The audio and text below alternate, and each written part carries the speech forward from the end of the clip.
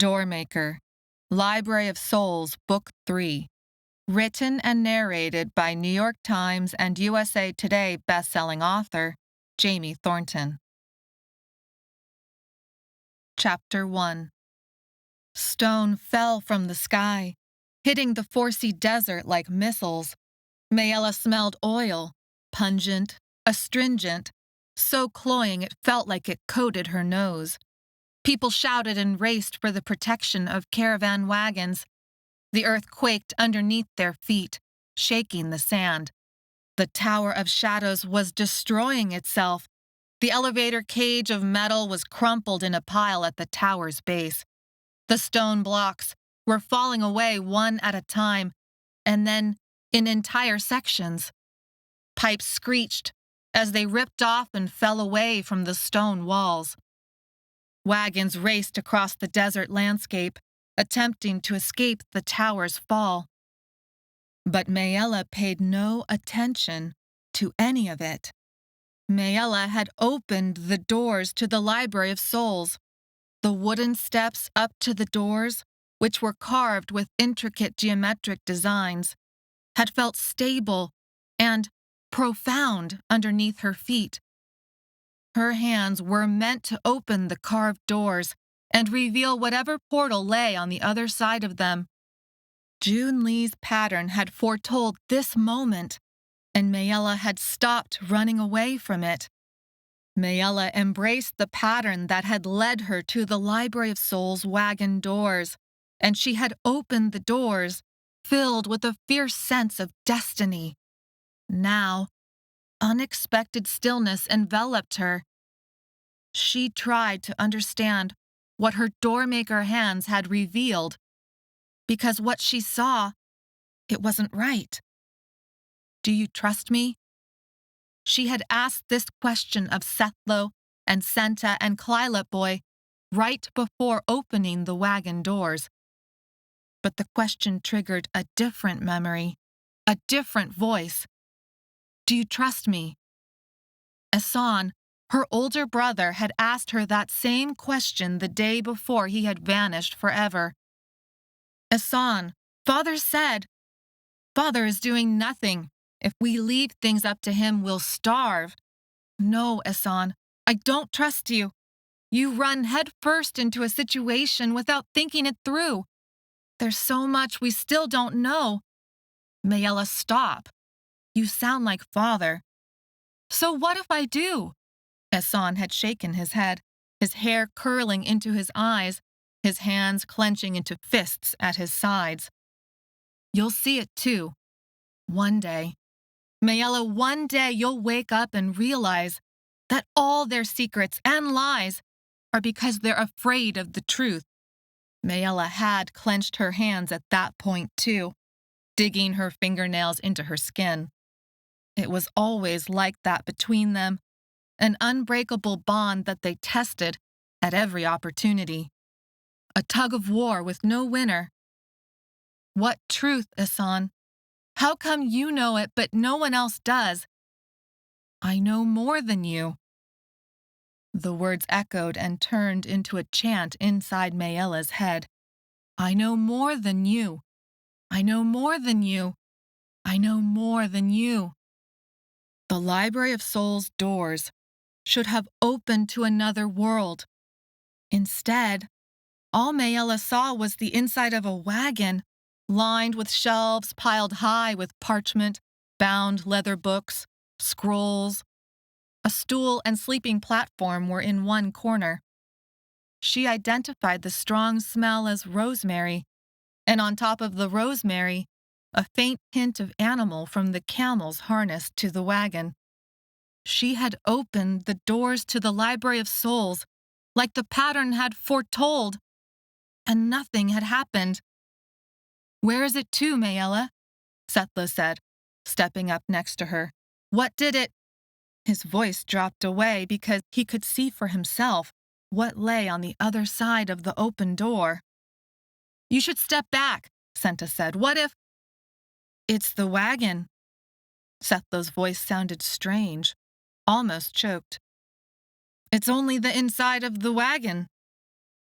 Senta, with Claritsa boy slumped against her back, pushed past Maella. Maella couldn't move. Senta scanned the room with wide eyes shining with a manic light that matched what Maella felt inside. "What's wrong with you?" Senta said, turning to look at Maella. And then something clicked. A calm stillness had enveloped her before she had touched the doors to the wagon. She thought the stillness had come from inside her, but maybe it was much more than that. "There are no vibrations." The words released the breath she had been holding and her mind raced.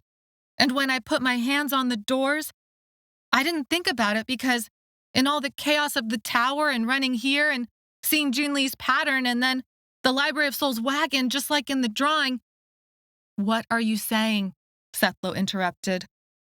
Maella shook her head, attempting to put her thoughts in a better order.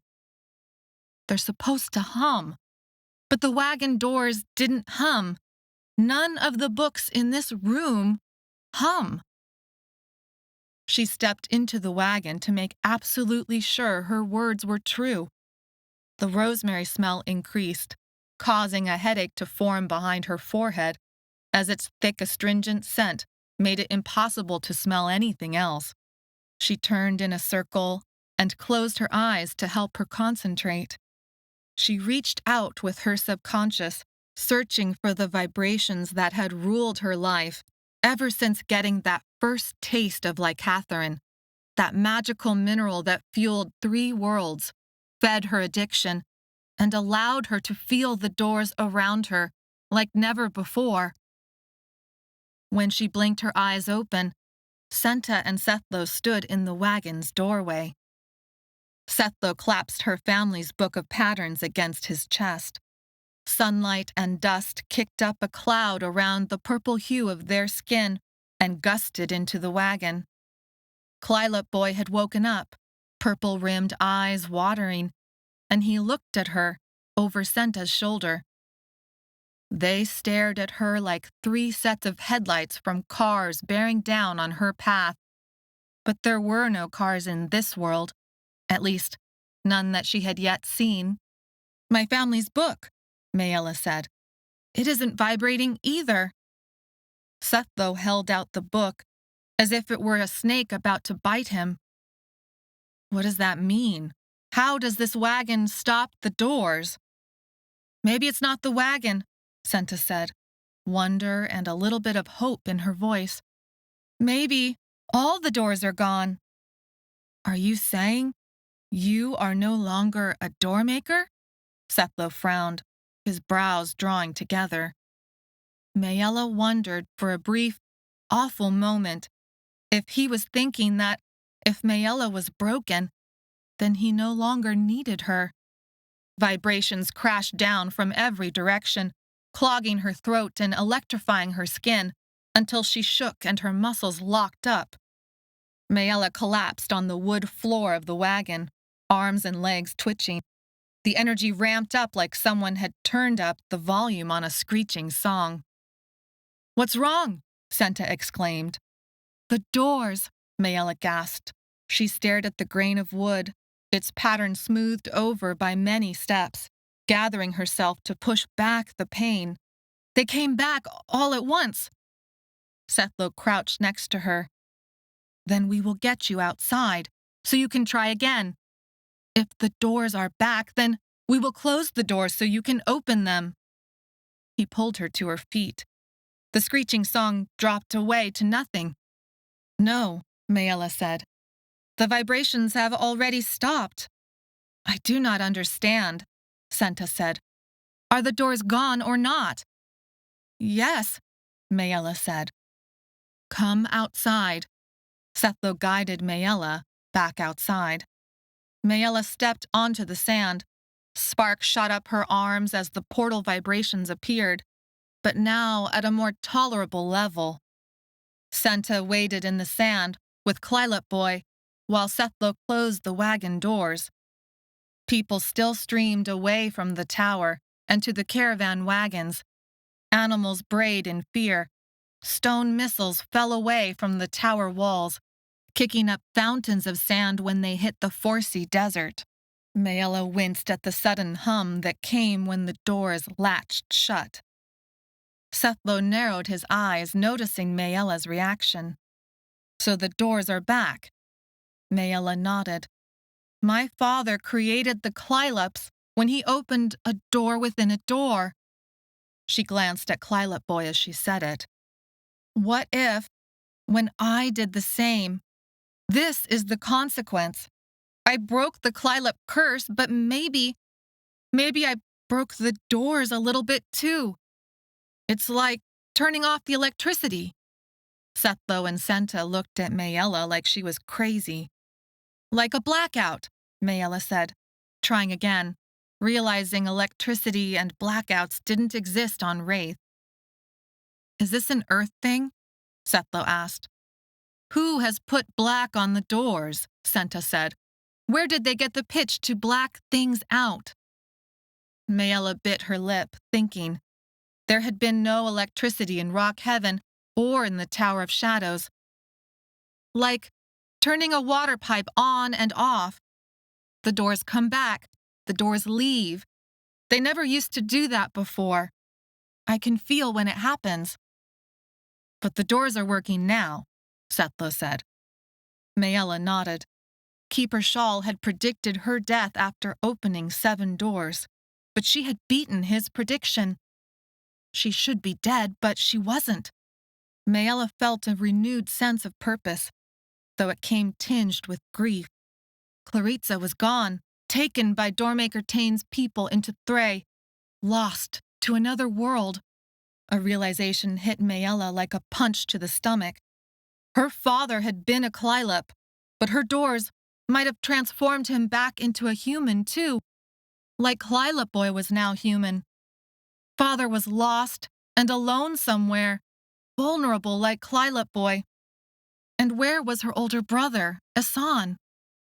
Maella flexed her hands and looked up at the wagon doors, marveling at the etchings in its wood and how perfectly the scene matched Jun Li's pattern. If only Jun Li could see that she had been right all along. As if sensing her purpose, Sethlo stepped out of the way. Maella grabbed at both doors as the hum of the potential portal traveled up her arms. Doormaker Tain said doormakers could influence the direction of their doors. Somehow there was a way to, not completely, control where the doors could go. Maella thought about her father and the cave and late nights around the campfire. Maella thought about Claritsa and the way they could make each other laugh and how Claritsa had never flinched from what Maella could do. Maella thought about getting them back, no matter the cost. She flexed her hands and steadied her heart. A long, thin object flew across Maella's vision. Sharp jabs of pain burst across her fingers and drove her hands off the doors. She stumbled backwards off the stairs and fell onto the sand. The rough sand seeped into the folds of her clothes. "Get away," a stern woman's voice said in Thray. She held a wooden cane out in front of her like a weapon. The cane was easily as long as Maella was tall. A hooded robe covered her head. Long strands of white hair framed a pale face wizened with age. She had a strong back, even for how bent over she was. The woman walked smartly up to Sethlo, Senta, and Maella, her feet kicking up sand. "This is not your wagon. Do you know the consequences of entering this wagon?" Rebellion rose up inside of Maella. She was done taking orders. She was done letting others decide what she must or must not do.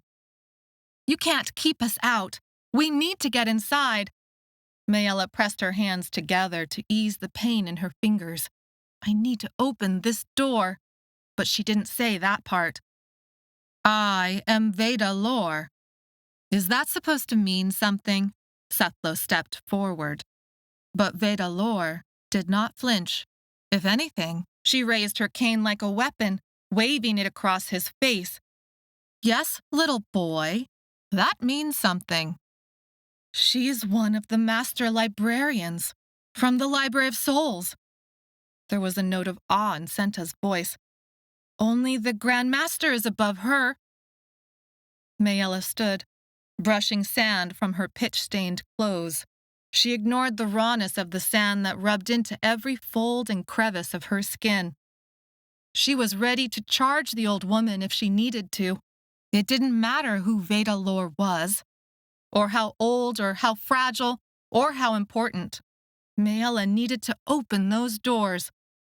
This wagon is not for the likes of such as you. A rumble drowned Vedalor's words. The sand beneath their feet began to dance in the air. They all turned toward the sound.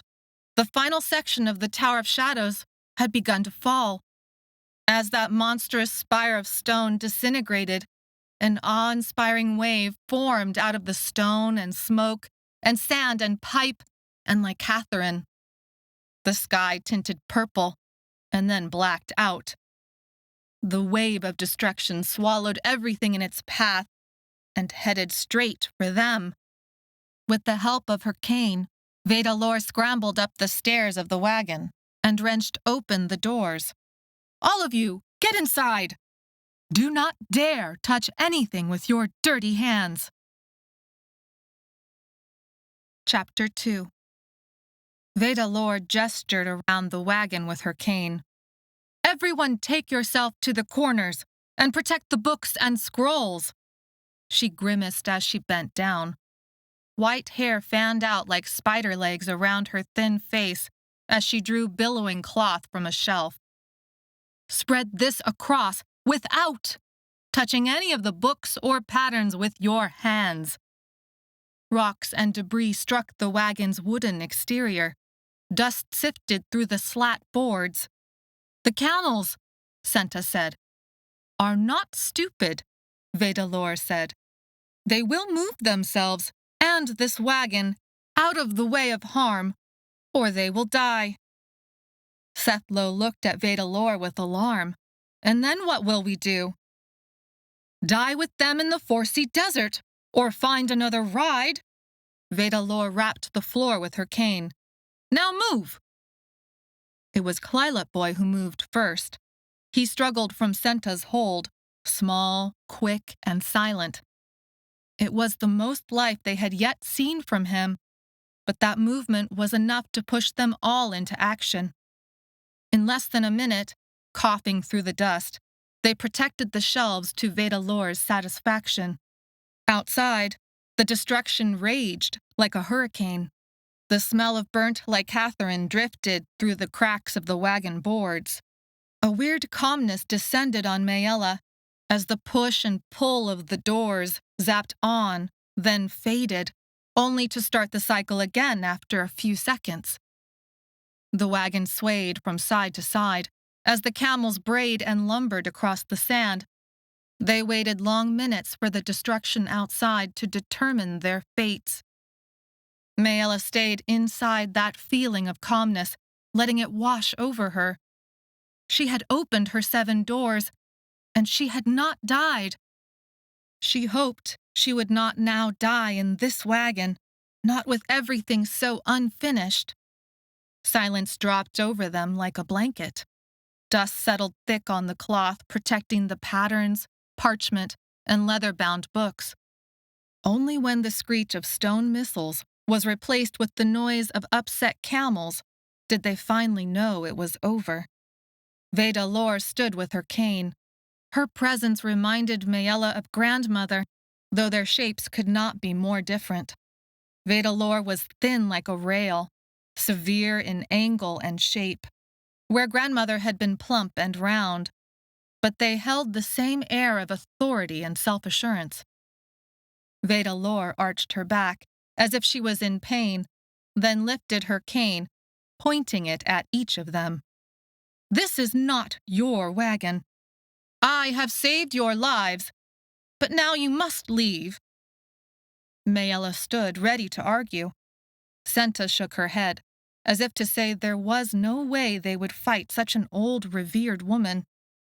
Shame rose in Maella, but the fight in her did not lessen. She was meant to find this wagon. According to Junli's pattern, the doors she needed were outside. Let this woman kick them out.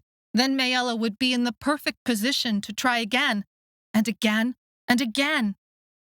Her 7-door death prediction had not come true, and Claritsa and her father waited out there in the worlds for Maella to find them and bring them home. Sethlo picked up Claritsa Boy. Maella took up her family book of patterns. In the escape from the tower, the book's engraved cover had partly torn off from the binding. The engraving itself was scuffed, and a chunk of wood carving was missing from one corner. Water had caused damage to many of the pages, but it was when the pattern machine's needle had broken, while drawing Maella's most recent pattern, that most bothered her. What could the pattern have told her about what was to happen next? Vedalor's cane snaked out and blocked Maella's path. "What is that in your hands?" Maella pressed the book closer to her chest, feeling the engraved symbol dig into her skin. A curved quarter moon, its points sharp, like knives. That's us, the Doormakers. 3 links, separate yet attached, pierced by the moon. In her hands at that moment, the book was only a book. No potential doors vibrated from its pages because the doors had turned off again. In their place, it seemed the real-life earthquakes had returned, vibrating the wagon's contents. "We saved it from the tower," Maella said finally. "It is not yours." It was not a question. The cane wavered in the air as if threatening violence. "Give it to me." Maella did not doubt Vedalor would follow through on that violence if it came down to protecting the books and patterns in her care.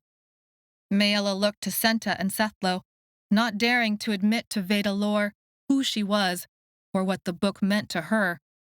Family history, secrets finally told, possible answers to her future, and finding everyone she had lost. Vedalor worked for the Library of Souls. The Library of Souls was connected to the Tower of Shadows, and all of it connected back to licatherin and Doormaker Tain, whose men had kidnapped Claritsa. A devilish idea came to Maella, and there was no time to waste. She set the book of patterns on the floor of the wagon. Her family symbol on the cover both taunted and welcomed her. Vedalor's cane lowered. "That book belongs to Doormaker Tain." Her voice was carefully neutral, even though the cane trembled. "How did you get it?" Instead of answering, Maella reached down. Senta gasped. "Maella, don't!" Sethlo stepped forward like a Tenbull might do to protect his Doormaker from whatever violence came next. But Maella knew what she planned would be safe. She flipped the book open to an early page. The page displayed a pattern, a drawing, of a castle with spires, like a great temple. It was an image that meant nothing to her. Claritsa Boy's eyes widened. Vedalor watched with an unreadable expression. Senta hid her dismay behind her hands. Maella had only dared touch the page because the vibrations were absent. Junli's pattern showed Maella opening the doors to the Library of Souls, but the doors were not working again. Disappointment formed a bitter taste in her mouth, even though she had opened the book while counting on this new reality. How would she ever get to Claritsa, who was stuck on a different world, if the doors no longer worked? "She told you." Sethlo stepped back from the opened book, relaxing as soon as it was apparent there was no danger. "She saved it." Vedalor pointed a trembling hand at the book. "None such as you can be trusted with a treasure like this." "None such as us?" Sethlo said. "What does that mean? We are not good enough to touch something that belongs to a Doormaker?"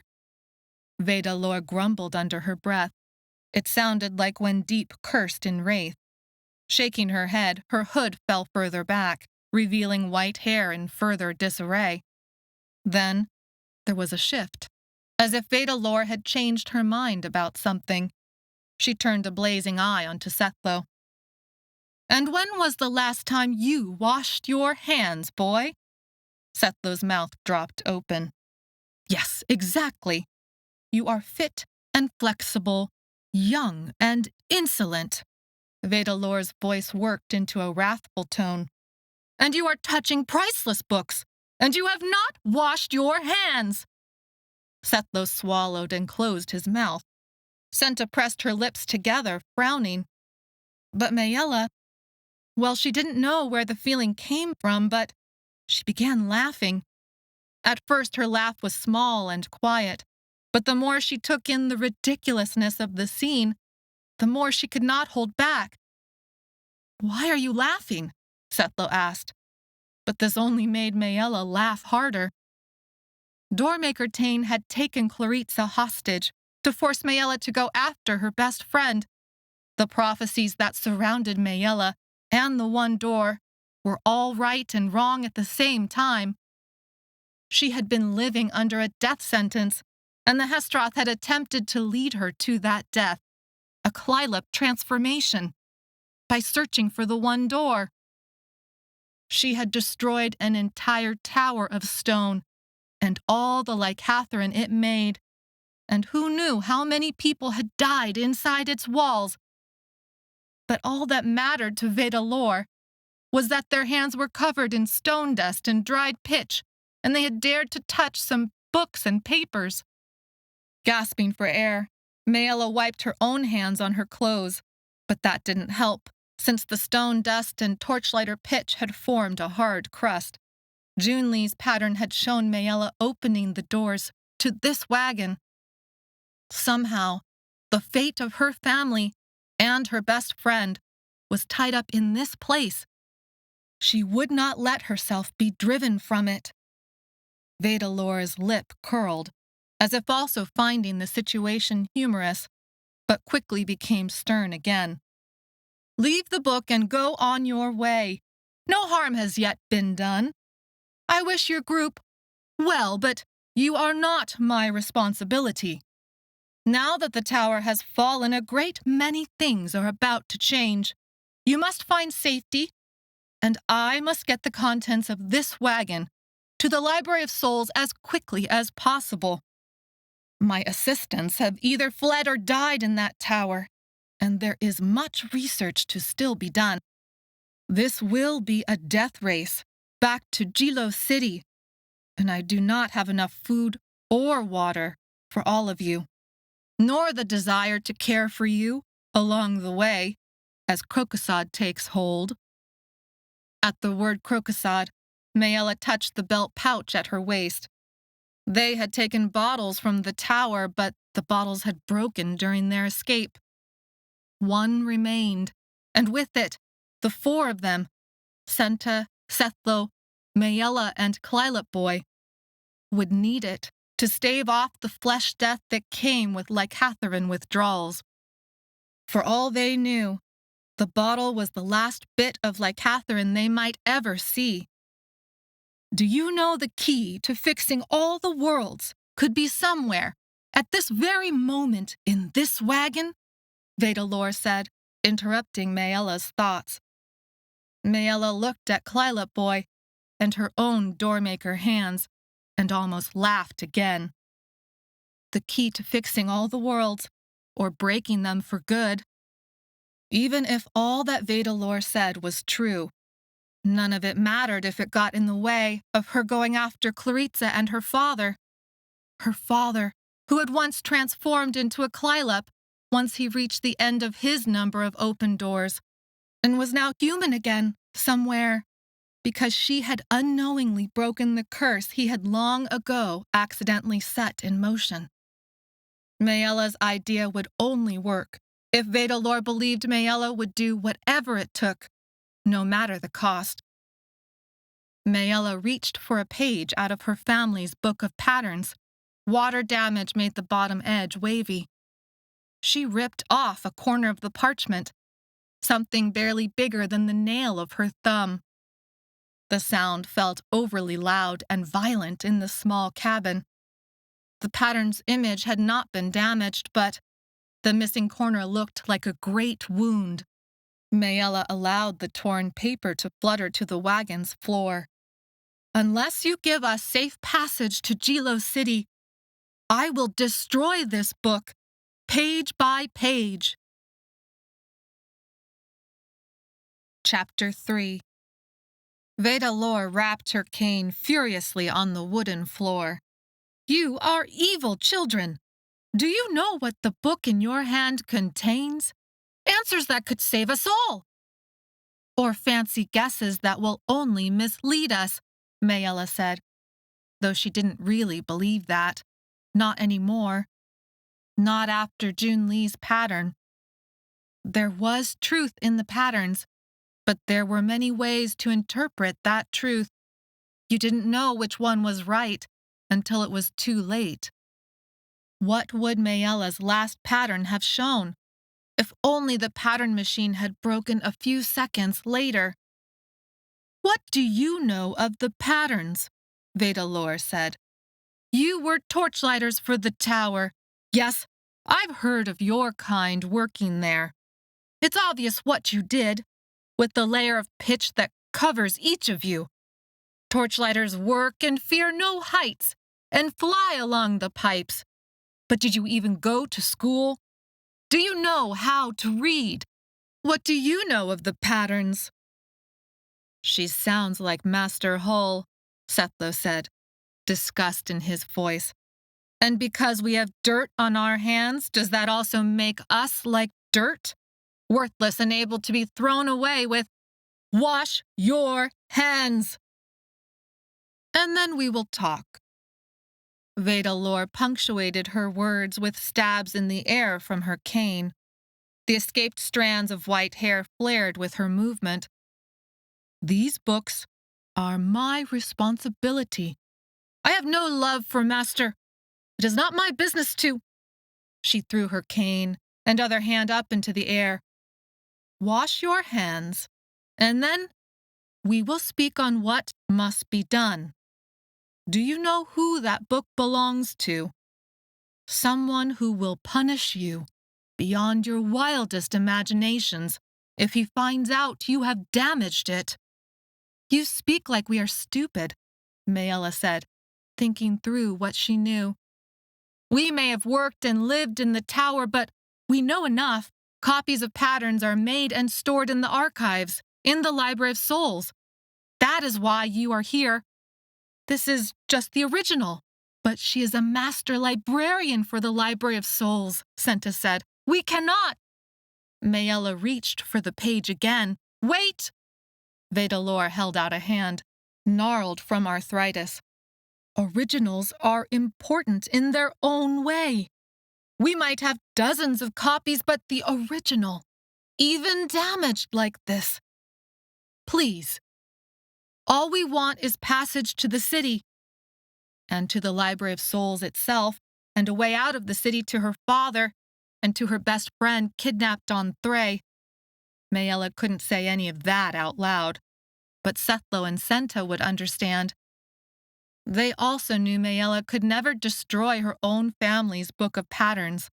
Whether the pages were meaningless or mysterious or prophetic, they told a story about herself and her family's history that she had only just begun to understand. But Vedalor didn't know any of that. "And how will you help me protect all of this when krokosod begins? I see the hold licatherin has in your bodies. With the tower fallen and half the survivors out here on the sands, also addicted to licatherin. What do you think awaits all of us in the desert?" "No."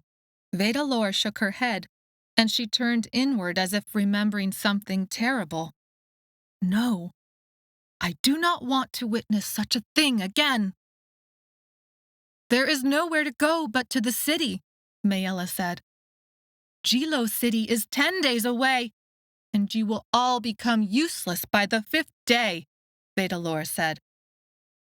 and dead by the 8th day, Senta said. But that is our business. Safe passage, or we destroy the book, Maella said. And maybe some of these others, Sethlo said. Vedalor swiveled the cane and pointed it between Maella's eyes. Maella did not let the move bother her. Instead, she held Vedalor's gaze with her own. Sethlo held up 2 hands and stepped between Maella and the cane. Safe passage for all of us. Instead of more destruction, we will become your assistants. Senta jumped on the idea. We will help you protect everything in this wagon. We know how to work. We know how to follow directions. We will not let you down. The cane wobbled in the air. And we will wash our hands every day, Sethlo said. 3 times a day, Vedalor said. And you will dry them well enough before daring to touch anything in this wagon. Yes, Senta said. Yes, Sethlo said. Vedalor turned fierce eyes onto Maella and Claritsa. We will, Maella said. When Claritsa did not move, Vedalor stepped toward him, demanding, And you? Claritsa swallowed but did not speak. Senta prodded him. Mouth slightly open, he finally nodded. Vedalor lowered her cane. Very well, since you have left me no choice. We also do not have a choice, Maella said, because it was suddenly important for Vedalor to understand. We have never been given a choice, not when it has mattered most. I have accepted your coercion, Vedalor interrupted. I do not wish to hear excuses for why blackmail and destruction of significant documents are somehow justified. Give me that book. Maella reached down. No! Vedalor's cane snaked out again, blocking Maella's hands. I will pick it up. There is a basin in the far corner. Do not splash. Now go wash your hands. The 4 of them took her words as command. It was a fair deal. They washed their hands, careful not to splash the water. When it was Maella's turn, she noticed a small mirror hung over the basin. It was little more than shiny metal, but she took a look anyway and saw about what she had expected. Curly hair, long enough that it had begun to mat in places. Tar pitch stained her face and neck like she had been splattered by a paintbrush. Stone dust from the tower's fall layered the purple stain of her skin with a grayish color that made her look well on her way to dead. None of that surprised her. But what did shock her was the flash of breast as she leaned over. She quickly grabbed the cloth of her shirt, holding it to her neck. She didn't know when she had begun noticing her new height, her new hips. There had been no mirrors in the Tower of Shadows. She hadn't really looked at this new, grown-up body of hers. Though she couldn't be sure of the exact date, she thought back to all the time that had passed. She knew she would soon be turning 17 years old. Her body clearly knew that, too. Maella finished washing up, scrubbing the tar pitch off her hands until they went raw and turned pinkish-purple from her effort. She tucked her shirt into her torchlighter leather belt. The cloth swelled over her breasts, making them, she realized, more pronounced than before, but it was better than letting the shirt gape open whenever she bent over. She didn't bother washing her face or neck. If there was time for that later, then she would also attack the tangles in her hair. Right now, they had to make sure Vedalor kept her side of the bargain. It was the only chance they had to get out of the Forsea Desert alive. When all 4 of them finished washing, Vedalor was still bent over the book, attempting to pick it up from the floorboards. She used her cane propped out like a third leg. The wagon was small enough that her tripod stance took up the full width of the floor space between the shelves. Her arm curled around the book of patterns like it weighed 100 pounds. Her knees trembled under the effort. I have carefully washed and dried my hands, Maella said. her voice compliant now. Vedalor grunted. Maella approached to help Vedalor up, propping her hands under the book to relieve most of the weight. Vedalor sighed when she stood erect and grimaced as if in pain. She allowed Maella to take the book and pointed to a spot on a shelf. There, and make sure to cover it. Once Maella was done, Vedalor stood on 2 feet and leaned heavily on her cane. A drop of sweat trailed down her cheek as the only sign that she had exerted herself. Mumbling various threats and insults, striking out her cane in jabs that were careful to miss the books and shelves, no small feat in the cramped space. Vedalor fired off a series of tasks and instructions. She gave them 1 hour to get it done. After that, she said, the race to Gilo City and to outrun Krokosod would begin. Sethlo went outside to check on the camels. Senta climbed on the outside of the wagon to check strappings, settings, and seams, and look out for the rest of the caravan. Claritsa boy sat, curled up in a corner, listless. By unspoken agreement, Maella took the inside tasks. Any tower survivors would recognize her as a doormaker after what had happened. After all, she had opened a portal inside the circle at the top of the Tower of Shadows. Out of that portal, a Claritsa had emerged and wreaked great violence on the crowd and on Maella's friends. All of her heart and thoughts had been focused on her father, on realizing she would never get him back if she died in the circle, right at the moment she had opened the door. Maella hoped those from the Tower of Shadows would assume she was dead, or had gotten trapped on Thray. She had fought the circle's Claritsa by opening a door to another Claritsa. This new Claritsa had emerged from the same cave that Maella and Claritsa had first entered long ago, when Barth had pushed them through the portal. It was the same door that had taken her father. Maella now knew the new Claritsa must have been her father, transformed. It was all too many coincidences to mean anything else. Vedalor shoved a rag into Claritsa boy's hands. Dust the shelves, torchlighter. You want the protection of the Library of Souls? Then you must work. And when you are done, you are the one I assigned to Water Sentry. We did not resupply at the tower like expected. The other wagons will soon go looking for extra. It is your job to make sure they do not take it from us. Maella paused in her cleanup work. Claritsa boy did not move, though Maella thought something flickered across his face. Vedalor raised her cane as if to rap on his bare toes. He flinched and tucked his feet underneath him. So you can hear me. Maella moved to intervene. He is too little. Stuff happened to him in the tower. Vedalor frowned at Maella. As if moving a great ship, she hunkered down on her heels. Her hips cracked, and she splayed out the cane to use as a third leg. Reaching out with a gnarled hand, Vedalor pinched Claritsa boy's chin, forcing up his face. She examined him for a few silent seconds. What is your name? We don't know, Maella said. He won't speak. Vedalor harumphed again. Sethlo and Senta worked noisily on the outside of the wagon. Door vibrations remained gone. The camels brayed in annoyance.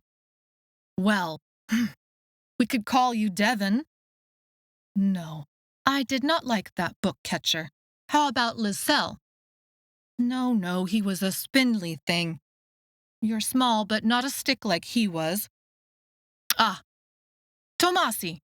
We'll call you Tomi for short, until you tell us your real name. Tomi was a boy about your age who worked hard in my stacks. He grew up and left the library eventually. But when he did an especially good job, I would sneak him some. And then she said a word that Maella had never heard of before. The word sounded a little like delicious, but wasn't. Claritsa boy's face lit up, just a flicker, before extinguishing again. Vedalor exclaimed in triumph. I have some here, with me, but only for little boys who do their work. But he— Hush, Vedalor said.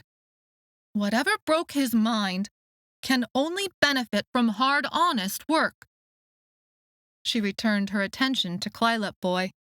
If you want the sweet thing, that is, or I will eat it all for myself, even if it gives me a stomach ache. I do not care. I will not share my candy with selfish book catchers too lazy to dust my books. Vedalor used her cane to stand up slowly, painfully, and released her pinching grip on Tomi. She hobbled out of the wagon, not waiting for Tomi to respond. Once Vedalor had left the wagon, Maella approached. Tomi stared at the shelves. His eyes glazed over like he couldn't really see the scrolls and patterns organized on the shelf. Maella knew that he was somehow looking inward, somehow remembering his time as a Claritsa, and yet trying to also force those memories away. Sweat broke out on his forehead. A drop of it dripped down his cheek. He was turned so far inward that Maella felt like, even if she tried to get his attention, he wouldn't notice. She tested her theory by lifting her hands to shake his shoulders, but before she could touch him, he blinked rapidly and stepped away.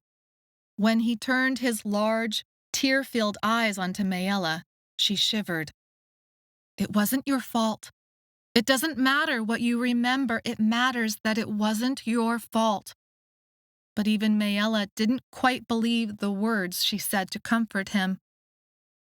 Her greatest fear, once she had known it was possible, had been turning into a Claritsa and committing horrible violence against the people she cared about. Maella stepped back, unable to face the knowledge in his eyes that silently said he remembered everything he had done as a Claritsa. It was not your fault, Maella said again. He turned away from her, as if he could not bear to look at her any longer. This spoke louder than any words said out loud. Who was the one actually in denial? Him or Maella? Maella didn't know if someone could come back from being transformed into a monster. But then she changed that thought. He would come back from it. Her father would too. Vedalor returned to the inside of the wagon. The only sounds were the tap of Vedalor's cane and the cracking of her joints. Canvas fluttered in a slight breeze that drifted through the wooden slats. Claritsa boy took a deep, shuddering breath. With a rag in hand, he began dusting the covers. Vedalor harumphed. The whole side, Tomi. Dust the whole side for me, and you will get a piece of my histolish tonight when we stop. At the name, Claritsa boy, no, it was Tomi now, began to dust faster. A sharp rap landed on Maella's shoulders, making her yelp more out of surprise than pain. But you are already too lazy to earn some histolish today. This whole side is yours, and you have not yet begun. Torchlighter or not, book desecration threats or not, my book catchers do the work until it is done. Get to it. Maella set to dusting, but she could not keep a smile from creeping onto her face, so she hid it instead, and coughed from the dust, and worked some more. Tomi was a doormaker who had been transformed into a Claritsa. He had done terrible things in his monstrous form. But, Maella thought, maybe that wasn't the end of him after all. Which meant it wasn't the end of her, or her father either. Her father could come back, just like histolish by histolish. They might bring Tomi back from the dark. Chapter 4. Before the hour had finished, rolling earthquakes turned the desert into undulating waves of sand. The camels moaned and spat, pulling at their harnesses. When the first wave had begun, Vedalor shouted instructions to strap down the shelves. Now Vedalor took the driver's bench and whipped the camels to follow after the other caravan survivors and away from the fallen Tower of Shadows. It was afternoon, and when Maella dared to look outside, the heat created waves on the horizon that morphed into mirages. The air still tasted like burnt licatherin. Hours passed. The earthquakes did not dissipate. The doors did not vibrate. They shared what little food they had hidden among their pockets. Senta went off across the sand to search for torchlighter survivors in the other wagons. Sethlo remained in the wagon with Maella and Tomi. It was Maella's intention to search the patterns for anything that could help their mission to find a way into Thray after her best friend, or to her father, somewhere here on Wraith. The desire to go after both of them at the same time threatened to pull Maella apart. She didn't know what to concentrate on first, or even what to search for, but she had to do it all, right under Vedalor's nose. She described her intention to Sethlo, to search the wagon's patterns and parchments while Vedalor was distracted on the driver's bench. He agreed. Starting at the far ends of one set of shelves, they worked their way towards each other. Tomi lay curled up, asleep, in a little cubby stuffed with rags for blankets. The Tower of Shadows fell, just like Junli's pattern showed it would. Maella spoke quietly so as not to wake Tomi as they worked. It makes a strange sort of sense now, doesn't it? How does any of this make sense? Sethlo sneezed at the dust kicked up by the parchment in his hands before he returned the parchment to the shelf. The pattern showed you at the one door. The pattern showed you had 7 doors left to open before you died or turned into a Klylip, or whatever was supposed to happen. None of that has come true. Maella sifted through patterns of tower workers that were little more than dreams of future houses or children, or maybe childhood memories. It felt strange to touch the stack without the worry of opening a portal. She moved through them quickly and on to the next pile. I wasn't at the one door when I opened my 7th door. The patterns aren't fate, only possibilities. I think my pattern changed because of that. Tomi shifted and seemed to awaken for a moment. Maella and Sethlo both paused in their work and waited for him to resettle. Maybe there are 2 ways to interpret my pattern. Maybe it all depended on the choices I made. Maella continued, almost whispering now. You mean, Sethlo said, also in a whisper, if you had waited to open your 7th door, at the one door, only then would you have been transformed into a Klylip? I think so, Maella said. That's what Orin and Zomara believed, at least. But I chose differently. I broke the Klylip curse instead, and I think I broke the doors, too. Why else would they turn on and off now? Sethlo rifled through another stack of patterns, frowning down at them before moving on to the next stack. But that does not change that Claritsa is gone, and Doormaker Tain is at fault. It doesn't change anything that already happened, but I think it means we have a chance to shape the future, Maella said, a rising conviction taking hold in her heart. The patterns do not control us. As if in reaction to Maella's words, Tomi whimpered. She looked over her shoulder at him. He looked so frail while sleeping, he had yet to say a word to anyone. Doormaker Tain never expected you to break the doors, Sethlo said, a half grin on his lips. I would like to see the look on his face when he figures it out. Then, you aren't angry? When I opened that door at the top of the tower, I might have lost our chance at the one door for good. The words popped out of Maella's mouth.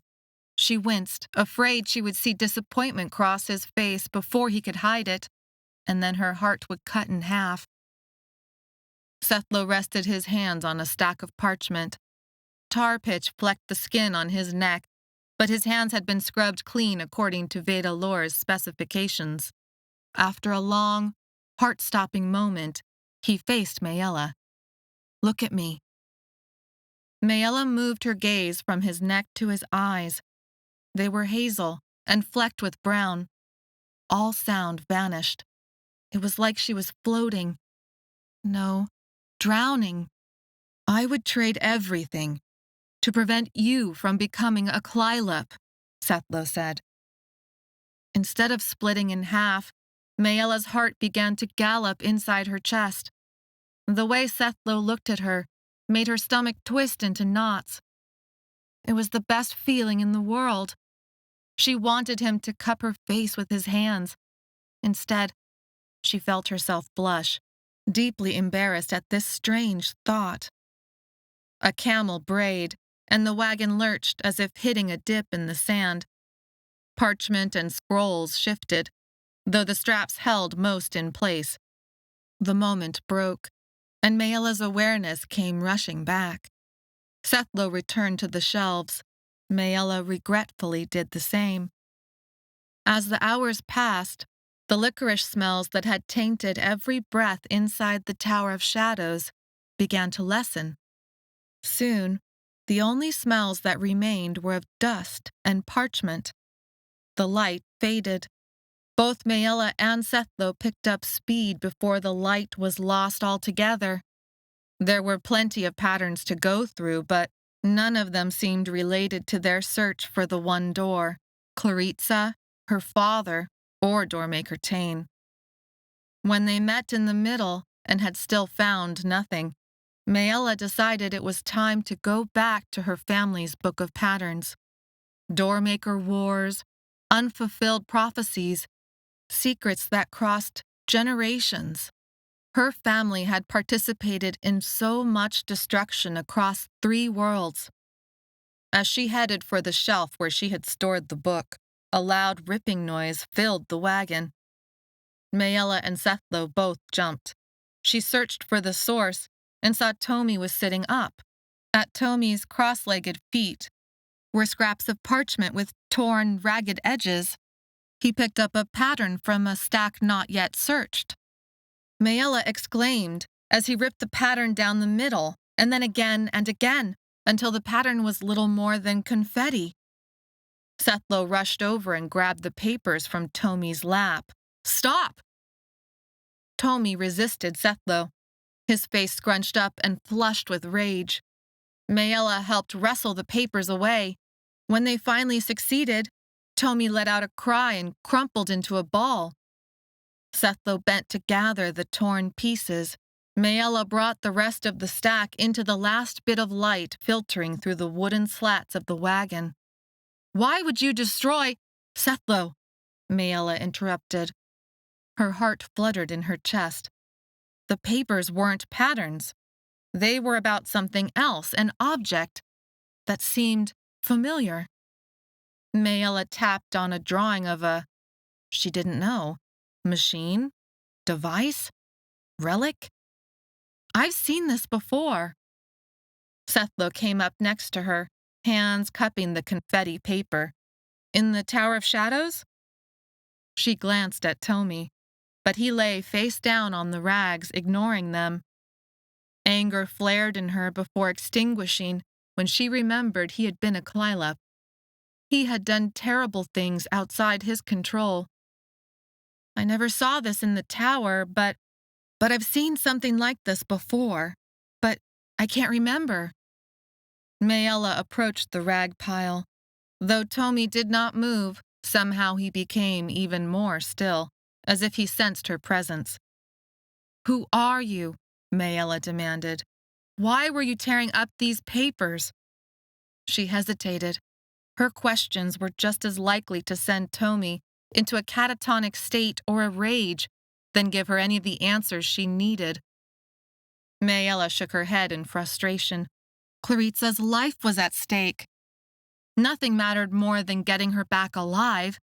If Tomi had found something important, what were you doing, Right before you transformed into a Clylup. Who are your parents? Are you a Batron? Were you going after the one door? What is this device supposed to do? Tomi lay there, unmoving, his back to her. A lightning bolt of guilt struck Maella's heart. What kind of monster was she to demand such answers from a traumatized little boy?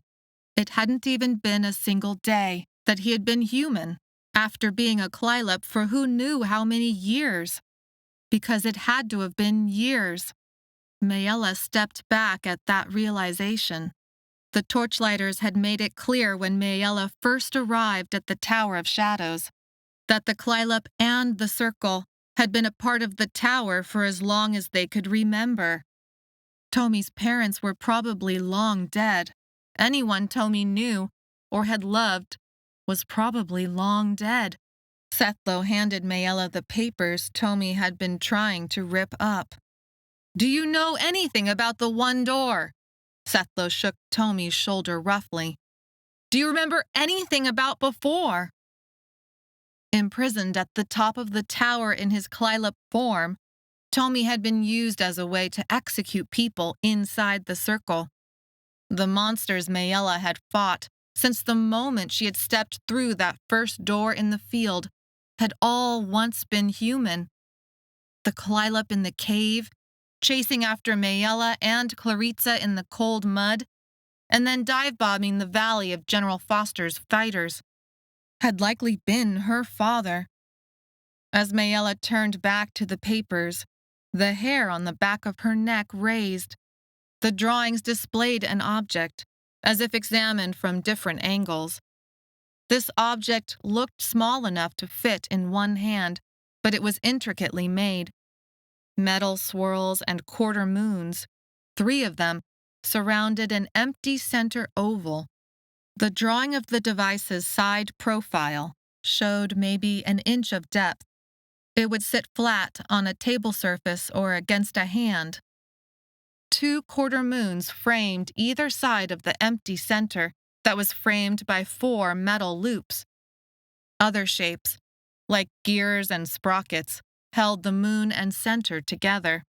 Maella scanned the text, but it was written in a language other than English, and she couldn't decipher it. Sethlo, I need your help. Without missing a beat, Sethlo turned to face Maella. Anything. Maella's stomach flipped. She feared his desire for the one door was greater than any feelings he held for her. She feared he thought of her like a sister, and she thought much more of him. Handing him the drawings, she said, Tell me what this says. Sethlo sat cross-legged on the wagon floor and thumbed through the papers, squinting to read in the growing darkness. It's written in Thray.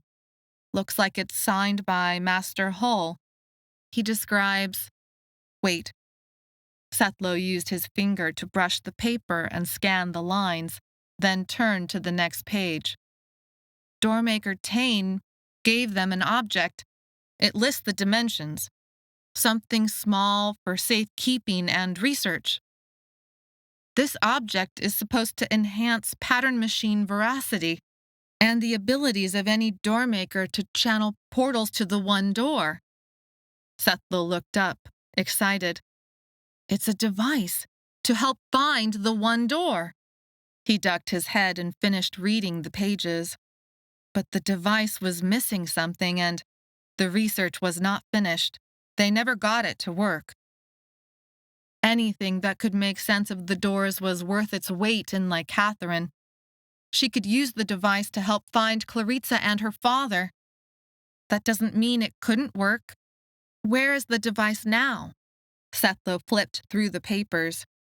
It doesn't say it was moved, only that they were studying it inside the tower. Maella's heart sank. Then it's lost in the rubble of the Tower of Shadows. That is most likely. He rearranged the papers and handed them back to Maella. Tomi sat up, as if something electrocuted him. Maella flinched and stepped back from the papers as if struck. Everything was vibrating. The papers, the wagon doors. The doors. Don't hand them to me. They're portals now. Sethlo's eyes lit up. Maella, try them. He pushed the papers at her. See where they lead. See what will happen.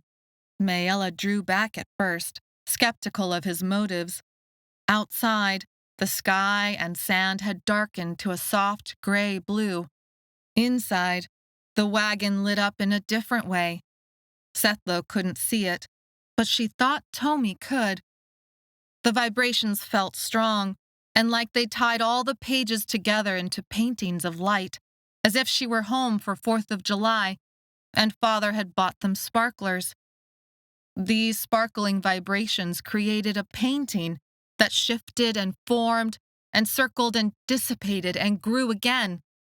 The doors were back. The earthquakes had quieted. A recklessness filled Maella. 7 doors. She should be dead or transformed into a Clyla. But the pattern had been wrong, or they had misread the pattern, or she had broken the patterns. Now the doors felt like wonderful potential. Claritsa had told Maella not to trust the patterns, but she couldn't know how true they had become. What if her next door led to answers, or Claritsa, or her father? She was a doormaker. There were consequences to her every action, sometimes deadly ones. So be it.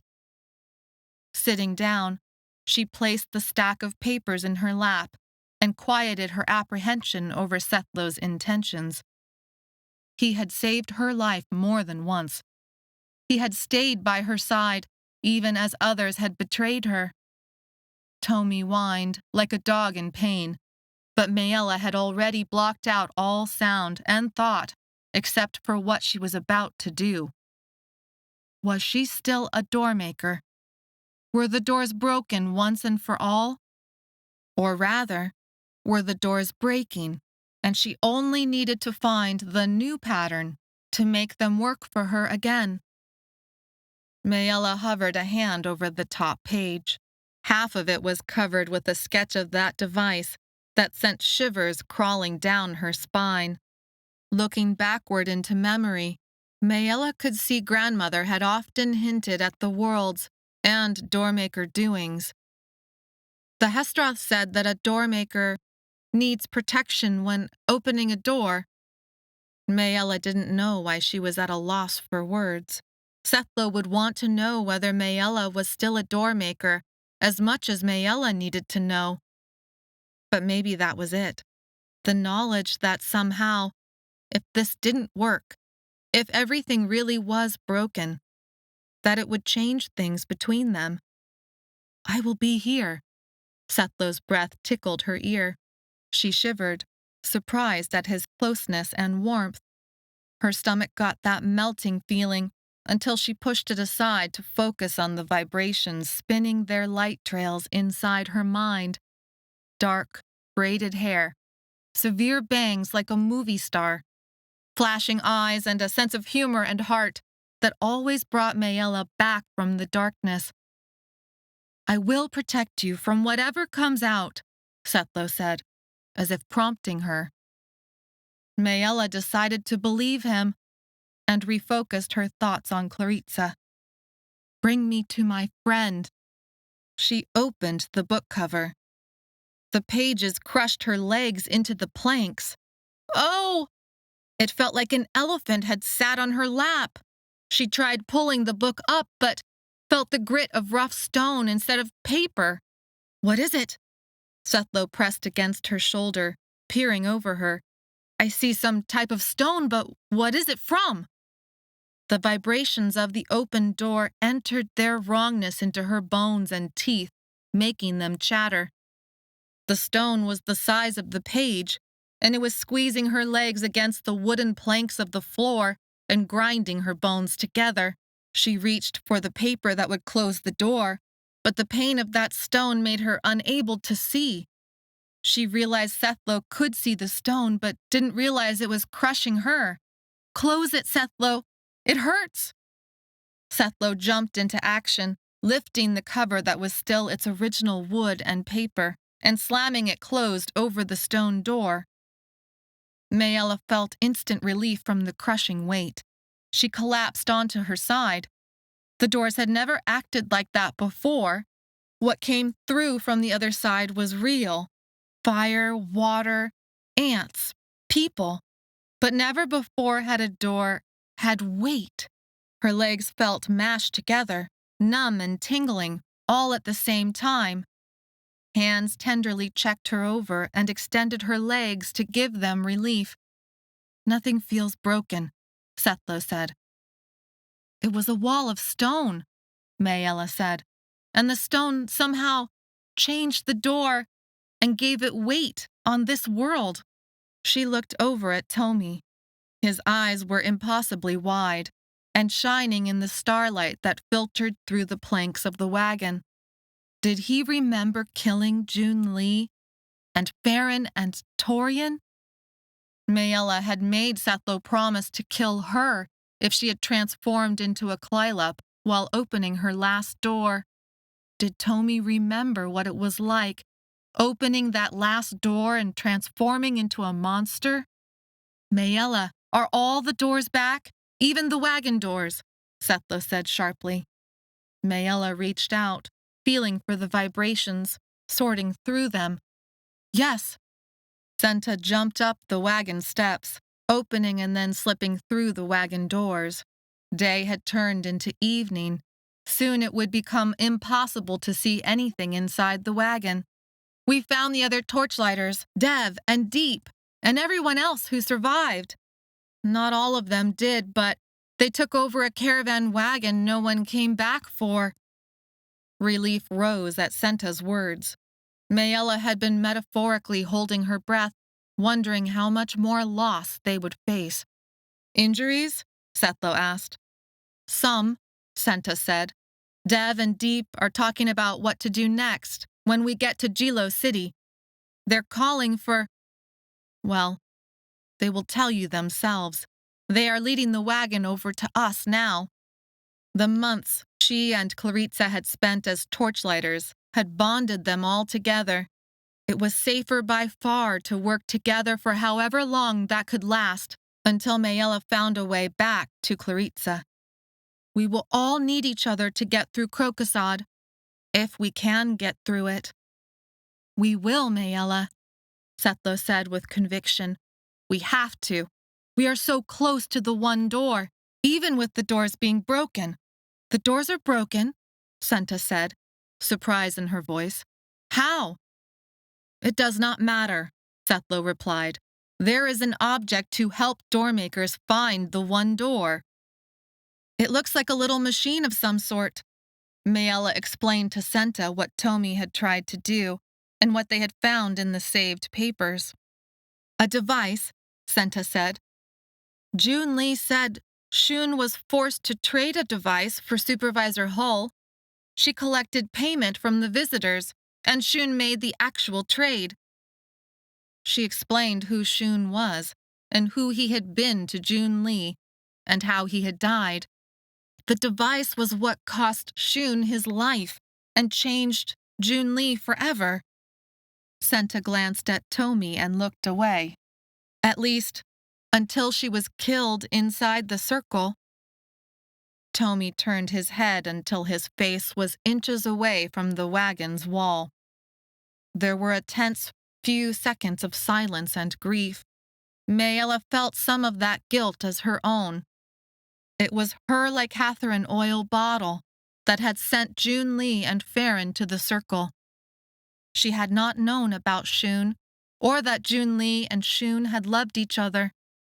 June Lee had been so brave, and Maella could only hope to one day match that bravery. She would do everything she could to honor the sacrifice June Lee and the others had made for her. Sethlo stood and showed Senta the papers. "Is this the device?" Senta shook her head. "I never saw what it looked like, only that it was worth a great deal.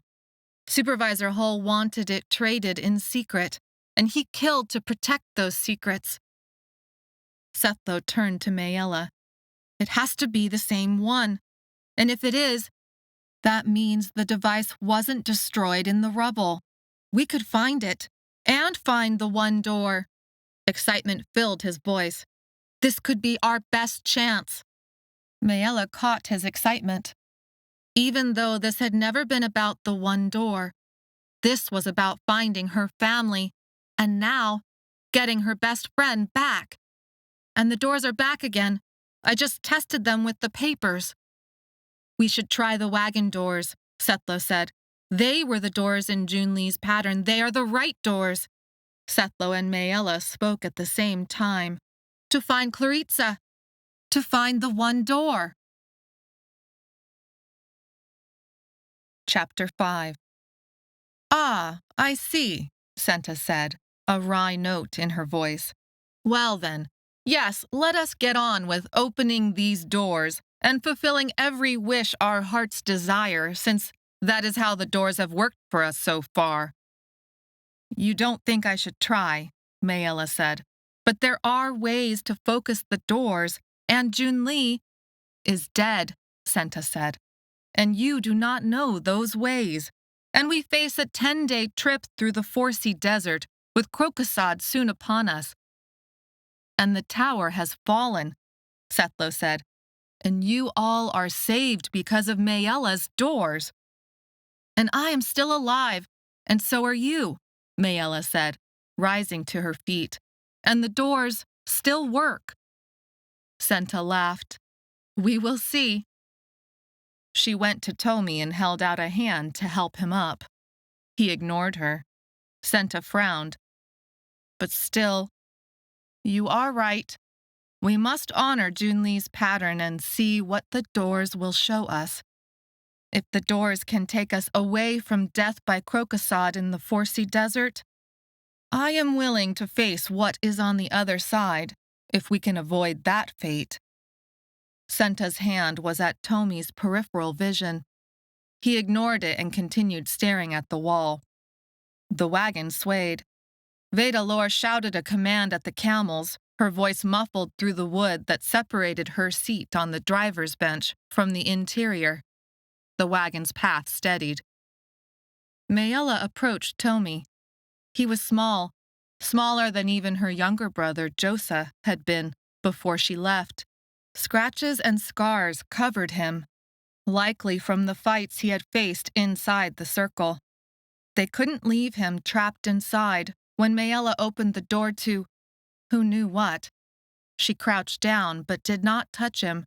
She didn't think he wanted to be touched. You killed them, Maella said, her voice firm. She didn't know if this was the right way to help him.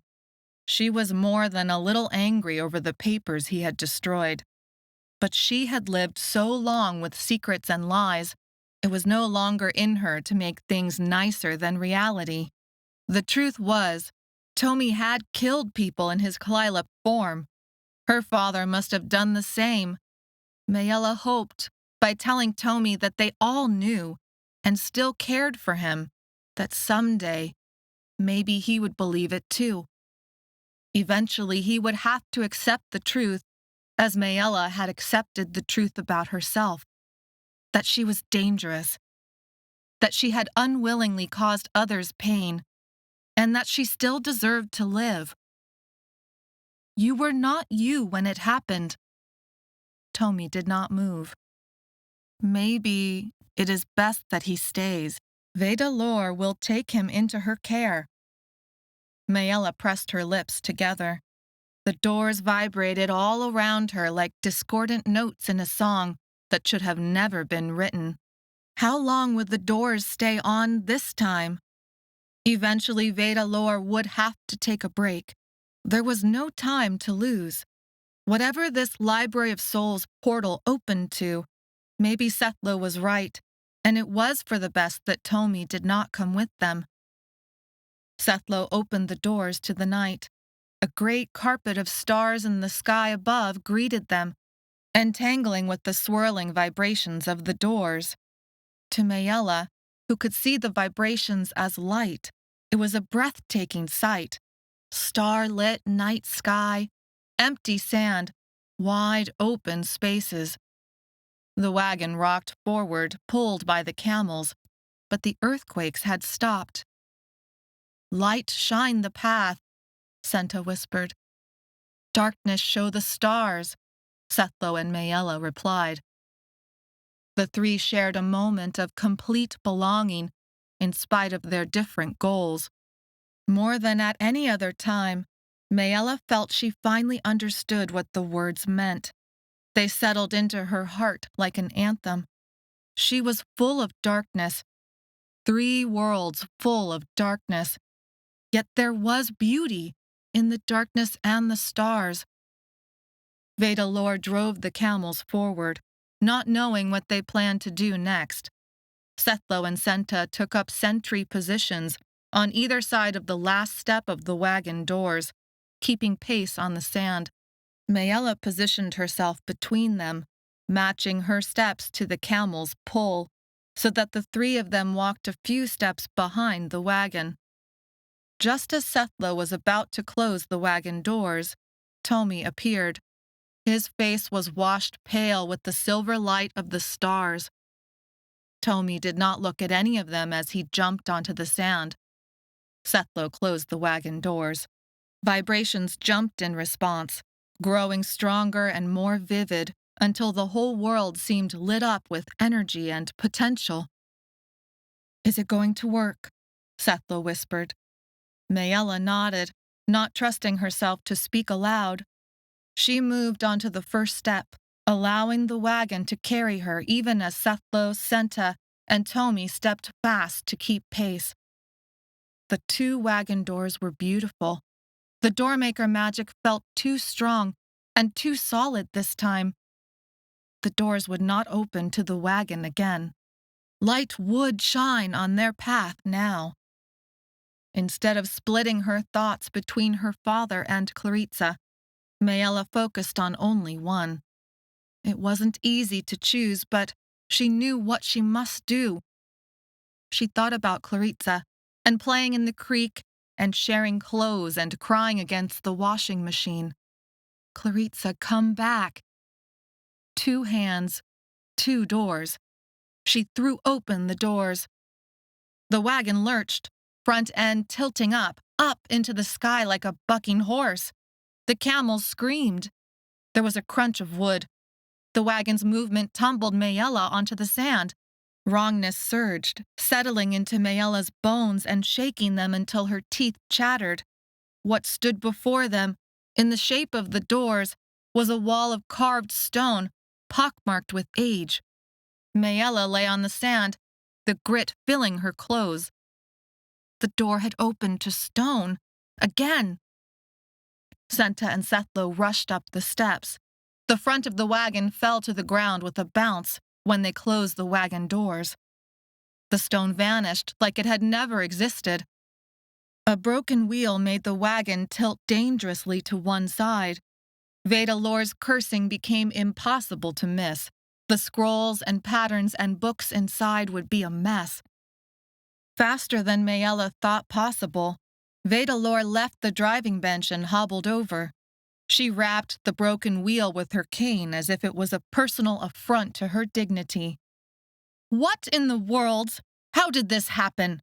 Vedalor demanded. "We were inside," Maella said. "We felt it break and came out to see what happened." Yes. Vedalor grumbled about equipment and age and financing and broken worlds and loose bolts. "And now you stand there like 4 idiots, waiting for an old woman to fix a wagon wheel by herself," she moaned. "And the patterns, were they still strapped down?" "Of course they were, but still, it will be a mess. See if you get any of my histolish for this. What good are you?" "We are going to fix the wheel," Senta said. "We wanted to make sure you were uninjured first, Master Librarian." "As you can see," Vedalor waved her cane to an audience of sand. Her hair was neatly bound except for one tendril of white. "I am as perfectly old as I was before the wheel broke."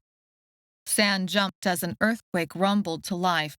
Vedalor's cane barely kept her on her feet. "Get this fixed, quickly now," Mayhap we can still outrun these quakes. And krokosod. At the last word, Senta, Sethlo, and Maella looked at each other, tension among them.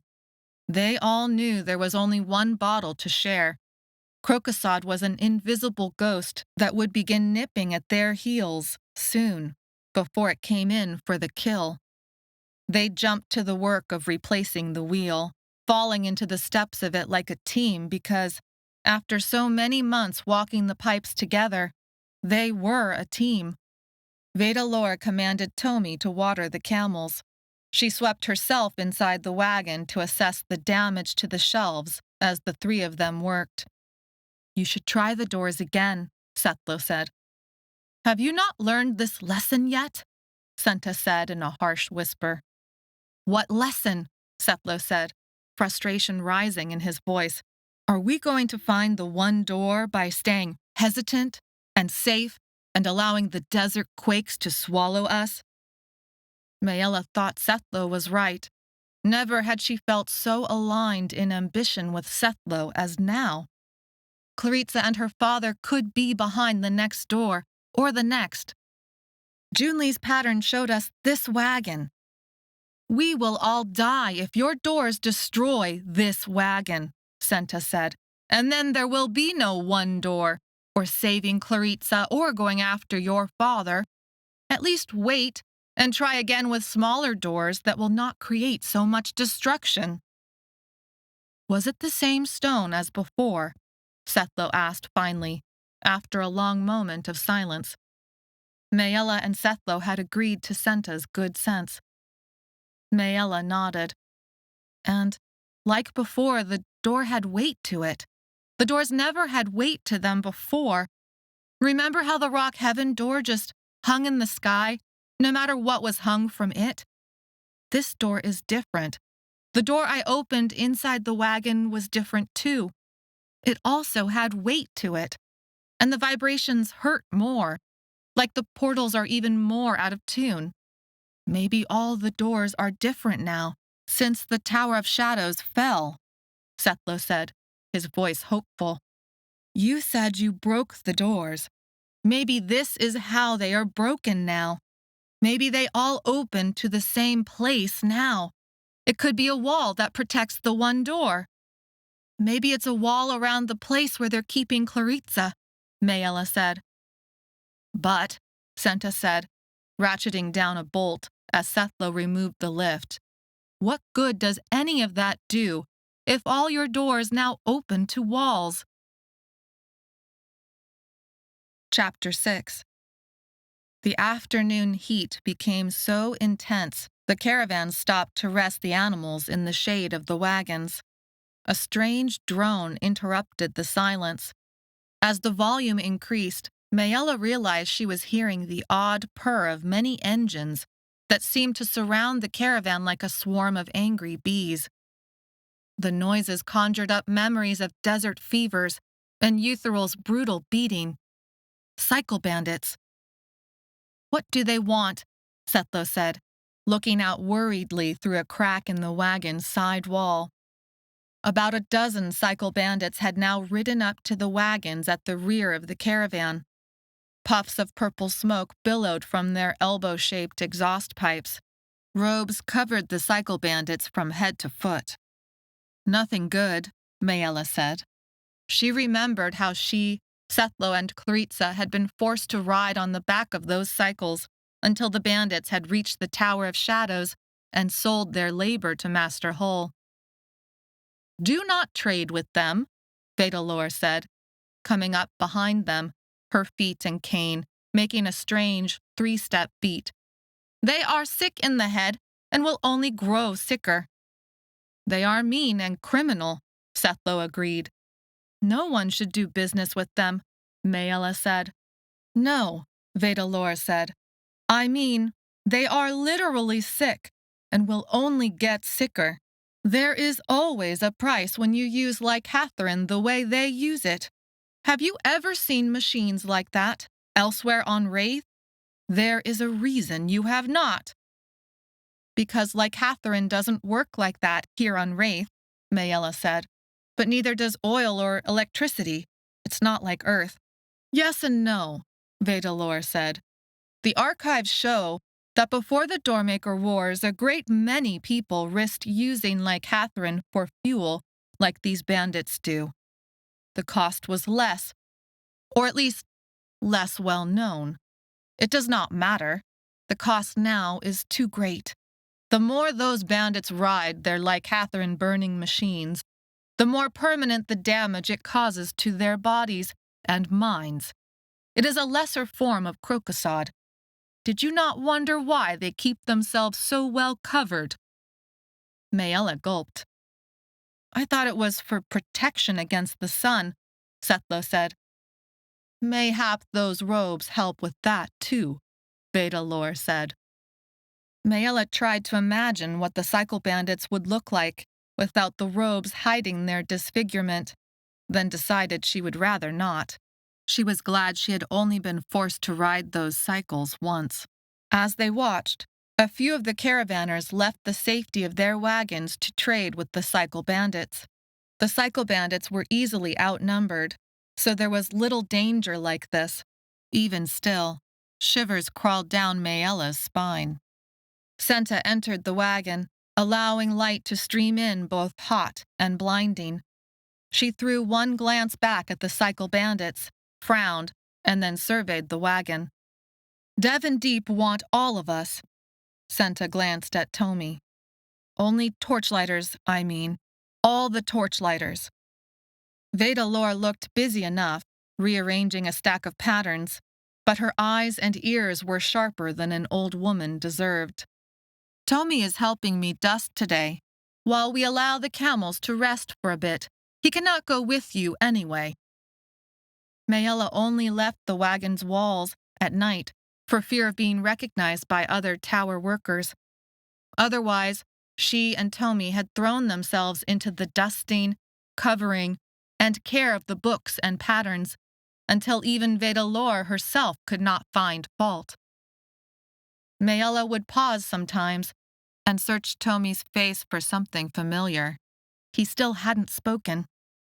But Maella could not help but wonder, who was Tomi? The wagon work had proven to Maella that Tomi felt the doors like she did. He was careful never to lift a paper or open a book when the vibrations were present. Maella stepped out alongside Senta and felt self-conscious about being seen.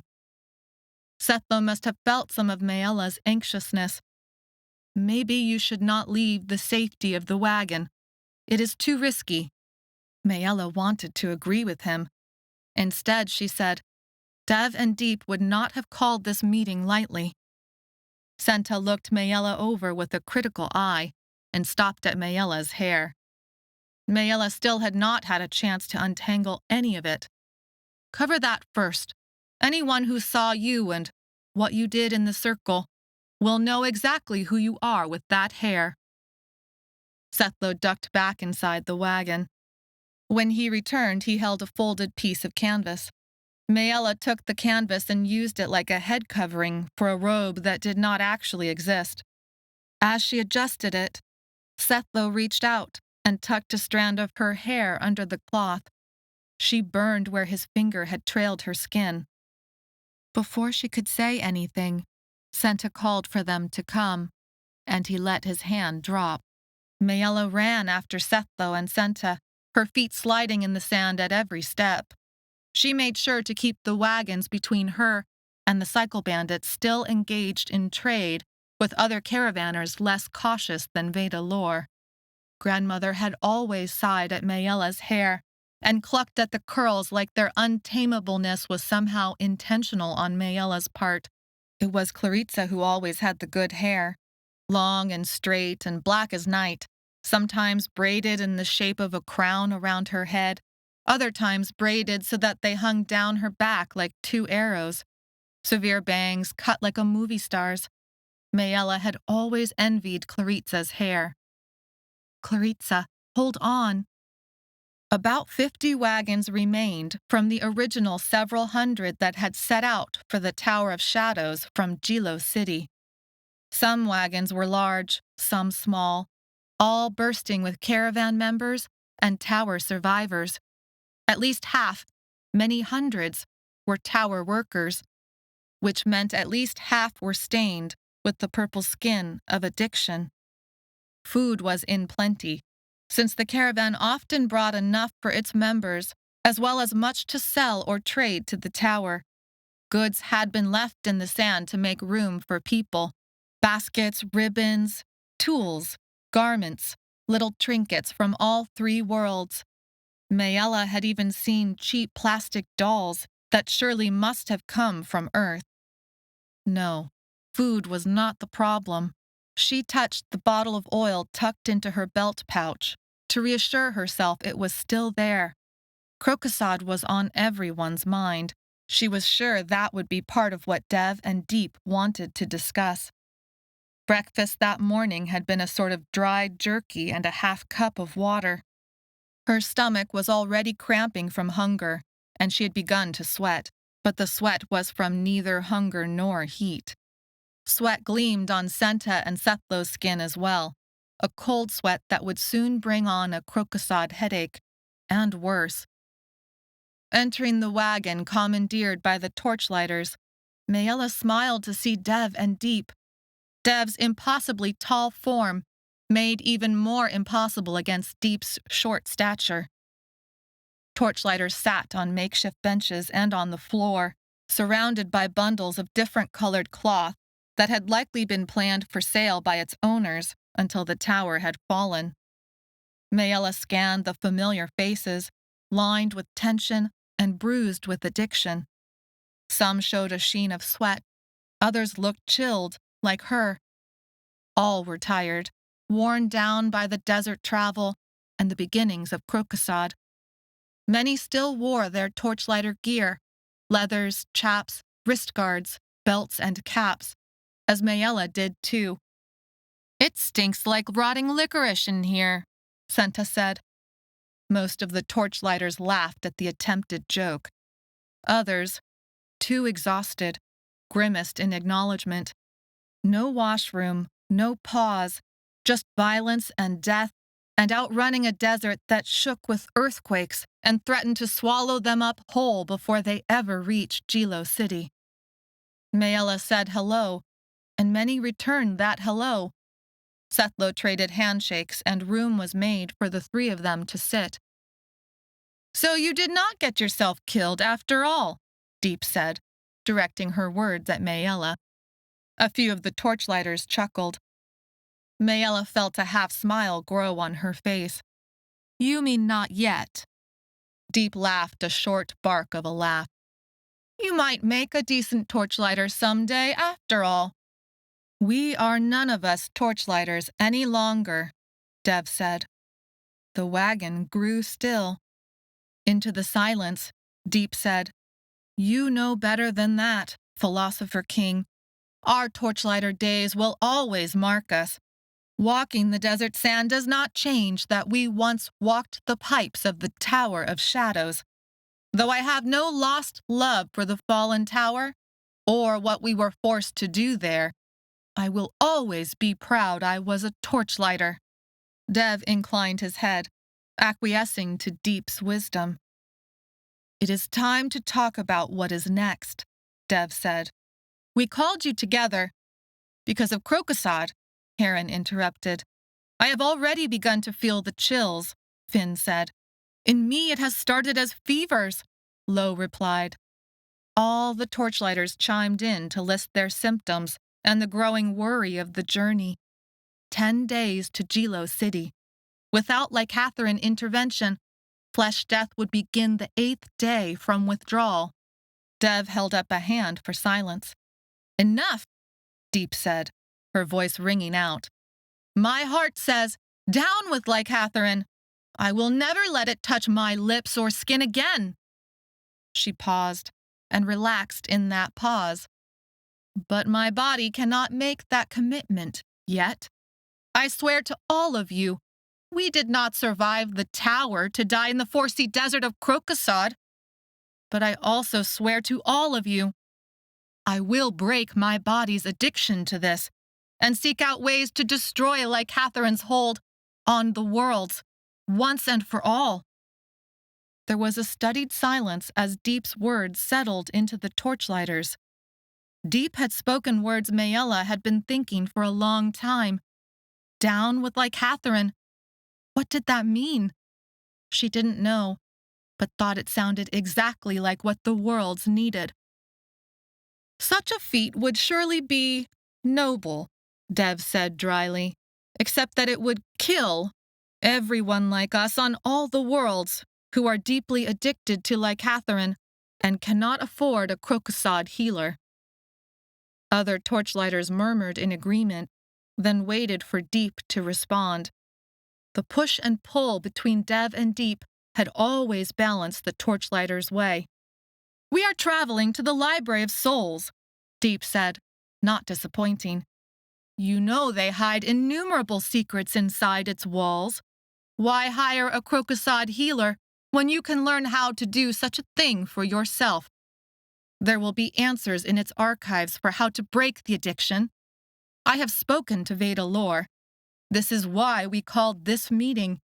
She has given us her promise, access to the Library of Souls archives and everything that is known about licatherin and krokosod in exchange for our labor in the book stacks.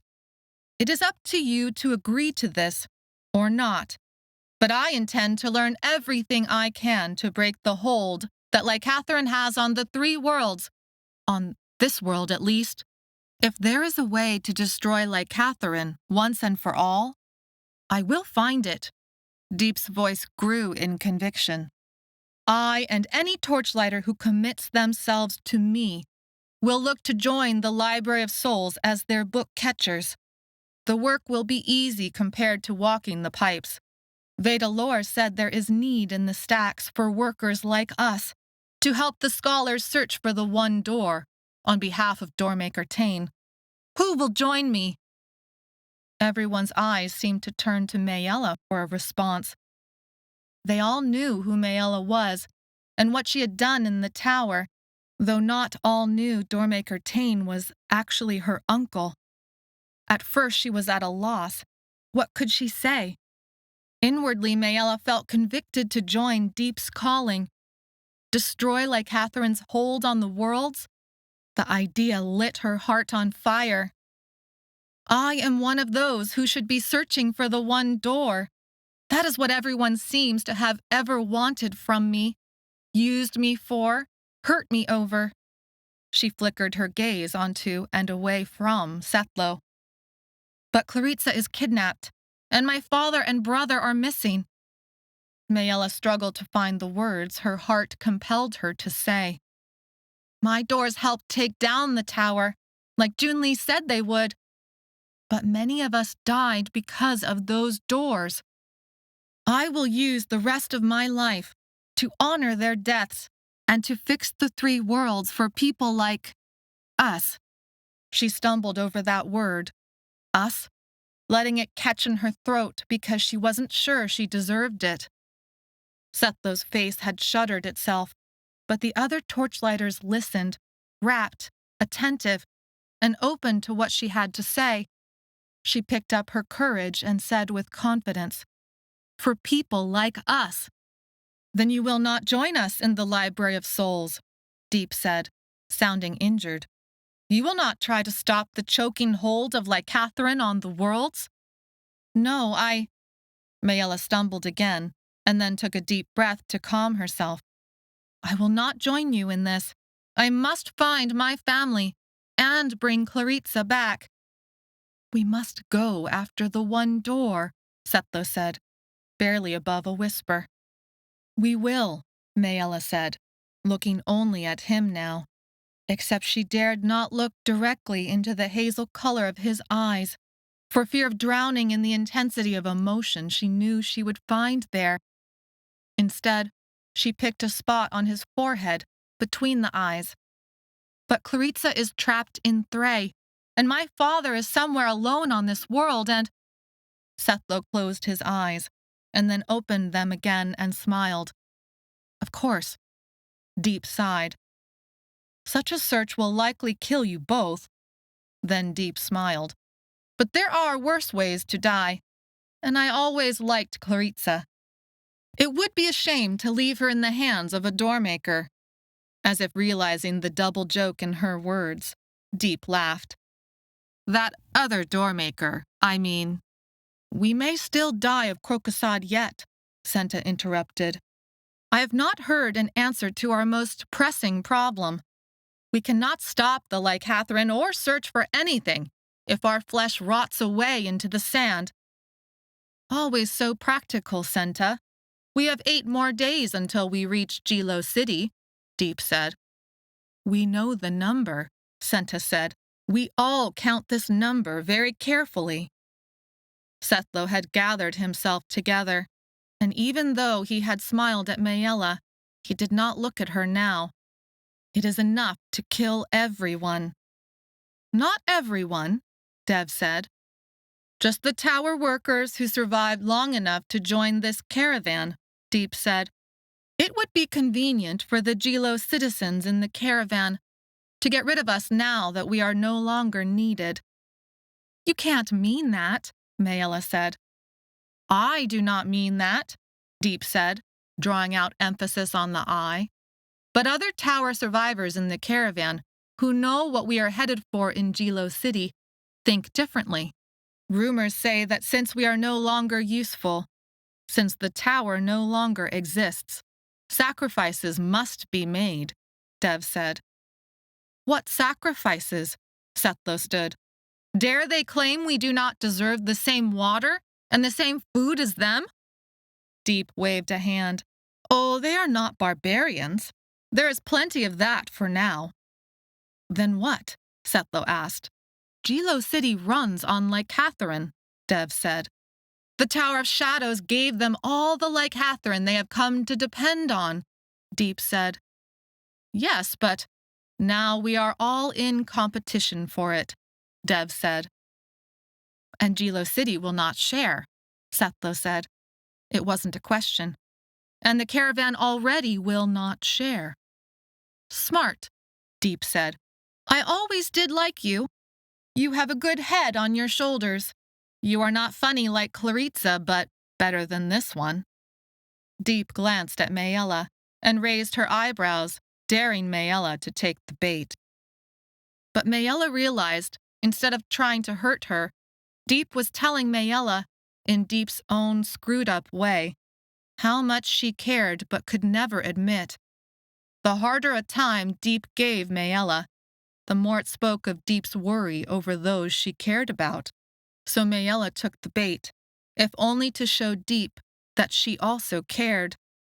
"This one fulfilled Jun Lee's pattern and saved all your asses up in that tower elevator." Deep barked a short laugh. "So you do have a spine." "You called us here," Maella said, flushing with a silly pride because Deep might respect her after all. "What do you want?"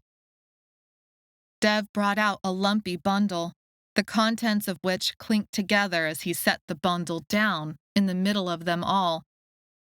He unfolded the cloth, revealing dozens of bottles of dark, inky licatherin oil stopped up with cork.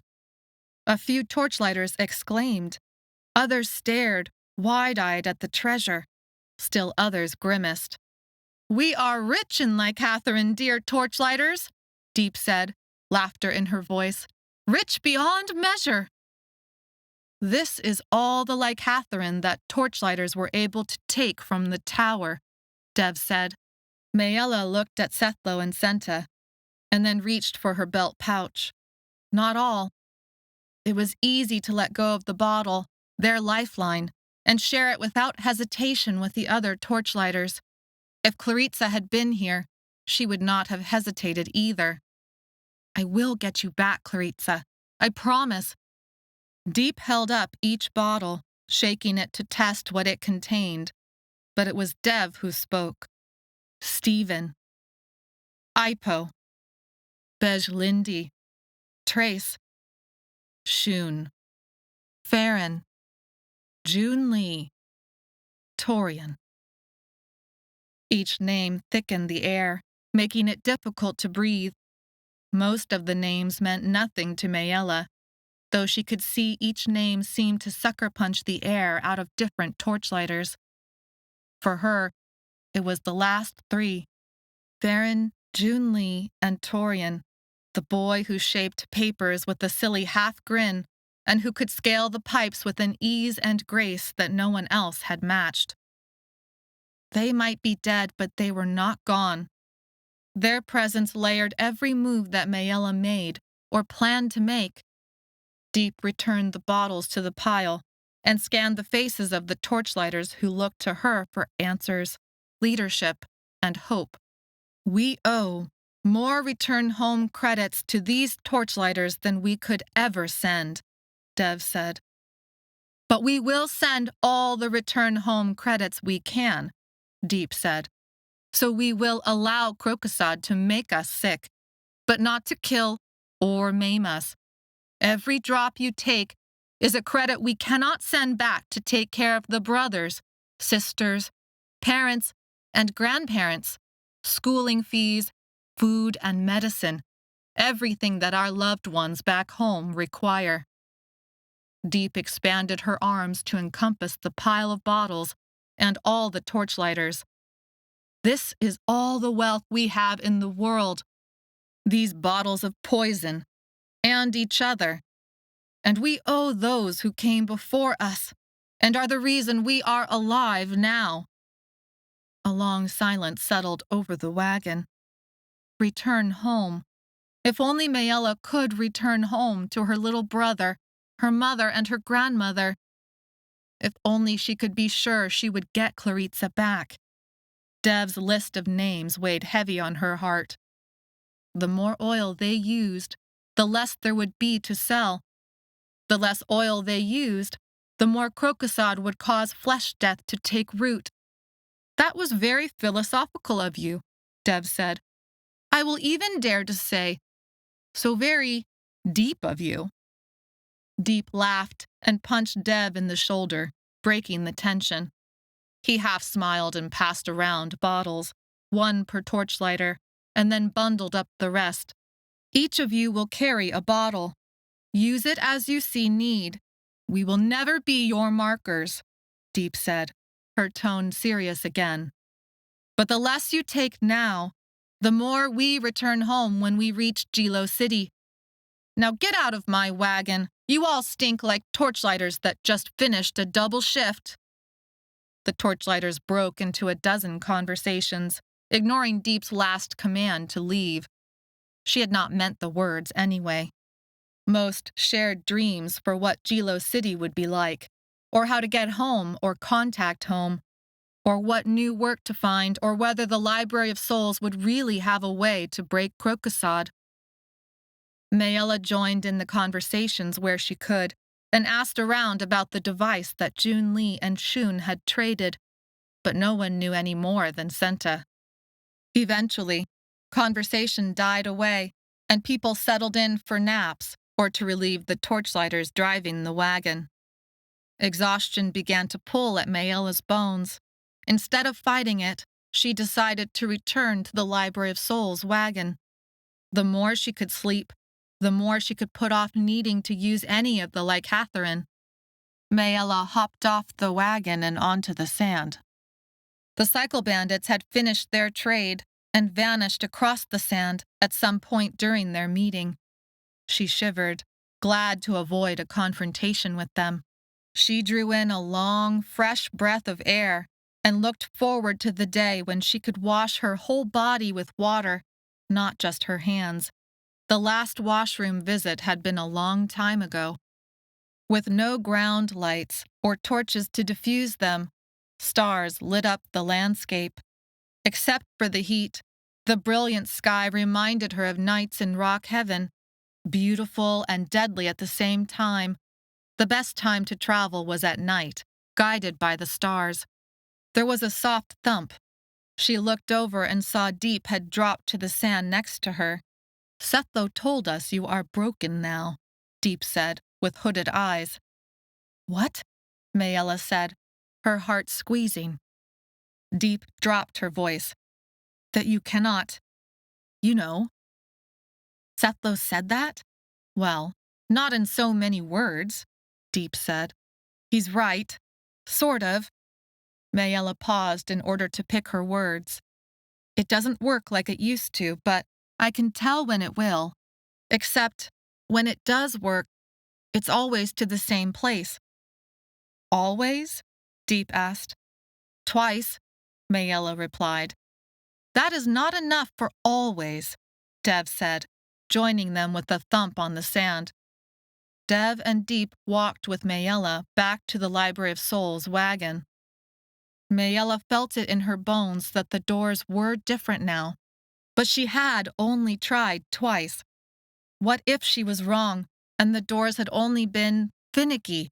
They could leave this desert long before the desert could put them in their graves and save even more of the oil for return home credits. What are we waiting for? Deep asked. Are you broken or not? Let us test it. Maella bit her lip. Wait here. She crept back into the wagon. There were no vibrations, so she opened the doors to the Library of Souls wagon. Dev and Deep exclaimed behind her, expecting a portal that did not appear. Maella looked back over her shoulder and saw their surprised faces. It was one thing to be told the doors she opened now were sometimes just doors, and another thing to see it for themselves. Turning back to the wagon, Maella saw Vedalor was on her cot, facing one of the walls. Her cane had slipped to the floor.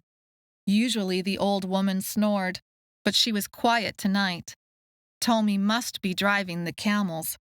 Maella chose the closest set of pages, a stack she had reorganized only that day, which showed a bunch of idyllic villages, maybe the homes of different tower workers. Some of the tower workers might actually get a chance to return to those homes now.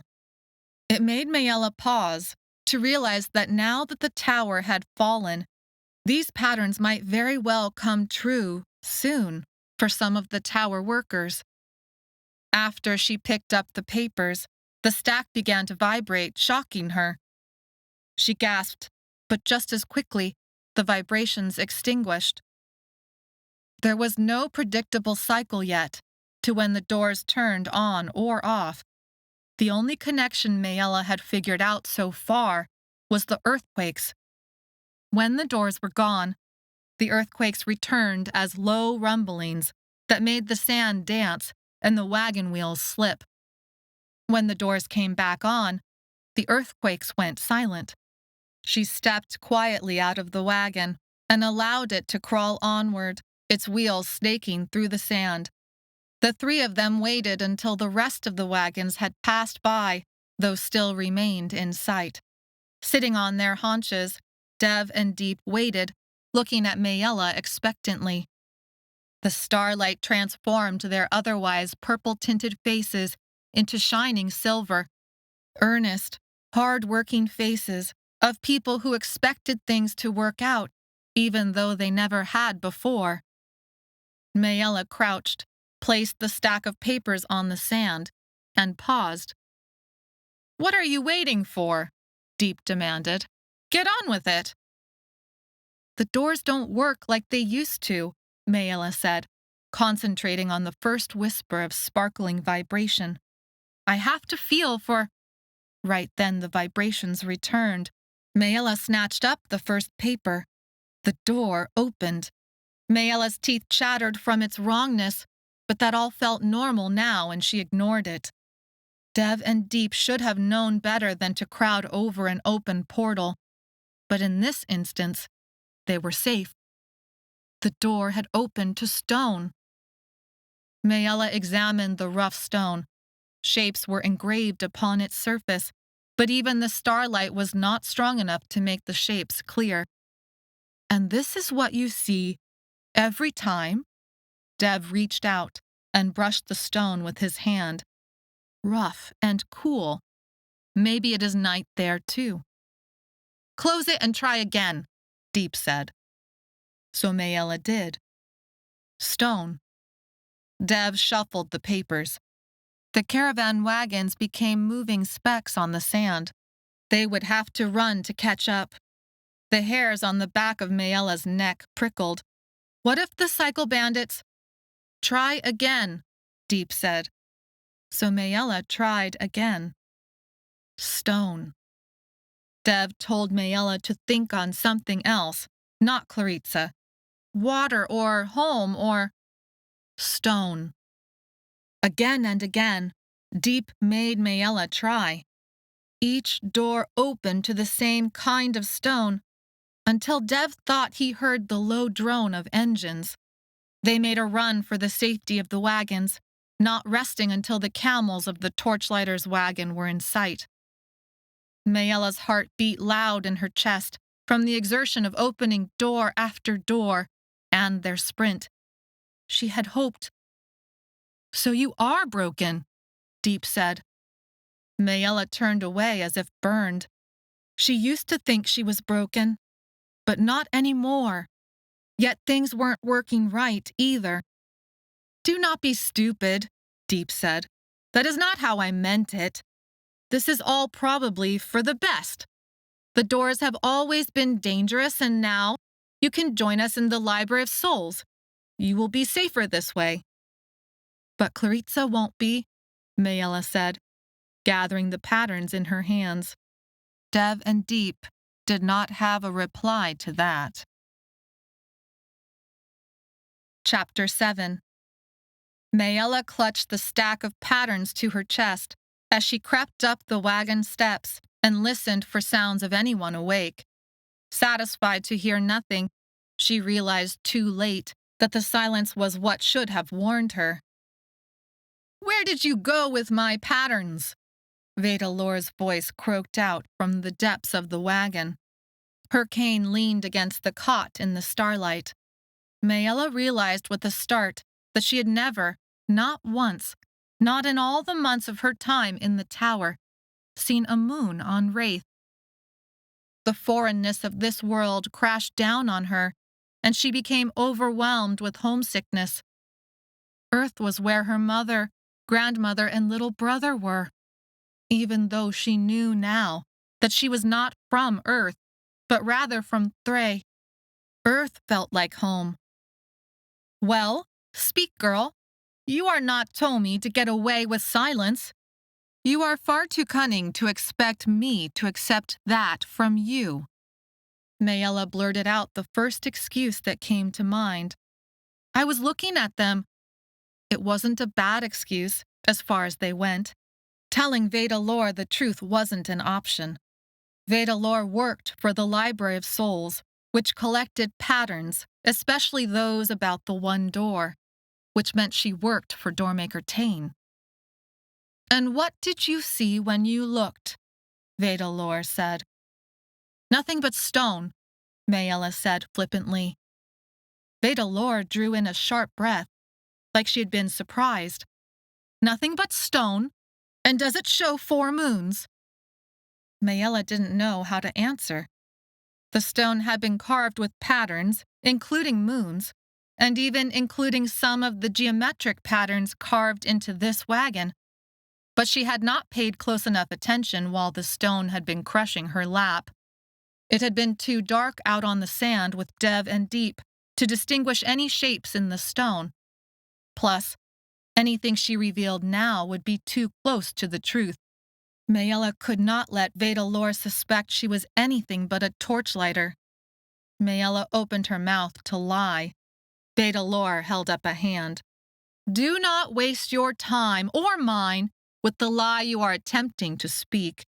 Torchlighters know a great deal about pipes, and nothing at all about patterns. For the sake of all the worlds, put the patterns back. Vedalor picked up her cane and hit the floor with it on the word back. Do not touch them again without my permission. The cane tapped again on my. Maella returned the papers, the pressure inside relaxing. A part of her wanted to speak up and prove Vedalor wrong. Maella knew a great deal about patterns after all, but that would be giving everything away. Since Vedalor did not press the issue, Maella decided to be grateful that she thought of Maella as only another torchlighter. Vedalor rustled herself around on the pile of rags until she faced away from Maella, eventually returning to a snoring sleep. Maella curled up into a ball on the floor and tried to sleep until it was her turn at the driver's bench. But the moonless night sky and her stone doors kept her awake. Eventually, she fell asleep wondering what Claritsa was doing and whether she was okay. 4 days and nights of travel passed. On each of those 4 days, the torchlighters took a few drops of licatherin from their bottles, sharing with Tomi as the need arose to ward off krokosod. It was on the 4th night, while Maella and Sethlo sat on the driver's bench together, so close their thighs touched in an easy warmth that covered up the tension between them, when Maella had an idea about how to find Claritsa. They had not yet spoken any more about the one door, or Claritsa, or what they would do once they reached Gilo City. Tonight, they shared responsibility for the camel reins. Krokosod sat lightly in their bodies, and yet created sweat on their skin, in spite of the cool night breeze. Krokosod made Sethlo's hands tremble as he held the reins during his turn. Krokosod alternated the feeling in Maella's legs between jelly and lead. The air no longer smelled like licorice. Each of them had taken baths in the sand, but their clothes still smelled of body odor and tar pitch. And of course, they scrupulously washed their hands before daring to touch the patterns. But there wasn't enough water for any other real washing. Maella held out an arm. Little earthquakes of muscle twitches ran across her skin, no matter how hard she focused on keeping still. Sometimes I see 6 fingers, and other times I count 3. Sethlo grabbed her hand. He was warm and dry and strong. You have 5 fingers, like me. Maella kept her hand in his, because it stopped the trembling in her heart. I know we will survive, and now we must plan on how to get Claritsa back.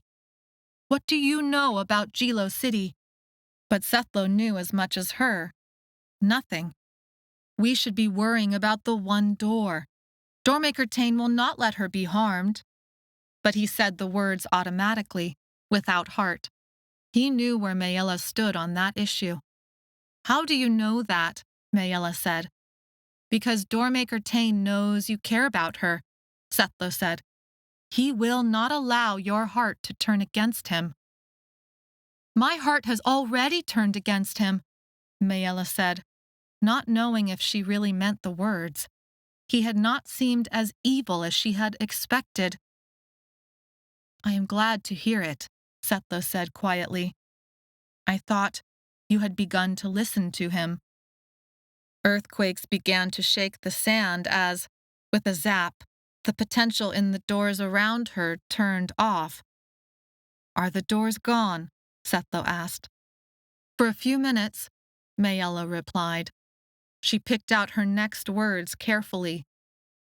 I have begun keeping track of when the doors come and go. During the first days, there was no pattern, and even still, sometimes the doors come and go randomly. But, Sethlo prompted. But Sethlo, I believe a pattern is beginning to form. Each day the doors go away for longer. What are you saying? Sethlo said. I mean, that if it keeps going like this, then it's possible the doors will go away forever. Sethlo kept silent for a long moment. They both watched the camel's humps move in a slow, rocking motion across the sand. Soon the earthquake stopped, and the potential of the doors returned. The doors will be back on for a while now, and then turn off again for hours, Maella said. How can you know the doors will be gone for good someday? It has only been 4 days, Sethlo said. Maella shook her head. I can't know for sure, but the doors stay away for longer and longer. You know that it's happening because the earthquakes stay for longer and longer each day. If the doors go away for good, then we'll never get Claritsa back. She couldn't keep a small wail out of her last words. If you are right, Sethlo said, his voice quiet and serious. How much time do we have? Maella did the math in her head. She may have never been allowed to touch a book, but Mother and Father made sure she always worked on her numbers, even without paper. I can't be sure until I see if the pattern holds. But you have a number in your head, Sethlo prompted. Not much more than 90 days. It felt like an impossible amount of time, both too long and too little. And the new pattern remains, Sethlo said. The doors are closed to you. The words set off a cascade of thoughts in Maella's mind. Her doors were closed to her. Stone and more stone. But what about other doors? Those that had already been opened? She turned the idea this way and that, looking for flaws. Some of the flaws could prove fatal, but she thought it might be their best chance after all. It was a simple idea, but not easy. Sethlo, what if we search for a door that has already been opened to Thray, like the one at the top of the Tower of Shadows, or the one in Rock Heaven? What? Sethlo said, but before Maella could explain, his brain caught up. He slapped the reins in excitement. The camels lowed in annoyance. Yes, that could work. But how will we find one? Even the Tower of Shadows kept its door to Thray a secret. It would be impossible to find a door to Thray in 90 days if we do not know where to look. I can't feel anything right now, except for the way krokosod is taking over, Maella said. We get to Gilo City and ask the merchants.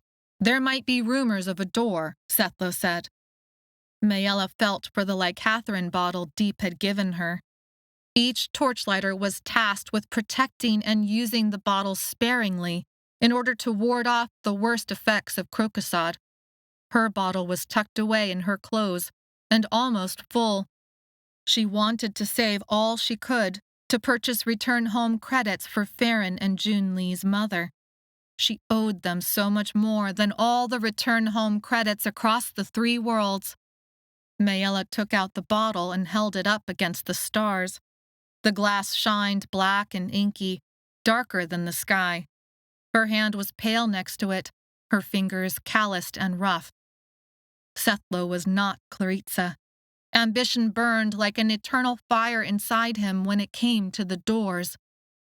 If she spoke her idea out loud, there would be no taking it back. But Claritsa was not here, and this might be a way to get her back. If I drank half of this bottle, I bet I could feel any doors opened by Doormakers across half of Wraith. Maella kept her focus on the bottle, but from the corner of her vision, she saw Sethlo's eyes widen. The torchlighters needed this licatherin to sell in Gilo City. Maella needed it to find Claritsa and her father. Not so long ago, Maella had denied Zomara and Orin's attempt to force licatherin oil into her for the sake of her friends. Now, when the licatherin needed to be saved, she was ready to use it up for her own purposes. If you could feel a door to Thray, Sethlo began, thinking it through, we could take a wagon and travel there immediately. Maella uncorked the bottle, pausing when the lip of it touched her mouth. Licorice scents floated out of the bottle, flooding her mouth with saliva. If Claritsa was here, she would argue with Maella. Use up half a bottle for what? A chance to find an open door into Thray that you might not make it to, that might not even work? But Claritsa wasn't here to stop her. Sethlo licked his lips. Do it, Maella. Maella tipped the bottle's contents. Cool, silky sweet oil flooded her mouth. She could feel Sethlo's eyes on her face and then trail down her neck. As the oil slid into her stomach, she felt a burst of pleasure and energy. Her senses heightened, and she swore she could feel each and every page and paper inside the Library of Souls wagon as their separate potential doors. Closing her eyes to concentrate, she gathered up the energy magic from the licatherin, like strands of lights, and pushed out her will and her attention. She flew across the landscape of the desert and found all the closed doors that waited for them in Jilo City. But they were only potential. No door there had been opened by a doormaker. She reached farther out, across the Foresea Desert and into the rolling hills, other cities, villages, river valleys, and places she had no names for, and felt the vibrations in the rocks themselves, waiting for her to open them to other worlds. The Foresea Desert was so much darkness, doorless, except for the wagons. Other places, like lakes and rivers and oceans, had a muted quality to the potential doors that waited under rocks and driftwood submerged in the water. Like brightly lit cities on Earth during a night drive, she could see the potential doors as points of light on the land. She pushed beyond all that and found hints of doors that opened to Wraith and Thray and even Earth, but they were so far away they might as well not exist, or they were deep underwater in places impossible to reach. The heady rush of licatherin backed off to a strong pulse. Maella opened her eyes. The truth set in. Sethlo held the camel reins, his eyes surveying the desert as if he could somehow see what she could see. Silver light cast long shadows on wagons and animals that drifted along the sand like strange sailing boats. The wood of the bench became uncomfortable as it dug its edges into her body. When she still did not speak, Sethlo spoke the truth aloud for her. There is no opening to Thray. Chapter 8. The bottle of licatherin in her hand felt horrifyingly light. Half of it had vanished down her throat, for nothing. Return home credits, lost forever. The Tower of Shadows door had been so special they built around it, to encase it, hide it, and protect it. But they were not able to protect it from her. Even now she could feel where the Tower of Shadows had once existed, like the place still pulsed with the wrongness that had lived there for so long. Still, she had not known until now how rare portals between worlds were. She closed the now half-empty bottle and tucked it back into her clothes. The information had been necessary, even if the pit of her stomach cried out in grief at the loneliness that filled it. She did not regret taking the licatherin oil like she would have before, but swore to herself she would not take another drop of it. Tears filled her eyes, but she wiped them angrily away. Claritsa is so far away. All will be well, Sethlo said, kindness in his voice as he covered her hand with his own. I know this, Maella. You will do what needs to be done. You always have.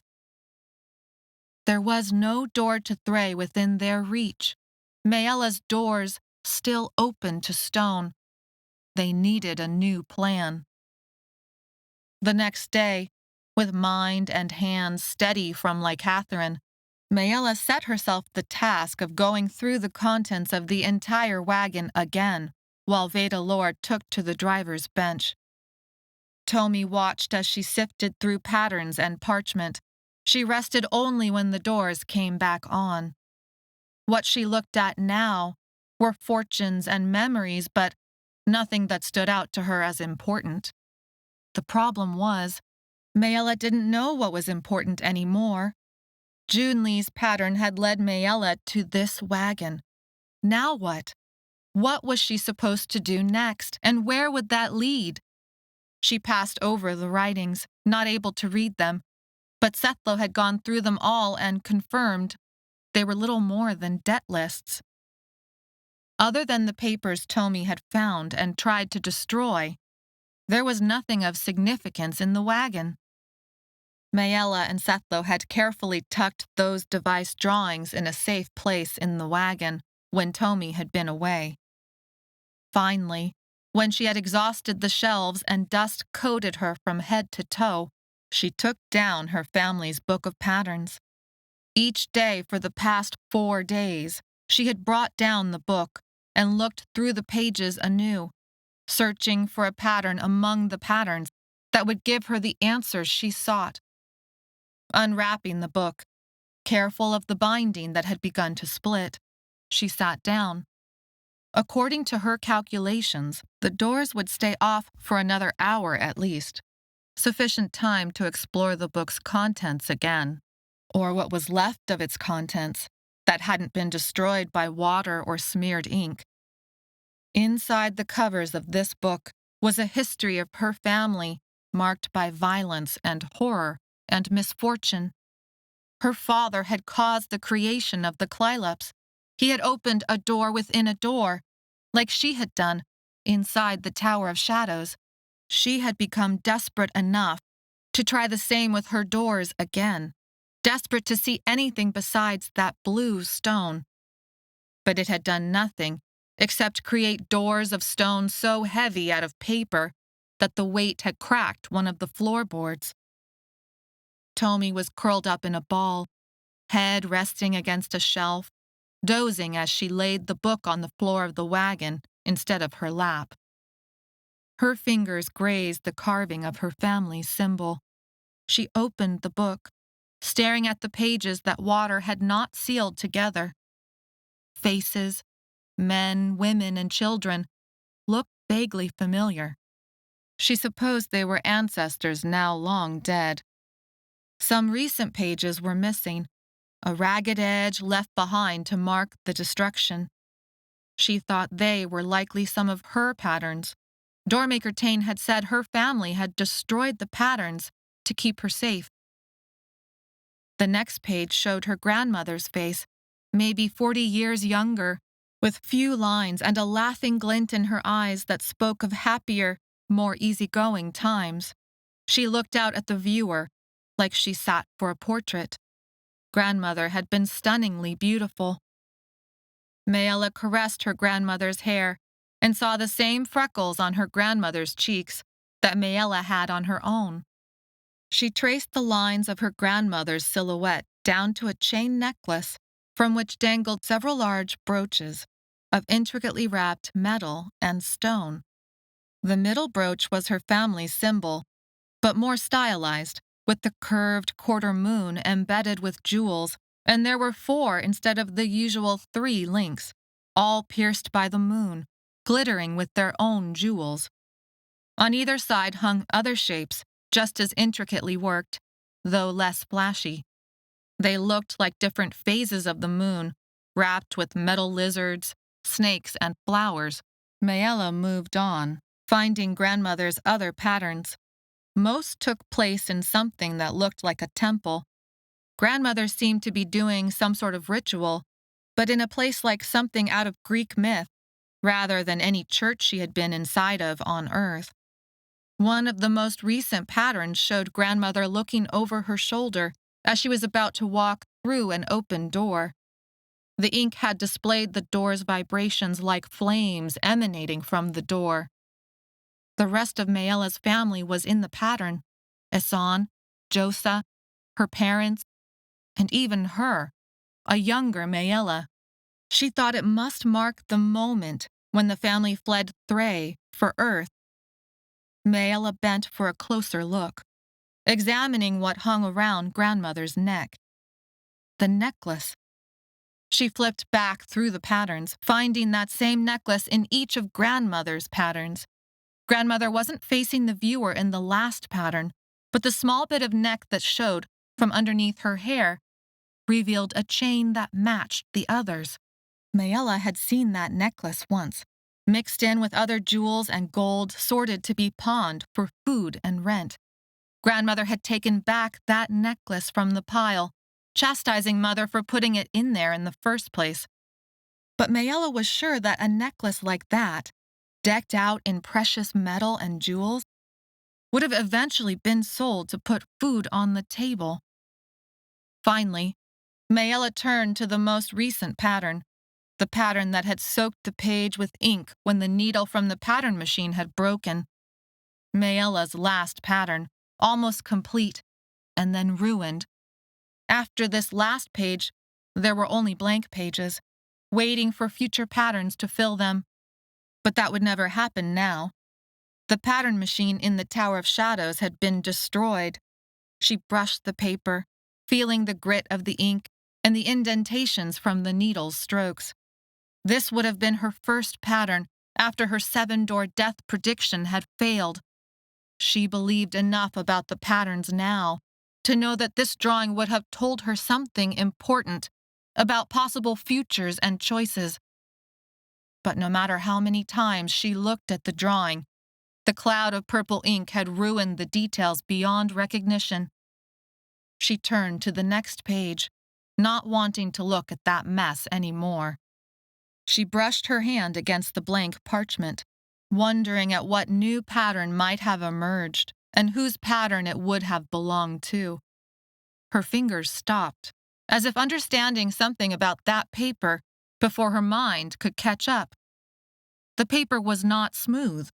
Rather, it was ridged and indented from the pattern machine's needle marks. Maella turned the page back to her dark mess of a pattern. She felt the needle strokes there, flipped back, and felt what could have been matching ridge lines on the blank paper. Maella's mind raced and her heart rate picked up. On Earth, there were detective shows that Maella and Claritsa liked to watch, where people gathered clues and dusted for fingerprints and pulled information from things that at first glance you would have never thought you could pull information from. Maella set the book down and searched the area of the wagon where Veda Lore slept. Sweet-smelling leaves were folded into clean sets of robes. Beneath them was a wooden box that contained Veda Lore's writing tools. Tomi awoke and stared at her, as if accusing her of stealing. As Tomi became more aware of his surroundings and more willing to interact, at least when it came to following Veda Lore's instructions, Maella had also sensed a growing storm inside of him. No longer catatonic, no longer unable to think about the trauma, the feelings Maella got from him now were anger, accusation, and most especially, judgment. "I'm only going to borrow." There. Maella pulled out Veda Lore's writing box. Inside was a collection of inks, a stylus, and a stick of charcoal. She grabbed the charcoal and returned to sit cross-legged in front of the blank page. The wagon door opened, allowing such bright light inside that it blinded Maella. She waited for Veda Lore's harangue. Instead, Sethlo spoke. "Maella?"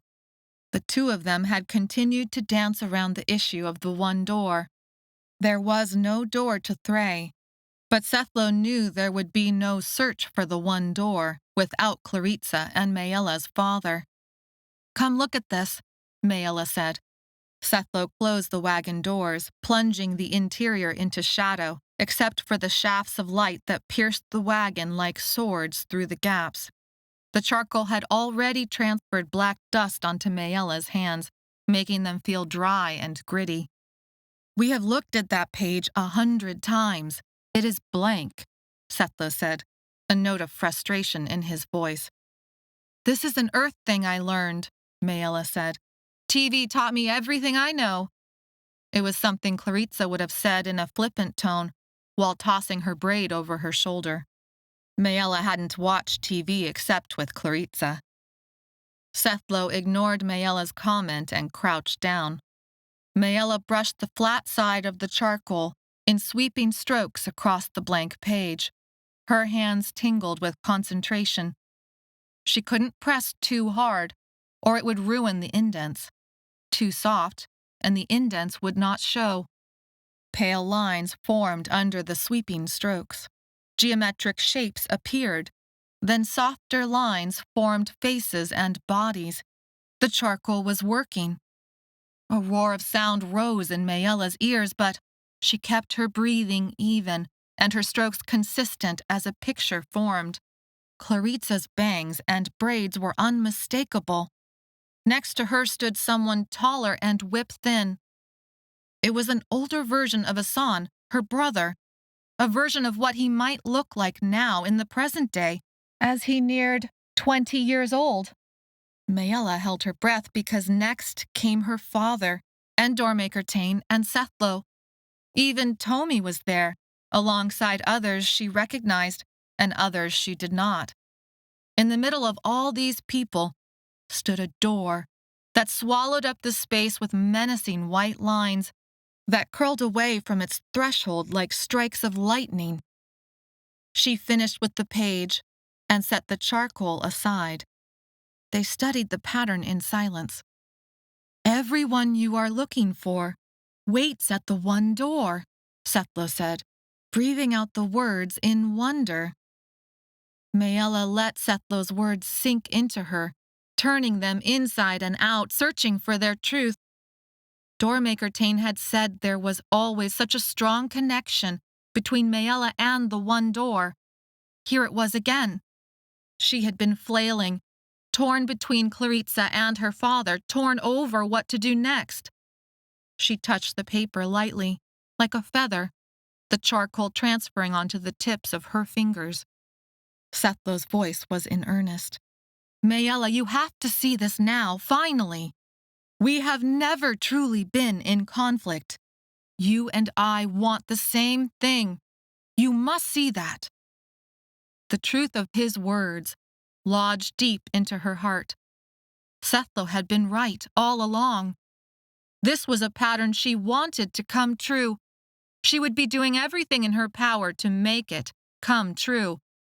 Father, brother, Claritsa, an end to the way her fate was bound up in the one door.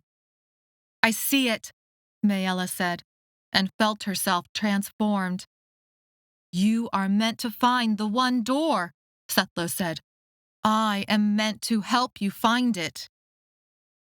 She felt a calm descend upon her. She matched his confidence with her own. "We will find a way to the one door." Maella's book of patterns slammed close. The action made her jump.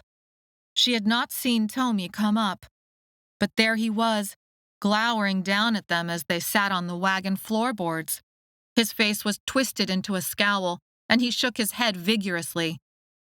Maella felt judgment rolling off Tomi, but also worry and fear.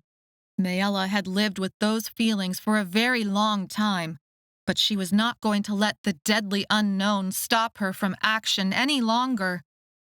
She looked directly at Tomi and let him see the earnest conviction that she felt in her very bones. "Everyone I search for waits for me at the one door. I will find the one door, no matter what it takes." Tomi's face paled. She thought maybe he was worried she would force him to join her journey. She would never do that. This was her fate, one that she would shape with her own Doormaker hands. "I do not expect you to help, or come with me," Maella said as a sort of truce. But these words did not comfort Tomi. He turned away, shaking his head like a bee had buzzed his ears. Claritsa's voice, seemingly ever present in Maella's consciousness, piped up that patterns were never what they seemed, and really rather worthless when it came down to it. But Maella no longer believed that, and Sethlo had never believed it. This pattern showed Claritsa and her father and older brother alive and well and waiting for her at the one door. And June Lee and Farron were alive and well in June Lee's pattern that showed the Tower of Shadows falling. Maella pushed that thought aside. She turned back to the original mess of a pattern in the hopes of picking out more detail. But vibrations jumped out at her, like static electricity. The doors were back. Frustrated, she turned the page anyway. Stone. She closed the book, and the portal vanished, and she tried again. Stone! A touch on the wrist startled her. She looked up. Tommy had crawled over, his eyes large, and his hand trembling on her wrist. "I'm sorry," Maella said, thinking it must bother him to see her opening and closing doors with such lack of regard after everything he had been through. 2 doormakers, both broken in their own way. But even after everything she had been through, Tommy had it far worse than her. He was so young, and he had lived as a Klylop for so long. How many people had he killed in his Klylop form? What did he remember? And then another question popped into her mind. "Are we related? Are you a Patron?" She couldn't remember anyone in her family talking about a cousin or anyone his age, but her parents and grandmother had hardly talked about their family history at all. It stunned her how expressive Tommy could be while choosing not to talk. Her questions had driven him back inside himself. He turned away and curled up in the cubby that had become his bed and refuge.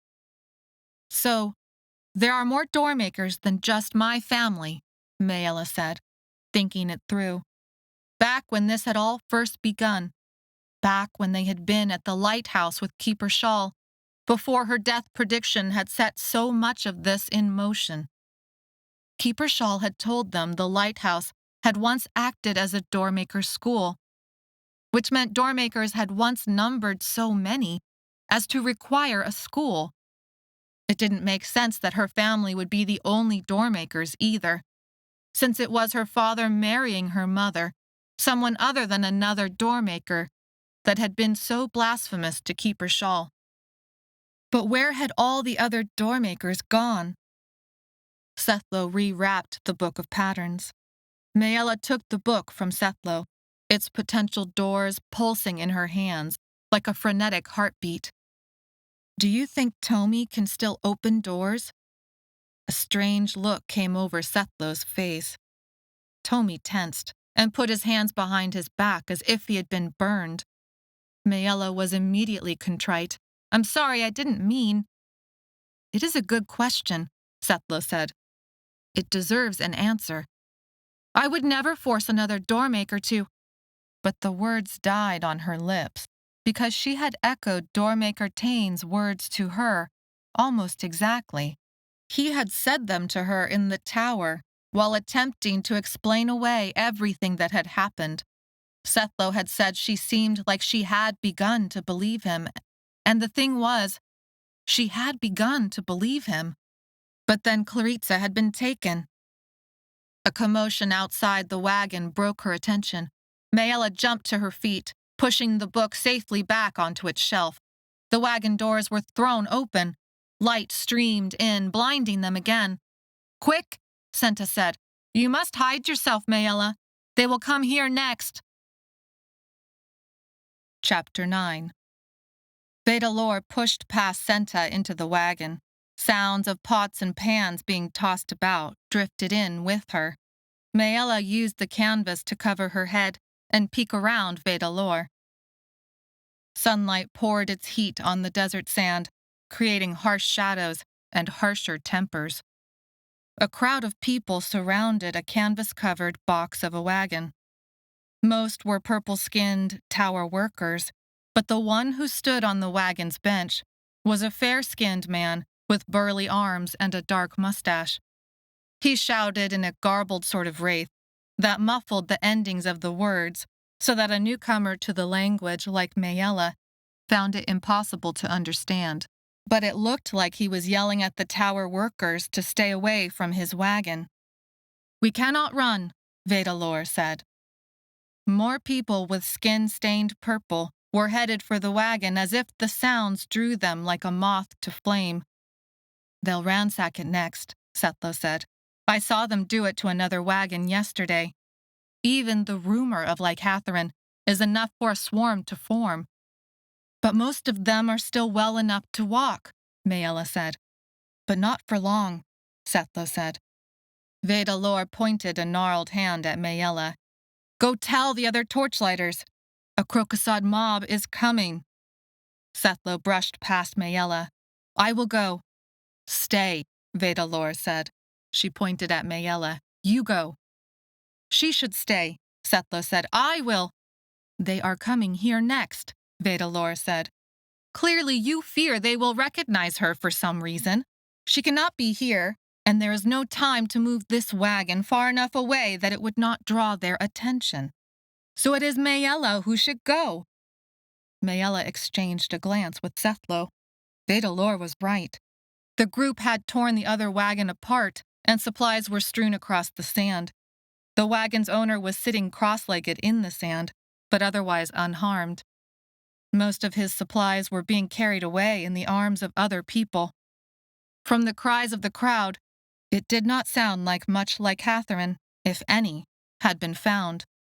If you want her to stay undiscovered, then send her off quickly, Vedalor said. And make sure you hide all the licatherin you bunch of thieves have stolen, or it will not be yours for much longer. Vedalor cackled at the surprised looks on their faces. I am old, but I am not blind. I am no stranger to krokosod. It has been plenty of days, and while all of you are sick, you are not sick enough. She hobbled to the wagon door. Sethlo and Tomi will remain to help me protect the books. Get your other friends here quick, and I will not reveal what you are hiding. The crowd had bloomed into a larger mob and was searching for a new target. Maella ducked back inside and collected their licatherin bottles. Stepping out, she used the wagon to block sight of the mob and adjusted her hair covering. Go fast, Sethlo said from behind, pushing against her back to get her moving. Maella picked up her heels and kicked sand out of her way, racing to the last place she had seen the wagon that Dev and Deep had commandeered with the other torchlighters. But it wasn't there. Her heart jumped in her throat, and sweat tickled under her hood. The torchlighter wagon had been traveling close to the Library of Souls. There had been much going back and forth and changing up of drivers over the last few days, though Vedalor let no one inside the Library of Souls wagon itself, unless it was Maella, Tomi, Senta, or Sethlo, or unless she had personally seen a torchlighter wash their hands. The first wagon she came upon was smaller than the Library of Souls. Its top was canvas, and its wheels and boards were not carved. A decrepit-looking camel chewed from a pile of hay thrown at its feet. Two women weaved strips of cloth together. Their hands were a light brown, with no sign of purple in them. Maella kept running, searching the landscape for the right wagon. Other wagons, the wrong ones, dotted her vision, spread out as a form of protection from one another, while still close enough together to ward off any cycle bandits that might look for an easy target. The sand was both soft and gritty underfoot. The next wagon she passed was large. Its back end was open and displayed boxes of various trinkets, baubles, and household items for sale. The trinkets hung from the wagon spines, sat on shelves, were stacked on boxes from floor to ceiling of the enclosure. A ring of 5 tower workers sat together in the shade of the wagon, purple in their hands. One of the men stood and hobbled over for a drink of water. He was still able to walk. They were not too sick yet to join the mob. When doormakers mess with the doors, we all pay the price. One man said this while looking glumly at his empty plate after tipping the food scraps into the fire. I am glad the tower fell, another said. It deserved to be destroyed. My friends died in that tower, a woman cried out. And for what? Now my cousins will starve without my wages. Where will we find work? If only the Claritsa had eaten the Doormaker before she did this, another said in response. Hush! Be thankful the debt lists are gone, and the circle too. Your life is now your own again. And then Maella saw the torchlighter wagon. Heron was on the driver's bench, dozing. A half-dozen other torchlighters sat against the wheels on the shaded side. Maella waved to get their attention. Dev! Maella's shout brought Dev awake, and searching until his gaze landed on Maella. Dev met Maella halfway across the sand. "What is wrong?" "Tell Deep, and the rest. We need to hide the bottles," Maella said, running for the torchlighter wagon. "There's a mob." "They know about the bottles?" "No, I don't think so. But they're searching for licatherin, and they're headed to the Library of Shadows next. Veda Lore says to come." Dev and Maella reached the torchlighter wagon, sharing the news. Deep poked her head out, squinting, and without missing a beat, issued instructions like she had already planned for such an event. "Collect whatever bottles everyone has on them. 4 of you, get into the shade of the wagon. Maella, help them bury the bottles. Count those bottles twice so we don't leave any behind. And then sit on the sand like pitch has glued your ass to the pipe." Deep swung out of the wagon like she was walking the tower pipes. "The rest of you, come with me." She stuck the landing with both feet. Half a dozen torchlighters sprinted after her to the Library of Souls. Maella helped bury the bottles while Dev and a few others stood watch. Dev raised an eyebrow at Maella's half-empty bottle alongside the other, mostly full bottles that went into the sand. Maella flushed with embarrassment, but Dev did not comment on it, and she decided it wasn't her job to explain herself. When they were finished, they all sat on the bottles buried in the sand and waited. "Why didn't you go?" Maella asked Dev. "Deep is better in these situations than I am," Dev said. "What situation is that?" Maella said. "Fighting ones?" The mob had settled at a dozen or so people now. Some had already gone back to their wagons with their finds. The ones who remained were at the steps of the Library of Souls wagon. Veda Lore swung her cane through the air like a sword.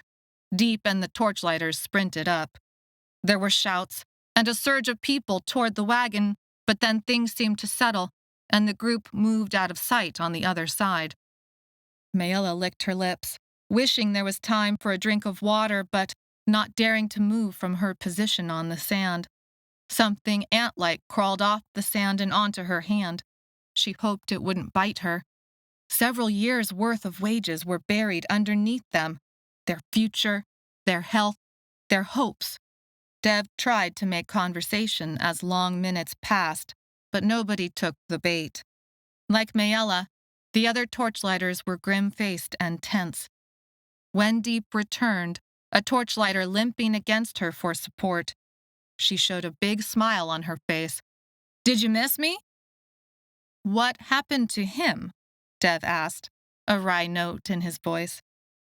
"Oh, Chucko here sprained an ankle sprinting in the sand. It is like he has never run on ground before," Deep said, a laugh in her words. "I cannot remember ever needing to. I was always running the pipes," Chucko said, sheepish. "Then sand should be easy." Deep helped Chucko to a seat and looked at Maella. "You can go back now. There won't be any more trouble for a while." "What did you do?" Maella said, wonder in her voice. She shook the ant off her hand, and it vanished in the air. She pictured Deep and the torchlighters, somehow fighting off the entire mob, but there would have been some sort of evidence of a fight, and there was only Chucko's sprained ankle. "I let them search the wagon," Deep said, smiling a toothy grin. "What?" Maella said, shocked. "But Veda—" Senta came up and collapsed to the ground, sweat dripping down her face. She leaned back into the shade of the wheel. "She only let them in one by one." The other torchlighters joined her. Closing her eyes, she buried her hands in the sand. "We all stood guard at the door and said anyone could look for as long as they pleased, but that Veda Lore was allowed to use her cane on anyone who didn't handle the stacks respectfully. The first guy went all right and called out to the rest that there was nothing of value. Veda Lore went off on that one right good." "Nothing of value?" Deep mimicked Veda Lore's voice exactly. "Young man, I will have you know that everything in this wagon is priceless. Absolutely priceless. I demand you wash your hands again before touching that next stack. Senta giggled. Senta? Maella said, shocked. Why are you laughing? Things could have... Vedalor was amazing, Senta said, still smiling. She opened her eyes and looked at Maella. And I am free of the tower, and all of it feels good. You're welcome, Maella said. Senta looked at her strangely. Sorry, it's something Claritsa would have said. No, you are right, Senta said. I should thank you. But it was the second searcher who really got the piss taken out of him, Deep continued, as if there had been no interruption. After he dared to touch a stack of papers before washing his hands, Vedalor worked him over real good with her cane, and nobody came to his aid because the idiot had been told twice what to do. Plus, the first guy had already said there was nothing. Deep leaned back, hands intertwined behind her head, and closed her eyes as if to nap. And after that, things broke up real fast, and people went their separate ways. For now, Senta said, her earlier excitement draining away and returning to her normal soberness. For now, Deep said. Chapter 10. On the 5th day of their death race to Jilo City, the sand gave way and swallowed a wagon whole. Of the 12 people the wagon carried, only the driver jumped off in time. Brave scrubgrass spotted the land at rare moments. Lizards scurried out from the path of the wagon wheels. Insects crawled into the shade of their supplies whenever they rested the camels. On the 6th day, 3 caravanners died, fighting over a disagreement on water rations.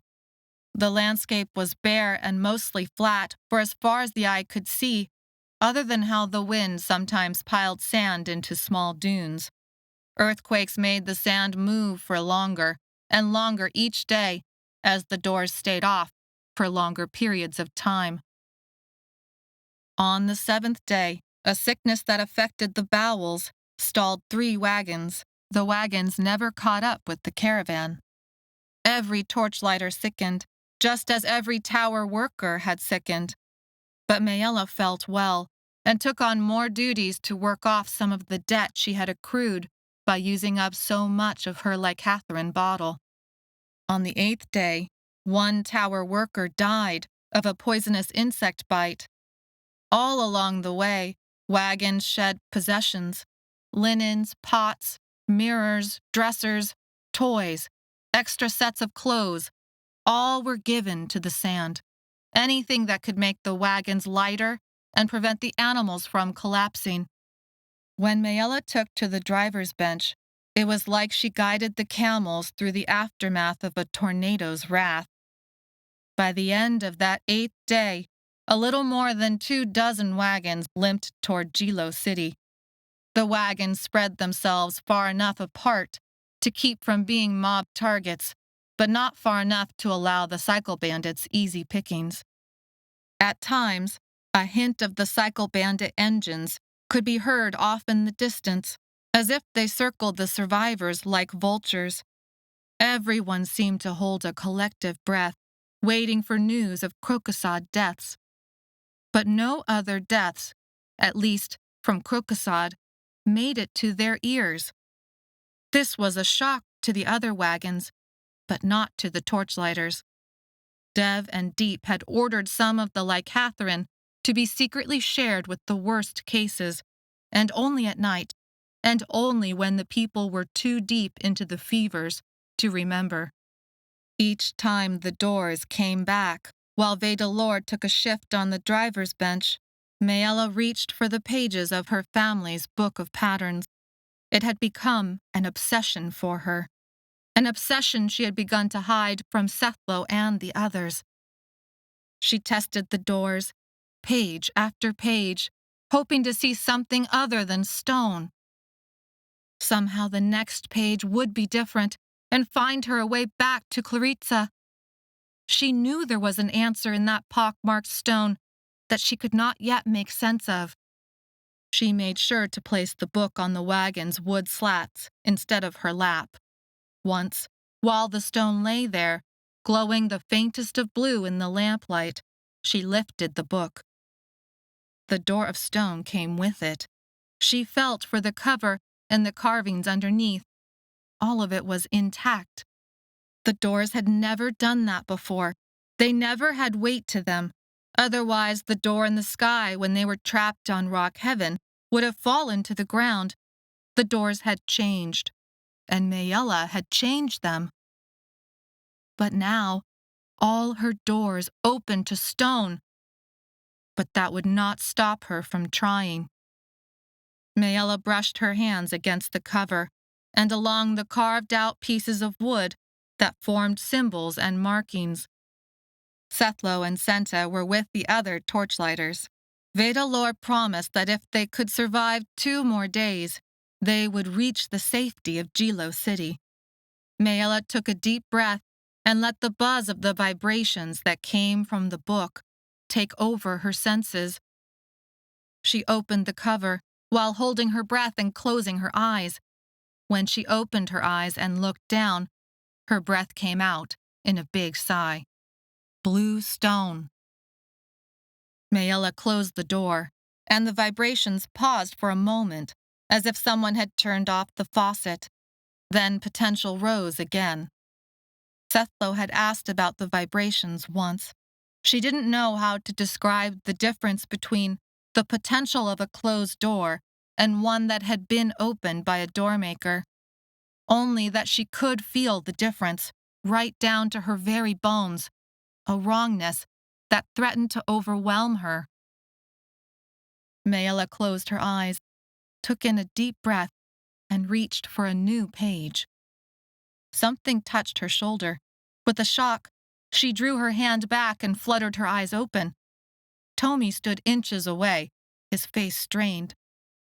"What are you doing?" Maella asked. He drew his hand away as if burned. Instead of answering out loud, Tomi looked at her hands, the book, and back to her eyes. There was something rising up in him that scared her. It took Maella a long moment to realize the emotion she was reading in Tomi was that of anger. Maella forced herself not to move away. She brought her hands onto the book.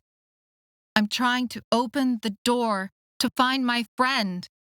She didn't know why she felt the need to explain herself, other than the look in Tomi's eyes somehow made Maella feel like she was doing something wrong.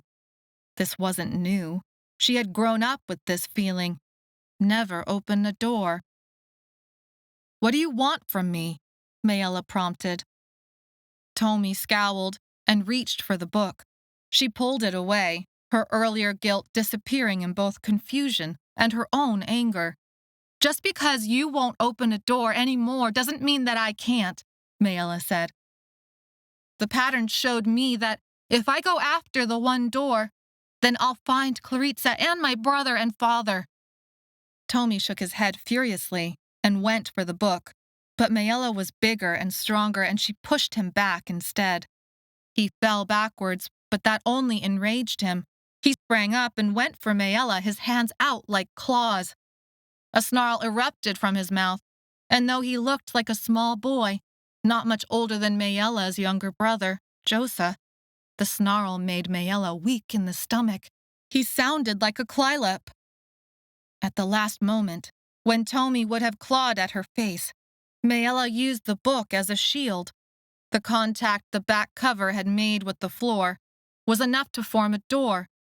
Vibrations buzzed Maella's body. The book grew exponentially heavier in her grip. As Tomi went for her face, his hands hit the back of the book, transformed into stone. Tomi grunted in pain. Gathering all her strength from walking the pipes and breaking rocks, she used the book to push him backward again. He skidded across the floor and tumbled. Maella waited, book at the ready, and crouched to better balance her weight. "Snap out of it, Tomi. None of what happened to you was my fault. I'm here to find my best friend and my family. If that means going after the one door, then that's what I'm going to do. I'm not going to let you stop me." Tommy picked himself up. Maella crouched, readying herself to ward off another tackle, but then saw the rage had banked in Tommy. He looked pale and shaky and alone. Maella waited a few moments, making sure it wasn't some trick. When her arms became like lead weights and Tommy still hadn't charged, she set the book down onto the floorboards. The stone door closed, and the vibrations stopped. "What was that about?" Maella almost shouted. "I'm not your enemy here." Tommy pointed a shaking finger at her and made a series of motions that wasn't difficult to interpret. He was trying to tell her it wasn't okay for her to open doors. He had seen her open doors before tonight. What had changed? "Are you saying just for tonight?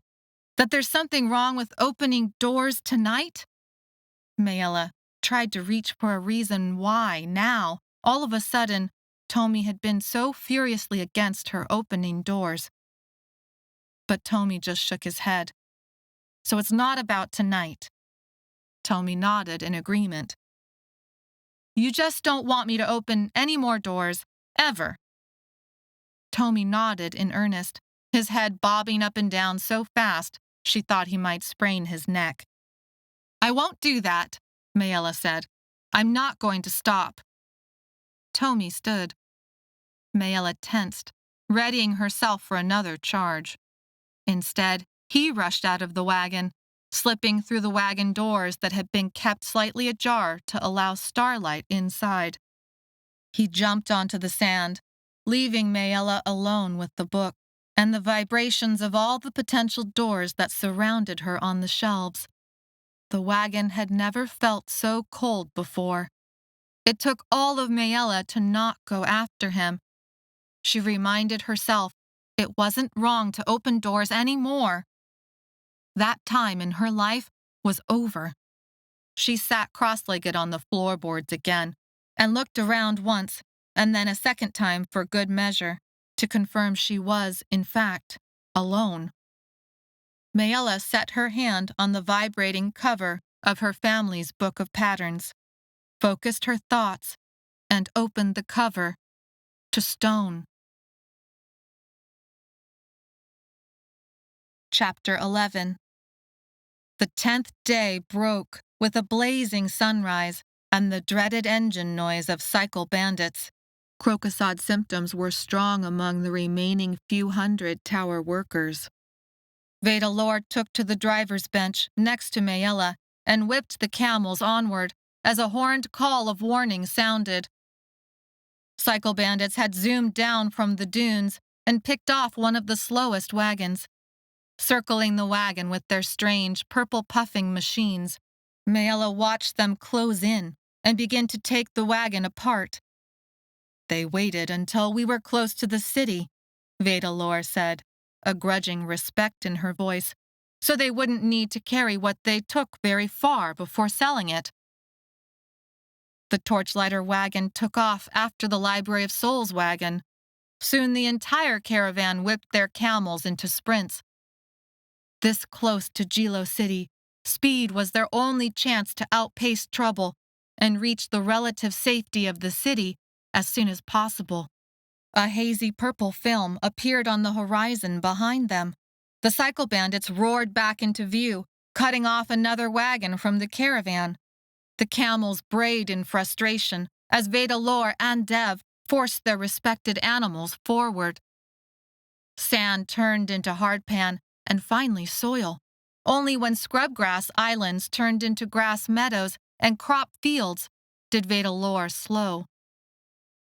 As they passed a guard station, Withdrawal yelled for Dev to send someone to tell the guards about the cycle bandits. Once Lo returned from the guard station, Withdrawal visibly relaxed. The cycle bandits would not dare enter Jilo City territory now, Withdrawal explained.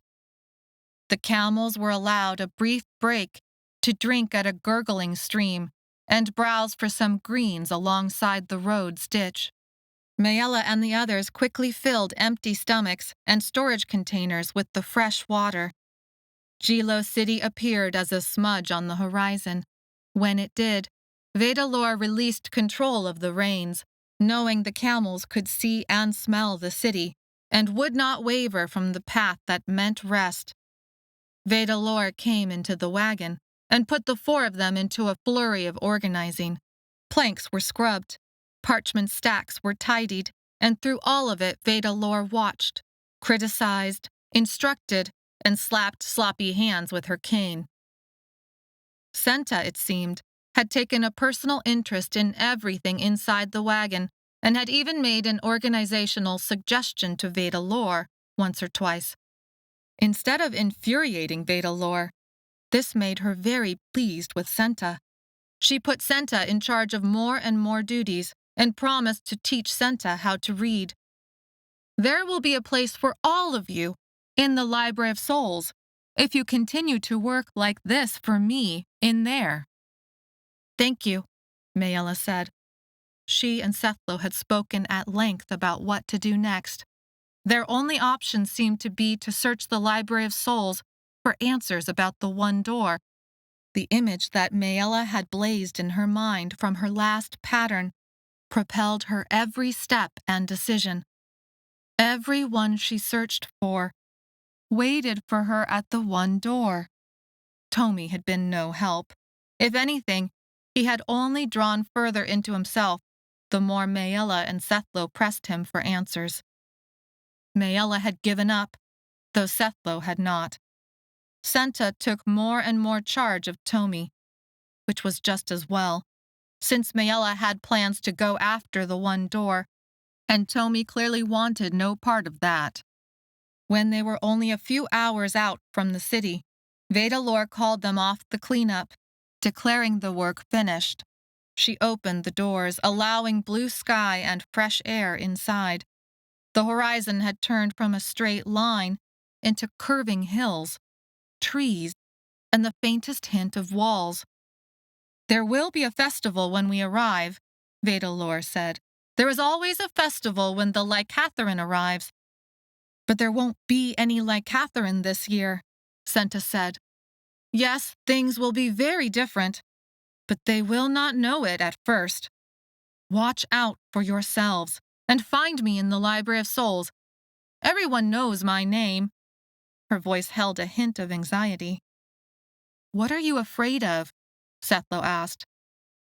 "I don't know what will happen," Vedalor said, shaking her head.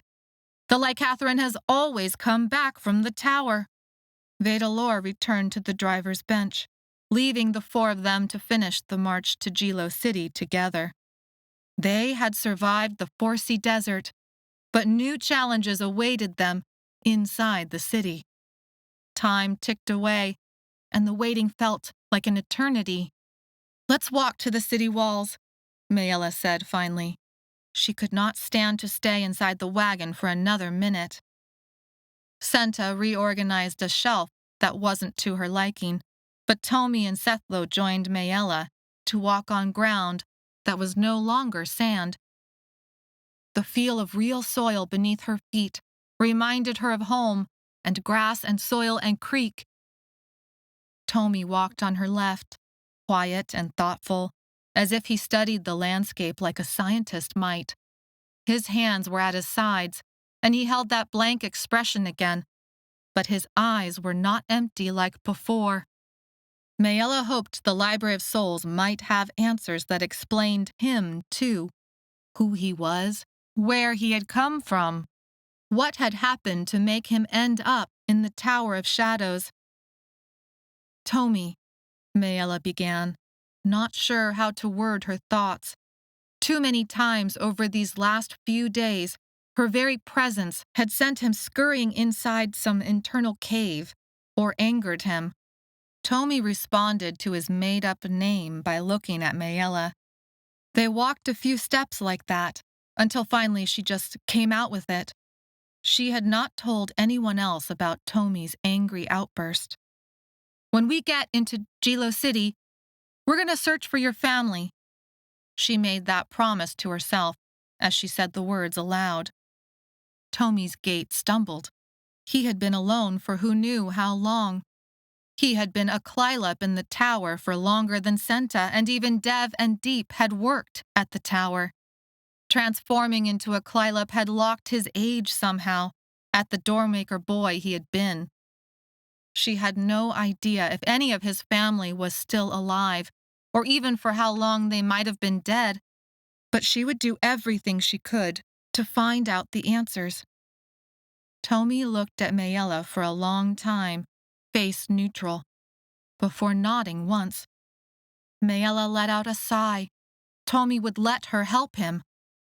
And then, you could help us, Sethlo said, tentative. Because we want to fix all this, Tomi. We do not want what happened to you to ever happen to anyone else. We need your help with that. Sethlo, Maella said, a warning note in her voice. She would never let Tomi be forced into opening a door or helping with their search. He had already gone through so much, more than she could ever imagine. And that was saying a lot, after what they had experienced in Rock Heaven and the Tower of Shadows. Tomi responded by not acknowledging Sethlo had said anything at all. Come on, Maella said. Let's not talk about it anymore. I can't ever remember seeing so much green before. This made all three of them take in the landscape and breathe in the smells of soil, grass, licatherin free air, and rolling hills with fields and cottages tucked among them. Accepting the change of subject, Sethlo untucked a piece of cloth at his waist, and the edge of 3 bottles came out. He looked down at Maella, and the sun hit his hazel eyes, lighting them up, making Maella's stomach flip. They had traveled the sand for 10 days with little sleep, less water, and a numbing sameness to the world. But even sand-dusted and rough-looking, Sethlo was beautiful. She felt like she could do anything with him by her side. She looked at the bottles of licatherin and what they represented: doors, life, addiction. Deep has asked each torchlighter to find the best deal for licatherin and to return with our contributions, Sethlo said. Let's sell the licatherin oil as soon as we get into the city, Maella said. Veda Lord told me where we could find a merchant square. Sethlo turned his eyes onto the ground, and Maella felt it like the loss of light. I agree we should sell it, but we should wait a little while. People will find out that no licatherin came from the tower, and its worth will go up. We could ask whatever price we want and get it. Maella thought about that and knew he was right, but also wrong. You saw what happened these past 10 days. When Jilo City finds out there is no licatherin, do you think people will pay us for the licatherin or take it from us by force?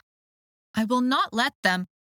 Against an entire city of people headed for Krokosod, even you will not win, Maella said. Rotting fences began to dot the rutted road. Trails snaked away from the main road, and the land began to curve as they crossed gentle hills. People worked the rows, wearing hats and loose clothing to protect themselves from the sun. Water gurgled along a ditch that edged one side of the crops, and it was the most beautiful sound Maella had heard in a long time. City walls soon rose into view. Stone. Maella's breath caught in her throat. Her hands became itchy. For the briefest moment, she thought the stone was the same as the stone from her doors. But she soon saw the stone was not the same. Her doors always showed pitted, bluish-gray stone. The city walls were clearly made from red stone. Caravan survivors plodded forward while camels announced their presence. People in the fields stopped and soon waved at their return. Many left aside their tools and headed for the gates. The walls of Jilo City loomed overhead, at least 6 stories tall, on either side of the gate. They were leaving behind the Forsea Desert, and would soon pass through the Gilo city gates. A part of Maella wanted to test scaling the city walls like she had walked the pipes, just to take in the view and know once and for all that she had conquered the tower and the desert. Secrets and mysteries, and, most importantly, answers waited inside. She would know all of it, and she would use it all to find the one door. "I think I could climb that," Sethlo said, interrupting Maella's thoughts. Maella laughed. "I was thinking the same." Sethlo held her hand, and they walked through the city gates, secure in each other's presence, as people cheered for the caravan's return. Chapter 12. The main street started wide and slowly narrowed, splitting into different roads that curved and disappeared behind 3- and 4-story stone and plaster buildings. Those streets split and wound away to even more. The road was stone, placed in hard-packed dirt. Old buildings that looked like they had been modified, added onto, and propped up, leaned toward each other, creating a sense of claustrophobia. Where crossroads formed, people manned stalls of food, clothes, incense, and supplies. Temple-like buildings rose above the houses. Maella recognized some temples resembling the main religions from Earth, but there were 2 temples that looked like nothing she had ever seen before. She recognized those who walked out of the temples, though. The Hestroth robes were unmistakable. Maella pointed to one of the rectangular-shaped buildings that was ridged like there were teeth all along its building seams. "Whose temple is that?" "Sechnel," Sethlo replied. Maella was surprised that the 2 temples would dare build so close to each other. People streamed out of both places to watch the caravan go by, but seemed to get along well enough for all the violence Maella had witnessed between them in the past.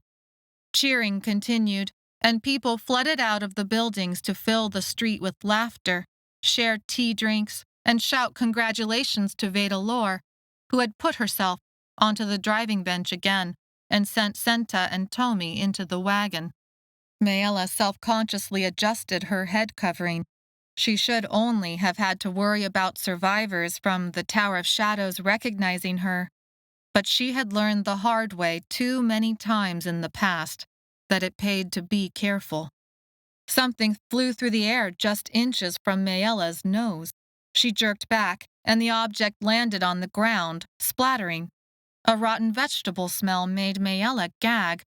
A young man stood on a pillar, holding a bag of what looked like more rotten vegetables in his hand.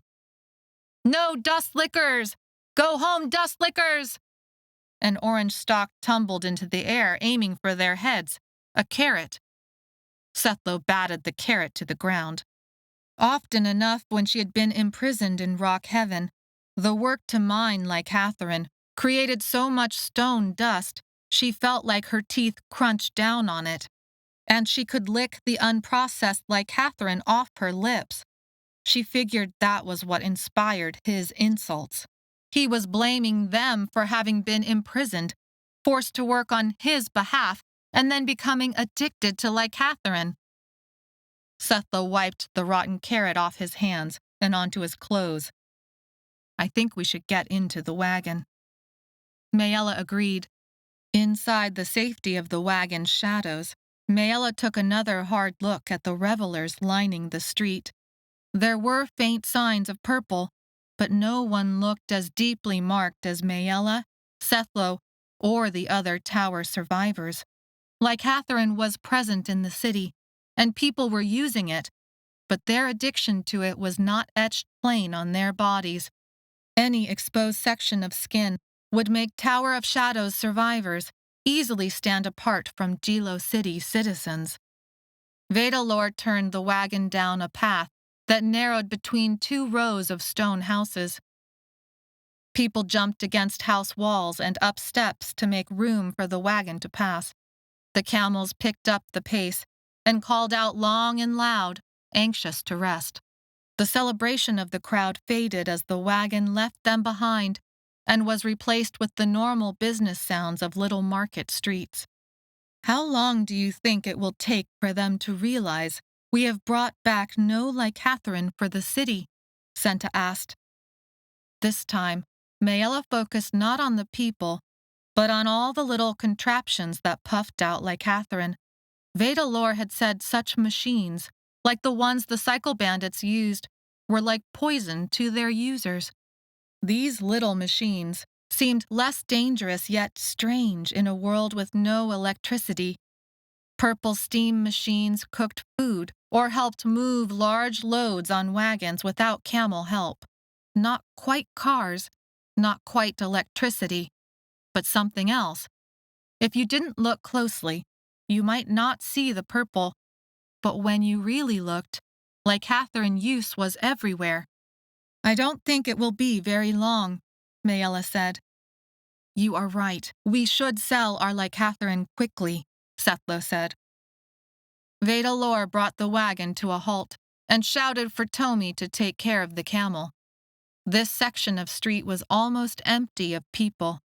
Maella brought the canvas back around her hair and face, though her hands were purple enough to give her away as a dust licker for anyone looking. Sethlo stepped out, and they went to the front of the wagon. Nothing in their journey across the 4-sea desert, inside the Library of Souls wagon, had prepared them for the real Library of Souls. It had its own set of gates, and the library buildings towered high above the rest of the city, and far beyond the city walls. It wasn't like the Tower of Shadows, but rather like a haphazard series of stacked rectangles, parapets, and enclosures that went up so high, Maella craned her neck to find the top, and out so wide she could not tell where the Library of Souls ended. Maella tried to imagine what answers its buildings held for her. She would find them all out.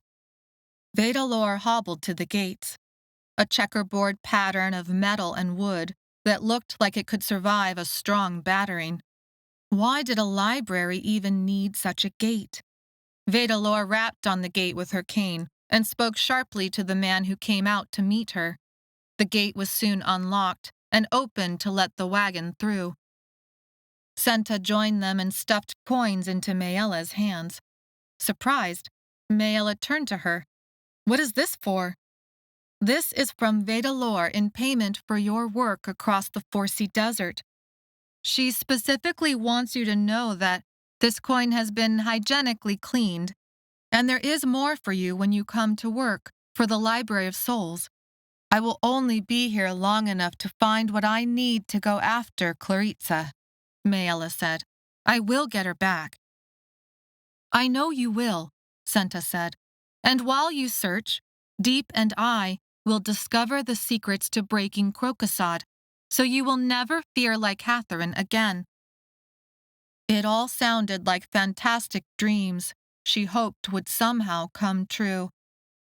But wouldn't someone have found such an answer if it existed? Sethlo responded. Look around. Licatherin runs this whole city. Licatherin ran the tower, created the need for the tower, and for Rock Heaven in the first place. Rock Heaven? Senta said. I do not know that place. With a start, Maella remembered Senta had not been with them in Rock Heaven. It seemed so long ago, and it was. Close to 2 years had passed since they left Rock Heaven and worked in the Tower of Shadows. It was worse than the tower, Maella said simply because there was no time for more. They needed to find a way to sell the licatherin before Gilo City citizens took it from them by force. Senta looked at Maella and Sethlo, disbelieving. Licatherin has always flowed where it needed to flow. If you did not need to break yourself of the addiction, why would you? No one in this city is addicted like us. If these city people wanted to break licatherin's hold, then many could do so with maybe 2 weeks of sickness and little permanent damage. But we are different, Maella said. I suspect you have always been different, Senta said, a hint of a smile on her lips. But yes, we are different. We need more help. Krokosod would kill us, of course. So then you need to pay for a krokosod healer, Maella said, and that will cost you a great deal. No, Senta said, I am going to learn another way, and then I will help break krokosod in others for free. The tower made me like this, and it will not take any more from me. I will undo it. You sound like Deep, Maella said. She is convincing, Senta replied. Stay safe. Your skin exposes your addiction to everyone in this city with every step you take. Word will spread fast that there is no licatherin, and then the dangerous time will begin. You are not selling yours? Sethlo asked. Senta shook her head. I gave my share to Deep to sell for me. Vedalor wants me to start organizing what came on the wagon, and Tomi needs watching over. I will see you soon. Go now before Vedalor yells for you to wash your hands and help move her patterns. Chapter 13. Remembering the man with his insults and rotten vegetables, Maella and Sethlo kept to themselves. They walked the lesser-used streets, following Vedalor's directions. Eventually, they entered a merchant circle. Vedalor had said if anyone would purchase licatherin, it would be here. The streets teemed with people, animals, carts, movement, cooking smells, and a buzz of excitement as goods and wealth changed hands. Maella approached the first stall. Using her best wraith, Maella asked the old shopkeeper, "How much for a bottle of licatherin oil?" His inviting grin turned to disgust after he took in Maella's purple skin. He picked up a broom and swatted her with it. Out of my shop, rock cruncher! I have no licatherin to sell someone like you. No, Maella held up her arms to block the broom.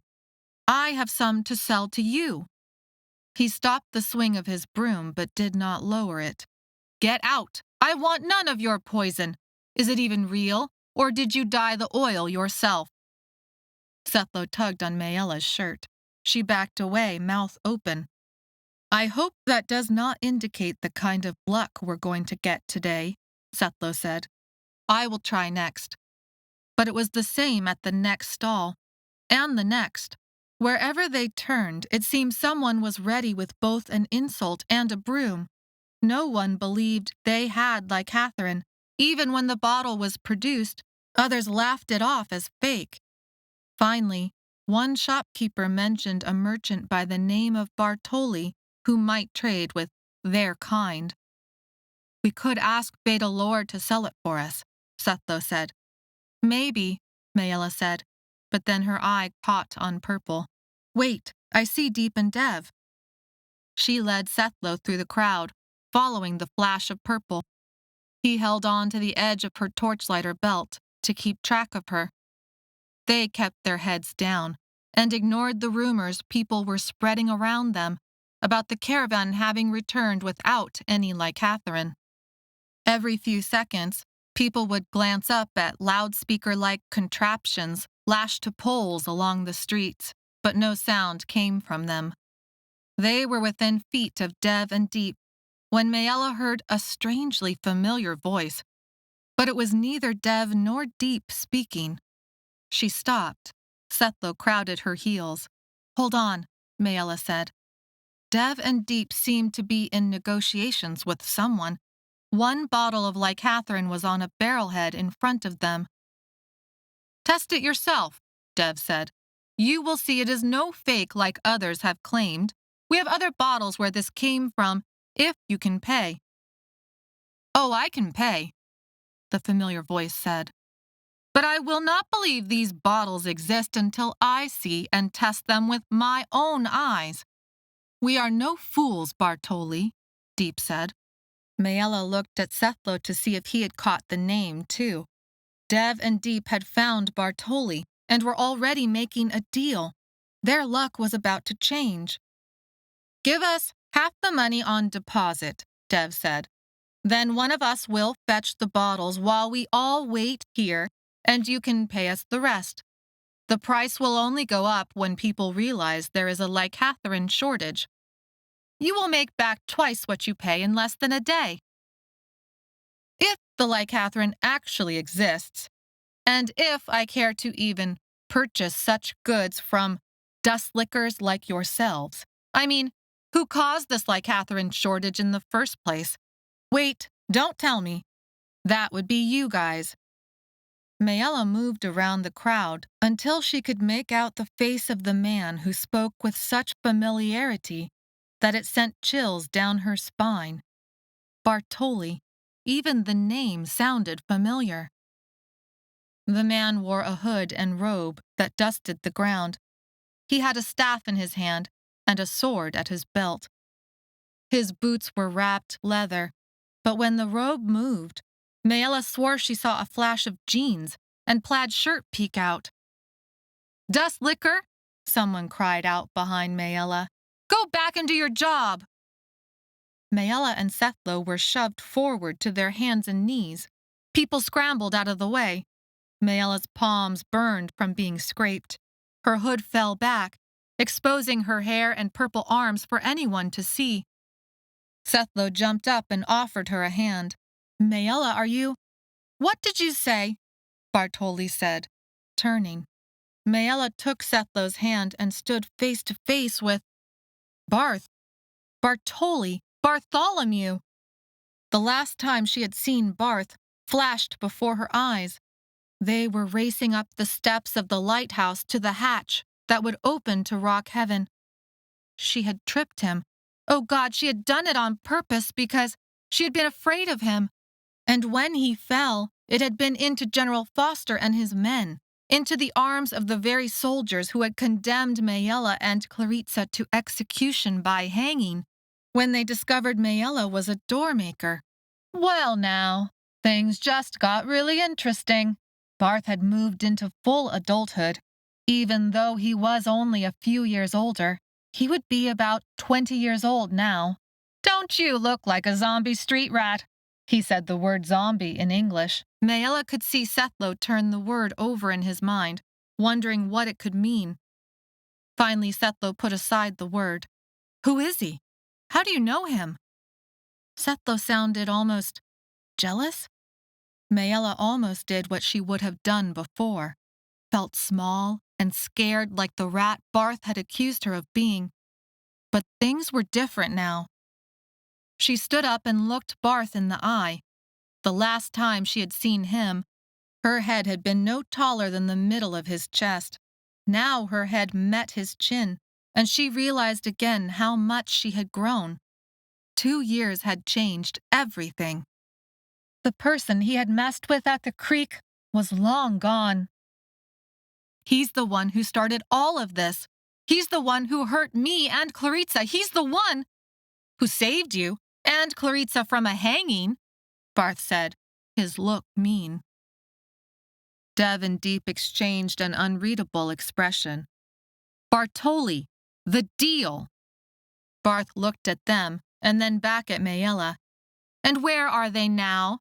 Daniel and Claritsa?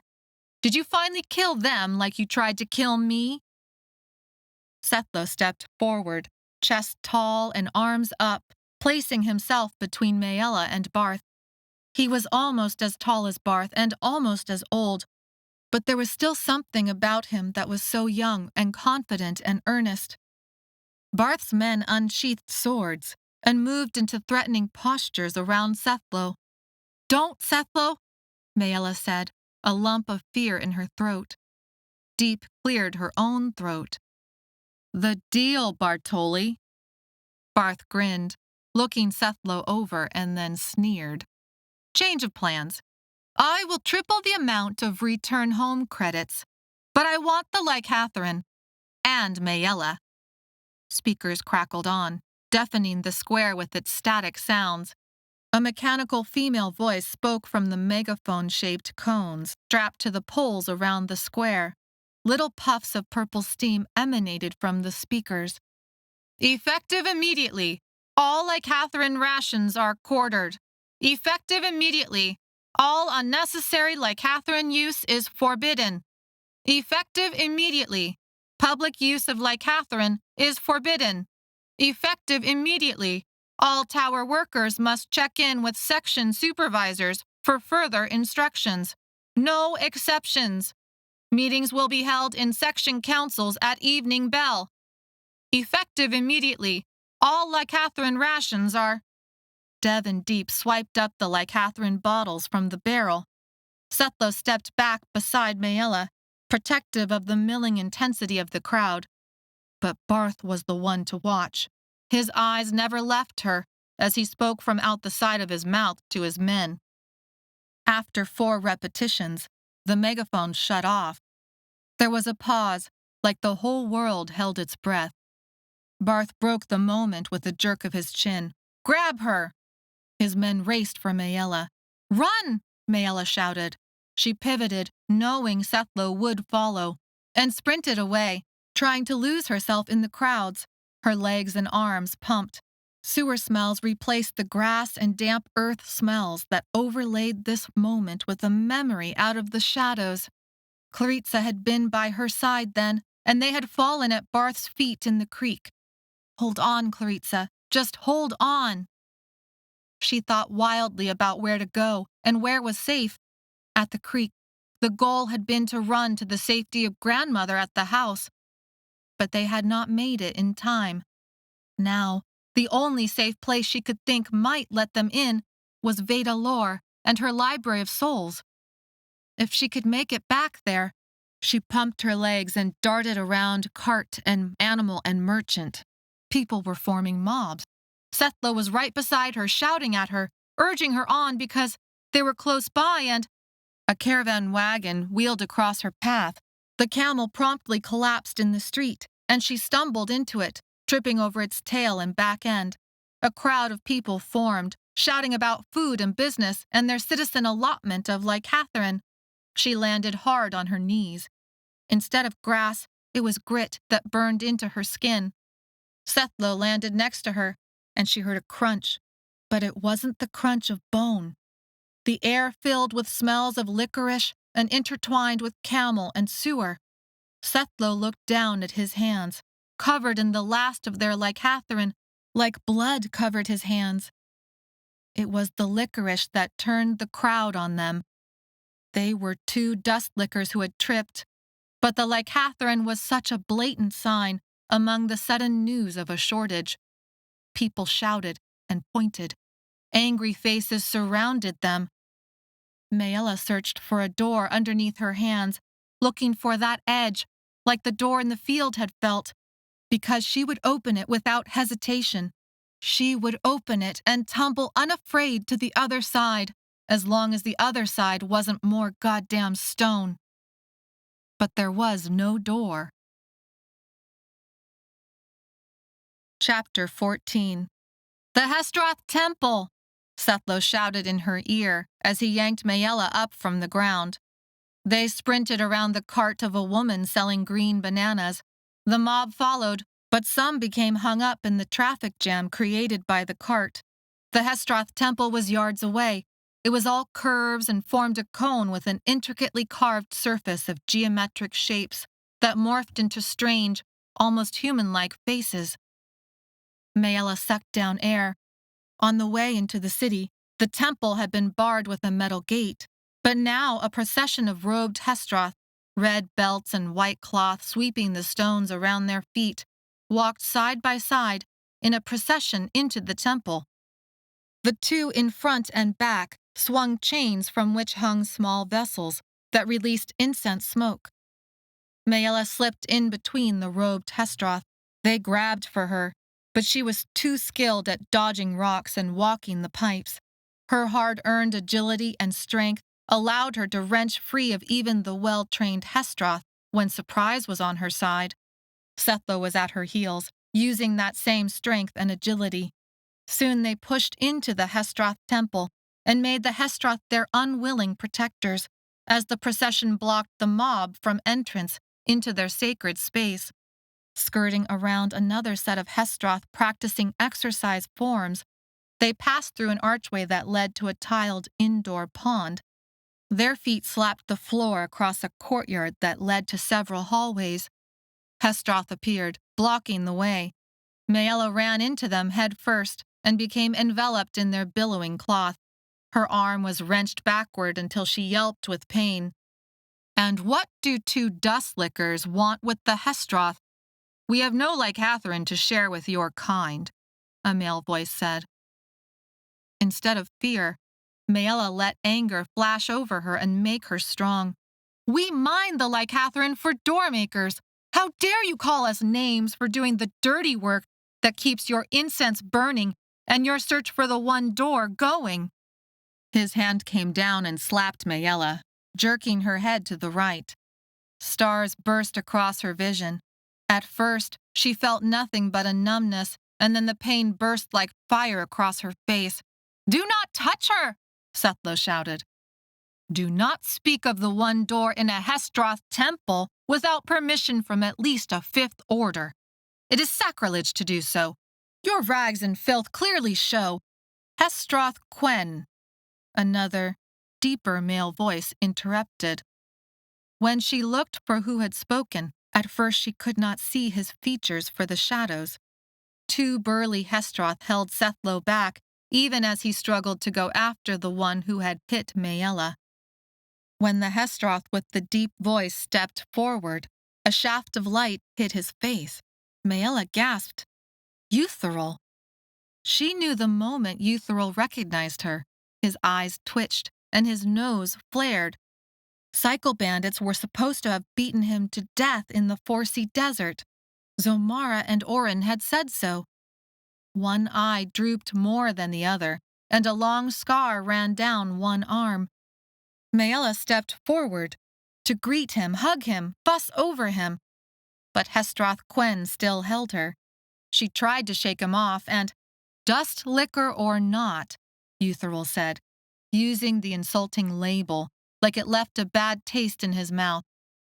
"These two tower workers deserve respect for the work they do for all Doormakers, including Doormaker Tain, and therefore the Hestroth."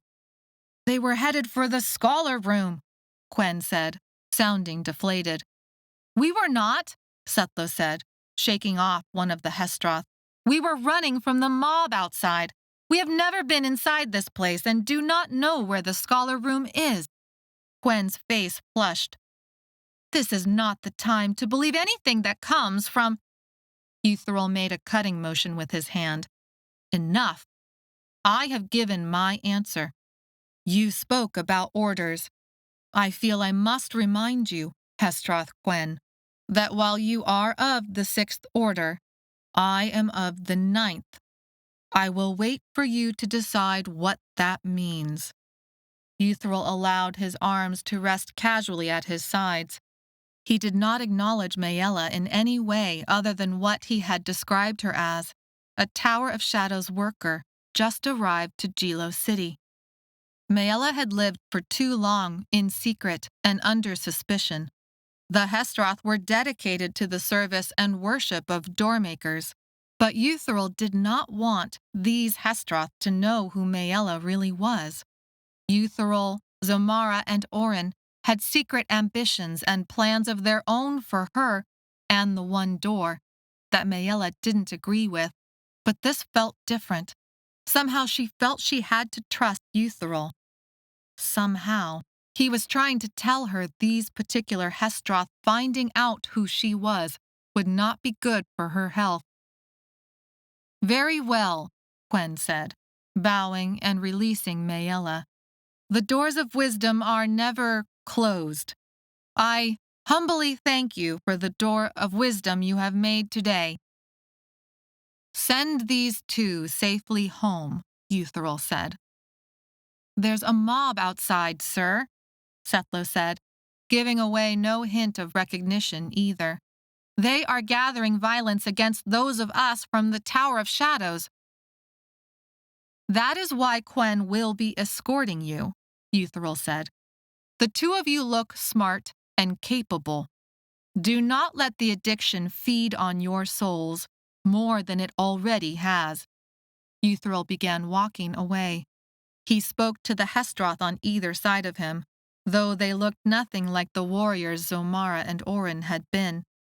Yuthril's voice carried loud enough that he clearly meant for them to hear it without being so loud as to attract undue attention. "There may be something I can do to help with this matter. I think I will go tomorrow and see what can be done with the new arrivals. Check if there is room in my schedule for it. If not tomorrow, then maybe the next day will work. As a temple, we should do something." And then Yuthril was gone. Quen wrenched Maella's arm again. "Hey," Sethlo said. "Ow," Maella said. "He told you." "Quiet," Hestroth Quen said. The three Hestroth forced Maella and Sethlo ahead of them. They walked the temple along its edges, through 2 more courtyards, down 1 hallway, and to a door set so perfectly into the stone as to create an illusion of seamlessness. With a light touch on one corner, the door swung open to a quiet alley. Water dripped from the balcony of a stone house that loomed overhead. The other stone houses also were built tall. Laundry hung to dry on many of the balconies. Potted plants, a mix of living and dead, lined them. The alley level itself was empty, except for a cart with a broken wheel and some crushed pottery. Beyond the alley, where the street opened up, it was easy to see that Gilo City was still in turmoil from news of the licatherin rationing. "Go," Quen said. "I have done my Hestroth duty and seen you safely from the temple." "That's not what he said," Maella said. "You are to see us safely—" But Quen had already closed the stone door with a soft click. The wall turned smooth behind them, leaving no hint of a seam. The only way out was through the alley. The mob soon surrounded them. No matter how well Sethlo and Maella had walked the pipes, there was no way out. Chapter 15. "What have you all done to us? Dust liquor? Go back and do your job. She stinks of licatherin. Addict. Rock cruncher." Men, women, children. The crowd swelled around them and stunk from bodies being in the sun for far too long. They moved like a great beast through the winding streets and picked up energy and members along the way. Maella and Sethlo were dragged and finally dumped to the ground again. Maella's knees and hands ached from the scrapes. Her cheeks still burned from the slap. Doors pulsed strong around her, like they were feeding off the energy of the crowd. The sudden vibrations drove her to her knees. She cradled her head to block it all out. Someone grabbed her arm, lifting her up. Sethlo and Maella were pushed through a fence into a bare dirt enclosure. An angry man in an official-looking tunic and leggings held a board and paper like he was a marker and pointed to where others with skin like hers already waited. "Put them with the others. Section meeting starts soon." "Sir, that girl right there. General Foster will want to see her and anyone with her. Hand her over to me and—" The official held up his stack of papers and slammed them onto a table surface. Maella's skin grew cold. Barth was at the edge of the fence, his people holding back the crowd. The official said, "There will be no transfers until all records are complete." Barth must not have revealed that she was a doormaker. Why had he kept that secret to himself? Barth stepped forward, his men bristling with their swords. But this only bored the official, who took several steps back as more than 20 men, dressed like him, in city colors of burgundy and gold, drew swords and stepped to meet Barth and his people. After a few tense moments, Barth motioned for his men to stand down. "You will have a chance to sponsor workers starting tomorrow morning. Sign up with a number to wait your turn. Until then, I have work to do," the official said. Barth cupped his mouth to shout. "Don't worry, Maella. I'll be back tomorrow for you." He turned to the official. "Make sure she's still here." Maella felt her blood drain from her face. Barth must have seen it too because he laughed before vanishing into the crowd. The official waved Barth away to process the new batch of tower workers. People inside the corral were crying and asking what would happen next. People outside the corral were angry and seemed ready to rip apart the fence that separated them to make the tower workers pay for arriving without any licatherin. She would have slipped to the ground if Sethlo had not been there to hold her up. Barth was here and working for General Foster somehow. "Darkness, show the stars." "Let us go, Maella," Sethlo said. "Torchlighters are gathering around Dev and Deep. For now, we are as safe as we could expect to ever be as long as we stay with them." Maella knew he was right. They skirted the Tower of Shadows workers and headed for the safety of the other torchlighters. Deep sported a split lip. Dev's eyes were bloodshot and one looked bruised. Heron held her arm funny against her chest. Finn's hair was disheveled and missing a section above his ear. Lo's leathers were ripped and crusted in fresh dirt. As Maella and Sethlo walked up, Deep asked the group, "Who still has licatherin?" The torchlighters shook their heads. Taken, stolen, confiscated, broken. Gone. Deep cursed. All that work, all that wealth, all those vacations, all those damn krokosod pains we endured, and now we're left with nothing. Dev looked like he was about to say something, but then thought better of it. "What?" Deep said. "Speak up." "Power corrupts," Dev said, looking around to take in all the chaos around them. By the time night had fallen, it looked like all several hundred survivors of the Tower of Shadows and the Forsea Crossing were inside the enclosure with them. After the loudspeakers called people away to section meetings, only a small group outside the enclosure remained to take up guard positions around the fence. One of them stood on a platform outside the fence and called for their attention. She was a beady-eyed woman who wore a yellow tunic that reminded Maella of Supervisor Hull. Her skin was pale, and she spoke without amplification. Maella and the torchlighters had to push their way close enough to hear. "Licatherin addicts are not tolerated within the walls of Jilo City. Yet we understand the Tower of Shadows has fallen, and you are now jobless and quickly succumbing to krokosod. Therefore, the City Council and City President have issued the following edict. There is now a moratorium on addict expulsion. Anyone addicted to licatherin who wishes to stay in Jilo City must be sponsored for both work and licatherin rations by a Jilo City citizen. Those who are not sponsored will be expelled from the city." Voices rose in protest and confusion. The woman raised her hand for silence. "We do not support addicts who will drain our resources without contribution. We do not have the healers or the financial means to break krokosod. You will be provided with one free meal this evening. That is all the city can approve, and you should be grateful for that much." She stepped off the platform and vanished into the city streets, while the city guards assumed their positions around the fence amidst shouts and questions. "They act like they have not depended on us and what we have made for them," Deep said, disgust in her voice. "What did you expect?" Senta said. "Their city runs on licatherin, yet they pretend they are not addicted to it in their own way. They have no knowledge of what it takes to make the licatherin flow." Deep shook her head. "Come on. The food will surely be barely enough. We need to get our shares before it runs out. Then we need to carve out a spot for the night." True to Deep's prediction, the supper was meager. Little more than bread and water and no protein like they had been used to fueling their muscles in the tower. As soon as the torchlighters gathered their shares, They marked out a spot to bed down for the night, amidst a pile of rubble that looked like it could have once been the foundation for a grand house.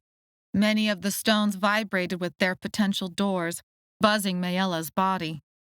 Dev sat against a stone, head leaning back, and stared at the sky. Deep buried her head in her hands to sleep. Sethlo frowned. What do we do now? Maella didn't know if she had ever seen him lacking for a plan, so she spoke the words she felt. We find our way to the one door. He looked at her, surprised. It is the only way left to us, Maella said, conviction rising in her voice. We will find a way to fulfill my pattern. There will be a way. Two figures, one short and one shorter, were thrust into the enclosure. They wandered the compound for a while until they made it to the torchlighters' spot. Tomi and Senta. The two of them looked exhausted. Dirt streaked Senta's cheeks, and Tomi's eyes looked glassy. Why are you here? Maella said. You went to the Library of Souls and... We left to run an errand, Senta said, not knowing what was happening outside. They would not have dared search the Library of Souls for us, but when we were outside, it was easy to pick us up. Did you eat? Maella said. Senta shook her head. Maella broke the remains of her bread between Senta and Tomi. Night had fallen. The torchlighters formed a tight, protective bubble, using each other for comfort. Maella tucked herself next to Sethlo. In the morning, there would be some sort of sponsoring auction, but what did that even mean? With his warmth and arms encircling her, she was finally able to fall into a troubled sleep. At some point in the night, she awoke from nightmares of the moment Dedian, Sethlo's uncle, and the other prisoners in Rock Heaven had discovered she was a Doormaker. Daniel's betrayal of her was a scar that would not fade. He was somewhere on Thray now, having partnered with Supervisor Hull. Her eyes blinked open to stars partially blocked by Gilo City buildings. Over the last 2 years, the stars had ever more deeply become her place of refuge. Maella glanced at Sethlo's sleeping form and remembered the beauty and connection she had felt with Sethlo on one cold night in Rock Heaven. Under the starlight, they had found renewed strength in each other, even as they had feared a Clylep would discover their hiding place. Eventually, Maella's thoughts drifted. Torchlighters talked and mumbled in their sleep, finding no rest in their dreams that night either. It was warmer in Gilo City than it had ever been in Rock Heaven, but sleeping outside again on hard stone, surrounded by vibrating doors, it all brought Rock Heaven back in full force. The cold, back-breaking work, the bleak terror of trying to survive within a Clylep's hunting grounds, the door in the sky that had hummed with all its wrongness. With memories of Rock Heaven and Barth and General Foster filling her, she thought through what likely waited tomorrow. Barth would be coming back for her tomorrow. She had survived Rock Heaven and the Tower of Shadows, but thinking about Barth sent cold fear shivering down her spine. Restless with her thoughts, she shifted on the cold dirt, blinking her eyes open, and saw Tomi was awake. He was cross-legged and playing with something on the ground. Maella's bones ached and her joints felt overstretched, but she forced herself up and out from Sethlo's arms. As she walked over to Tomi, she could smell a camp full of unwashed bodies and desperation. They had been on minimum doses of licatherin, and then had lost all the bottles that remained. Maella knew she was better off than most because of the bottle she had halfway drained in search of an open door to Thray. She looked for and found the signs of krokosod in Tomi. The weary lines, the stretched skin, the sense of pain barely held in check.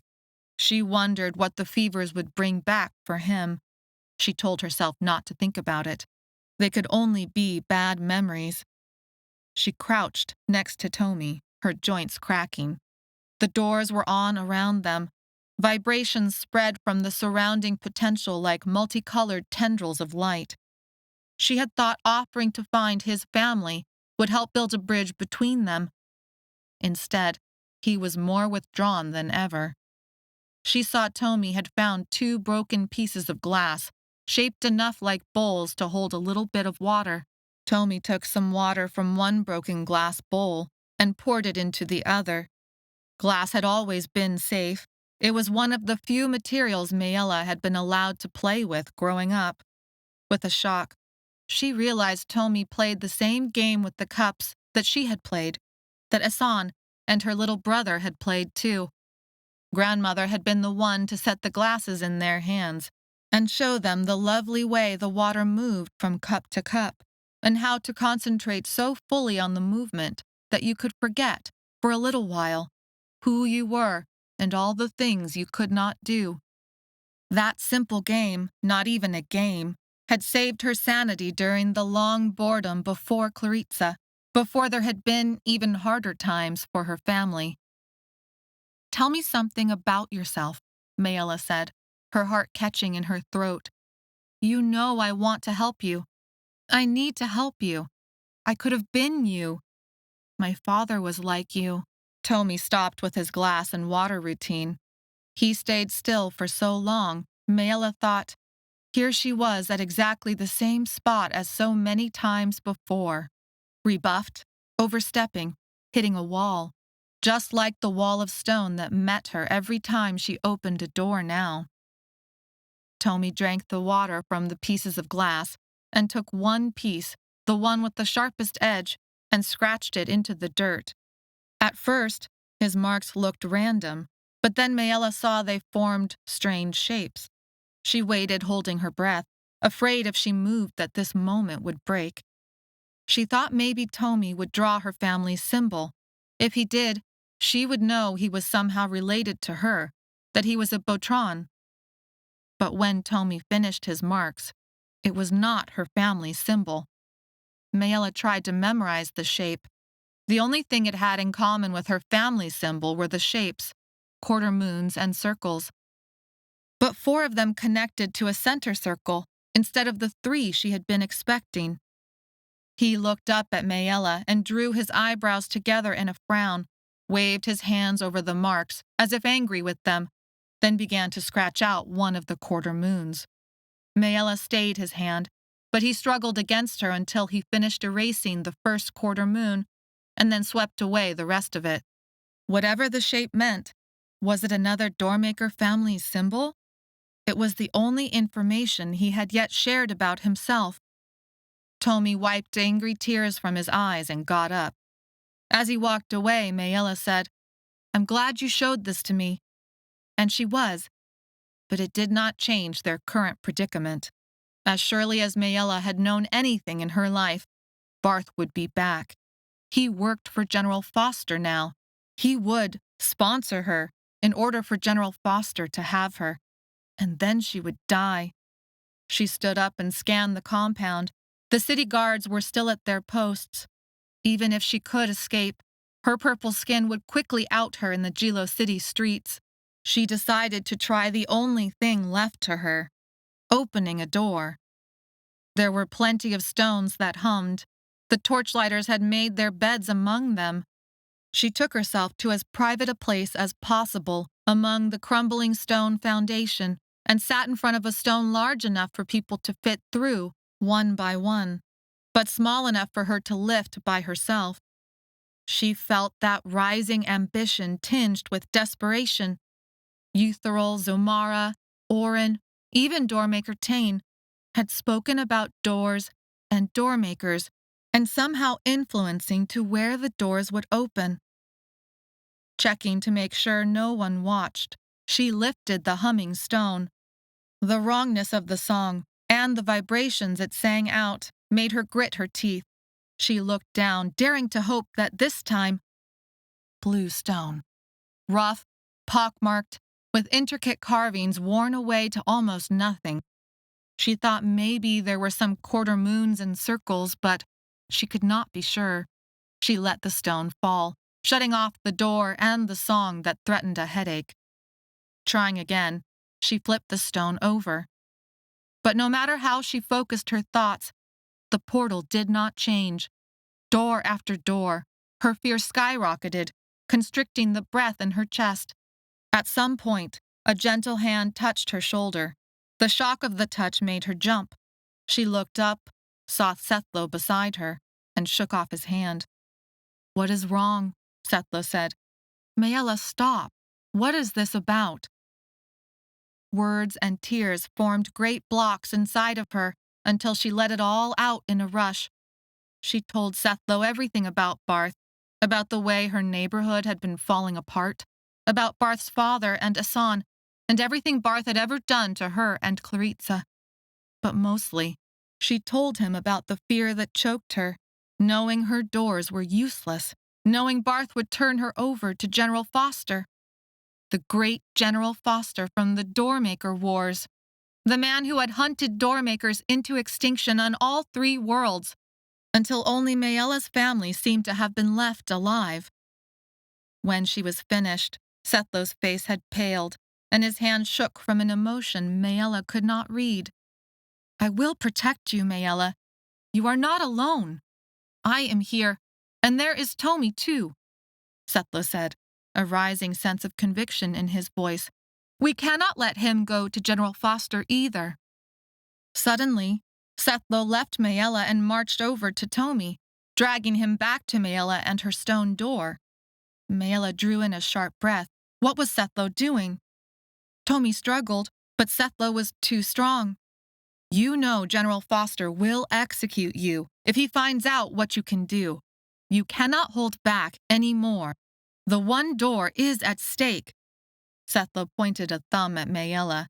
"Her doors do not work, but yours might." Maella realized what Sethlo was planning and saw Tomi understood it too. Everything in Tomi's expression resisted, but Sethlo no longer cared. He grabbed for Tomi's hand. A wild part of Maella wanted Sethlo to force Tomi to open a door, but she couldn't let him. "Sethlo, no," Maella said, panic rising in her chest and making her heart beat wild. "You can't." "Why?" Sethlo said. "The one door is at stake.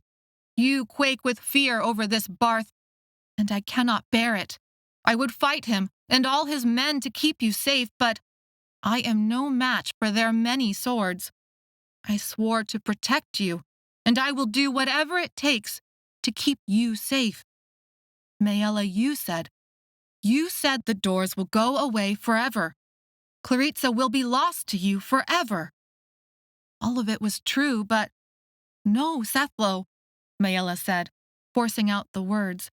"Claritsa would never forgive us if we did this. I would never forgive myself if we forced a Doormaker against her will, against his will.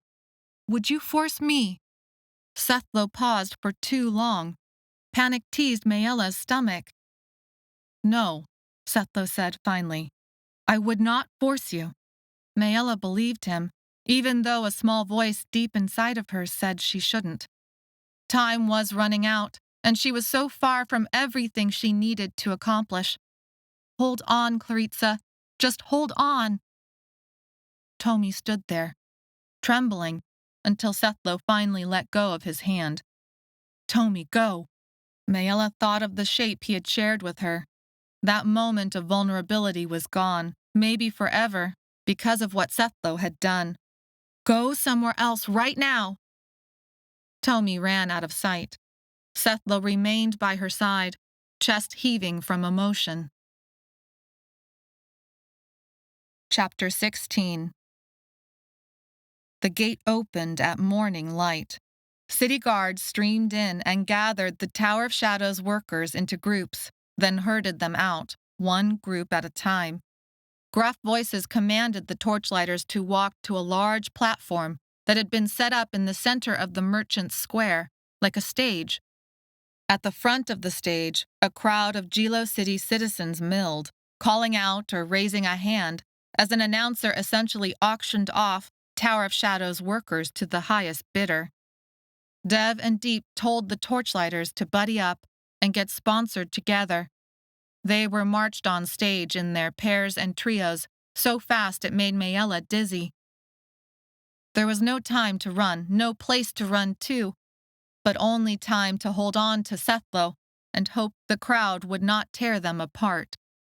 On stage, the sea of pale and brown faces seemed strange and foreign to Maella now.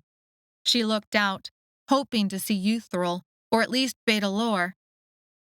Vedalor said the Library of Souls had needed book catchers. Maella hadn't bothered to ask what that meant. If Vedalor wanted them to catch books all day as they flew through the air, their pages flapping like bird wings, Maella wouldn't blink at the chance. Vedalor would have surely heard about this auction and known the torchlighters would be in trouble. All Maella needed was to somehow prevent Barth from sponsoring her, find out why Euthril was still alive and didn't trust the Hestroth in Gilo City, and what secrets the Library of Souls held for her search for the one door and everyone she loved. It was a simple to-do list when it came down to it. Simple, but not easy. If Vedalor sponsors us, Maella said, or if Euthril hears of this, Sethlo nodded. They had not spoken about Tomi, but, instead, discussed everything besides Tomi, including plans for staying out of Barth's possession. Senta had paired with Tomi. Both were on stage now, hovering near the edge of their group. Tomi stayed as far from Sethlo as possible. What would have happened if Sethlo had forced Tomi to open a door?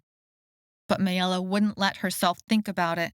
It was against everything she believed when it came to how people should be treated. Her internal counter seemed to taunt her. The doors even now swelled with potential, but more and more trickled away each day. They had a few months left. And then what? And what if Tomi's door would have opened to something other than stone? There, Maella pointed into the crowd. Vedalor stood near the back, using her cane to casually whack ankles to make way for her. Vedalor had come. Euthril also made his way through the crowd, Hestroth hood covering his features but not his limp. I see Bartali, Sethlo cursed. I had hoped he might fall and break his neck. We do not have that kind of luck, Maella said. Barth saw the two of them and grinned. Maella didn't need a pattern machine to know what was going to happen next. Their only hope was for Vedalor or Euthril to outbid him. But when it was their turn on stage, it didn't matter how many times Vedalor raised her hand and her voice, or berated the crowd over the priority the Library of Souls should have. Barth made sure he was the highest bidder for licatherin sponsorship. Euthril didn't even try to bid, but only hovered nearby, watching. Finally, Vedalor gave up, throwing her cane and hand into the air in frustration. She grumbled her way back through the crowd, whacking ankles with greater ferociousness. Maella and Sethlo were ushered off stage. Various notes were recorded on some paperwork. Barth claimed he would be using their labor to support operation of a mill in exchange for licatherin. The official gave him a seal and a copy of the paperwork, and suddenly, Gilo City decided they were his. I'm a doormaker, Maella shouted, looking for Euthril. She was forced down the steps of the stage. Doormaker Tain will want me to... A man cuffed her hard across the back of the head. Stars burst across Maella's vision. She went down on one knee. When her vision cleared, the official was frowning. Dust lickers, always hallucinating. This is what you get for becoming addicted in the first place. Everyone knows about krokosod. And yet here you are, more purple than any bruise I've ever seen. She can prove that she's a doormaker, Sethlo said. Let me prove it, Maella said. The official raised an eyebrow at Barth. Are you sure you still want them? Barth shrugged his shoulders. They're all going to be some kind of crazy. The official sighed. Doormaker or not, he's sponsoring you. The only way you get more licatherin out of us is if you work. So, open doors, close doors, fix doors. I suggest you do what he wants. The official motioned them away and moved to the next group coming off the stage. Barth didn't say a word as his men ushered them through the city streets. He had left her and Sethlo unbound for the moment, so Maella took in everything, looking for a chance to escape. Women walked hand in hand with children and carried baskets of goods. Others stopped at different carts and went into shops. One man pounded laundry. Another served hot tea from porcelain sets out of his storefront. Some sold vegetables and fruit from small carts. Children skipped by, stopping to stare at their purple skin, and then continued as if they were on their way to school. Women with baskets topped with clean clothing balanced the baskets on their heads, talking and laughing as their long, colorful wraps flapped in the sunlight. Horses and camels walked the streets, carrying merchant goods. Gilo City went on with its life as Maella and Sethlo left its streets under armed guard. A stray cat trotted across the street in front of them, speeding up to reach the other side as they approached. Barth slowed down just before reaching the Gilo City gates, allowing some of his men to precede him. He flashed paperwork to the city guards, and then tugged Maella forward by her hair, making pain bloom across her scalp. "Hey," Sethlo said, lunging forward. Maella, almost on instinct, lashed out a fist. Her fist clipped Barth on the chin, and he dropped his hand. He grinned a wolfish grin that made him look even meaner than Maella could remember. "Well, that stung a little more than I expected. You've grown taller." Barth spoke in English and rubbed the hair on his chin. "And you have a nice shape now." He looked at Sethlo as if to dare him to do anything. But Barth's men held him back even as Sethlo fought against them. A swift punch to the gut bent Sethlo over and left him gasping. Maella hugged her hands over her chest and felt the swell of her breasts. Along with her new height, her new shape had happened over time, almost unnoticed among the deprivations of rock heaven and the deadly work of the Tower of Shadows. The licatherin and stress had mostly kept her periods away, but had not stopped her body from changing. She remembered the embarrassment she'd felt when Barth had laughed at her, just before she had opened the door in the field, those few years ago. Thankfully, the gate guard yelled for them to move on before Barth could make a move of his own. As they passed through the city gates, Barth's people had to basically drag Sethlo out, since he was still gasping for air. "Sethlo," Maella hissed, "are you okay?" Instead of speaking, he nodded furiously, but did not stand upright. The ground went from cobblestone to dirt. Sewer smells transformed into soil and plant smells. Crop fields laid out in organized rows spread from the city walls. Heat waves from the Forsea Desert formed wavy lines at the horizon, though one section of horizon was strangely darker than the rest. Barth led them to a little shack built against the city walls, a sort of staging ground for horses. The walls towered above them, red stone crumbling away from weather and age. Moss and other little plants grew in the spaces where soil had managed to gather. A bell in the tower wall above them rang out, chaotic at first and then in a steady rhythm. Sethlo forced himself upright and began to scan the horizon. Maella followed suit, shielding her eyes from the sunlight. In the time it had taken for them to go from the gate to the shack, the dark horizon smudge had turned into something more menacing. Between bells, Maella swore she could hear the far-off clang of metal on the march. She squinted, and the smudge began to transform into individual shapes. It looked like an army approached Gilo City. "Damn," Barth pointed to one of his men. "Stay outside with me and get them tied up. Watch your hands. The rest of you, get out the last of the supplies. He's early." A second alarm bell sounded, jarring with the first. Men shouted. Gears clicked and clacked as the city gate began to close. People scrambled out onto the top of the wall with telescope-looking devices. Others rushed from the fields to the gates. Barth's men entered the shed and the door closed behind them, and Maella saw her chance. A calm energy filled her. Barth approached Maella with rope in his hands. He could not be allowed to tie her up or hand her over to General Foster. She wasn't naive anymore. She was a young woman, a doormaker, she had survived Rock Heaven, the Tower of Shadows, and crossing a Forsea desert. The one door, and everyone she was looking for, needed her to pursue them.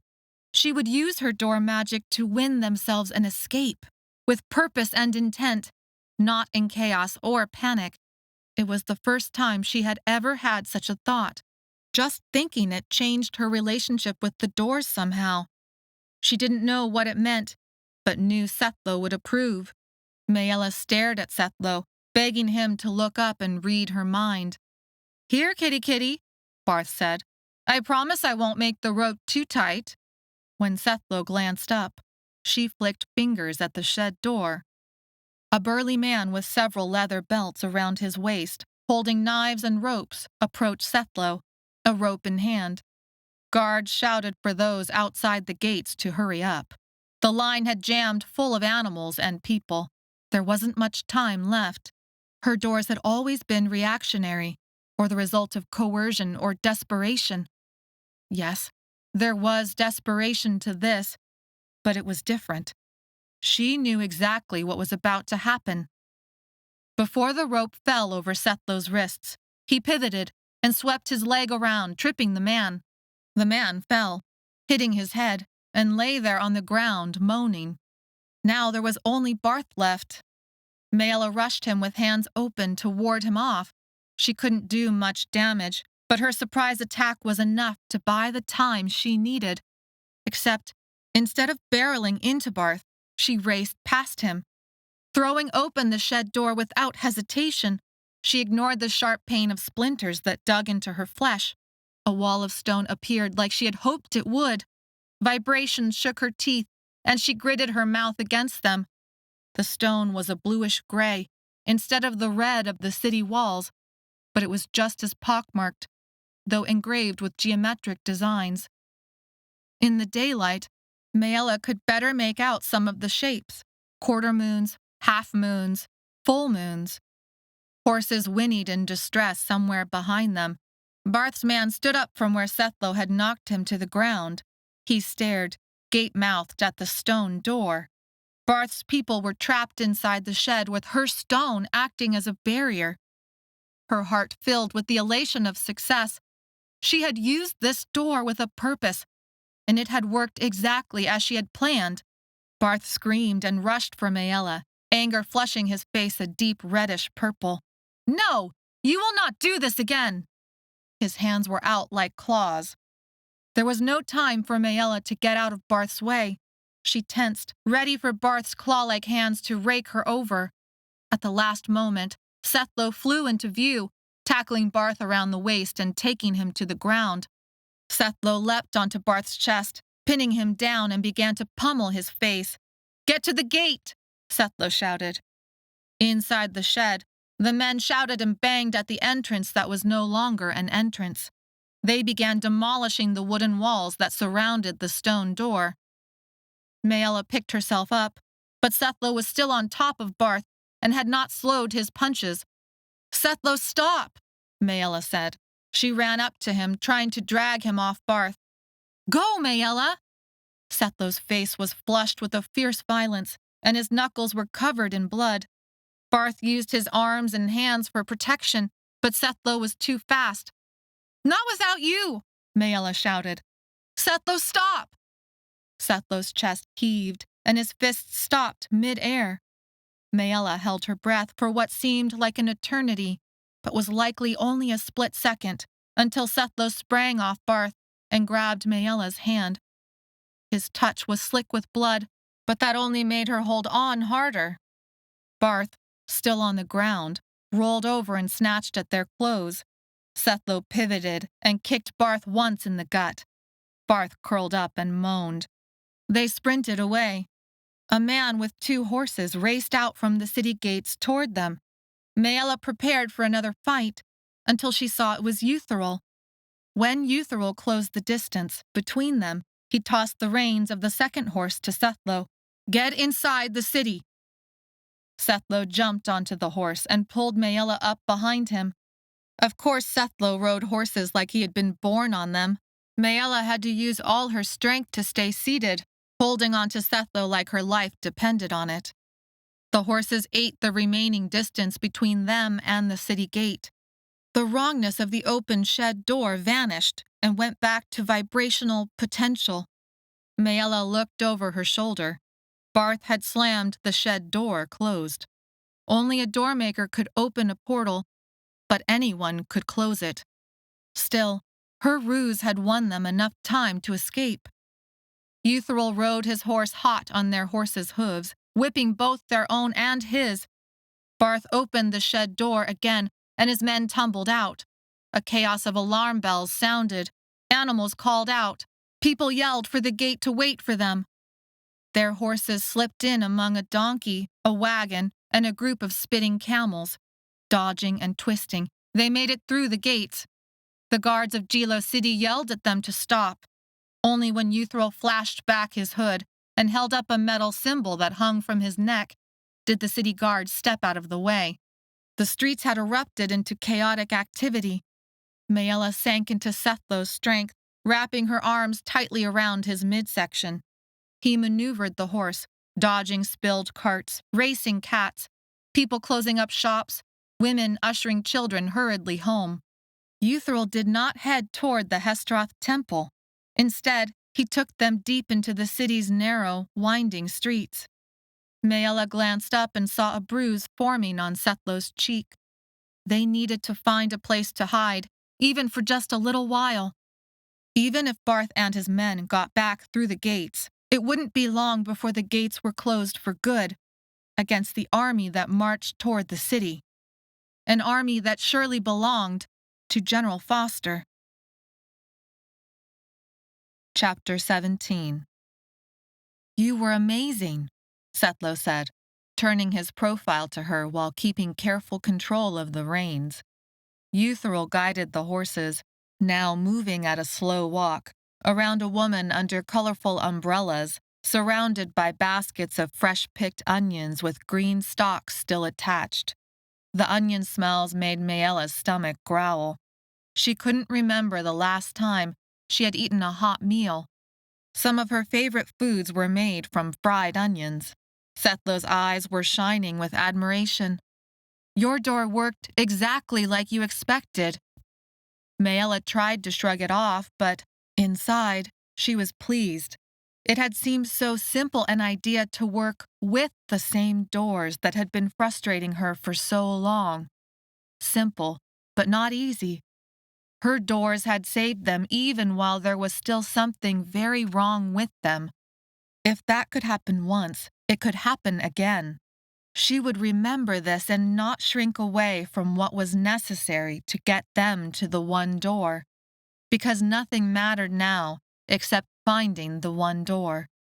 I'm glad it worked, Maella said. I wasn't sure. I was sure, Sethlo said. When the horses reached a large, arched gate, Euthril dismounted and led the horses through while on foot. They entered a path through a small garden that burst with flowers. Vines climbed high overhead, along the walls of surrounding buildings, and met to form a living roof. Euthril held the reins of their horse and motioned for them to dismount. Quickly! He pushed back the hood from his bald head, shiny and smooth except for a dented scar above one ear that she couldn't remember being there before. We can speak freely here, but only for a few moments until I am missed. Zamara and Oren said you died in the Forsea Desert, Maella said immediately. There is no time. But Maella held up her hand, interrupting him. I know what you all want from me, and what you believe my patterns meant. All of that is done now, Euthril said, his voice grave.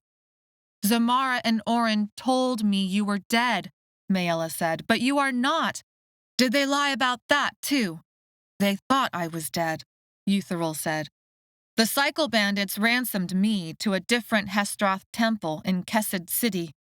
By the time I had recovered and made it here to Jilo City, the closest city to the Tower of Shadows, Oren and Zamara had both left with the caravan, but they did not come back with you. Euthril's voice was carefully modulated and emotionless.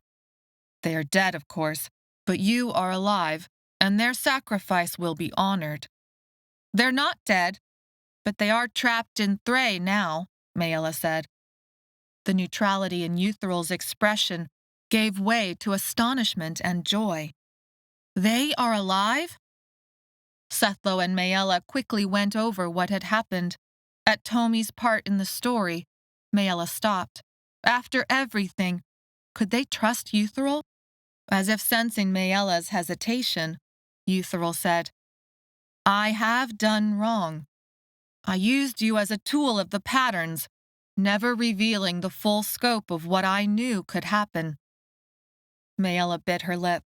He and the other Hestroth on his side had intended for her to use her seventh door to open the one door, which would have transformed her into a Clylep, but she had discovered all of that for herself.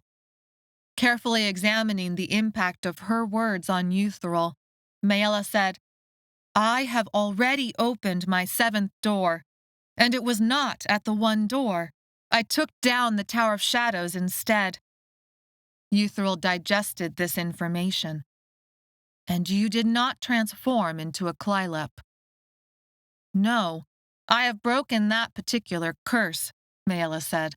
Then you have broken the pattern cycle we hoped to fulfill.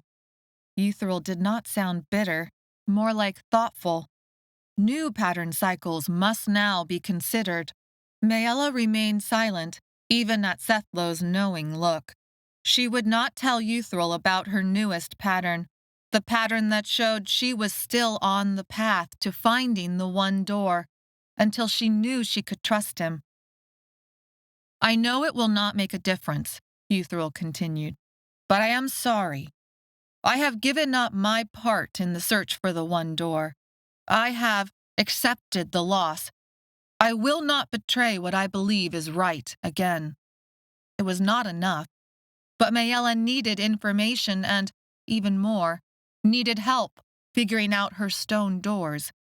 So she and Sethlo told him what had happened since their violent parting in the Foresea Desert, including the discovery of another Doormaker, Tomi. Still, she refrained from sharing what her last pattern had showed.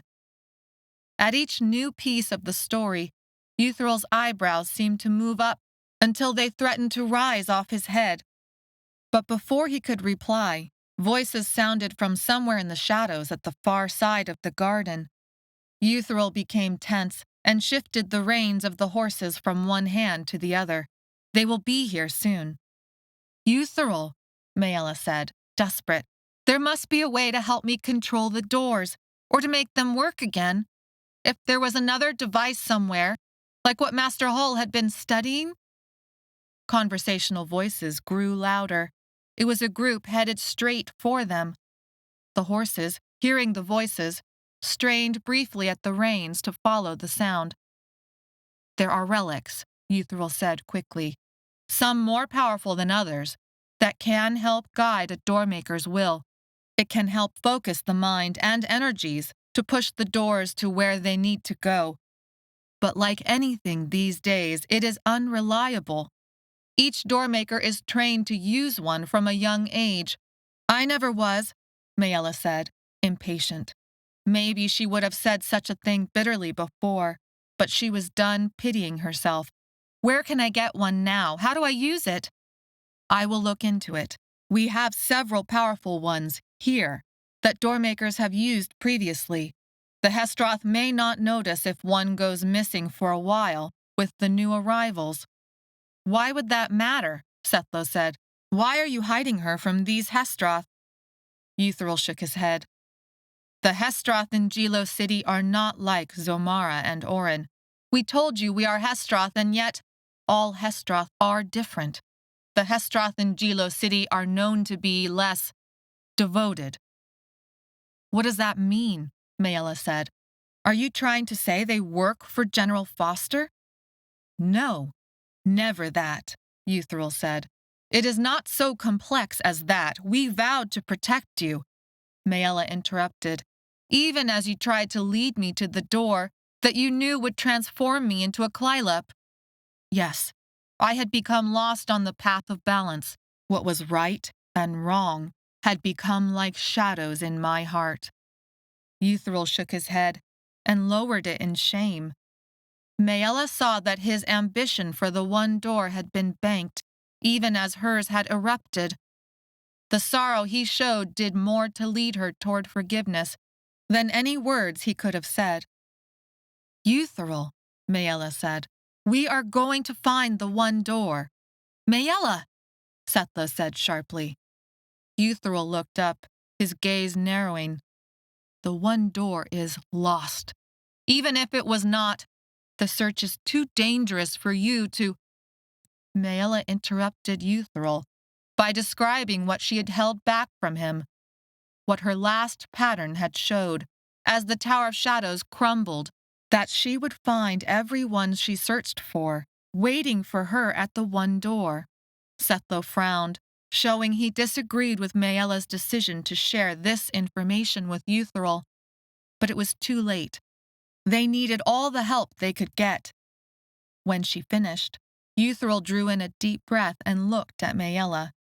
The kindness in his brown eyes was combined with a deep well of pain. I am no longer a part of this journey, Euthril said. This is still true. But I will always be Hestroth, and my vows are sacred. I will do what is in my power to help protect you on your search for the one door, if that is what you want. It is, Maella said. Sethlo echoed Maella's words. Very well, Euthril said, nodding and turning inward, searching for his next words. You cannot tell anyone you are the Doormaker who General Foster wants. The Hestroth here would turn you over to him to save themselves. Maella had thought to rely on the Hestroth as a sort of safety net, a just in case, and now that possibility was gone.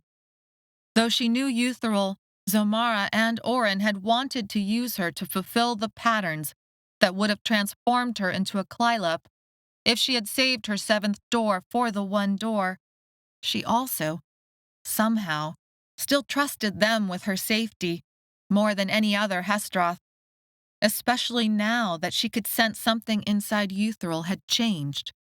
A group of Hestroth entered the far side of the courtyard. Euthril moved the horses to block their view. The relic that you need for now, as unformed as you still are, is everywhere and everything, or nowhere and nothing.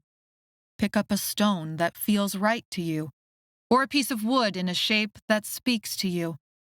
Each Doormaker finds his or her own and begins there, imbuing the object with focus and energy. But what does that mean? Maella said. How will that help me with my doors? You are still important in this place and time, more than you could know. Go out the same way we came in. Go deep into the stacks of the Library of Souls. You will be safe enough from General Foster behind its walls until we can think on what to do next. I will come find you again, as soon as I can. Euthril began leading the horses across the courtyard. The more important thing you must discover is, who is Tomi? If he is the boy, there is another pattern cycle that speaks of a boy finding the one door. A Batron boy, Maella said, bitterness creeping back into her voice, who will find the one door with the help of another Doormaker. Mayhap that other Doormaker is you, Euthril said. If he is the one the pattern cycles speak of, Sethlo said, you are saying it is with the two of their Doormaker powers combined that will find the one door? Euthril nodded. Maella's mind raced. So you think Tomi is a Botron? I think we do not know who he is, and that unknowing is dangerous for us all, Euthril said. If he is not a Botron, then his doors could fulfill the patterns that call for incredible. The group of Hestroth called out a welcome, cutting him off. Euthril quickly returned the call and asked for their help bringing the horses to the stables. Maella and Sethlo slipped back out the gate. Chapter 18. A cat, its fur speckled brown and white, sprinted across the street and up the gutter pipe of a house. Maella and Sethlo walked quickly, heads down, passing by a Gilo City citizen who directed Tower of Shadows workers to hammer boards over gaping windows of broken glass. Residents had hidden themselves away, as if holding their collective breath while waiting to see what would happen next. The streets of Gilo City felt held by a great tension that might snap like a rubber band at any moment. They were two dust lickers who needed to be sponsored by a Gilo City citizen. If they were found wandering the streets alone after the city gates and its people had been locked down, it would not work out well for them. When they arrived at the alley that led to the Library of Souls, relief washed over them both, and their steps relaxed. Maella and Sethlo pounded on the doors to the Library of Souls as the city's speakers crackled on. Emergency section meeting at evening bell. All Gilo citizens, emergency section meeting at evening bell. The sound stopped like it had been cut off. A man with glasses opened a small look-through in the door. "Vedalor, we need to speak with Vedalor," Maella said. He scanned the two of them up and down, lingering on Sethlo and Maella's disheveled forms. "We have purchased the services of all the book catchers we need today. You will have to find other sponsors." He began to close the window. Sethlo stepped forward and slammed the wood so that it bounced open before it could be latched. His hand still showed the dried blood from the earlier pummeling he had given Barth. The man looked surprised, and then horrified as his eyes fell onto Sethlo's knuckles. He took a step away, adjusting his glasses with his index finger. "You will feel the snap and burn of Vedalor's cane if you do not tell her we are here," Sethlo said. "She knows us. You will greatly upset her when she finds out you turned us away." The scholar sniffed and adjusted his glasses again, this time by wiggling his nose. "Very well, but I can smell you from here. I highly doubt Vedalor will find you recognizable, or acknowledge such filthiness should come anywhere near the archives." Sethlo motioned as if he would punch the scholar through the door. Though the scholar was far enough back for such a thing to be impossible, he still flinched. "And yet, I am often said to be such a scholar who attends to detail and thoroughness. I will not change that reputation now, no matter how unlikely the outcome." He inclined his head with acquiescence. "I will check on this with Vedalor. Wait here." He moved again to close the window, but thinking better of it since such a move would put him within reach of Sethlo, he skittered away, leaving the window open. They waited, afraid to speak. Maella crouched to the ground, searching among the rubble as she thought about Euthral's advice, the questions about Tomi that Euthril had raised. Well, she didn't know how to even begin to sort through those. Gray pebbles littered the street, mixed in with red stone. Nothing stood out to her. Finally, when there were sounds of shuffling feet, signaling the scholar's return, Maella made her decision. She picked up a dark gray stone, no bigger than the pad of one thumb. It was thin and felt like silk to the touch. It would have to do. Maella tucked it into her torchlighter leathers. 3 people approached them through the little window in the door. Their robes, sashes, and glasses that hung from chains around their necks showed they were of the same kind of group, some sort of scholar. "She said to let them in," the first scholar said, the one who had answered the door. "Are you sure?"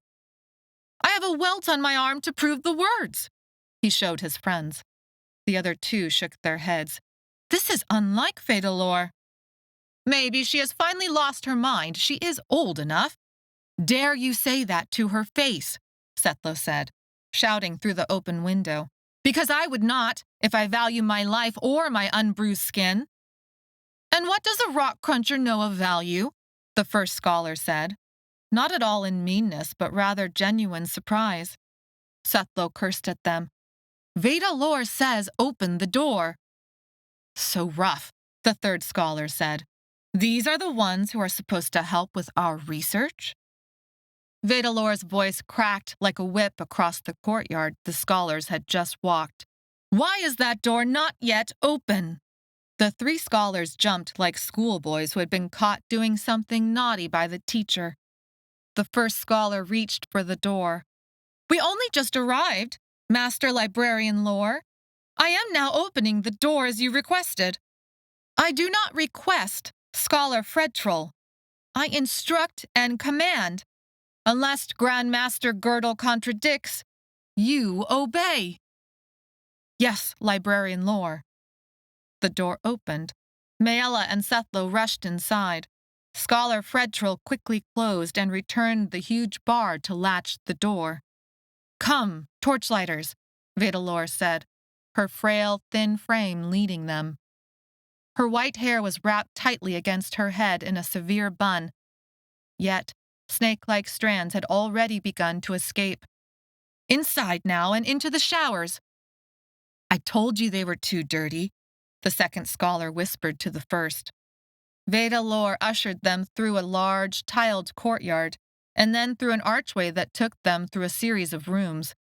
Finally, they reached what looked like washing stalls, something eerily similar to what Maella remembered from Keeper Shaw's lighthouse. Water trickled to form sinks and basins. Stone walls that did not go quite to floor or ceiling, but jutted out from the walls, provided a semblance of privacy for washing and showering. Vedalor tapped her cane on the stone to get their attention. Maella imagined how she would describe Vedalor to Claritsa someday, and knew words would fail her. Wash up well. Wash those hands 3 times or more." Vedalor looked over Maella and Sethlo. "There is soap in the stalls. Do not bother saving those clothes. You will find some next to the towels, though I cannot promise they will be the right sizes. The other torchlighters have joined my book catchers in the dormitory. You should do so as soon as you can. There will be much news to share, I am sure. But I must attend the section meeting. I have not rested for more than 1 night since the Forsea Desert crossing. And yet Grandmaster Girdle decides it is I who must attend in his place."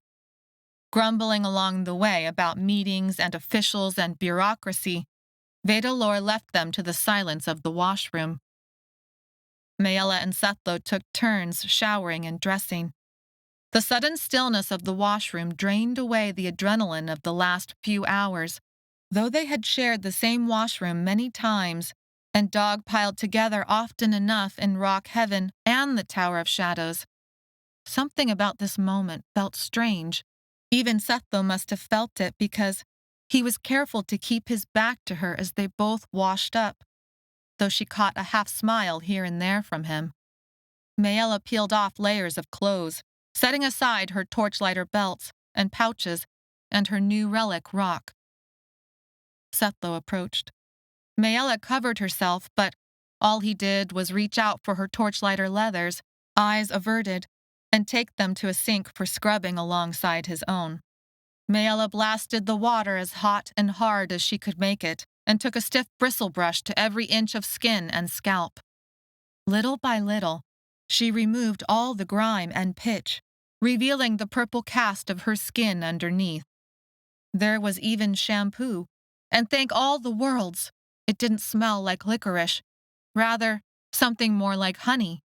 She let the water wash over her for a long time, then dressed. A fresh towel and fresh clothes felt like heaven. When Sethlo finished scrubbing their gear, he took an empty shower stall and began to wash up. She didn't mean to look when Sethlo bent down to grab fresh clothes from a bench near his stall. The stall's short wall covered the lower half of him, but she saw the muscles on his back, how they flexed and curved to meet his spine. Hair wetted down, he was clean and well-muscled from months of walking the pipes. Tower of Shadows food had filled him out. Sethlo caught her looking and smiled at her in a way that made her stomach flip and warmth pool low in her belly. Strong feelings she feared to name filled Maella. Ever since he saved her from the Clylop that first fateful day in Rock Heaven 2 years ago, fighting off the monster with little more than his hands and a knife. She had been crushing hard on him, as Claritsa would say. They did not always agree on what to do next, but he was unwavering in his loyalty and protection. Did she love him? She left the shower stall, dressed and clean and not sure how to hide her feelings. They had survived Rock Heaven and the Tower of Shadows and the Foresea Desert, all at each other's side. She attempted to run her hands through her wet hair, but it was all a matted mess that fell to her shoulders. There had been no chance to untangle any of it. Water drops fell to the stone floor, puddling in places, making it slippery. She carefully picked her way over to their gear to finish whatever scrubbing Sethlo hadn't gotten to. Before reaching the sinks, she slipped on the water but caught herself like she would have done on the pipes, arms splayed out and every muscle tense but flexible and working together to hold her balance. Her arm struck Sethlo's bare chest. She had caught herself from falling. He had also rushed forward to prevent her fall. Still damp and warm from the shower, he wore pants but nothing else. Without meaning to, she leaned into his warmth and yearned for him to wrap his arms around her and hold her like he never planned to let her go.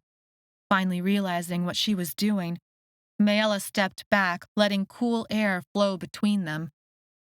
"Thanks," Maella said, laughing it off. She went for her hair again, using her fingers to untangle the curls, but her fingers got stuck instead.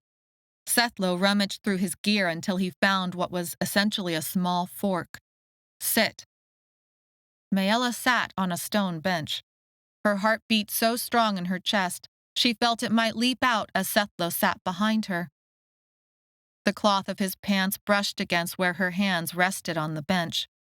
His chest gleamed with the humidity of the shower. On him, the purple hue somehow made him look more masculine. He smelled like honey shampoo, with a musky undertone that melted her into the bench. Then he began combing her hair, and she melted further. "I did this all the time for my sisters."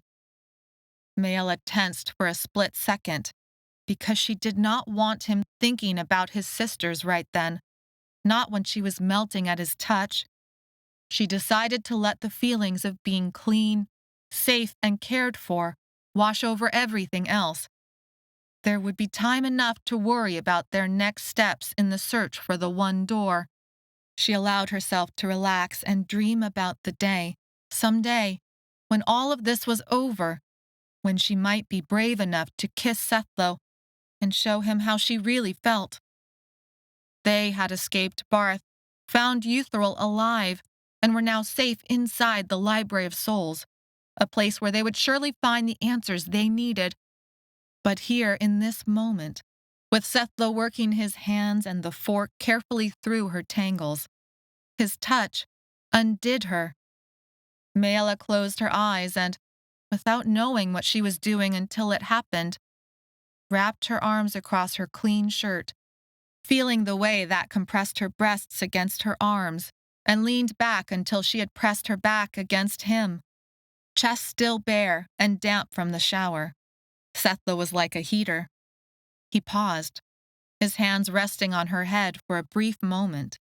Maella kept her eyes closed, relishing in the warmth that pooled in her belly and throughout her whole body, even as she knew he would soon pull away. After all, he had spoken about sisters. Instead, Sethlo set aside the fork and wrapped his arms around her. His scent and his muscles enveloped her. He rested his chin on the top of her head, and they stayed this way for a few moments. She wished they could stay this way forever. Finally, Sethlo leaned back. Maella sat up, but before she could stand, he swept aside her damp hair, sending cool air over the sensitive spot where her neck met her shoulder. He bent and kissed her on that special spot, sending a jolt of electricity through her that lit her body on fire. She felt more aware of her body and her feelings than ever. A part of her felt embarrassed because She didn't have much, really any experience with boys, other than what she had seen in the movies or on TV shows that she had watched with Claritsa. But she could finally admit that Sethlo felt something for her that was more than a sister, even if she didn't know exactly what that was yet. She stood, not wanting to leave this moment but knowing that they must. It was hard to look Sethlo in the eye. She feared finding the feelings that had overcome her missing in him, but she forced herself to meet his eyes and confront whatever was there. He stood tall over her. His chest was still bare, and the top of her head came to his chin. From the look in his eyes, and in the way he awkwardly picked up the fork, like it had somehow betrayed him, she read a mix of confusion with desire. Finally, he turned to her, grinning wolfishly. The tension between them broke into something more familiar, more friendly. Maella walked back to one of the shower stalls and grabbed a shirt. She handed it to Sethlo, trying to keep a smile off her mouth. "You should put this on." Sethlo's smile grew as he drew the shirt over his head, his muscles rippling up and down his sides. "Now you're just showing off." Maella laughed. "I've got muscle like that too, you know." She held out her arm and flexed her bicep. "Never said you did not." Sethlo led them out of the washroom and held her hand. "But you could not help staring at mine." "Oh, shut up," Maella said, and socked him in the arm. Sethlo laughed. They had escaped Barth and General Foster. They were safe inside the Library of Souls. They were together. The moment was as perfect as any she had ever felt. Chapter 19. The Library of Souls dormitory reminded Maella of a brighter, better cared for version of the dormitory in the Tower of Shadows. The room was smaller and cleaner, and natural light filtered down from glass windows set high on the walls. Torchlighters were already set up on the beds, one bed per person. They had needed to share in the Tower of Shadows. The dormitory had clearly been split into two sections, those who were already book catchers and the newly arrived torchlighters. It was easy to tell who belonged to which group, since the book catchers didn't have the same purple marks on their skin, like Maella and the other torchlighters. Dev and Deep were holding court like they had done back at the Tower of Shadows. But people were missing. Torian, June Lee, Farron, and many others. Only about a dozen torchlighters remained from both night and day shift combined. They had lost more than half of their original numbers. Maella and Sethlo walked up. Deep stood, her head matching the height of Dev's head, though he still sat down. "Good to see you all made it here after all. We're about to check out the stacks." Deep nodded at one of the book catchers who took up well-posed laziness on their own beds. "They're supposed to show us the work." Maella scanned the torchlighters. Chucko and Heron looked squeaky clean. Lo's hair was still wet and pulled back into a tight ponytail. They all wore new clothes. Old torchlighter gear was scrubbed and damp, drying on the beds or back on their waists, legs, chest, and arms. Then she scanned everyone a second time, and her eyes lit upon Senta and Tomi. She glanced at Sethlo. He had tried to force Tomi to open a door for them. It was almost an unforgivable act. But a part of Maella wished she hadn't stopped him. Euthril wanted to know who Tomi was. This knowledge might be the key to the one door, and everyone she searched for. "Who are you?" The question must have shown in her eyes because Tomi looked away, chin jutting out in stubbornness. Sethlo took a step toward Tomi and Senta. "I am sorry, Tomi." Tomi hunched into himself. Senta frowned. "Stay away and leave him be." "I am sorry," Sethlo said. "Enough," Deep said. "There are bigger things to worry about. We have nothing left to our names because they confiscated all of our licatherin." One of the book catchers spoke up. "As it should have been. Hoarding has no place in Jilo City." Both his facial expression and tone were neutral, but his words were clearly a challenge, and the torchlighters took it as such, some standing up, others mumbling sharp words. Dev shook his head at the torchlighters, a clear message to ignore the book-catcher's words. We must each work off our debts to the torchlighters who came before us, who allowed us this path. We will send our return-home credits to— But there's an army outside the city walls, Maella said, thinking they had not heard. Dev nodded. That does not mean trade has broken. We can send along what we owe if we work hard. Vedalor spent a great deal to sponsor us. So we're back where we started, Maella said. This place was safer than the Gilo City streets, or being turned over to General Foster. But safe wasn't what she was looking for. Indentured to a tower or a library, you're saying our lives are not our own. I will not accept that. Welcome back, Maella. It has been rather boring without you, Deep said dryly. Our lives will never be our own until we break licatherin addiction and know that krokosod will never take our lives from us. Vedalor has promised to help in exchange for our labor in the stacks. We must work to earn enough return-home credits to cover our debts to the torchlighters now dead, but I believe we can trust her to keep her word if we keep ours. Let us all hold a moment of sacred silence, Dev said, a smile playing on his lips. For I have never heard the word trust leave Deep's mouth before, except as an insult. Where is a marker when you need one? Someone must mark the time and day, as such an event may never happen again. Deep rolled her eyes. Oh, go splatter yourself. Maella and the other torchlighters laughed. Somehow Dev and Deep's banter could make light of splatters and servitude and all the darkness across 3 worlds. Such darkness, after all, they might say, was only a chance for the stars to shine brighter. A bell chimed. Not an alarm like the previous bells. Rather, it sounded like something that marked time. One of the book catchers stood from his cot and stretched like he didn't have a care in the world. Request window will open soon. He was almost as tall as Dev, but there was a sickly pallor to his skin.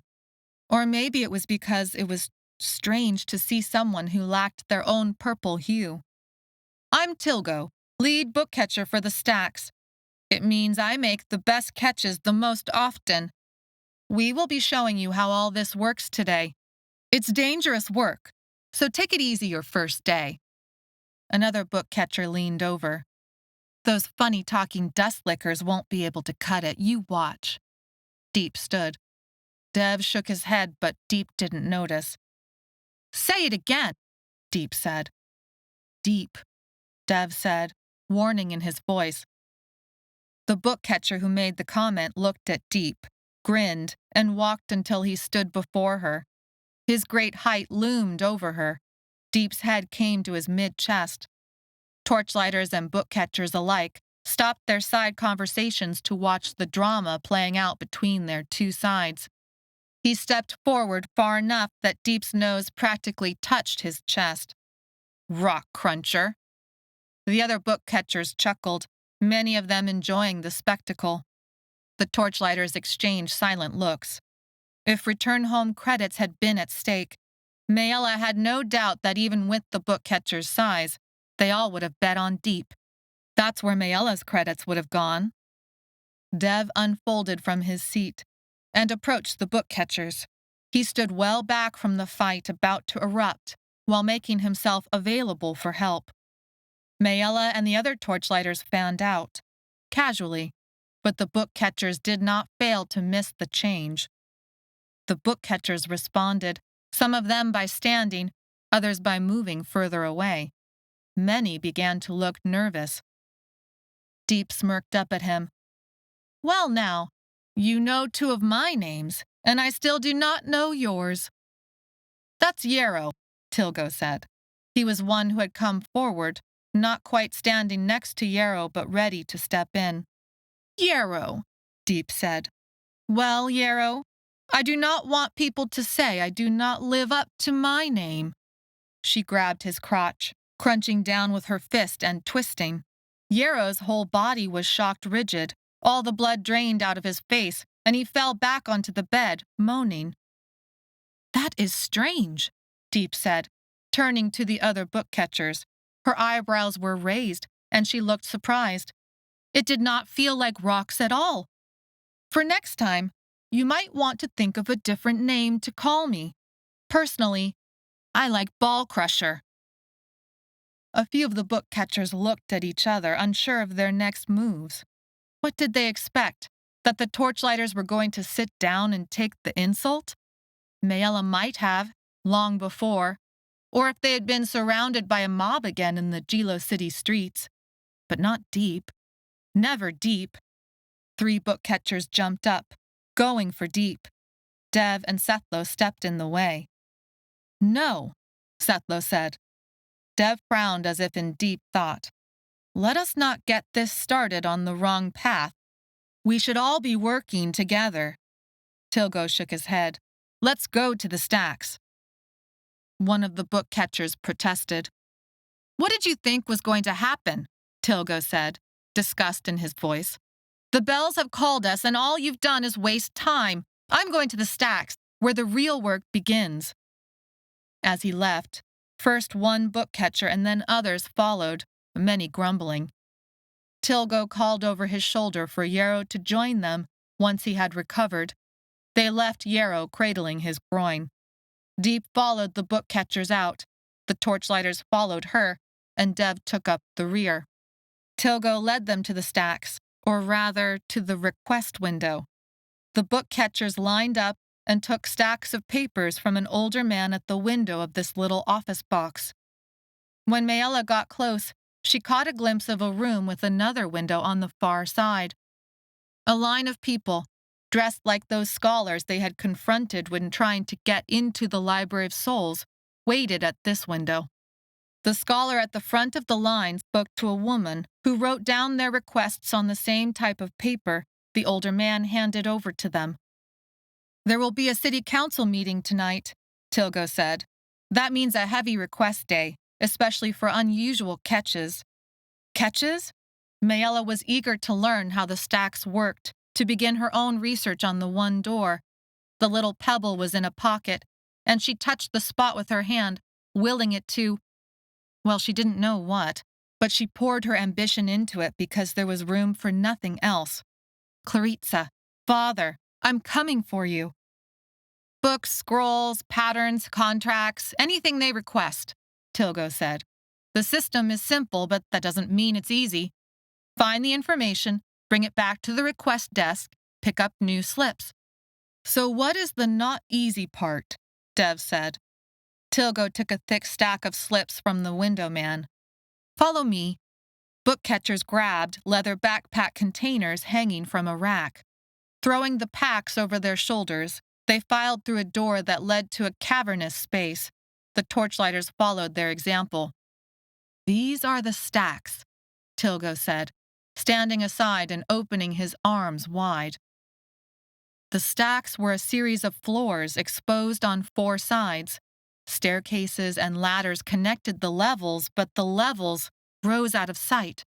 While there was light on all sides from the surrounding windows, it wasn't enough to illuminate the depths of the stacks. Some levels looked more rickety than others. Parts of the ceiling and floors of some levels had clearly rotted through. Papers, scrolls, and books were stuffed into the shelves on each level to bursting. The whole thing reminded Maella of a skyscraper with its walls torn off and the guts falling out. "Vedalor would not allow such a thing," Maella said. "She would see this and shout at all of us to wash our hands before touching any of it," Tilgo said. "By the way, you did wash your hands, right? She can always tell. But there is nothing to be done. There are no funds to fix such a structure. More material is coming in all the time, and the scholars demand more and more research. We organize what we can as we go. Since the earthquakes began and have not let up, the hunt for the one door has intensified and the stacks have become even more dangerous." Maella startled at the mention of the one door, Tilgo saw her and frowned. What did you think this was all for? Curiosity? No, the scholar team who can provide Doormaker Tain with the route to the one door will win vast accolades and riches beyond measure, not to mention bragging rights. All the patterns from all the worlds are gathered here. Doormaker, farmer, tower worker, scholar, citizen, book catcher. We help find what the scholars need in order to discover the missing puzzle piece of knowledge that will fix the worlds. Tilgo's chest puffed up in pride at these words, and his gaze took on a faraway look. A worm of worry burrowed deep into Maella's heart. He spoke of a grand mission. It was Maella's mission. She looked at Sethlo, but Sethlo examined the stacks with a piercing gaze, as if by looking hard enough, the darkness could be banished. Did he feel it? If all these people had been searching for the one door for so many years with no luck, how would they solve this mystery between the two of them in the time they had left? Tilgo blinked and turned away from the stacks to look over the book catchers and torchlighters. His gaze swept over them all, but not really seeing them. The Grandmaster Librarian likes to say, people's souls are buried here in their patterns. It's why people call this place the Library of Souls. It holds our past and our future. At least, that's what the scholars say. Tilgo seemed to come back to himself. He split up the torchlighters with the book catchers, telling each book catcher to teach the torchlighters the system. Everyone would apprentice with a book catcher for the next few days while learning the stacks. Book catchers worked in pairs and trios with other torchlighter pairs and trios. Maella ended up in a group with Dev and Deep, paired with Tilgo. Vedalor had almost doubled her book catchers by sponsoring the torchlighters. Book catchers milled around, anxious to start. What are they waiting for? Deep said. The Grandmaster Librarian rewards the quick and the accurate, Tilgo said. Book catchers who collect the most and contribute the best material earn rewards, extra credits, and a trophy for the day. He waved at a chart that hung next to the door they had passed through to get to the stacks. Don't expect to be able to compete. We've been working the stacks for years. Today is your day to explore. Tomorrow your points will begin, but even still, try to succeed at only one slip a day without killing yourselves. Remember, the stacks are treacherous. Rather like walking the pipes, Deep said, a competitive glint in her eye. She scanned the stacks up and down and rolled onto the balls of her feet. I always thought I deserved a trophy for the way I walked the pipes with such style. Tilgo looked exasperated. The stacks are nothing to take lightly. Fall from the top level and there is nothing to catch you. You're dead. Splatter, Deep said, but this time there was no humor in her voice. The words sent a great stillness through the torchlighters. What? Tilgo said. We know what happens when you fall from a great height, Dev said quietly. You know nothing about us. Maella understood Deep's motivation to prove these book catchers wrong. But what did that matter in the long run? Outside, General Foster gathered an army. Barth worked for General Foster and knew Maella was in Gilo City. Claritsa and her father were waiting for her at the one door. Let's get on with this, Maella said. We're wasting time. It was only a matter of time before Barth or General Foster came after her. Even if this was the best hiding spot in all of Gilo City, she was done hiding. It was time to go after the one door like Sethlo had wanted her to do from the very beginning. If she had listened to him, maybe they wouldn't be in this position now. I know Vedalor says we have to work with all of you, even though we've never had people addicted to licatherin in the stacks before. Won't krokosod make you more likely to be injured? Tilgo asked. The ones I knew who suffered from krokosod were weak, and not all there in the head, and that is enough, Dev said, before Deep could. Or was Yarrow's lesson not sufficient? Tilgo brought himself up abruptly.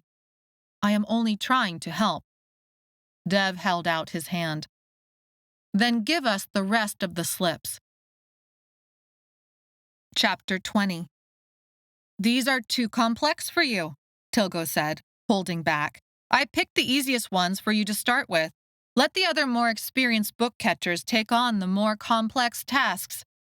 And earn more credits and rewards, Deep said. Tilgo frowned, then sighed in frustration. He put the slips into Dev's hands. Like I said, I was only trying to help. And we thank you for that, Dev said.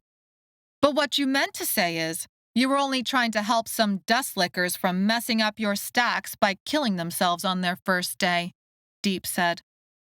Tilgo's mouth went grim-lipped and his eyes narrowed. He jerked his head to a small side room where the other book catchers began to file into. We start in the map room. Then let us get on with this, Dev said. Why do you speak like that? Tilgo asked. So formal. Let's get on with it. That's how you should say it. Dev shook his head. Deep frowned and narrowed her eyes. We are from the Tower of Shadows. This is how we speak. Maybe you are the one whose speech is wrong. Now it was Tilgo's turn to shake his head. I don't understand you. I do not understand such as you, Deep said, speaking even more formally than usual, a biting note in her voice as her correction dared him to correct her. Tilgo sighed. They entered the map room. It was a mess of drawers and shelves. Large papers were unfolded, unrolled, and spread across the larger tables. The room smelled stuffy, like old paper and older dust. Dev passed the more complex slips out among the other torchlighters. In Maella's hands, the paper slips began to vibrate with potential. The doors were back. As the earthquakes quieted, some of the book catchers acknowledged it in relieved tones. She listened closely and decided they didn't know the earthquakes had anything to do with the doors turning back on. They commented on how the earthquakes seemed to be happening more often, but the only concern they voiced was what kind of instability that would create in the stacks. Her fingers moved the paper slightly apart, and they became heavy.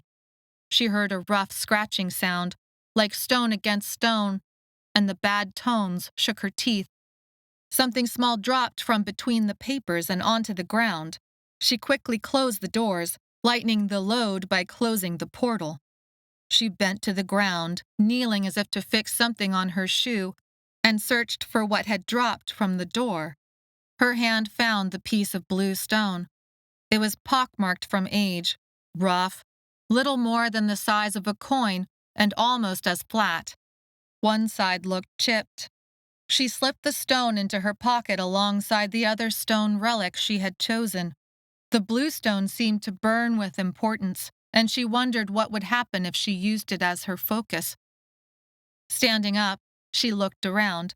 Book catchers and torchlighters alike were already at work.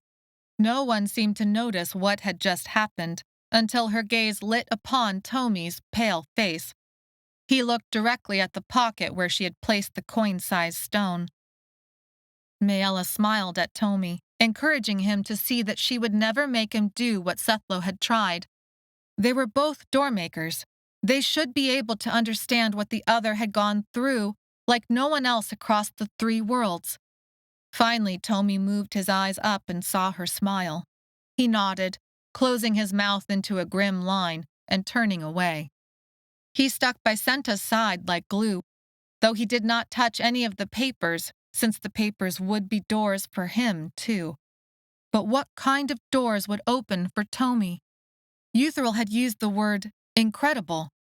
Incredible what? Destruction? Power? Maella shook her head, turning her attention back to the slips. Whatever requests were on the papers were written in a language she couldn't read. Not that the requests mattered to her anyway. She had no intention of doing work that would help someone else. She had her own plans. The map room door opened. Yarrow entered. Conversation paused as Yarrow caught sight of Deep and stared at her with hatred. Deep smiled back. Maella shook her head. Yarrow should have known better than to show deep she had gotten to him. Tilgo ordered everyone back to work. Conversations in Wraith and Thray overlapped as directions were explained, routes established, and questions asked and answered. Book catchers examined their slips and pored over maps. Their torchlighter counterparts helped where they could. Maella, Dev, and Deep took up positions near Tilgo and followed his instructions to pull different maps and sketch out routes through levels of broken stairs and unreliable flooring. Scholars requested information on topics, sometimes specific patterns, regions, or even just keywords. It was a book catcher's job to review the maps and pull all related material from the stacks to give over to the scholar teams. What became tricky was the library was so massive, with so many levels, and the state of organization had decayed so deeply. The location of materials could be in a dozen different places, some of it destroyed or moved, or misshelved, or just plain missing. Tilgo explained there was an art to fulfilling a scholar's request. More than one book catcher took on the same slip. The one who brought back the best material to the scholar earned points. The one who racked up the most points earned rewards, and the book catcher trophy for the day. As the work progressed, Maella caught whispers among the book catchers. Half of them can't read, and the others only read in one language. That is not our problem. That's their problem. Easy trophies and points for us, then. Oh, you thought they would be competition. I'd heard torchlighters could climb pretty good. This job requires more than being a body of walking muscle. Or pumped full of licatherin. Let Vedalore figure out she's made a mistake. She should have known better. The scholars will be furious at the delays. What delays? We'll get the work done like we always have and keep the rewards. The trophy is going to me next, Deep interrupted, voice loud enough to cut across the whispered conversations. And once the trophy sits in my hands, well, boys, it's never going to leave. It hadn't occurred to Maella until then that all the book catchers were, in fact, boys of various ages. She thought it coincidence, but clearly Deep did not agree. Among the torchlighters, it was about half girls and half boys, and at least one who chose to live somewhere in between. Vedalore swooped into the map room, Cane smacking the floor to announce her presence. You all need to play nicely now. The slips have doubled since you have been in here. The bells are late. They should have already been rung. Finish your routes and make your catches. Tilgo and the other book catchers flew into action. Deep jumped into the fray. She spread out her slips, and something strange about one of them caught Maella's attention. A familiar drawing. As the energy in the map room reached chaotic levels of noise and movement, Maella became still. She approached the drawing and felt the blue stone in her pocket like a great weight. Her focus narrowed. The noises seemed to diminish. The movement of others became far away. The paper slip revealed a relic, but not just any relic. It was a sketch of the device Master Hull had been researching. It was a sketch of the device that looked the same as the one on the papers Tomi had attempted to destroy. No, that wasn't quite right. Maella stepped closer and everything beyond the paper slip faded. It felt like her pocket glowed from the stone that hid inside it, but when she glanced down, there was nothing but her clothes and torchlighter leathers. Bringing her focus back to the paper slip, she saw the device in this drawing looked a bit larger and included pieces that Master Hull's drawings had been missing. Intricate workings of metal, quarter moons, and at the center sat an inky black stone, instead of the emptiness that had marked Master Hull's drawings. In this drawing, the top of the piece matched the bottom. 4 symmetrical sides surrounded the center stone. Vedalore struck her cane on the ground as the bell tolled. Get to the stacks, book catchers! Make the scholars happy! The book catchers left the torchlighters in the dust, climbing into the stacks with an energy that spoke of their determination to win the day. Torchlighters jumped into the stacks after them, the rectangular leather backpacks swinging in and out of sight as everyone climbed the winding stairs and ladders from the bottom level up. Maella knew how to read English. She suspected most of what she would find in the stacks would not be in English, but she had no plans to compete. She held back as Dev and Deep dove into competition mode, climbing into the stacks like they had climbed pipes on the outside of the Tower of Shadows. Maella approached Vedalor. Where did all of the stuff from the Tower of Shadows go? Everything new goes to the top until it can be sorted, Vedalor said. Most of the time, the scholars do not want anything to do with the new patterns collected from the various Tower of Shadow workers. Junk patterns, they call it, like so much noise. That doesn't make sense, Maella said. You risked your life bringing all of it back, and it's the newest information coming from the worlds and the pattern machines. What's in there could change everything we know about what's to come. Yes, well, I have told them the same thing, but you try talking to scholars who think you are an idiot with a cane. Vedalor's eyes flashed. The stacks are both organized and beyond any reasonable ability to organize again. The oldest information is at the bottom, most recent at the top.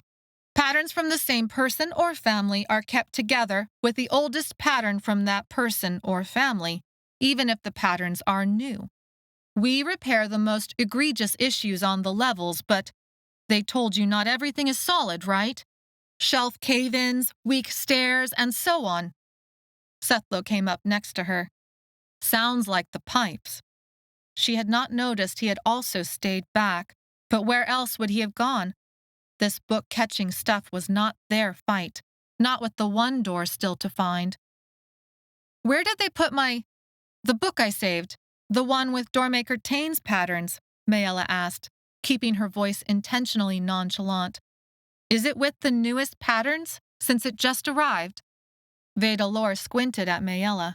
Doormaker patterns are kept separate from the patterns of others. They are housed in the oldest, best-preserved section of the library, deep in the stacks of the 3rd level. The book will end up there eventually, but Grandmaster Girdle wants a look at it first to check for damage. I am glad you will keep it safe. Maella didn't need to look through the book's pages again, though she would have liked to. But Vedalor had given her even better information, the location of the other Doormaker patterns. Thank you for your help, and for allowing us to cross the 4-Sea Desert with you, and for sponsoring us. Vedalor's expression softened. Well, she never really softened, but she no longer looked at Maella with her eagle eyes of examination. When we find the one door, then there will be time to fix this library up the way it should be done. I would be glad to keep all of you on for such a task as that, to bring the library back to its glory days. Doormaker Tain has promised such a thing to us. But until then, Maella forced a frown off her face at the mention of the one door and Doormaker Tain. They did not know Doormaker Tain was her uncle, and she planned to keep it that way. Everyone seemed to think finding the one door would fix everything. She understood the power the one door would give whoever used it, the power to move goods and armies wherever, whenever, the power to explore and control. But now it was somehow supposed to fix a rundown library, too? No, the one door was going to bring back her family and her friend. That was all she cared about. Maella felt for the 2 stones in her pocket and thought about where to go first. To the top, where the device papers were, or straight to the Doormaker patterns to find out more about Tomi. The hard little lumps shared no answers, but something about the drawing on the book request slip bothered her. Let's go to the top, Maella said. As Maella and Sethlo headed for the stairs, she explained her reasoning to him. The device was linked to the one door. The scholar's sudden interest in it presented a clue Maella did not yet fully understand. Something about the drawings bothered her. After satisfying that curiosity, they would go to the Doormaker pattern section and see what could be learned about Tomi. Sethlo agreed, and they ascended the stairs. It was a long climb, though maybe only half of what the climb had been from midway to the circle inside the tower. They climbed the edge of the levels, as if the ladders and stairs represented exposed book spines. Spreading out from the spine, each level eventually darkened into indecipherable stacks of documents on shelves that rose above their heads to the ceiling, where the next level began. Maella and Sethlo bypassed all of it in their climb, as other torchlighters and book catchers ran the levels like rats darting across a field. In many ways, it was like they were back in the tower, but here, an impossible desperation did not permeate every breath or movement. Withdrawal was neither master nor supervisor whole. Maella's pattern showed her finding the one door. Sethlo climbed above her, strong and beautiful. She followed, a fierce strength growing in her heart as her body woke up and began to sing from the work. Her mother had had a book that looked like some of the ones they passed. Rather, it was paper scrolls wrapped around a cylinder.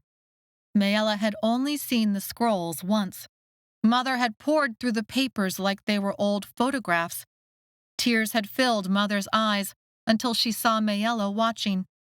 Then Mother had scratched at her eyes and put away the scroll. It had smelled sort of like the papers in these stacks. Not quite the same smell as Claritsa's school books, but mustier, grassier.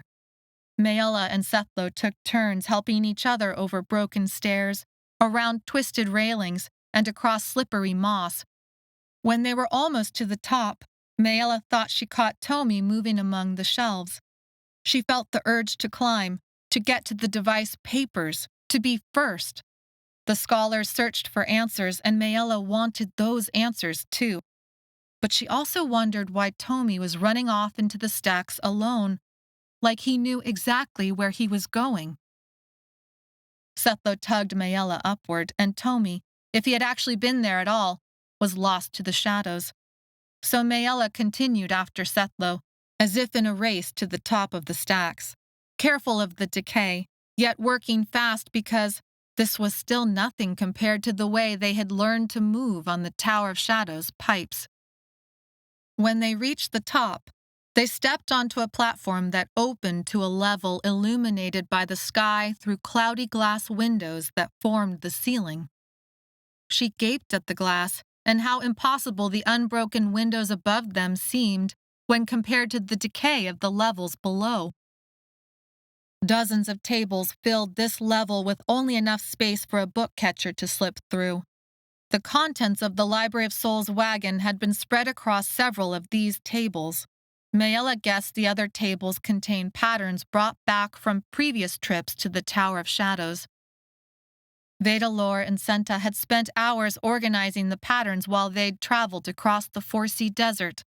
Maella could see the organization had stuck as she wandered the tables, but thought it might be the last that would ever happen. The papers would sit here forever until the glass above them broke or a book catcher thought they might be of use. Sounds of rustling paper and footfalls caught Maella's attention. At the far end of the room, two figures sorted through the tables. Tomi and Senta had also traveled to the top of the stacks. Maella saw that Tomi did not actually touch any of the papers. The doors were still on, after all. Only Senta moved papers around, stacking and restacking, though Tomi would point to where errors were made or additions needed. "Senta! Tomi!" Maella said, thinking it must not have been Tomi she had caught a glimpse of in the lower levels after all. The two paused in their work. Senta said something to Tomi and they wandered between the tables until they stood just a few feet from Maella and Sethlo. "I told him I would not let either of you touch him," Senta said. Sethlo looked like he had been punched in the gut. "I am sorry," Senta sighed. "Give it more time. You know what he has been through, and even that is only one speck of his reality." "What are you doing up here?" Maella asked. "I could ask you the same thing," Senta said. "We're searching for the device papers and for a way to the one door," Maella said. purposefully not looking at Tomi, though she couldn't help but think, "Who are you?" "Yes, well, I am done with all of that," Senta said. "Vedalor is paying me and Tomi to organize the stacks for as long as we want the job. In return, we can search for a cure for krokosod. The scholars do not care about that sort of thing, but Vedalor believes the Library of Souls held those answers once. Ways to cure us that even the krokosod healers do not know about." "Do you really think that could be true?" Maella said. Senta looked at Maella like she was crazy. "What part of what we have gone through together makes you believe that people would share that kind of knowledge freely with others?" Senta paused. "I do not mean to say that knowledge is purposefully being kept from us, unless a greedy krokosod healer allowed such information to vanish to fill his pockets with coin. But only that so much important information has already been lost across 3 worlds. Why not this too?" "Because it would keep a great many people from dying," Sethlo said. "Jilo City has never needed to keep people from dying in that way," Senta said, "and the Library of Souls resides within its city walls." "No, there is a way. Deep and I will find it, and Tomi is going to help us." "Good luck then," Maella said. "May your search save us all." "And luck to you," Senta said, a wry smile forming on her lips. "May your search not kill us all." Maella let out a short, clip laugh. "Yes, well, no promises." Senta laughed, and they returned to their separate searches. It only took a few minutes for Sethlo to call out, "Over here." Master Hall's research had been neatly stacked, no doubt by Senta's hands. The device was plainly drawn on the top sheet, but parts of the device in Master Hall's drawing were missing when compared to the slip. "If the scholars know about the device," Sethlo said, "does that mean they have it? Could it be that easy?" "It's never that easy," Maella said. "But even if it's not here, someone is looking for it besides us," Sethlo replied. "Which means maybe we can help them find it." "And then take it," Sethlo said, smiling, "and use it ourselves and finally begin to make things right again. Maella, I can feel it. It is all so close." Maella felt conviction rise up in him and this time matched it with her own. "I can feel it too. Let's get this back down to ground. I mean, I know it's not called ground here, but it might as well be. There might still be time to check out the Doormaker patterns." Sethlo stuffed the parchment in his catcher bag. They climbed down. Vibrations streamed out from the stacks, humming and twisting and beckoning her to explore their portals. Though she knew they would all be stone, a part of her wanted to try opening them anyway. When they reached the bottom level, book catchers already waited in line. Each stepped up to a table surrounded by scholars and carefully spread the content of their catching bags for the scholars to review and rate. The vibrations from the stacks dampened and then died. Small earthquakes made the ground vibrate in a different way than the doors. Sharp slapping noises from the stacks marked shelves collapsing. The doors had turned off, and, if the cycle of time she had marked held to its pattern, would stay off for a number of hours. Sethlo gave Maella the papers. "They are your find." "You got them first," Maella said, realizing why he had handed her the papers. She tried to give them back. "You actually did, in the wagon," Sethlo said. "But you were the one who could read what it said and—" "Maella, take your find." Sethlo gently touched her hand with his own. Electricity shot up her arm, and warmth pooled in her belly. "You deserve the reward," Sethlo said. "However meaningless it is in this scheme of things, take these moments when you can." Maella thought about the washroom and the way he had brushed her hair and kissed the skin where her neck met her shoulder. Flushing from that memory, she took the papers from him because he was right. There had been so much darkness. Though the darkness showed the stars, she felt somehow, that maybe, just maybe, it was time for light to shine on their path. She approached a table and spread the catch for scholar review. Over her shoulder, she whispered to Sethlo, "Go see what the others found. You're the only one who can read any of it between the two of us. See if something can tell us where the device is now." It took over an hour of scrutiny by 10 scholars, 2 of which had been the ones Sethlo had almost throttled through the Library of Souls door. But Maella won the trophy for best catch. Torchlighters erupted in cheers. Book catchers scowled. Deep slapped Maella hard on the back in congratulations and suggested they team up for the next day. Maella declined, saying she had other plans, but turned all her newly earned credits over to Dev and Deep. Deep made sure to rub the win in with the other book catchers, making a point to describe how she had helped train Maella on the pipes. And what did they think about a dustlicker winning their trophy on her first catch day?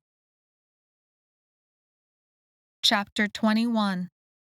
That evening, they were all called to help with the city council meeting. An official explained how it would go. They would clean up and attend the meeting in their best clothes.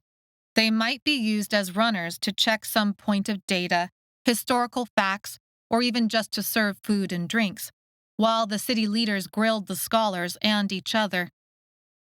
Meetings like this didn't happen often. Rumor had it that General Foster had reached out to the city leaders with demands. In the meantime, he'd settled his army near the walls of the city, threatening siege. Adults swept into the dormitory, wearing sashes and belts that Maella thought were supposed to make them look important. They barked commands at the book catchers about dressing up. They would pick clothing for the night only, and then the clothing would need to be returned. Dresses, suits, tunics, wraps, shoes. They were ushered into a room of brightly colored fabrics. It didn't matter if you were a boy or a girl, or whether you wanted fancy or sleek. There was something for everyone to choose from. Maella looked around, taking in all the garments and accessories. A yearning for Claritsa clamored in her heart because Claritsa would have given a lot for a chance to dress up like this. They had shared a wardrobe between them ever since they had become friends. It was a make-do sort of thing. But this was something out of the movies. It would have given Claritsa great pleasure to pick out a beautiful gown as if she were going to prom, no matter how ridiculous such a dress might be to wear while serving food and running the stacks. With a sudden burst of resolve, Maella decided to mentally record every detail, style, and color to report back to Claritsa someday. Maella would have helped Claritsa put her hair up into a braid that crowned her head and showed off the severe line of her bangs to best advantage. Claritsa would have helped tame Maella's curls. Instead, Maella had to figure out how to wrangle her own hair into something presentable, though Sethlo's combing had helped settle it a great deal.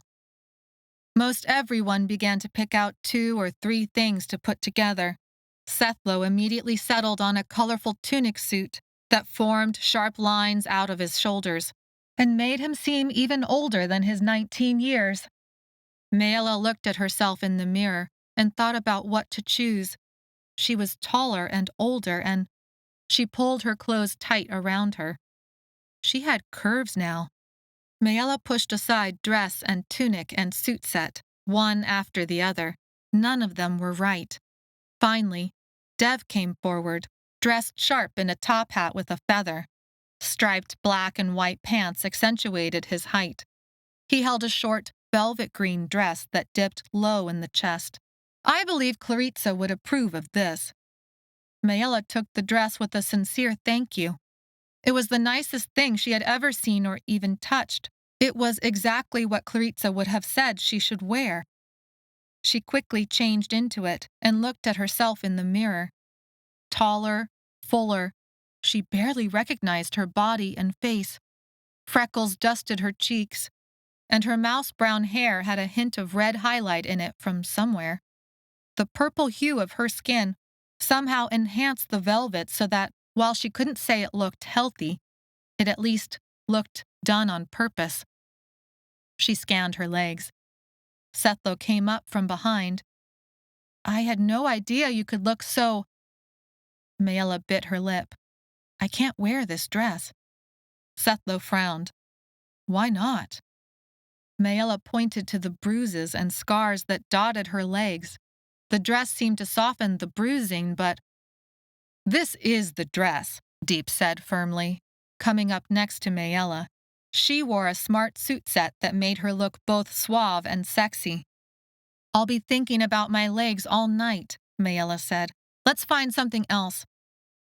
Sethlo dug into a box and held up his hand in triumph. What about this? He had found something between hose and leggings.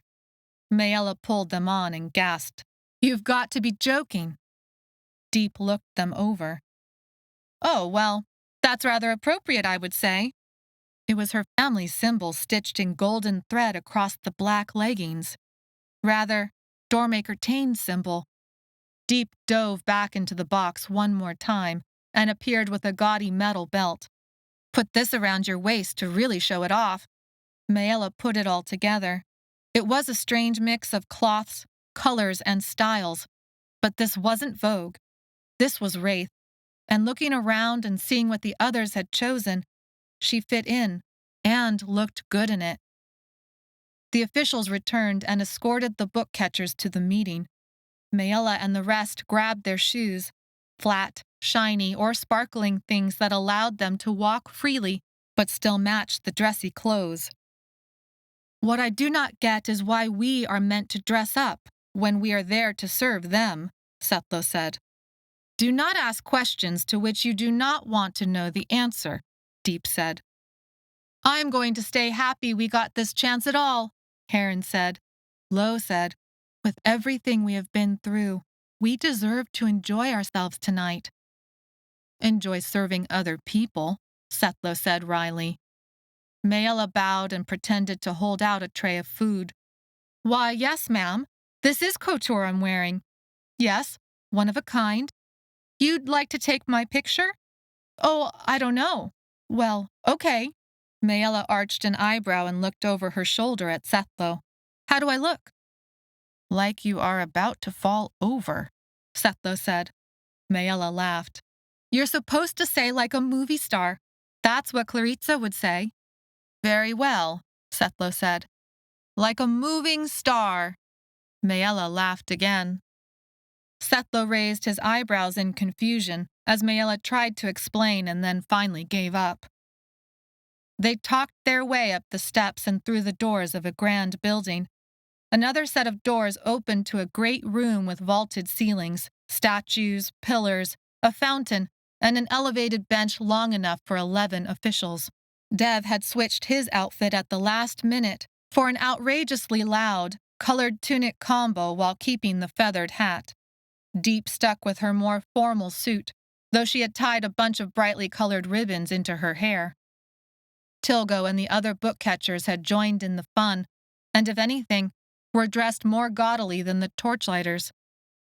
Their laughter died off quickly as they entered the room. People talked in urgent, hushed tones. Maella and the others were quickly directed to serve food and drinks. There was standing room only. Good to see they've gotten sponsors. Maella overheard this as she passed by with her tray. Don't you think they're the reason we're having this meeting? It's not their fault. There's an army outside our gates that arrived when they did. We'll find out tonight what they want. Whatever it is, we have to give it to them. The licatherin shortage is already hurting us. Conversation swirled around Maella, grounding her from the heady fun of playing dress-up.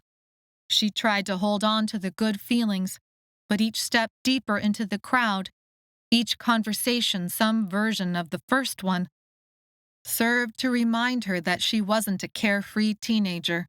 She never had been. Still, her dress was pretty, and Sethlo looked at her like he knew it. She held on to that dwindling feeling for as long as she could, which was, it turned out, only until the meeting began. Chapter 22. General Foster has made some demands of us. If we do not comply, He has threatened to lay siege to Jilo City. The president of the council spoke to the audience and the 10 members of the council. She was an older woman, with beautiful skin and severe eyes. Her hair was wrapped tight with a blue cloth. Her body was angular, and she held herself like someone out of a fashion magazine while smoking a long, hand-rolled cigarette. "What are the demands?" one of the council people said. He was dressed in Hestroth robes and sash. His hawk eyes and hooked nose made it seem like he perpetually looked down at everyone. Instead of answering, the president took a drag off her cigarette and blew the smoke out of both nostrils. 2 white streams erupted from her face, like steam from the seam of a pipe. Jilo City has always held an uneasy truce between those who fight for and against the Doormakers. We had attempted to remain a neutral party, as much as a city can when it hosts archives like the Library of Souls, supports an entire society of scholars who search for the one door, and much of it runs on licatherin that Thray makes sure gets mined.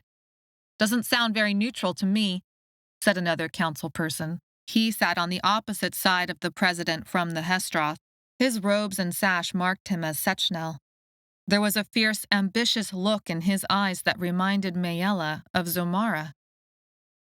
"We have never housed a Doormaker inside the city walls other than the rare visits from Doormaker Tain when he first came into power," the Sechnel official continued. "What does General Foster want?" asked another council person. She looked older than the president, gray-haired and sharp-eyed. Her fingers glittered with metal rings. She might have represented merchant interests, but Maella couldn't be sure. No one had introduced themselves for the sake of the torchlighters. "Get on with it," another council member said. "Tell us what General Foster wants, so that we can negotiate and vote on the peace that is a foregone conclusion." The president stood, but still did not speak. "We cannot fight General Foster," the Sechnel official said. "We do not have any licatherin to spare. What does he want? Money? Labor? Send him the Tower of Shadows workers to do with what he will, and let's thank him for taking them off our hands." Maella and the other torchlighters paused for the briefest of seconds. So brief no one would have noticed unless looking for it. But both Yarrow and Tilgo had been looking. Yarrow reacted with a smirk, while Tilgo frowned. Maella thought that Tilgo's expression might just freeze on his face. He seemed to frown so often. "General Foster wants use of our archives. He wants to know what's inside the Library of Souls," the president said. She steepled long fingers under her chin. Every move seemed elegant and in control. "He searches for some sort of knowledge about a device in his possession." At the word device, both Sethlo and Maella froze. "We cannot let him into the city," the Hestroth council member exclaimed. "You cannot fall for such a ridiculous—" "We cannot share information with him," another council member interrupted. This one wore the marks of someone who must represent the scholars. She was in long robes, wore glasses, and there was an unkemptness to her clothes and a tension in the eyes that spoke of eternal squinting. "He will use it against us." "Knowledge should always be shared," another scholar council member said. "Let him have the information he wants. It could help us all find the answers we need. General Foster will not be stepping foot inside Jilo City, nor will any of his men," the president said. "But he has already laid siege armaments and formed a camp. If we antagonize him as we negotiate, well, he already knows we are low on licatherin. He has promised to trade us licatherin for the information he wants, but what we need to know is if there is any information about this device in our archives. What does it do? How does it work? Why does General Foster want it?" She directed these questions to Tilgo and Vedalor, who both stood at attention near the council desk. "Our scholar teams have already been looking into this device," Vedalor said. The room hung on her every word. She seemed to know this and did not bother raising her voice above normal. Ever since rumors first surfaced of such a device and its location nearby, they have hunted for information in the archives. The Tower of Shadows had the device in its possession, to be sure. But General Foster must have acquired it before the tower fell. Eyes turned onto all the torchlighters in the room. Can we provide General Foster with some of the information he requires? The president inquired. We should not help him, the Hestroth official said, but he did not seem very confident in his answer. General Foster is a great veteran of the Doormaker Wars. If he needs our help, we should give it, the Sechnel council member said. General Foster will raise this city, or put it under siege so that we devour ourselves, the president said. She nodded to both the Sechnel and Hestroth council members, notwithstanding his heroic or barbaric histories. But we are the Jilo City Council and must rise above personal histories to save the city we love. Therefore, while we may not intend to befriend General Foster, neither do we want him as our enemy. Too late, the Hestroth council member said. He has already laid siege to our city. He has cut off all travel in and out of the gates. That is an act of war. The president ignored the council member. Vedalor. Vedalor searched the room until her eyes landed on Maella. Maella tensed. She did not want to be called out in front of this crowd. We can provide him with the information we have already found in our archives, Vedalor said, inclining her head. Maella released the breath she had been holding. And he will use it to butcher us somehow, the Hestroth council member said. He is a hero of the wars, the Sechnel council member said. He will do no such thing. He is a barbarian who destroyed the lives of thousands, the Hestroth council member replied. Before this city erupts into civil war, the president said dryly, there is more. Would you like to hear it? Conversation stopped, and attention turned back to the president. We have examined all of our options until we secure new supplies, which we cannot do under siege. Jilo City will completely run out of licatherin in 4 weeks. The president took another drag from her cigarette. Smoke had filtered through enough of the room that Maella could catch its scent above the food, some sort of cloves with a hint of citrus. Let me remind everyone here that there is no way to support Jilo City without licatherin. The tower provided us with what we needed for many generations before this one. If we run out of licatherin, Jilo City ends. Even if we provide General Foster with the information he seeks, he has made it clear that he will not leave our city walls unless we turn over the Doormaker we are hiding behind them. The room erupted into vehement protest. Sethlo angled his head as if to say, let's get out of here. Maella kept her food tray out as a buffer and made way through the crowd. She could trust the other torchlighters. They would have given her up as a Doormaker long ago if they had wanted to. But too many people in this room suddenly wanted to find her. Sethlo came up alongside, ostensibly looking to equalize the food on their trays. He guided her to the edge of the crowd. The merchant woman shouted everyone to silence. And do you, President of the Council? Does Jilo City hide a Doormaker behind these walls against the express agreement made in treaty between Hestroth, Sechnel, and merchants? Despite that blasphemous library of souls, where is he? Maella froze and forced herself not to search out Tomi. Did they know about him? There is no Doormaker living behind these city walls. There never has been. A Doormaker has not visited Jilo City since the treaty, the council president said. But General Foster believes a Doormaker girl is here now, and he will not be turned away until we hand her over. Tense conversations erupted again, drowning out the president's call for order. The tower had a Doormaker in its walls before it fell, the Sechnel council member said to the others, denying the claims. A girl, just like what General Foster speaks of. That is what the survivors say. How do you think the tower fell? Old age, the Hestroth council member said in a snide tone. The Sechnel council member looked down his nose at the Hestroth as if he was ready to spit. Please, do not insult me. 1 Doormaker girl and 2 Clylops took down the whole tower and all the licatherin with it.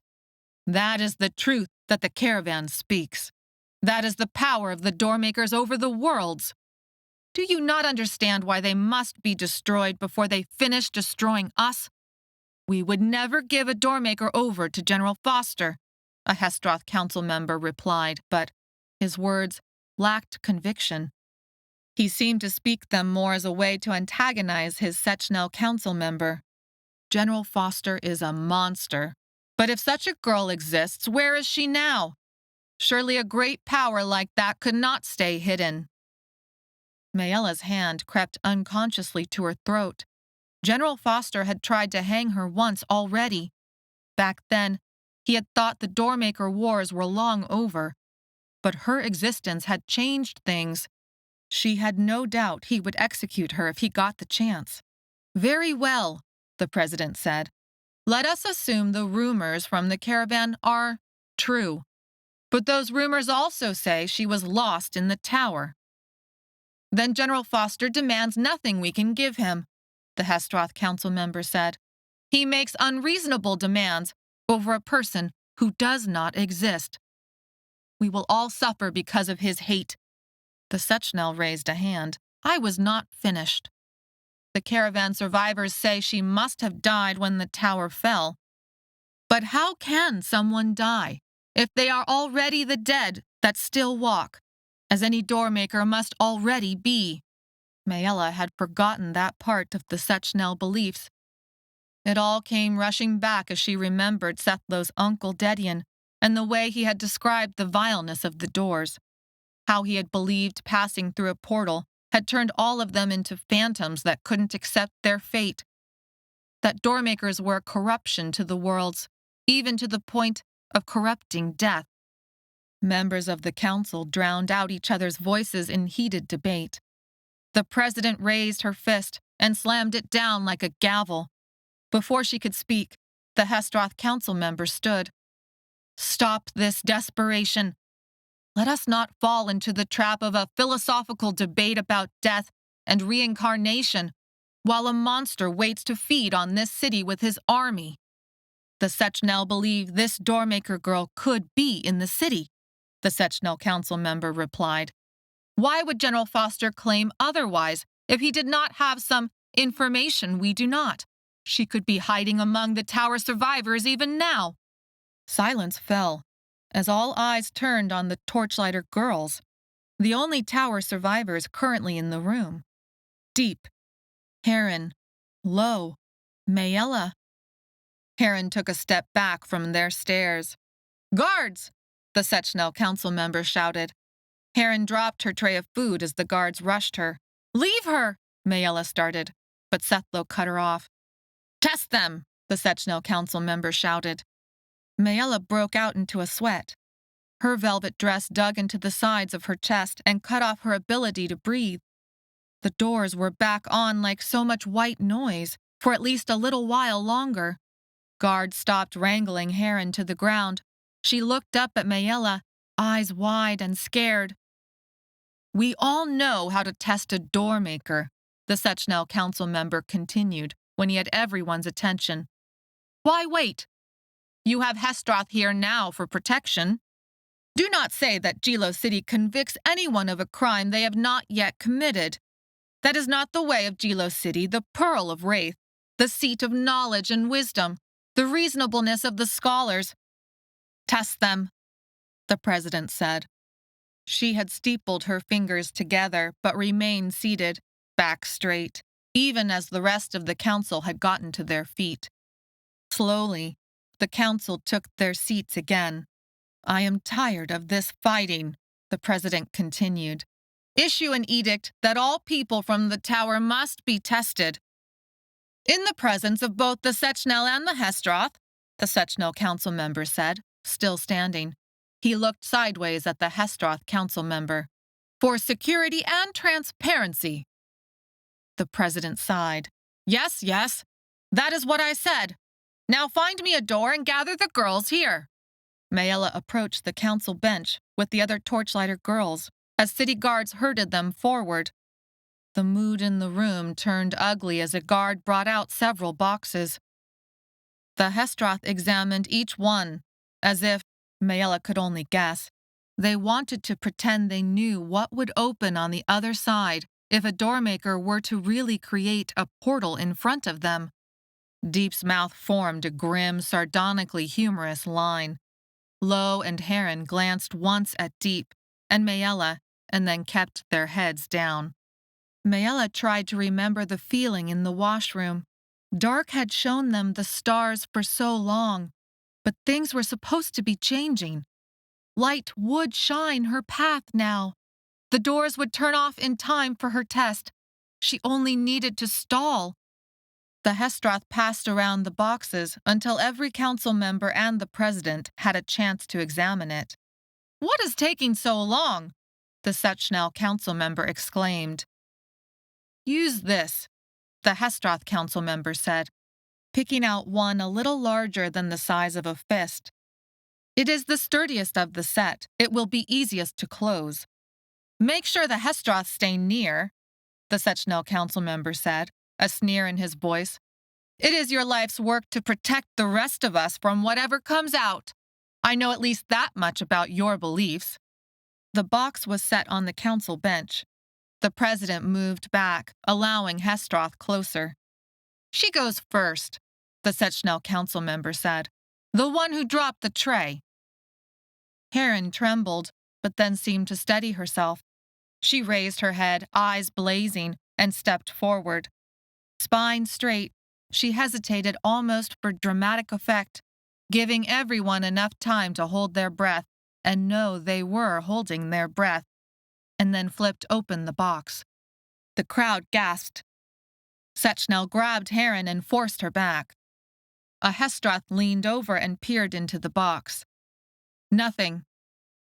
The Sechnel council member growled and examined the box himself.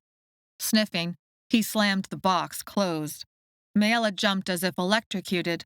The vibrations had returned, strong and steady, and poured from the box in twisting lines of light that swirled around the room and tickled her with sensation. Sethlo's eyes were on her, and he turned pale. He knew by her reaction that the doors were on. The Sechnel council member motioned for Heron's release. "Test the others." Maella stared at Deep, putting everything into her eyes. Not yet. Deep pushed Lo forward. "You go next."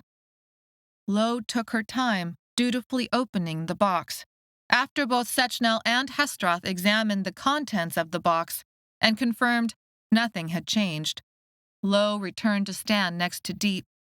The Sechnel council member turned to Deep. "And what are you waiting for?"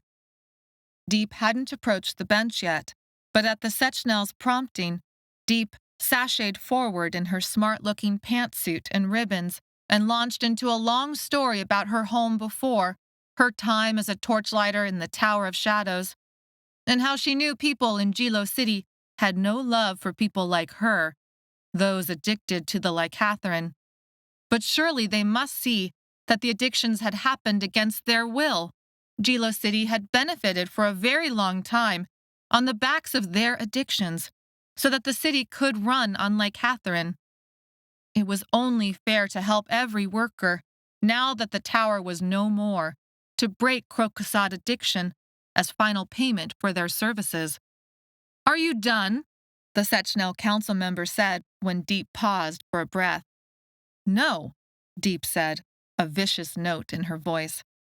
At that moment, the doors switched off. The vibrations left the room, like they'd been sucked out with a vacuum. Maella rushed forward. "I too am tired of waiting."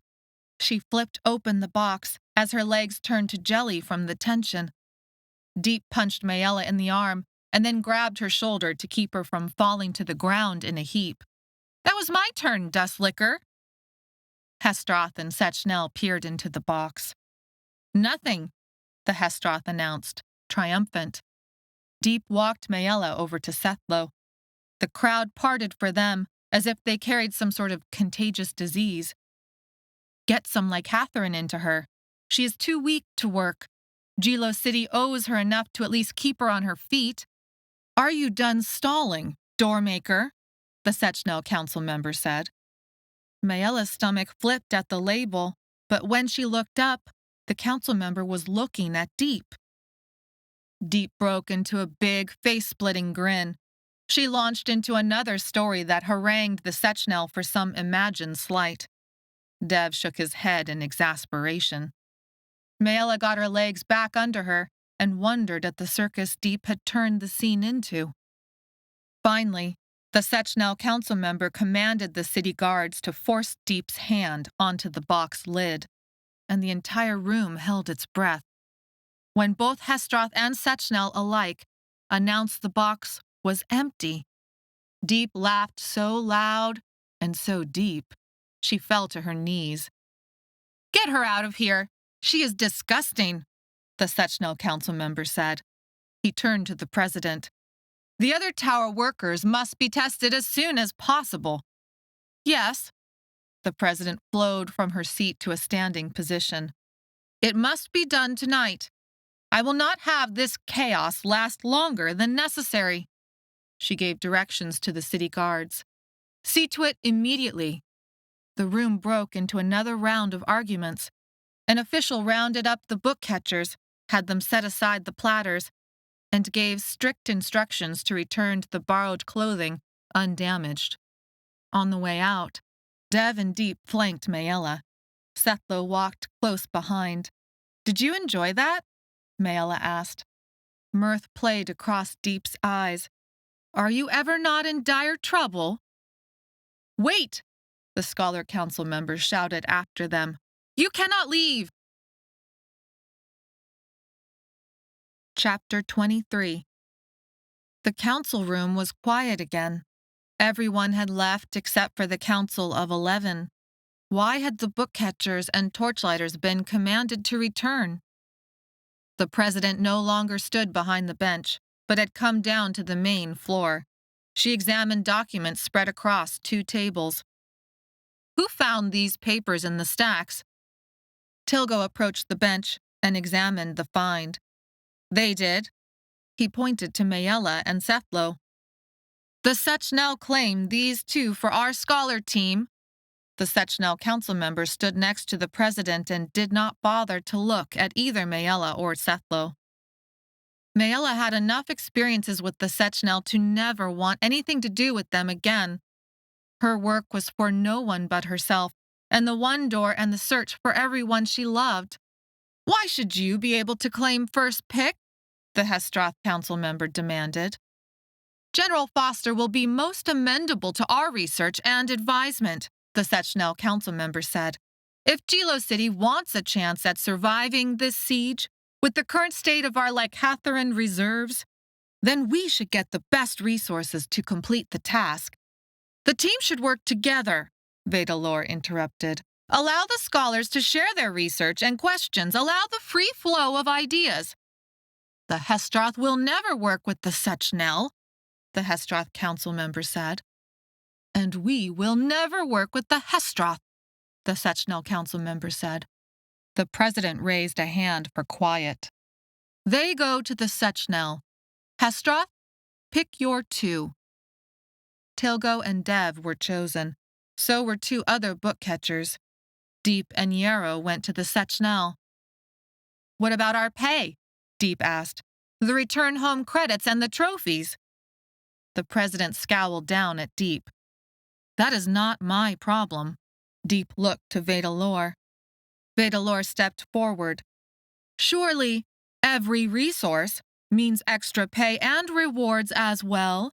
Otherwise, how would we ensure the Sechnel and Hestroth receive the best work from my book catchers? The fate of Jilo City rests in their hands. Surely we will want to reward those hands. It is some of those hands that has put us in this position in the first place, the president exclaimed. Vedalor inclined her head. but otherwise did not respond. The president sighed. Minimal licatherin will be provided, only enough to stave off krokosod among team members. Monetary rewards will increase according to the quality of work produced, as has been tradition for generations. The rest of the book catchers will remain on their current request duties to help the other scholar teams. I also believe the Sechnel have the best hope for meeting the demands of General Foster. But we will not rely on one team alone. The Hestroth will conduct their own search, as will the scholar teams in the city. Everyone will share their finds, no exceptions. There is more to this than we yet understand. We have 4 weeks of licatherin reserves on our current quarter rations. The president looked pointedly at each of the torchlighters. After 4 weeks, there will be no licatherin left for anyone in Jilo City. There was silence in the room. Maella felt the deadline hang over her head like a criminal sentence. All the torchlighters did. When do we start? Tilgo said. Now, the president said. All the council members left, their robes brushing the floor, except for the Sechnel and Hestroth. One of the Sechnel ushered them out of the room and back to where their bookcatcher clothes and torchlighter gear had been stowed. After allowing them to change out of the night's finery, he led them outside. You may call me Kinton, the Sechnel council member said as he stepped into the street. Jilo citizens will not like to see us, Maella said. Not with our skin. Kinton looked back at them and frowned. You will be safe with me as your escort. He wove through the narrow streets of Jilo City. Most were empty at this time of night. The machines that had run on licatherin, pumping out purple smoke, were silent, unusable under the current rations. Windows and doors were mostly dark, though a light here and there peeked through the shutters. Kinton slowed as they approached the Sechnel temple. It towered 3 stories above the stone houses on either side of it, straight, solid, and rectangular. There was a minimalist, severe quality to the workmanship. At the entrance, Kinton stopped. Before entering for the first time, you must take off your shoes, ring the bell of honest intention, and open the door of truth.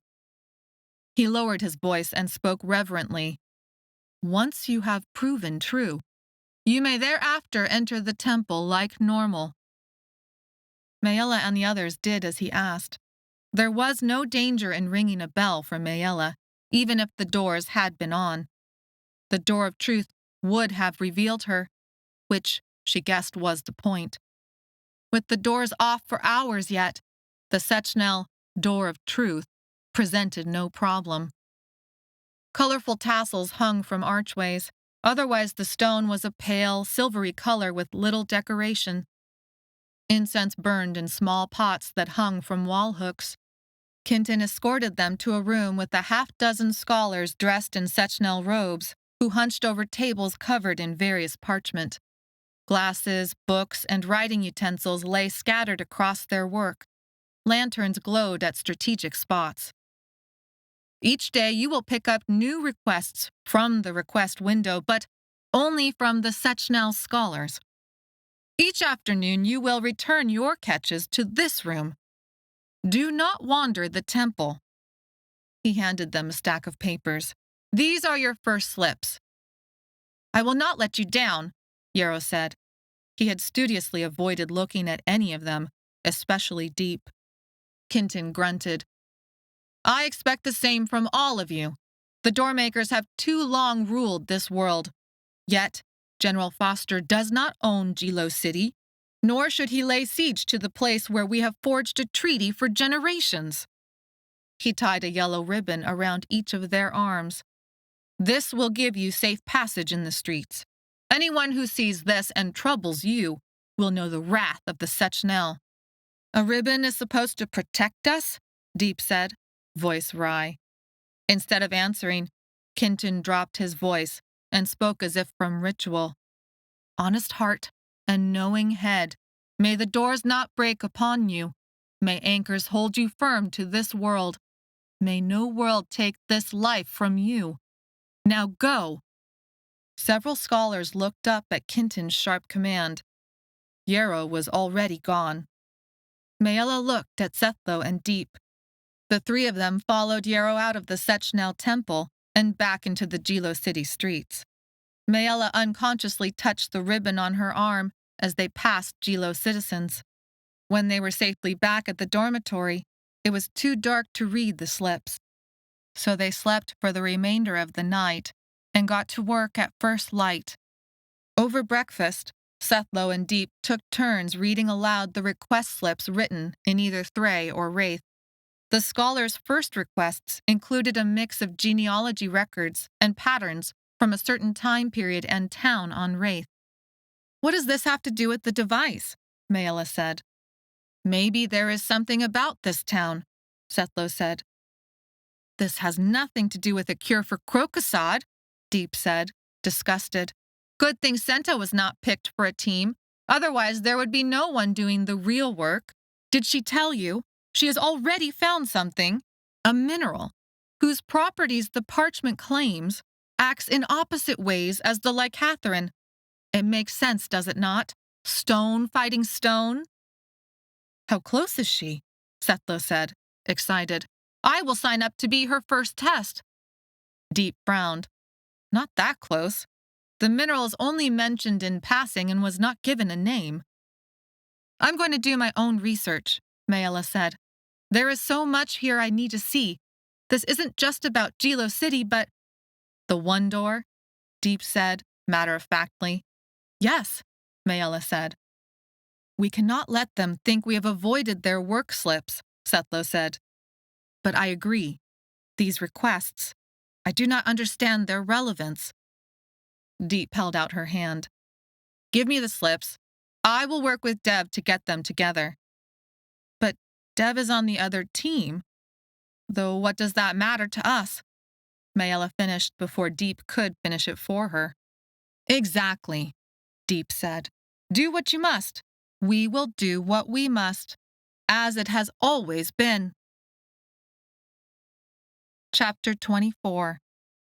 Maella and Sethlo entered the section of the stacks reserved for Doormaker patterns. They would have come sooner, but little work could be done at night in the stacks, since lanterns were too dangerous to bring near so much fuel. Sethlo led the way, stepping around broken flooring and damp spots on the ground. One shelf buckled under the weight of its parchments and bound books, spilling papers onto the ground. Some of the books smelled like mold, and others were already disintegrated. Morning light meant the doors had returned, and with them, the patterns of light vibrations that twisted like broken strands from a spider's web. The vibrations were less vibrant today, almost dampened, though Maella did not know if that was a result of the doors themselves or of the lower levels of licatherin in her blood. Maella and Sethlo stepped around the destruction and climbed wobbling stairs to the third level. The center of this level was buttressed by the strongest beams and stone in the library. It was also walled off, yet clever airways had been installed in the walls to allow for dry air to flow.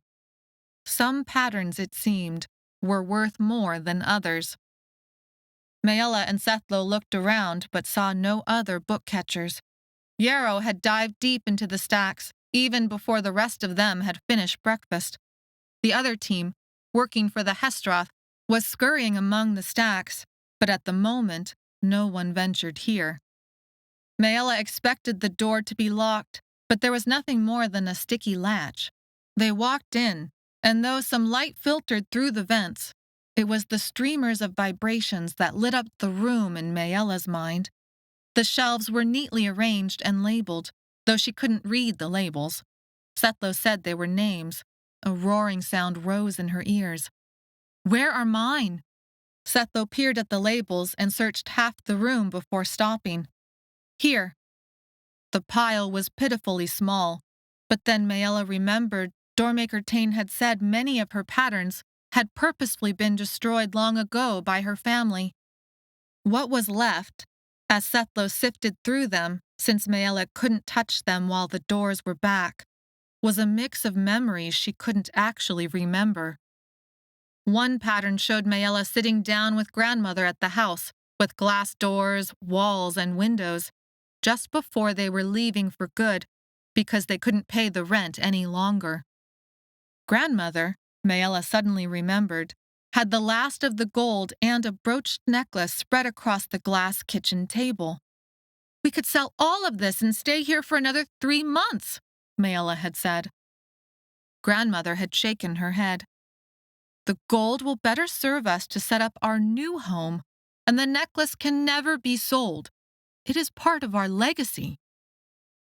Maella looked at the necklace in the pattern.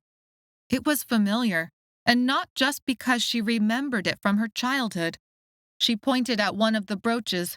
A section of it was looped metal that framed a dark oval stone. "That's part of the scholar's drawing of the device." Sethlo examined it.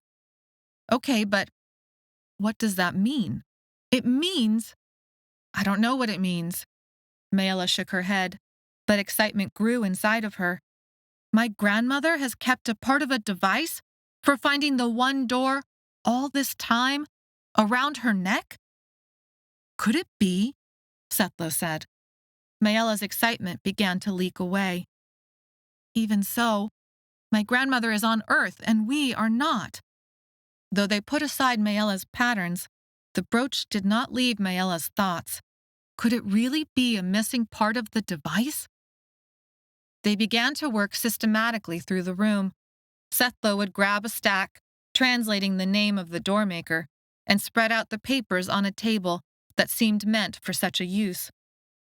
They would then each take a turn about the table, examining the patterns along the way. It was rather odd, like looking through a stranger's family albums, if the family members were all magicians. Patterns fell into, well, a pattern. A mixture of predictions for where a Doormaker would travel, what would be done, love predictions, death predictions. Like she had seen with her family's book of patterns, Doormakers had tendencies, certain things or places that they were drawn to through their doors. Pattern showed her brother Joseph looking older than Maella was now, but she knew it had to be him from the mole on his chin. His pattern showed a tendency for his portals to open doors that would lead to Earth. Hassan's patterns were more elemental. His pattern showed doors that tended to open to heat, fire, desert. They found some of Doormaker Tain's patterns, but most were copies of pages she had already seen in the family's book of patterns. They worked through barely one shelf of Doormaker patterns before the evening bell rang and the light became too dim. Finally, they had to stop. The Sechnel would be expecting them to return with something. They agreed to find some random document along the way and hoped that Deep had found something more relevant to cover their lackluster catch. Sethlo and Maella left the Doormaker pattern room and headed for the stairs. They began to pick their way down, taking care to test each step for stability and to confirm the railing was secure before trusting it with weight. Other book catchers went back down the ladders ahead of them, backpacks full of catches. On the level before the bottom, Maella looked out from the steps and down one of the aisles. She caught a glimpse. "Is that Yarrow?" But by the time Sethlo looked, the book catcher was gone. Maella stepped off the ladder. "Maella, what are you doing? We need to get back." "Hold on," Maella said. "I am not holding on to anything. I am on the level right next to you." Maella looked over. "That's not what I meant. Just wait for me." She headed a little way down the stacks, stepping over a puddle of black water. She didn't know why, but something was off about the shelves on her left. She examined them bit by bit. One shelf had collapsed on top of another. Papers tumbled out, lists of text that meant nothing to Maella. These papers were old, cracked, and yellowing on the edges, and many of them were speckled with mold. There was a small stack of papers that stood out at an odd angle. They looked neither yellowed nor speckled.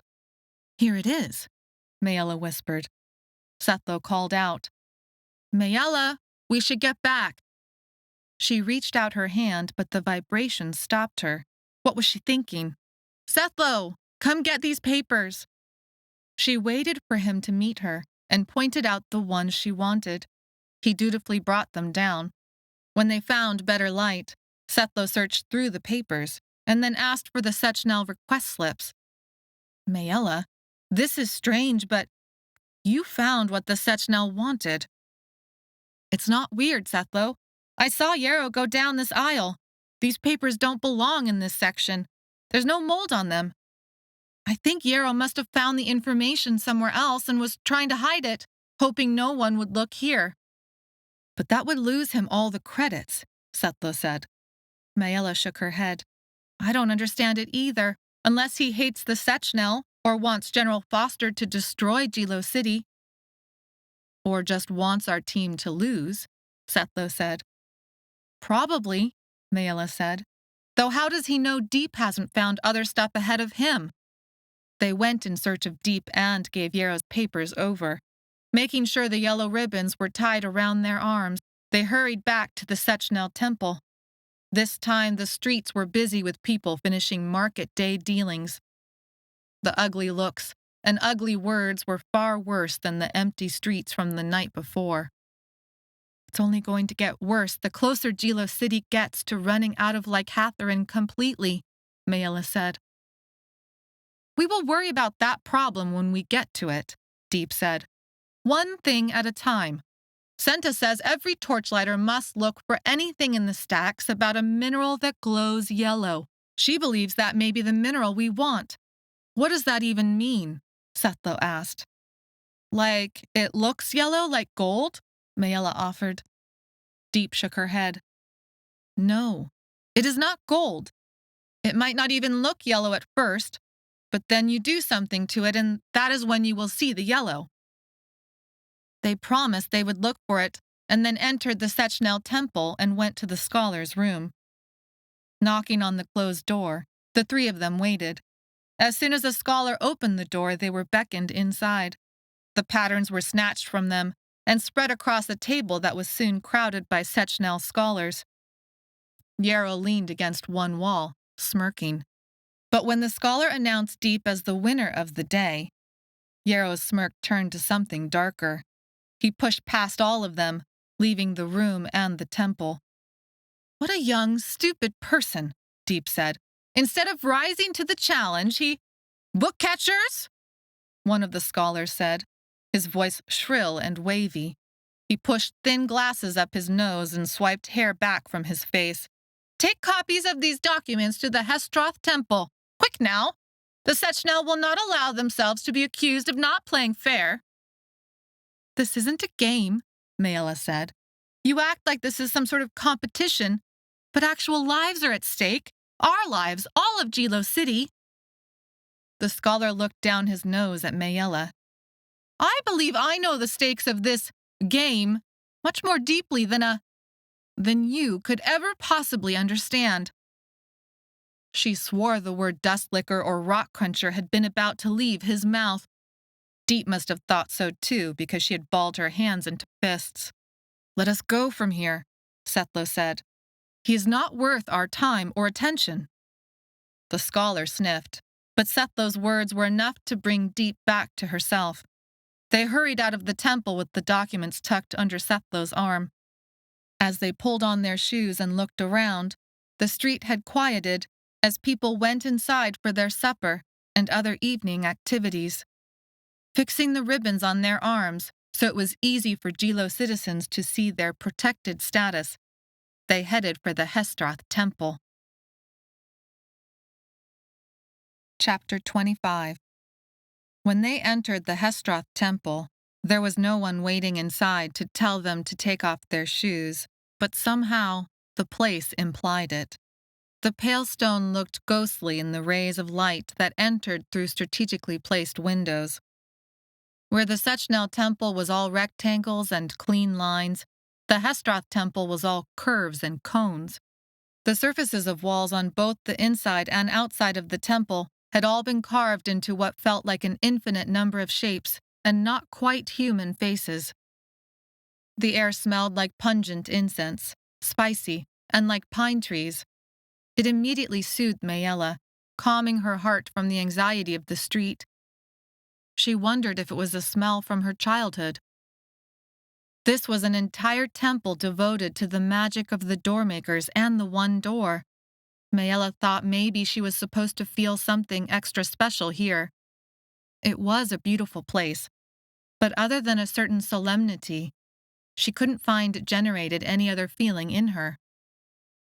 Sethlo, Maella, and Deep wandered farther into the temple until they came across an alcove with a group of robed Hestroth practicing forms with swords. Their grace and fierce beauty reminded Maella of Zomara and Orin. She wondered how the two of them fared on Thray. They found the scholar's room and handed over the Sechnel documents. "Thank you for your service," the scholars said, and that was it. They found their way back out, but just before the entrance, all the door vibrations shut off. "Oh!" Maella exclaimed before she could stop the sound. The stones around them began to shiver. Dust and pebbles danced at their feet. The rolling earthquakes were back. "What?" Sethlo said. "Are you well? Is it different today?" Maella shook her head. "I'm fine, but—" She dropped her voice to a whisper. "The doors turned off sooner today than they did yesterday." "I thought they were on less and less every day," Deep said. "Yes, but there was a timing to it. This is hours earlier than it should be," Maella said. "Before, maybe it was only a minute or two sooner each day." "What does that mean?" Deep said. Maella did the math in her head as best she could. "It means the day when the doors turn off forever might come sooner than I thought. If this new pattern holds, weeks sooner." "Or the time the doors stay off could jump again," Sethlo said, frowning. "I suspect when the doors turn off for good that there will be more than never-ending earthquakes to deal with," Deep said. "How do you know?" Sethlo asked. "I do not know. Other than Maella seems to draw that sort of bad luck to herself, does she not?" Euthril detached himself from the shadows, nodded at them, and then walked deeper into the temple. Deep raised her eyebrows. "Okay then. I will check in with Senta before the worlds are destroyed, unless you need me to stay." The urgency that never left Maella tightened its hold on her throat until she thought she might choke. "No, it's fine," she forced out. But it wasn't fine. They were running out of time. "Right," Deep said, "because things are always fine when you are involved." She flashed a smile on Sethlo that looked like she was baring her teeth. "This is your problem." And then she was gone. Maella and Sethlo followed after Euthril. There wasn't enough time for anything. Her stone doors were useless. She had learned a lot about Doormakers today, but nothing had brought her closer to the one door. Euthril had no words to reassure them, except to keep searching. The next day, they went through the same motions. As quickly as possible, they gathered the request slips from the Sechnel and then returned to the stacks. In return for the torchlighters' help with their duties, Maella and Sethlo had promised Deep and Senta they would also collect any knowledge that seemed related to krokosod healing among the Doormaker patterns. 3 weeks passed. Each morning, the bell woke them. Maella and Sethlo collected the Sechnel request slips and then returned to the stacks. Instead of book-catching, they handed the slips over to Deep and climbed to the Doormaker pattern room. The creaking steps and broken railing made the climb treacherous, but they could almost do it now without thinking. This was nothing compared to walking the pipes in the Tower of Shadows. They continued their search for one-door clues, moving systematically through the Doormaker pattern room like they had systematically gone through the patterns in the Library of Souls wagon. Any hint of special stone in the patterns they set aside for Senta and Deep to later examine. any clues related to the one door were few and far between and made little sense. Every night, Maella's sleep was restless. Sometimes she woke from nightmares of a door opened by a doormaker, though it was some distance away. The wrongness of the vibrations would quickly vanish, and she was sure it must be her imagination. Sometimes, her dreams filled with clylops. Sometimes she imagined doormaker battlefields that somehow mixed World War II movies with Dragon Slayer fantasy movies. Sometimes she dreamed of opening door after door to stone, as Supervisor Hull or General Foster or Barth or all of them surrounded her. Maella could still feel when the doors came back, though it was less bright each day. Senta, Deep, and Tomi searched for answers to krokosod. They began attending to the torchlighters each night, applying different stones to joints, grinding the minerals into drinking water, and even piercing flesh with stone needle. But the most reaction they got was when Lo threw up a mixture. The mess had smelled like boiled rotten citrus. Vedalor sometimes swept into the map room alongside Grandmaster Gradle, or the Gilo City Council president, or one of the council members, to issue instructions and inspect hands. This was how 3 weeks wore on, Deep and Dev taking on Maella's and Sethlo's requests, Yarrow vanishing among the stacks, Maella and Sethlo searching for clues that didn't seem to exist. The doors were slipping away from her, so soon after she had finally been freed to use them. With the doors fading and the earthquakes increasing, so with them faded her chances of finding Claritsa and her family. The beginning of the 4th week found Maella no closer to her goal. The book catchers and torchlighters gathered together for a meager breakfast and an even meager allotment of licatherin. The council had called a meeting every few days to berate both scholars and book catchers on the lack of progress. Rumors said the council had exhausted all options for additional licatherin supplies. Citizens were abandoning businesses and homes, some of them attempting an escape from the dying city, only to be captured by General Foster's soldiers. Other rumors said General Foster had 6 months' worth of licatherin in exchange for the doormaker girl that he believed existed behind city walls. The yellow ribbons offered little protection now against the siege frenzy that had caught and spread like a sickness throughout the Gilo City streets. Vedalor demanded city guards escort all book catchers, old and new, back and forth between the library and the temples for protection. Sweats, chills, and fevers became common among the torchlighters again. Eventually, Vedalor refused all the book catchers exit from the library grounds. The streets had become too dangerous for any tower survivor to walk, even under guard. Rumors of hangings, mobs, and deaths had reached them. The temple scholars would have to pick up their catches from the library. The day that marked the 4th week in the stacks began like the previous days since Vedalor had forbidden them to leave the library grounds. They lined up for the request window. Sechnel and Hestroth requests were set aside in a special basket. The book catchers knew now that the torchlighters were formidable competition. 10 times in 3 weeks, the original book catchers had earned back their rewards and trophies. Torchlighters, for not knowing how to read and research in 3 languages, knew how to work together and were plain better at moving around in the stacks. Mildew smells floated in the air. The only sounds were the footsteps on the stone floor and the way those steps and their breath echoed in the stacks. Maella and Sethlo pretended to examine the maps, but otherwise ignored the request slips sent by the Sechnel scholar team. When the bell rang to release them to the stacks, they climbed back to the Doormaker pattern room. Though they both felt like experts on Doormaker patterns now, they had not yet found Tomi's stack.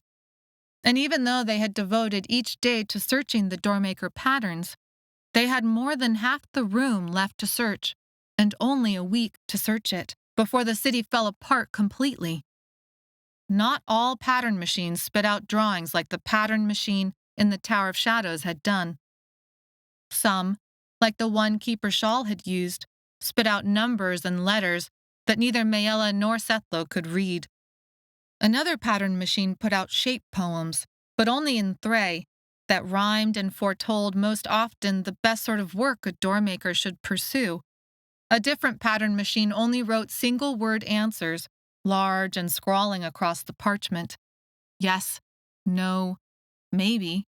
Maella imagined the user must have asked a simple question before turning on the pattern machine.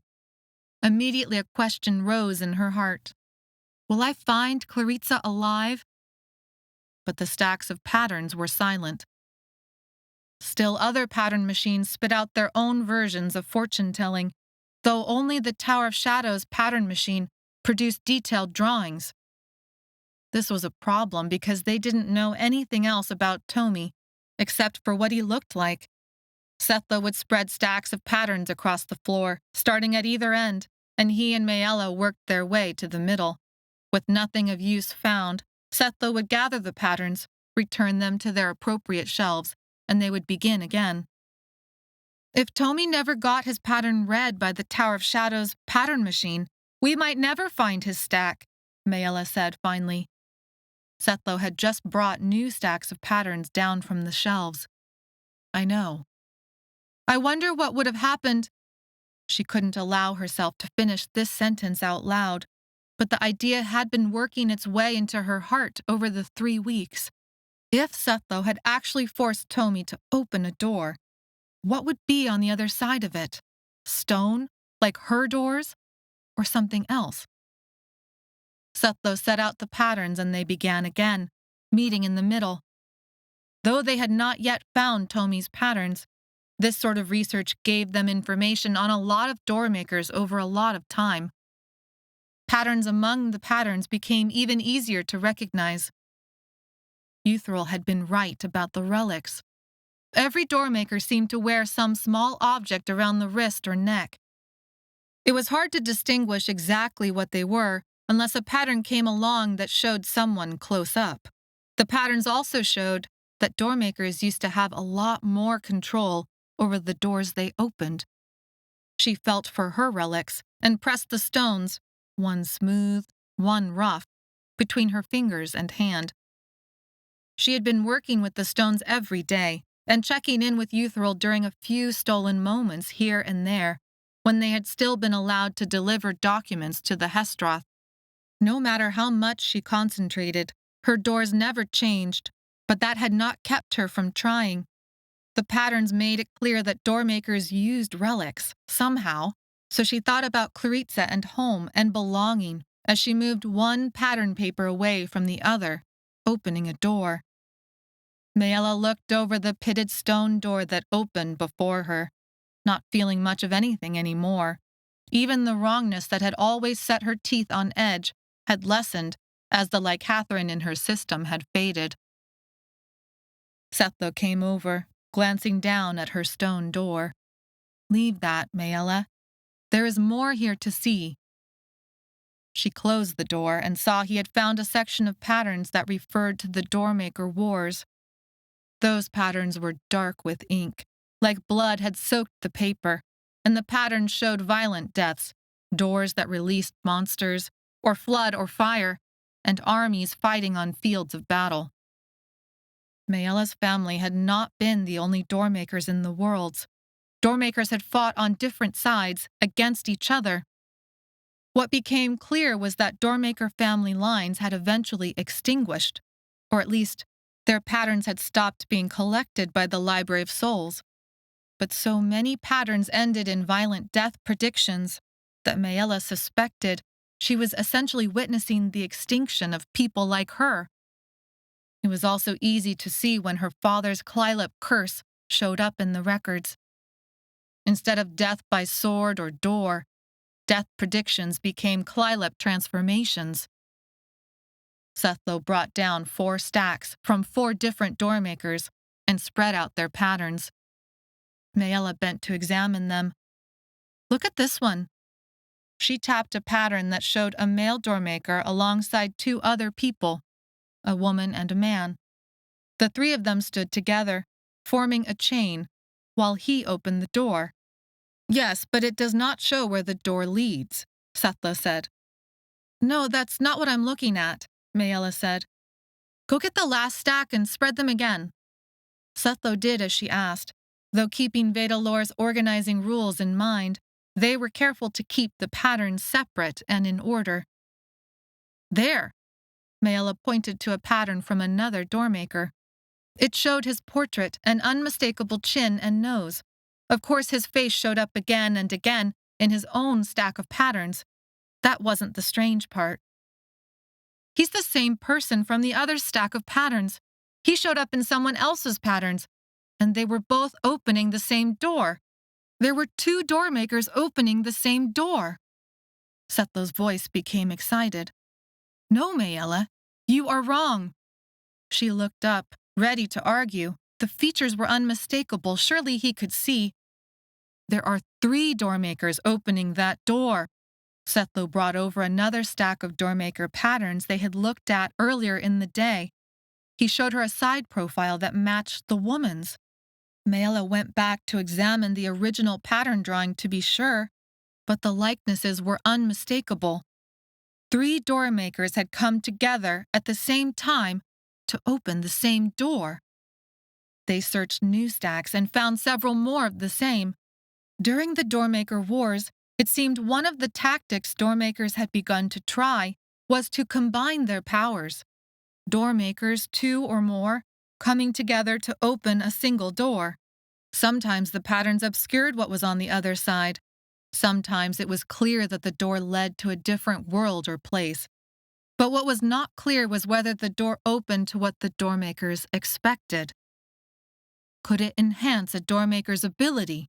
Sethlo said. Maybe it allows better control. Maybe. Maella thought about Tomi and looked up to see an odd expression in Sethlo's eyes. What would happen if Maella and Tomi opened a door together? The thought was too tempting and too dangerous.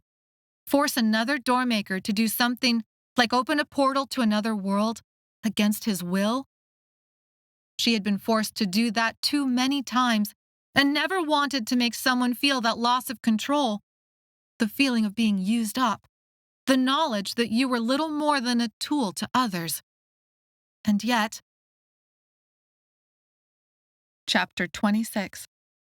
Sethlo and Maella kept their heads down as they hurried through the Gilo city streets. Sewer smells lay heavy in the air, making them gag. Trash had begun piling on steps over the last few days, and then tumbling into the street because no one dared leave the city walls for a chance encounter with General Foster's soldiers. Little rat-like creatures, even a few untethered camels, hunted through the trash, throwing it around. There was no one to chase them off. Vedalor had forbidden all book catchers from leaving the library for their own safety, but Maella needed to speak with Euthril about what they had found and to seek Euthril's advice. Should she try opening a door with Tomi? What if Euthril said yes, but Tomi refused? Maella didn't know what she would do. They tied the yellow ribbons high on their arms and used side streets and shadows to make their way to the Hestroth temple. But when they explained what they had found, Euthril rejected the idea outright. Too dangerous, Euthril said. Too many unknowns. The patterns told the users where their door would lead. Otherwise, such power is too chaotic, too volatile. Until you know who Tomi is. And even then, Euthril shook his head. What if it makes everything worse? They had debated it back and forth until the evening bells rang. Dejected, Maella and Sethlo left Euthril to head back to the library. Maella, Sethlo said quietly as they hurried down an empty alleyway. I am in no position to suggest this after what I did before. But if you do want to try to open a door with Tomi... Sethlo's voice trailed off. Maella shook her head and stepped around a pile of food trash that a camel was pushing around with its mouth. The city's speaker system crackled. Attention, Gilo City citizens. Licatherin rations are reduced a further 1/4, effective immediately. Food and water rations are similarly reduced.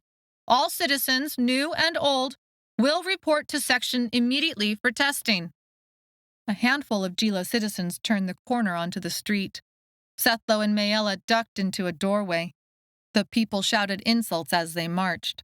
Several of them shook the announcing pole and tore it off the speaker. Others kicked trash around, and still others banged on doors. One unlucky household opened up. The occupants were dragged into the street, and all were forced to open boxes the marchers had produced. When none turned out to be doormakers, their house was ransacked instead. Sethlo was on his toes, knees bent, searching the area like a predator might. She knew him well enough by now to see this as his way of dealing with fear. They left the doorway and sprinted to the closest place of relative safety, the Hestroth temple. But the mob saw them. They raised howls and the pounding of feet sounded. Go back, Sethlo said. But the way was blocked by another mob, bigger than the first, who shouted and rallied their group after Maella and Sethlo. They veered away from the Hestroth temple, but the Sechnel temple was open. They burst inside. A Sechnel yelled at them to take off their shoes. Sethlo shouted for them to lock the temple door, or the temple would surely get ransacked. 2 Sechnel closed up the temple's doors and buttressed it with thick blocks of wood. Vibrations jumped out from the door. Maella gasped. They're back on. It's not supposed to be until tomorrow. But it was more than that. There was also the faintest hint of wrongness that flew at her, as if from a great distance. She hadn't felt it other than at night, sometimes in her nightmares, or when she opened her own doors of stone. It was the feeling of wrongness that always overtook her when a door had been opened by another doormaker. She thought through the vibrations and feelings to separate potential doors from this new door. She wanted to determine direction and distance. Everything felt weak and fluttery. The licatherin in her system barely held back the symptoms anymore. The focus stones in her pocket seemed to warm. She pressed her hand against the leather pocket where she had hid them, pushing aside the krokosod headache, pushing aside the potential doors pouring vibrations out all around her. She went inside herself and then launched her consciousness up and out and felt, Sethlo, I think Tommy opened a door, Maella said, quiet enough to make sure the Sechnel did not hear. It was the strangest feeling. She couldn't be sure, but the door felt like it had been opened outside of the Gilo City walls, except that she had seen Tommy that morning. Each day, he worked with Senta to research a cure for krokosod, but that morning, she noticed he had slipped away alone and vanished into the stacks, as if on a search of his own. Still, the stacks were inside the city. Why did the door feel further away? Her focus fell apart with a crash, and a headache throbbed in its place. Maella rubbed her temples. She tried to feel for something again, but she had lost the thread. Maybe she had read the vibrations wrong, and the door that had been opened was somewhere inside the city. Somehow, after all of his protests, after all of his rage, he had opened a door. Where and why? And what would happen if they opened a door together? The thought had become a dangerous obsession for Maella. Sechnel approached, robes flapping. She could see the whites of Sethlo's eyes as he scanned the inside of the temple for an escape route. Do not touch anything, Sethlo said. No, duh, Maella said. Sethlo frowned, but there was no time to explain. What are you doing here? Kintin demanded. They explained about the mobs. Kintin exchanged a look with his fellow Sechnel. Come with me. We have a place for you that will be safe. He led them to a room next to the scholars' room. A few Sechnel gathered inside. There were looks on their faces Maella didn't like. Kintin motioned for them to sit at a table. Before Maella or Sethlo knew what happened, Sechnel had grabbed each of them. Maella and Sethlo struggled, but there were too many. They forced Maella's hand onto a box the size of a cookie sheet. The box vibrated and streamed white light into the air, though no one could see that except for her. Fear of discovery struck Maella to her core. She struggled back, but the Sechnel were like a wall. "What are you doing?" Sethlo shouted. He fought against the Sechnel, but 3 of them held him back, though one got an elbow to the chin and another to the gut for their efforts. "General Foster swears we have a Doormaker within our walls," Kenton said simply. "The city council wants everyone tested again. This is only a formality." General Foster had forced her hand to open a drawer. Fire had jumped out and consumed the desk. It was the moment she had known everything her family had taught about the terrible wrongness of the doors had been true. Before she could even think through what was happening, the Sechnel forced her hand to flip open the lid of a small box. Only one Sechnel gave the inside a cursory look. But when he froze, and an exclamation tore from his throat, others crowded in. The room quieted into a deep silence as they studied the box contents. The looks on their faces clearly showed they had not expected to find anything, especially whatever her door had opened to. Maella craned her neck. The way they looked at the box, had it opened, finally, to something other than the blue stone, now that she could do nothing about it? "That is one door stone," a Sechnel breathed out. "She opened a portal to the one door." All the blood drained from Sethlo's face. Maella couldn't process what they had said. How did they know it was one door stone when even Eutheril had not? But there was no time. Maella saw their chance in the Sechnel's dawning horror. She kicked out of her captor's grip. This awoke Sethlo from his own shock. He twisted out of his captor's hold. She kicked another Sechnel in the crotch, remembering deep as she did. The Sechnel's grip became like the weight of a butterfly. Sethlo and Maella made it to the door before the Sechnel could act. On the other side of the door now, Maella slammed it closed. The vibrations jumped out at her. The Sechnel battered the door, and dust sprinkled from the hinges. Wood began to crack, like at the shed with Barth's men. Maella opened the door. One piece of the blue stone crumbled, and a small pebble skittered off its surface onto the floor at their feet. "One door stone," they called it. The Sechnel shouts vanished behind the insulation of the stone. The walls of the room were stone too. There was no way out unless this door was closed and reopened by someone other than a doormaker. Maella looked at the work that her hands had created. Blue-gray stone, pockmarked with age, swirling symbols and geometric designs carved into it, quarter moons surrounding full moons. She bent down and picked up the bit of rock that had fallen off, even as her teeth chattered from the wrongness of the open door. The stone pebble matched the second stone in her pocket. One of her focus relics had been one door stone? She felt stunned by this realization, yet somehow deep down, she had known, hadn't she? From a nearby room, Maella noticed more scholars had stuck out their heads and were staring at her. They looked scared, like they had seen everything Maella had done with the other door. "Let us go," Sethlo said, tugging at her hand. "Do not follow us, or she will do the same to all of you." As if as one person, the blood drained from the scholars' faces, and they ducked back inside the room. "How long do you think it will take for them to realize they can free the Sechnel by closing my door?" Maella asked. Sethlo shook his head. "The scholars will realize soon that going into a room with no windows and a single door is a dangerous thing to do around a doormaker. Let us get out of here." They paused at the Sechnel temple door, listening for sounds of the mob. Satisfied at the quiet and hearing Sechnel feet approach, they fled back into the street. They attempted a different route to the Library of Souls. The streets were empty, houses closed up, no person or mob in sight, though trash had spread everywhere. Here and there a house had been emptied out, its doors and windows broken.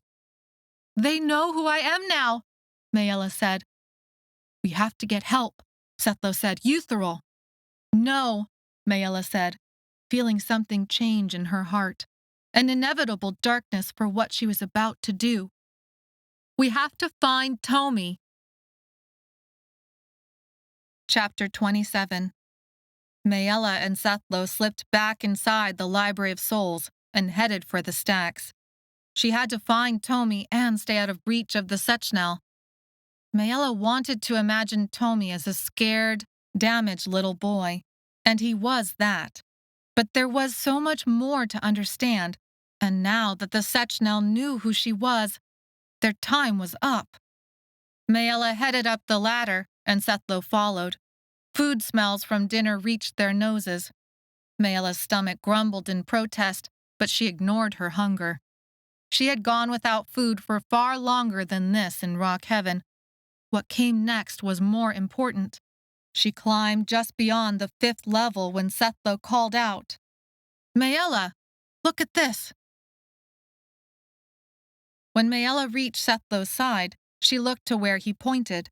She saw the usual. This level's outer shelves were damp and speckled with mold. Moss grew from some of the book bindings. Maella strained her ears to listen for steps, but all she heard was the drip of water. And then she saw it. Shapes in the dust clearly marked someone's path. There were small, Tomi-sized steps. Maella called for Sethlo and they quickly followed, growing quiet with their breath and silent with their feet. When they reached the end of the aisle, the steps vanished, as if Tomi had gotten onto the stairs. No one used the stairs on this side of the stacks. They were even more untrustworthy than the other set. But without even a pause, Maella and Sethlo took to the stairs and searched in both directions. Maella picked up the trail on the 3rd level and called for Sethlo. 3rd level, the level that contained the Doormaker patterns room. Maella and Sethlo ran after the trail, kicking up dust as their feet overlapped Tomi's tracks. High shelves that had collapsed long ago threatened to spill their contents at any moment over their heads. Soon, Tomi's footpath overlapped the tracks they had made over the last several weeks. When they reached the Doormaker pattern room, the door was ajar, though Maella distinctly remembered having left it closed the night before. Deciding silence was no longer useful, Maella ran for the room, her feet slapping the ground. A terrible thought entered her mind. Tomi had attempted to rip apart the relic drawings. What was Tomi planning to destroy this time? But when they rushed into the Doormaker pattern room, there was no Tomi in sight. Where did he go? Sethlo ducked back out of the room and then returned. I see some of his steps in a line away from here, but then they vanished like he knew he was leaving a trail, like he had jumped into the stacks themselves. Maella examined the floor, wondering if maybe Tomi had not entered the room at all, but then saw the path his small steps had made inside. It didn't take long for Maella to trace Tomi's destination. His steps led to a set of shelves they hadn't yet searched. Maella's breath hitched in her chest. On one of these shelves was a blank space that was noticeably missing a stack of patterns. The spots on either side were full to the brim with patterns. The space between them was like a black hole. She remembered Tomi's snarl and the way that he had launched himself at Maella for opening a door. She remembered how he'd tried to tear up the relic papers. Of course he was hiding something. He was hiding a lot of things. With everything he had gone through, she wished she could leave him alone. But there was too much at stake, and they were out of time. Maella took a step back, thoughts whirling around in her head. This section of shelves was next to her family's patterns. Whose patterns had Tomi taken? Was he the Botron boy the old patterns spoke about who would find the one door? There were several dozen stacks labeled with the Botron family name. She recognized the letters by now, even if she couldn't read anything else in the language. She thought there probably should be more than a few dozen Butrons. Her family had been around as doormakers for a very long time, but she also wouldn't be surprised to find out that much of what once had been gathered was now lost to the same decay and disorganization that permeated this entire world, from the Tower of Shadows all the way down to the very last stack of the Library of Souls. Sethlo brushed his hands over the carved label that marked the missing stack. Well, the label is definitely a name, but someone has scratched it out. Maella looked closely at the scratches. The label was at her eye level. These marks are old. Tomi didn't make them. This close, the smell of musty paper made her want to sneeze. She looked beyond the label into the blank shelf space. It was like looking into someone's smiling mouth and seeing one of their front teeth was missing. Except she saw what looked like a paper that had been pushed so far to the back it had curled against the wall instead of lying flat on the shelf with the other patterns. Maella shivered. It was a pattern Tomi had missed during his theft, probably because he was too short to have seen it. She reached out, knowing it was safe to do so since the doors were now off. When she drew out the piece of paper, she feared what it would show, what it would reveal about Tomi. But there was no going back. The Sechnel would soon search them out. Vedalora's cane would only stall the Sechnel for so long.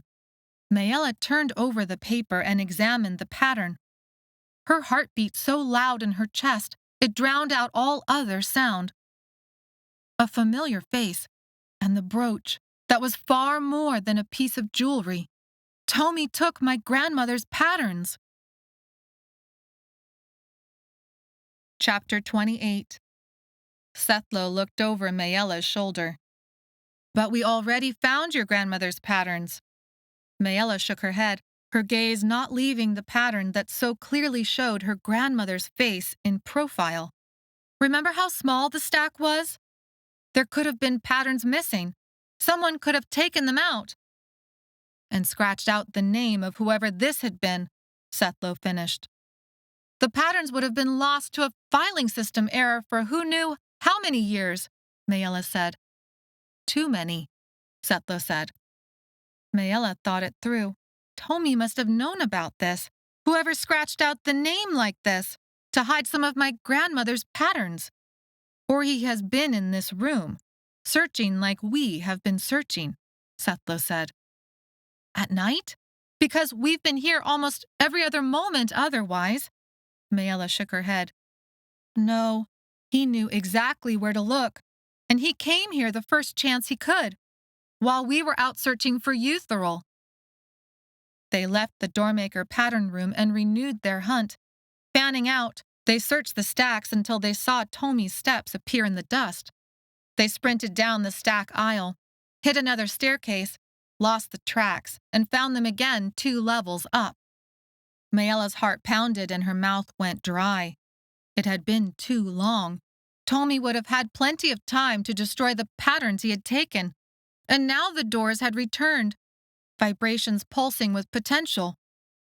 As she turned a corner, she saw, with a sinking heart, that her fear had become reality.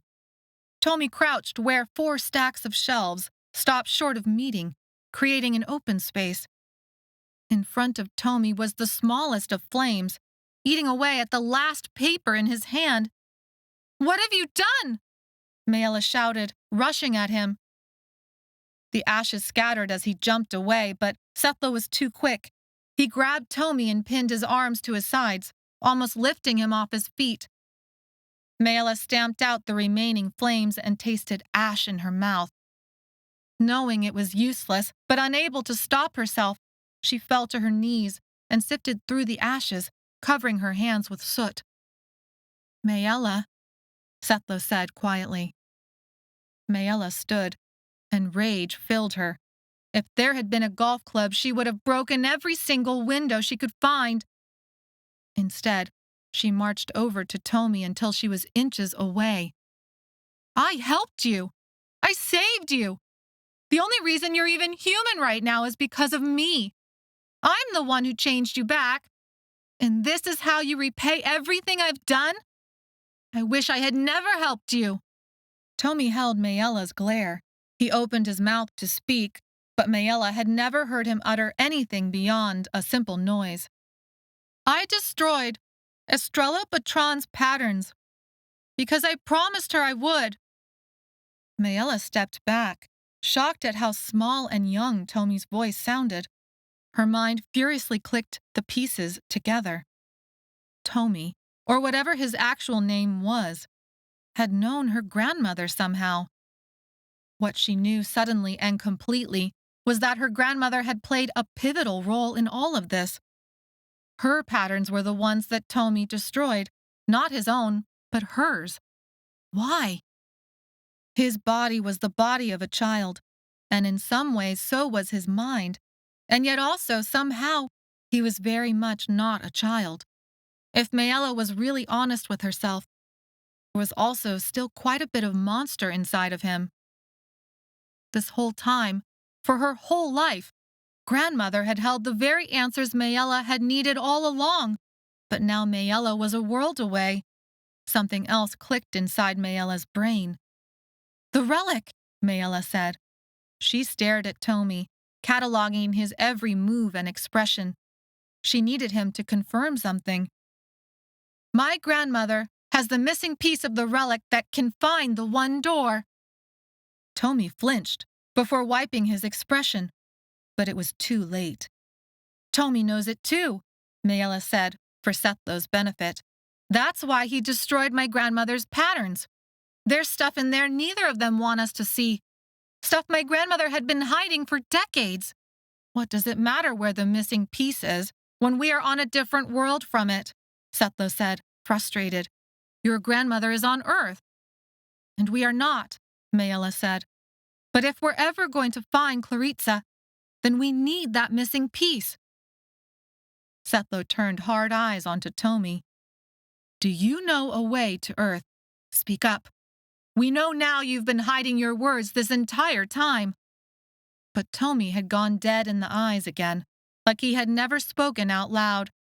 He covered his arms back over his eyes and turned away from Maella and Sethlo. "No, you're not allowed to do that anymore," Maella said. "You've put all our lives in danger. How can you possibly think that a promise you made as a kid so long ago makes any sense now after so long, after so many things have changed? The one door is the answer to fixing the worlds. They're falling apart, can't you see that? Don't you want to help?" "Estrella Patron took care of me when I lost my parents, and I promised I would help her to pay her back. I am helping, I am." Tomi said the words without lifting his arms from his face. He sounded so young and lost. He had been a Klylep for far longer than he had ever been a human boy. But Tomi might have just destroyed the patterns that would have given them the answers they needed. Forcing him to help only seemed fair now, even though it felt wrong. But Maella didn't think that feeling was going to stop her anymore. Chapter 29. "Maella?" Sethlo said, his question full of concern. She wasn't sure why he sounded like that. He had wanted this very thing not so many weeks before. She should have let Sethlo do it then, instead of running out of time like this. The level smelled like dampness and old paper and faint licorice. She could only feel sorry for what she was about to do. But like half of the licatherin bottle she had used up in the Forsea desert, she knew she was going to do it anyway. Tomi looked at Sethlo with wide eyes. It should have been Maella he was looking at like that. "Tomi," Maella said. At his name, he did turn his attention on her. He shook his head furiously, beginning to panic. She ignored that panic, though a voice inside her that sounded an awful lot like Claritsa told her not to do this. Maella ignored that voice and thought on the one door and its blue stone and the way its pockmarked engraved surface had taunted her ever since the Tower of Shadows fell. She grabbed Tomi's hand with her own. "No," Tomi said. His voice was young and small and afraid, but also sure of himself. "Do not make me do this again!" He spoke in Thray, and there was a musical quality to his voice she had not expected. Leading them back down the aisle, she stopped when she found what she needed. "Bring that one down." Maella held on to Tomi, while Sethlo carefully pulled out an oversized book. Setting it on the floor, Sethlo stepped back. The book was large enough that once it opened and became a door, a person could fit through it. Maella forced Tomi's hand onto the cover. He struggled and almost broke free until Sethlo held him still. "Maella, are you sure?" Sethlo's voice faltered. Maella reached her thoughts out for her 3 focus stones. She held Tomi's hand and placed the other hand on the book's cover. Already she could feel a difference. The thrum of potential was heightened. Everything slowed down. She thought about Claritsa and time and sacrifice, and how she had promised herself in the Tower of Shadows to not be afraid any more. The taste of ash still coated her tongue. She answered Sethlo's question by dragging Tomi's hand onto the book cover until it was next to her own hand. The vibrations jumped. Maella made Tomi open the book cover with her. Vibrations rose in a great wave, making her teeth hurt as the wrongness set in. Tomi cried and fell back, wrenching his hand away. Maella let him go. He had done what she needed. Afraid to look, needing to see, Maella opened her eyes, not realizing she had closed them, and forced herself to search for the telltale blue stone. But this door had not opened to stone. Chapter 30. At first, Maella thought she must be hallucinating. Just like that, suddenly a door opened and it no longer opened to stone. A voice drifted out from the open door, singing a pop song Maella recognized from the radio. It only made her feelings of hallucinating increase.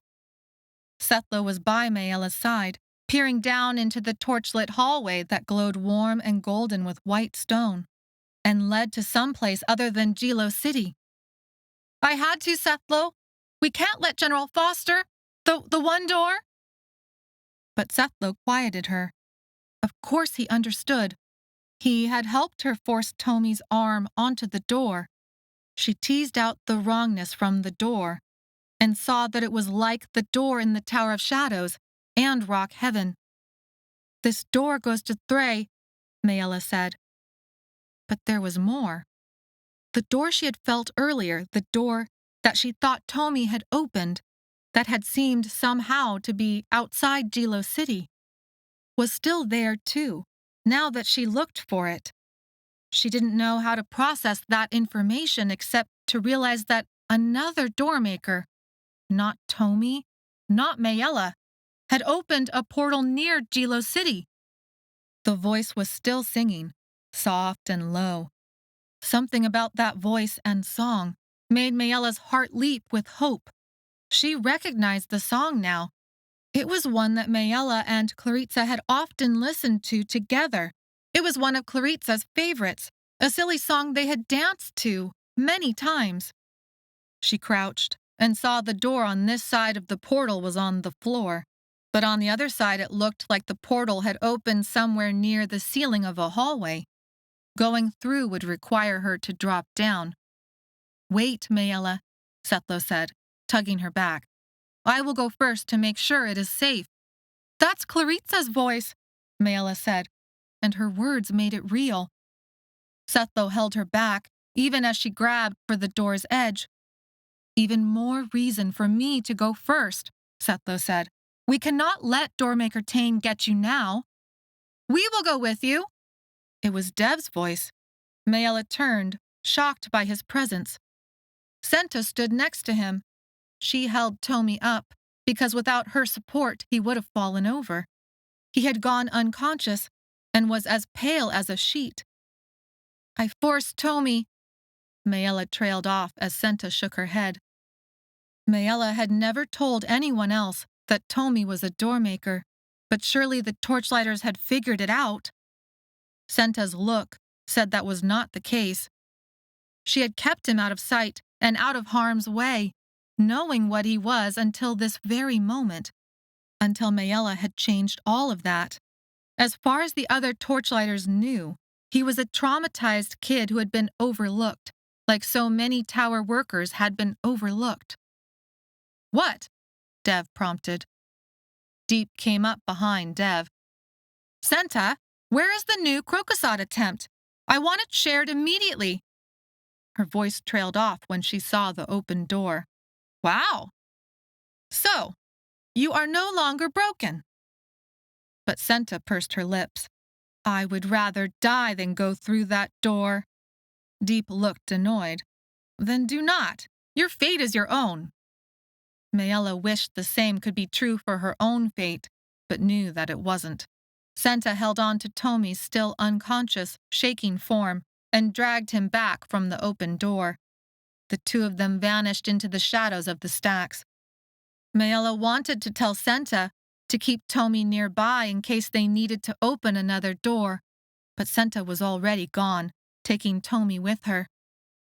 Somehow, Maella knew that Tomi would not let himself get caught by Maella again. Other torchlighters appeared, having followed Deep and Dev. Sethlo explained about the Sechnel having discovered who Maella really was.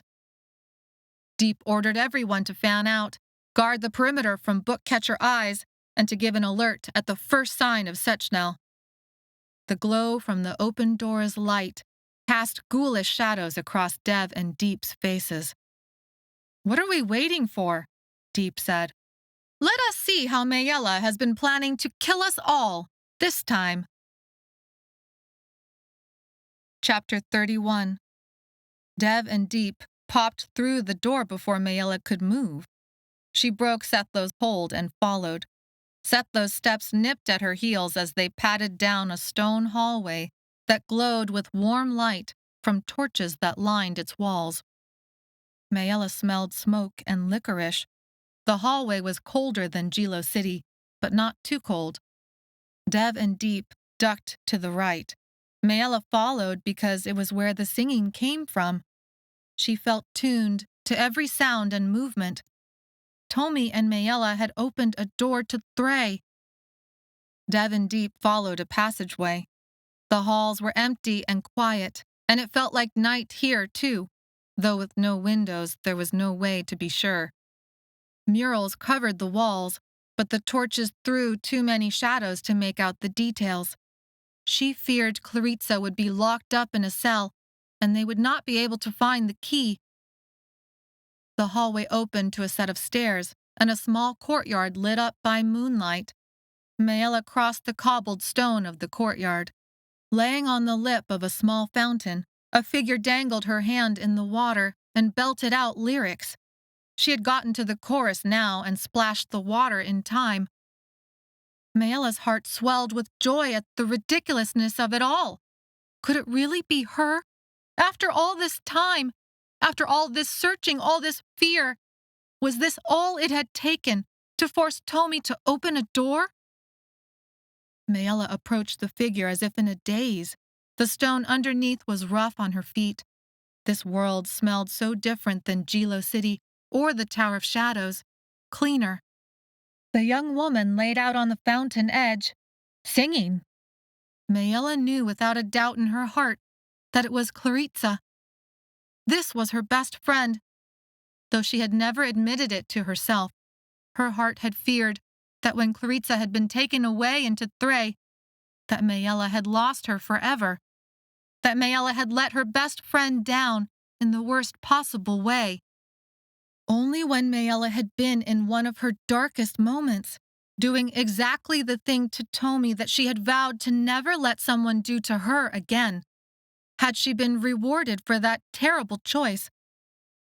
Claritsa was in front of her, unchained, alone, singing a pop song from the radio. That was Claritsa. Sethlo's breath tickled the back of her neck. How is it that she is so well? How in all the three worlds did Tomi's door find her?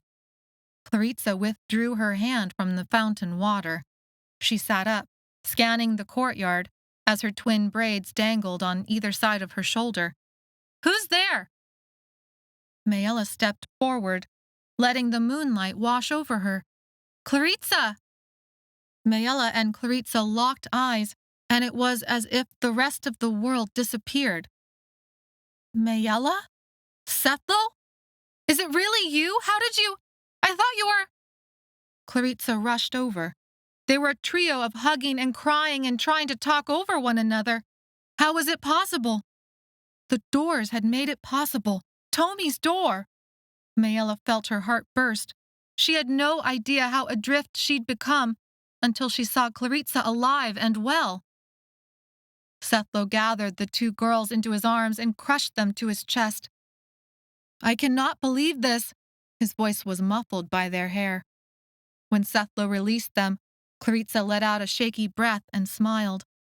"Wow. So, I guess it's safe to say you guys missed me." "But Claritsa, how?"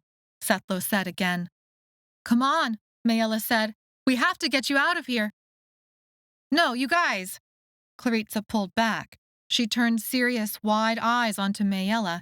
Her bangs had grown long enough to sweep to one side. "Maella, your father is here." Maella felt her world turn upside down again. "What?" "He's here. Doormaker Tain has him, in a room nearby. I've seen him," Claritsa said.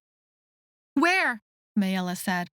All of the sacrifice and time and search and obstacles, all of the death and questions and horrifying answers. Suddenly, it was all worth it. She felt an upswelling of confidence and conviction. "Take me to him." Tomi might never forgive her, but she would force him to open a door 1,000,000 times over again. To get her best friend and her father back?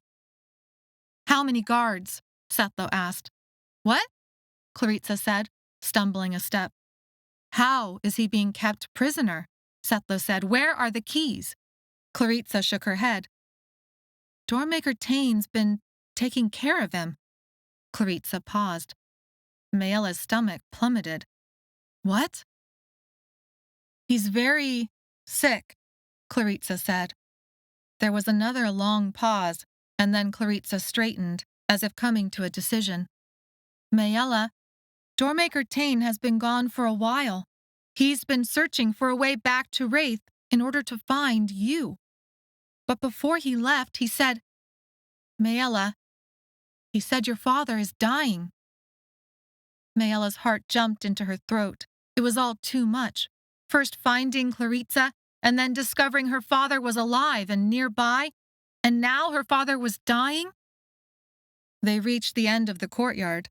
Ahead of them were a set of double doors that seemed to mark the entrance to a stone mansion. Suddenly, Dev and Deep dashed into sight from those doors, arms filled with what looked like various kinds of valuables, jewelry, ceramics, even a framed piece of art. "Run, you dust lickers!" Deep shouted. She passed by, noticed Claritsa, and said, "Take this back through the door with you." She shoved a ceramic vase into Claritsa's hands, and then dumped more valuables into Sethlo and Maella's hands. "This is our new life savings. Do not screw this up." Dev ran without stopping, a long necklace trailing behind him, and a fancy tapestry flapping like a cape at his shoulders. "In this case, it is the rabbit who will win the race," Dev said, as robed guards wearing Doormaker Tain's symbol and colors burst into the courtyard. When the guards appeared, Claritsa's eyes grew wide. "We have to go." Claritsa held the vase. Sethlo locked arms with Maella and dragged her away because she was still moving across the courtyard toward the guards to find her father. "No, let me go!" Maella fought against Sethlo. He threw her over his shoulder and sprinted away from the fountain, away from where her father lay somewhere dying. The guards were fast on their heels. Every part of her rebelled at each step that increased the distance between her and her father. When the guards were only yards away, Maella snapped out of it. The window of time to go after her father was gone. If she forced Sethlo to carry her for much longer, They would both be captured. Put me down. I will run. Sethlo, chest heaving, threw her off so that she landed on her feet. She sprinted after Claritsa. Deep tossed her a gilded wooden box to carry. Sethlo caught a jeweled egg that Deep tossed his way. He got a curse out of Deep when he launched it like a grenade at the face of the closest guard. It was enough of a distraction to allow them to gain another yard. They twisted through hallways and courtyards until they reached the door that led back to Wraith. It shimmered above their heads and led to the dark shadows of the stacks. Dev and Deep threw their treasures into Wraith and then jumped, doing a pull-up and pipe leg scramble to get back through. "Toss us the goods," Deep shouted down at them, "and get in here!" Maella and Claritsa threw themselves at the door's opening above them. A dozen hands reached down and pulled them through. Sethlo boosted them up from behind, practically throwing them into Wraith. Maella landed hard on her side. The wood box tumbled, the lid opening while still in contact with her hand, and opened to blue, one-door stone, its vibrations a strong disharmony alongside the open door to Thray. Torchlighters grabbed onto Sethlo and drew him up into Wraith, next to Maella, like he weighed nothing. Lo, Finn, and Chucko helped Dev and Deep collect the scattered treasures, divvying them up and tucking them away in their leathers. Heron slammed the book door closed, just as the guards on Thray reached the portal. Maella's heart ached at the loss. Her father was on the other side of the closed door. She would not be able to open it to anything but blue stone without Tomi's help. She suspected Tomi was now long gone. Claritsa reached over and shut the wooden box, closing Maella's door. Chapter 32. The light that illuminated the stacks had dimmed, turning the aisles into caves lined with paper. Earthquakes returned, shaking the shelves as the doors left. Scrolls and patterns tumbled about. A shelf cracked somewhere deep in the stacks. Necklaces, bracelets, and rings hung from Deep's arms. She stood with Dev and several of the torchlighters, surveying the treasures stolen from Thray and discussing the best way to sell them. Father had been so close, first in the Klylip cave, and now with Doormaker Tain. Maella marched up and jabbed a finger at Deep. "My father was in there. If you hadn't gone stealing, we could have had time to save him." Deep came to Maella's chin. Deep was short, but Maella realized with a shock again how much she had grown since opening her first door. Using both hands, Deep splayed them in the air between Maella and her, the jewelry glinting in the remaining light. Deep rocked forward and slammed Maella in the chest. "What we stole will pay our debts to the torchlighters who died so that you could be here, alive, today." Deep stepped back. The torchlighters hushed and stared. "But I am sorry there was not time to go after your father. We would have helped with that if we could." Maella's eyes lit on each torchlighter, looking for more targets for her anger. Instead, she saw exhausted faces, bodies strained by krokosod, and the mental heaviness that came with all their obligations to family and torchlighter, alive and dead. Maella's anger did not lessen, even though she saw the truth in Deep's words. Her father had been right there. He's dying, and I could have saved him." "No, Maella," Claritsa said, stepping next to her. "It's not like that. I mean, he is dying, but Doormaker Tain is trying to save him." "I do not believe it," Sethlo said to Claritsa. "Whatever he told you, you cannot believe it is actually the truth." "I know what I saw," Claritsa said, tossing a braid over her shoulder. There was a rustling in the stacks nearby, a flash of cloth, and a face. "Oh, splatter," Deep said. "Yarrow," Heron said. Deep looked over the open edge of the level. She began to laugh. "May light shine on your path. Someday, because, torchlighter, you are one dark, dark sky. Maella stood next to Deep in order to take a look. She could not help feeling bitter at Dev and Deep for losing any chance Maella could have had to see her father. Even though Deep was right, they could not have known Maella needed time to save her father. When Maella looked down, she saw Yarrow had made it to the bottom. City guards rushed into the archives room alongside Sechnel and Hestroth. Yarrow ran for them, waving his arms and surely shouting his news about their location in the stacks. Vedalor hobbled as fast as her cane allowed, swiping and whacking and crackling with energy. Bet she's yelling at them to wash their hands, Deep said. Dev said, Light, shine the path. Dark, show the stars. Maella and the rest replied. Claritsa, too. Maella's heart swelled. Claritsa was back. But the reunion was bittersweet with the loss of her father. No, Maella would not let herself think like that. She had pursued the one door with all of her ability and will. That pursuit had brought Claritsa back. The last pattern she had charcoaled back to life for herself promised that her pursuit of the one door would bring her father back too. She would not give up hope now. Get into the stacks, Deep said. Climb the Library of Souls, like there's a blotcher block out there, and we are all dead if you do not find it. Because if they catch us, that is what will happen.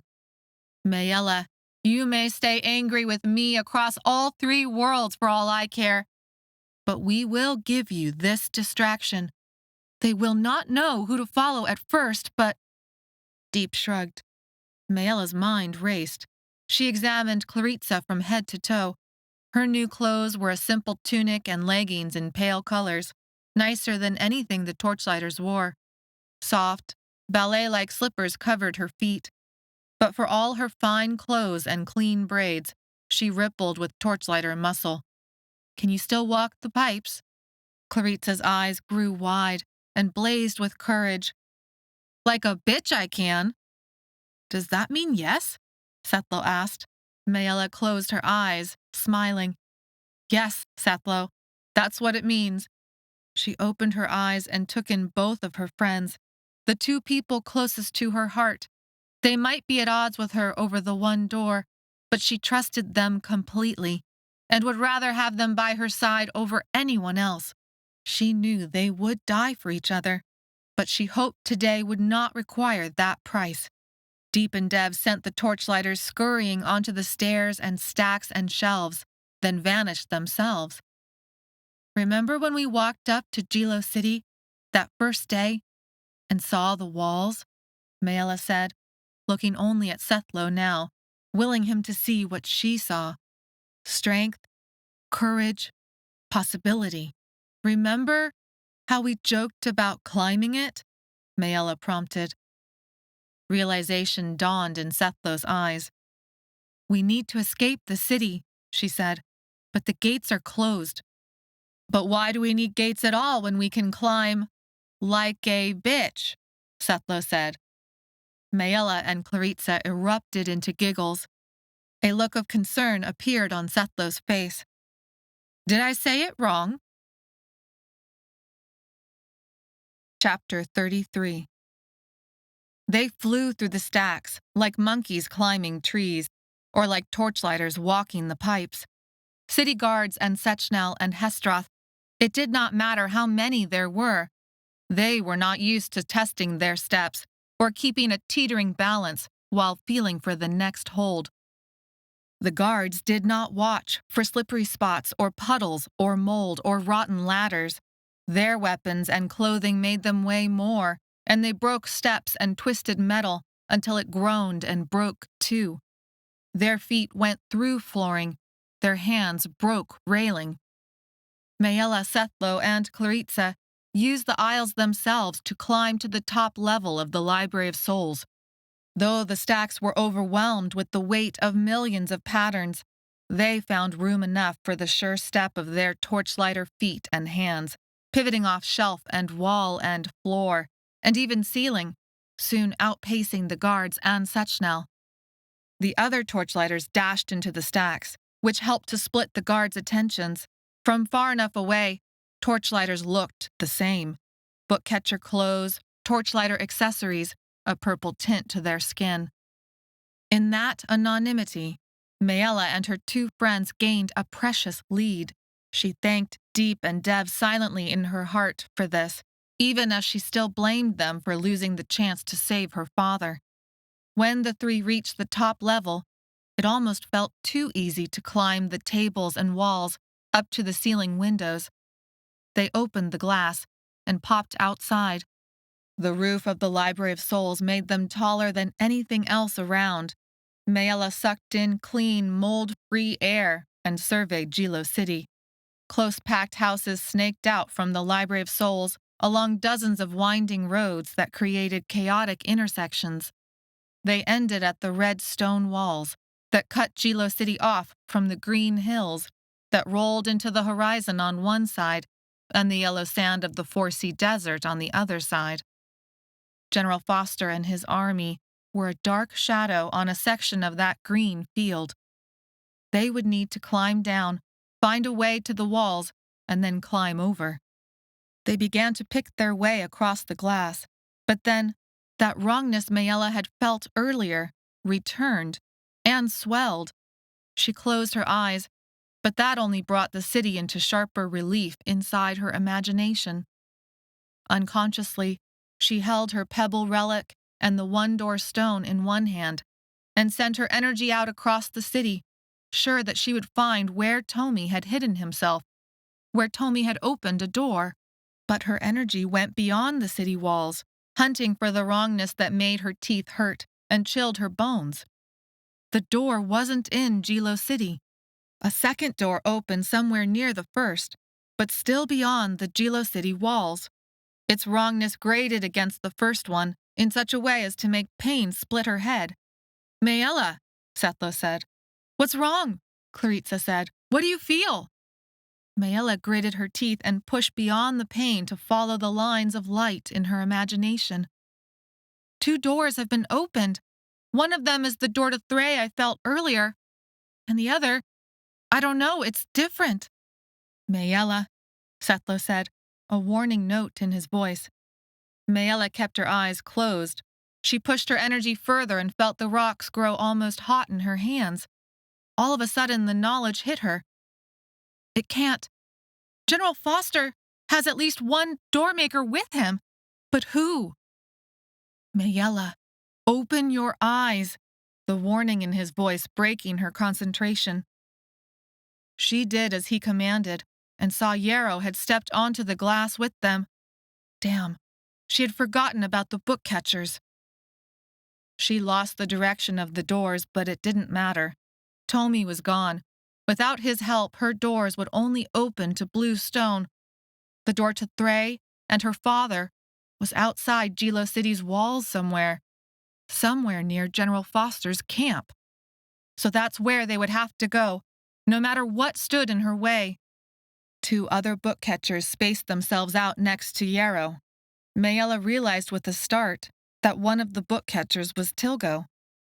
"Just let us go," Maella said. "This has nothing to do with you." Tilgo shook his head. "I have spent my whole life serving these stacks in this city. You came from out of nowhere and don't care about what we're trying to do here. They had promised to train me to be one of the scholars. But without licatherin, the city will soon die. And so will the stacks." "You think you're so much better than us," Yarrow said. "But I know what you are." Yeah, Maella said. "Filthy dust lickers, we know. Or wait, I forgot. You're supposed to call us ball crushers now, aren't you?" Yarrow's face turned purplish in rage. The three book catchers approached.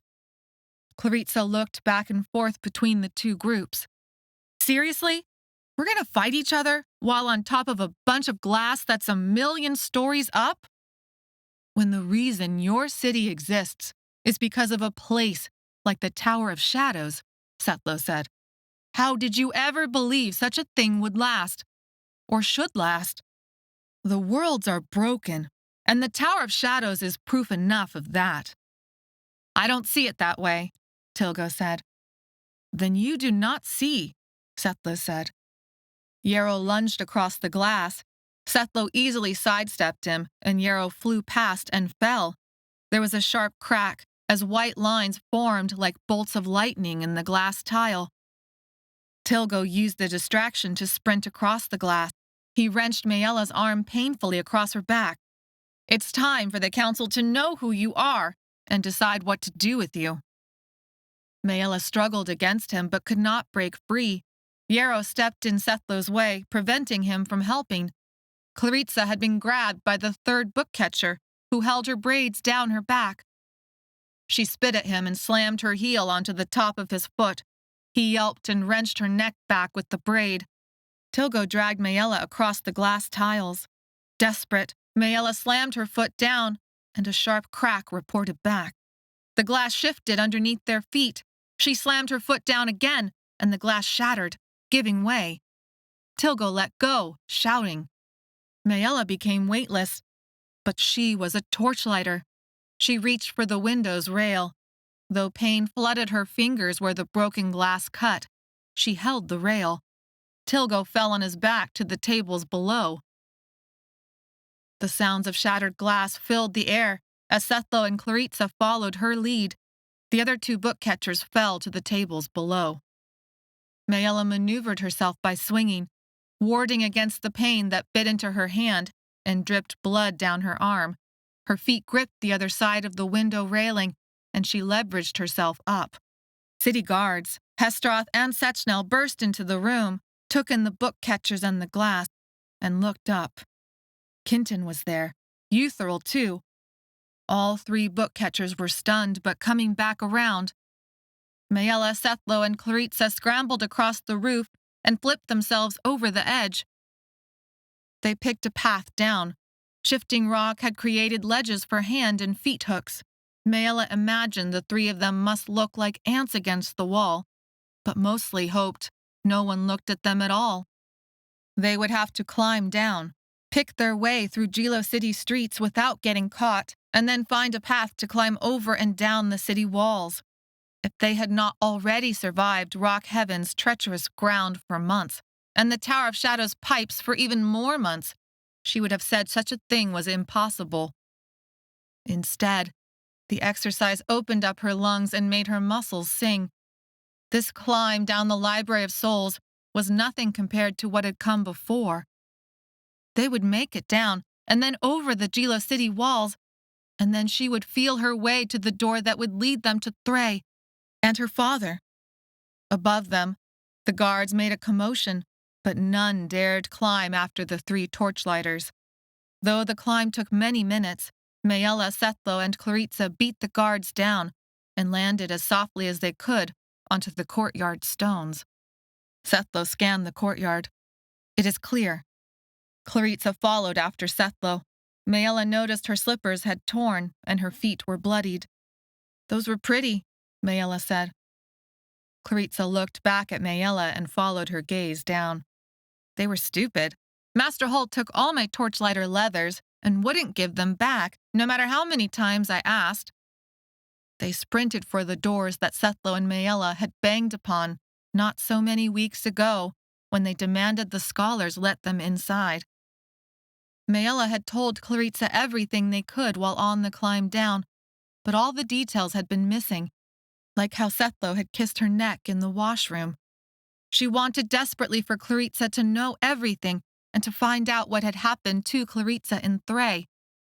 Master Hall had clearly been around, and so had Doormaker Tain and her father.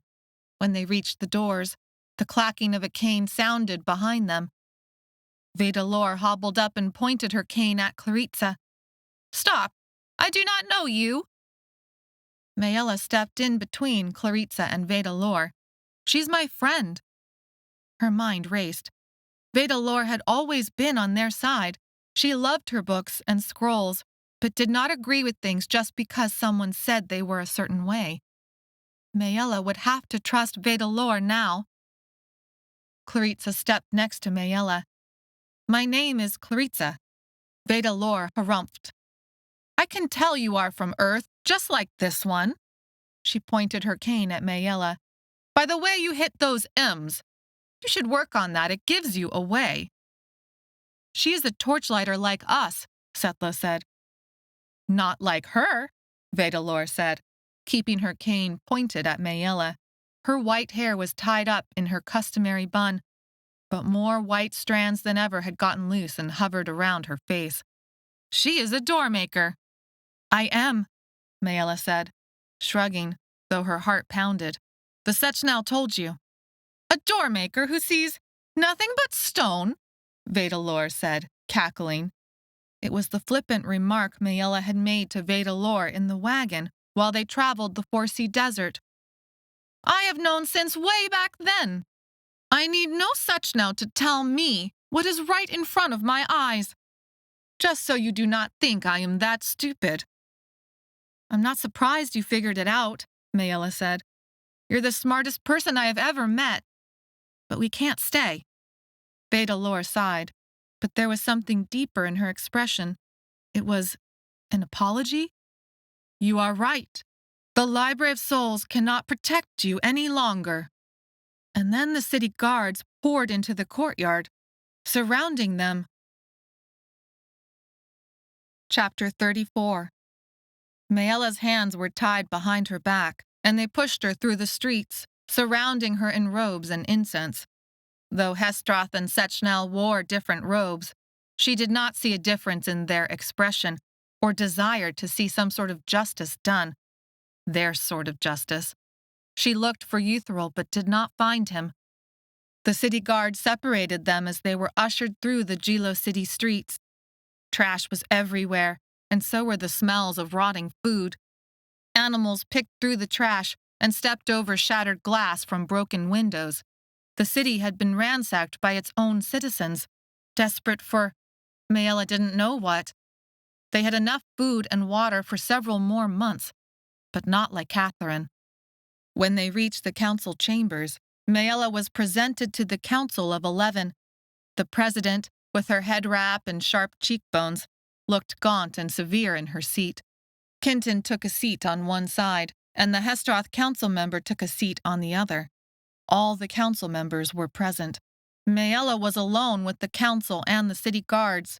She felt the separation more keenly than anything else. Sethlo and Claritsa were not in the room with her. She did not know where they had been taken.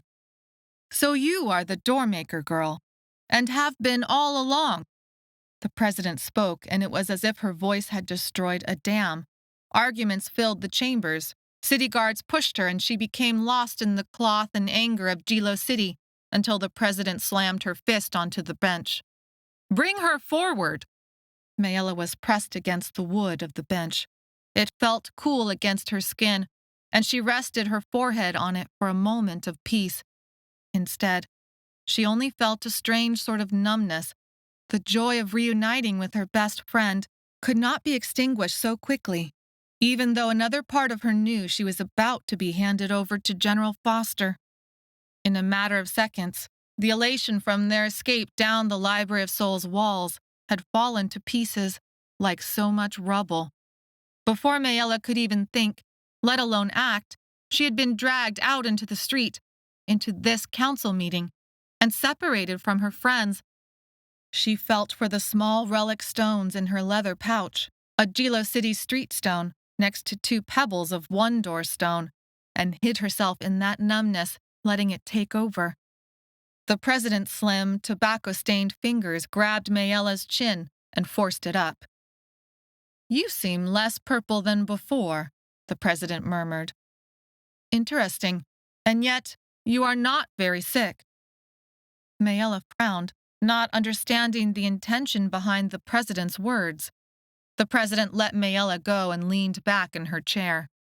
The Gilo City Council argued about what to do with her. The Hestroth argued for her safety, but even to Maella's ears, the argument seemed half-hearted. The Sechnel and merchants argued to turn her over to General Foster. The scholars were split between saving the city and wanting to study the first Doormaker many of them had ever seen. Maella blocked out the vicious energy the room sent her way and focused on the wood grain of the bench. She hoped Tomi was hidden away somewhere safe with Senta, and yet hoped somehow they would find each other and open an escape. Run far away from this place, Tomi. Chapter 35. We will vote, the president said. But know this, General Foster has said he will trade many bottles of licatherin for this girl and leave our city and fields for good if we hand her over. The Council of 11 called for an announcement to go out across Jilo City. Maella was dragged out of council chambers and into the Jilo City streets. They did not even give her a chance to walk on her own 2 feet. Rotting food smells drifted through the air. Food waste could not be taken out of the city walls because of the siege. As if also holding its breath, rain had not come, leaving everything covered in a layer of dust and grime. Sunlight shone bright and harsh above the stone houses that lined the curving streets. Though not as harsh as the Forsea Desert sun, somehow Maella felt more pressed down by this light, like its rays saw into her very soul and judged her for existing. She pushed back against that judgment. She no longer cared what people thought of her. She existed. She knew she deserved to live. She would do whatever it took to find the one door and end this circus. Ahead and behind of their marching group of guards, council members, Hestroth and Sechnel, were Jilo City citizens who had left their houses to join what had become a procession. Finally, they dragged Maella through a set of stone arches that led to a stone arena set into the ground. Stone benches ringed the arena center. They stood for a moment at the highest ring of seats. Looking down, Maella felt a hint of dizziness. Levels of benches stepped down, down, down until they stopped at a large, circular stone stage. Clylop's screams and the screams of her friends rang in Maella's ears as she unwillingly flashed back. Her earlier bravado drained away. This place was like the circle. Sweat broke out on her skin, but she also felt chilled. She looked around wildly, searching for an escape. She could not let Junli and Farron enter the circle this time. She could not let Torian fight on her behalf. She had to take their place, only her. A choking feeling locked up her throat, and she tried to claw at the skin of her throat, but the guards kept her arms locked at her sides. Her eyes rolled around, taking in the scene, trying to find a way out of the feeling of fear that flooded her body. They marched her down the steps, but this time they practically needed to carry her. Her vision narrowed. All she could see were the guards in front of her, and the way Jilo City citizens filed in from the surrounding arches to fill in the stone benches. Stone. Everywhere stone. When they reached the arena, the Council of 11 had arranged themselves in their robes. They stood, cloth billowing in the slight breeze that had picked up from nowhere as clouds boiled in to cover the blue sky with mottled gray. Maella felt eyes pierce into her. She found the source. The president looked at her with sorrowful determination. Maella felt a wild hope that maybe this would not end the way she feared. She was a girl who had worked in the Library of Souls. She was a girl who had worked in the Tower of Shadows. She was a girl who had worked in Rock Heaven. Vedalor had known who she was, or at least suspected, and tried to save her from herself for as long as she could. Maybe someone here would see that, too. The noise of 1,000 conversations billowed into the air like clouds. A single drop of wetness landed on Maella's cheek. The shock of it made her jerk back, as if someone had spit on her, but the guards did not allow her to move more than an inch. "It is only rain," one of the guards spoke. Maella tilted her head and wiped her cheek on her clothes. "Do you not know rain?" the guard said again. "Do doormakers truly care so little about the worlds and the people in them?" "I know rain," Maella said, forcing the words out from her throat. Fear drained away and anger replaced it. I am like you. I played in the rain as a child. My friend and I would go to the creek and skip stones. Being a doormaker is not the only thing I am." The other guard told the first one to be quiet. The first city guard shut up, though the look on his face held disbelief. Speaking of the creek turned Maella's thoughts in a new direction and eased the terrible beating of her heart. Claritsa was alive and well. She and Sethlo would find a way with the help of the other torchlighters. Somehow they would find a way to save her from this mess. She reached out with her awareness and with her eyes, taking deep breaths to bring back her full vision. She scanned the stone benches, looking for a familiar face. Her friends had been taken by the guards, but they had not been set before the Council of 11. Had they escaped after all? The council president was raising her hands for silence. The arena went eerily quiet. Maella could smell the anticipation in the air, along with the stinking trash and her own sweat. "We are here today to bear witness to a great event." Though the president did not have an amplifier or anything electronic to project her voice, somehow it carried, strong and loud across the arena and up the stone benches. Maella felt her heart beat in her chest. Though she had been proved wrong again and again, a small part of her still hoped that somehow they would see past her doormaker abilities. "We have a choice before us, an opportunity to end the siege and restore licatherin rations," the president continued. Maella felt a twist in her stomach as the crowds roared. There was a ferocious flush to the faces that she could see at arena level. No matter how hard she scanned, she did not find a friendly face. "This is the doormaker that General Foster searches for," the president said. Maella was pushed to the ground onto her knees as the crowd went silent at the news. Then, as if of one body, they roared again.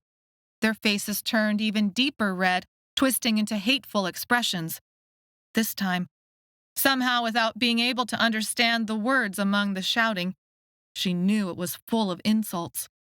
Maella felt any last bit of hope vanish. She chastised herself.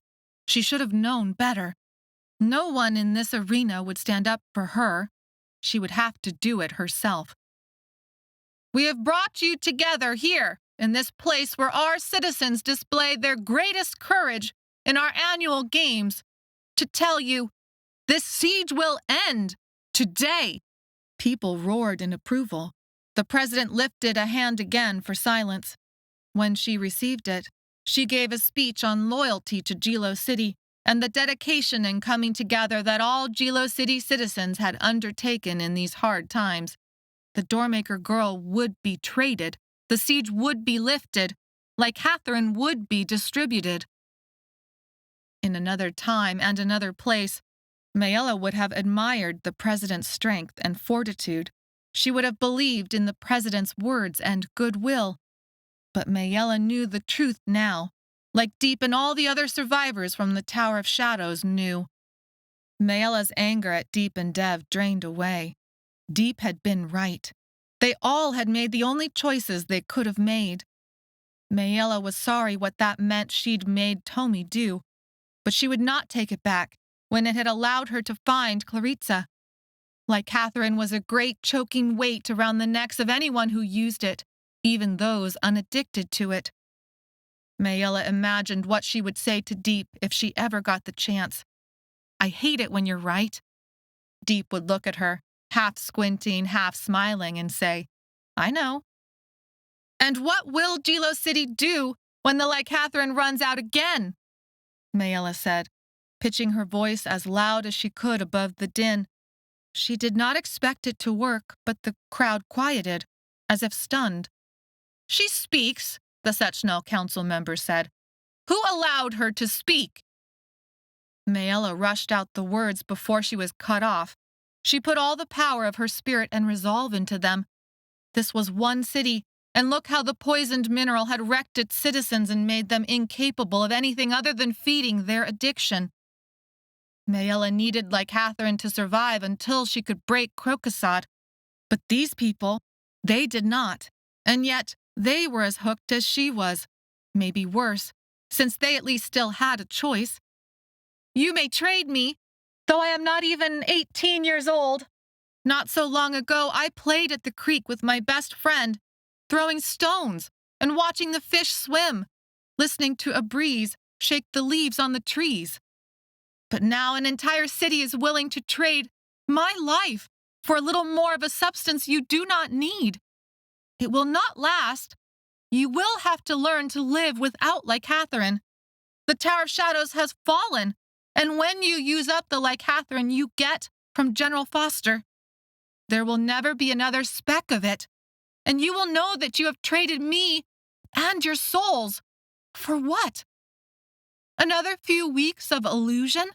It is not worth the price. Let me go, and I will find a way to... This Doormaker dares speak in front of the very citizen she has made low. This is the Doormaker with her aberrant, despicable power who put us in this position in the first place, the Sechnel council members said. She is the one who took down the Tower of Shadows and caused Jilo City such pain. The crowd roared so loud, the president's attempts to bring the crowd back to silence were useless. People came out of the stands and flooded into the arena.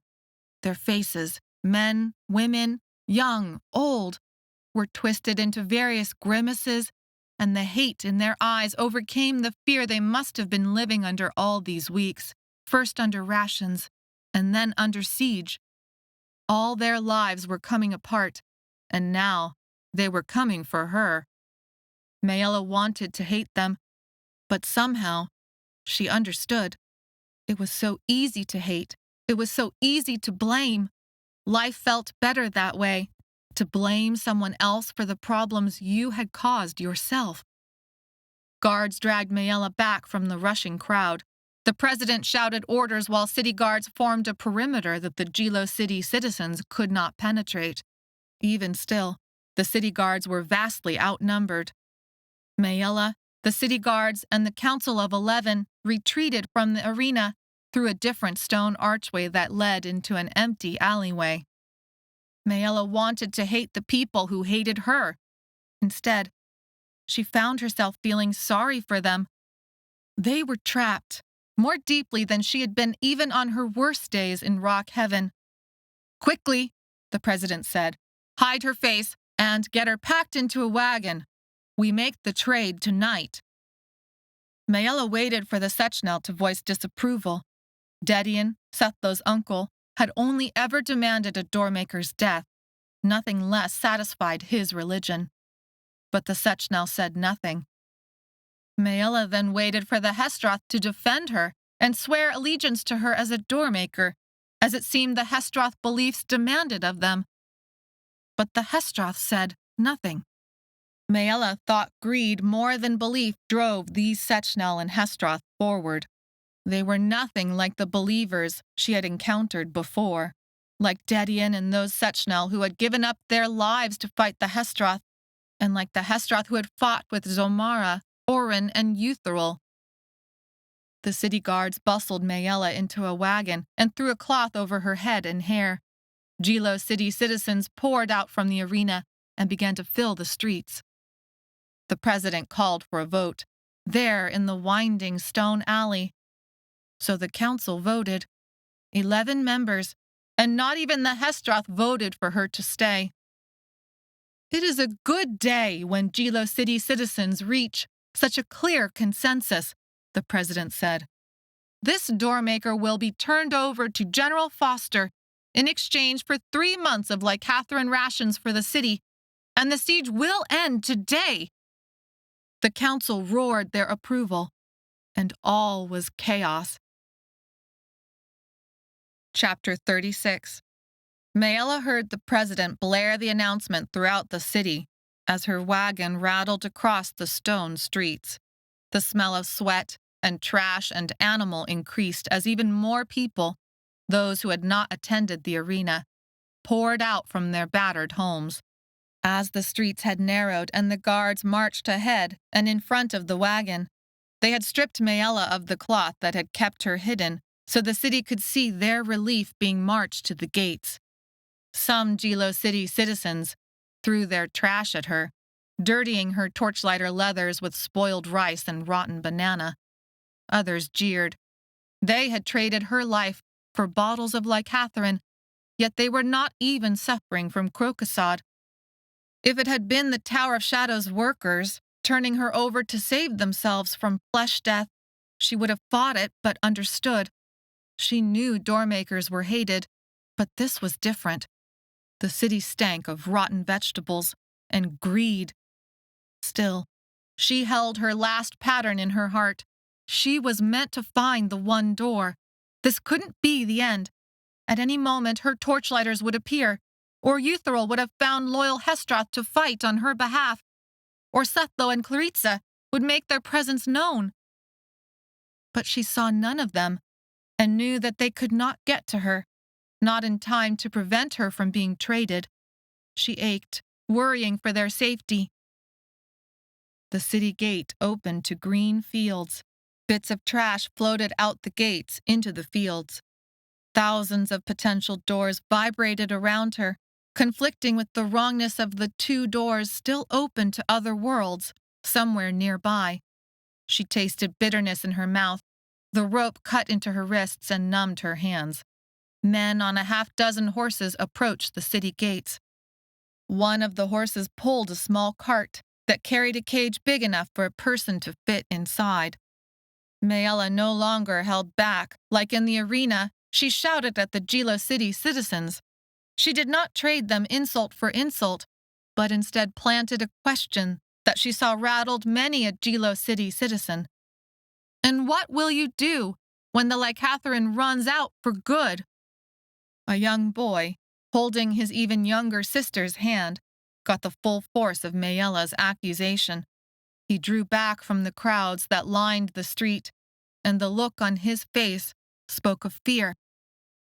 Maella did not let herself feel sorry for him. He was not addicted. Licatherin withdrawal did not mean death for him like it did for her and others. He would have to find a way to live without the drug. They all would.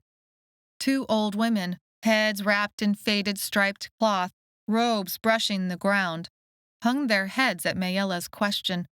Somehow, she had struck a chord, though she had not expected it. Soon a city guard elbowed her in the stomach, knocking out her breath so that she panted and could not speak. And still, Maella waited for rescue to come. And still, rescue did not come.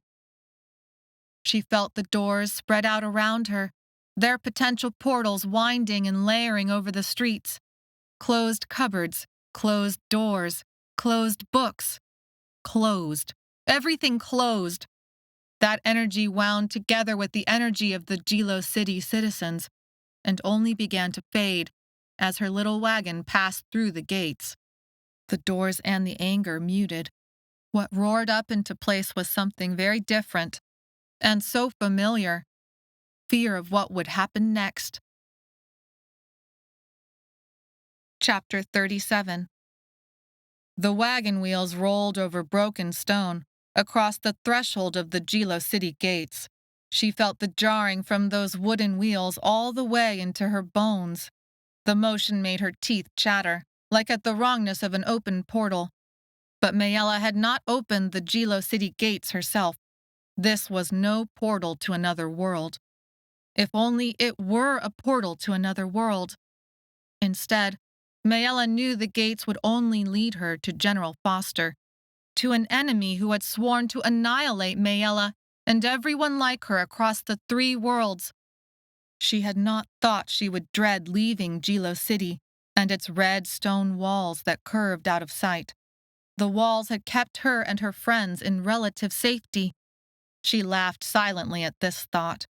Jilo City had been under siege, licatherin rationed, survivors from the Tower of Shadows indentured for no reason other than Jilo City guards and the city council had made it so.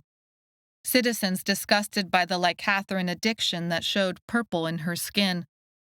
In spite of it all, she would welcome the deceptive protection of those red stone walls over anything General Foster had waiting for her. But that was her life, so she might as well laugh at it. especially since she didn't know how much longer that life would last. The wagon wheels hit hard-packed soil. She still felt every rut and dip in the road, but the shaking eased. A breeze picked up, making the hair on Maella's arms prickle. This wagon, surrounded by Jilo City guards, took the same path the Library of Souls wagon had taken when it had first rumbled to the safety of the city. A dark smudge that seemed to stain the horizon spread wide before her. General Foster's army. The Jilo City gates remained open behind her, but the wagon had traveled far enough away that the yells of the crowd and the smell of the rotten vegetables they had thrown were gone. She could now hear the great noise of the camp ahead, like the rumbling of an oncoming thunderstorm. 10 people stood out in the fields, next to their horses, between her and that camp, waiting for her. They fanned around a small cart, upon which a metal cage rested. Maella's heart beat loud in her chest as her eyes scanned each of the men. They wore General Foster's colors. It was easy to pick out General Foster himself. He stood next to the cart and held himself with an air of authority, like he was used to giving orders and having them followed. His very stance evoked a fear in Maella that made her mouth go dry. The first time Maella had seen General Foster, he had looked worn down by battle, which had quickly turned to surprise when his desk had gone up in flames at the hand of the girl he had forced to open a door. General Foster did not look worn down any more. She suspected she would not be able to take him by surprise so easily ever again. He was careful to maintain a neutral expression as the guards guided her wagon to him. The bit of humor at her predicament faded and was replaced with a hollow fear. She did not know what type of violence he planned against her.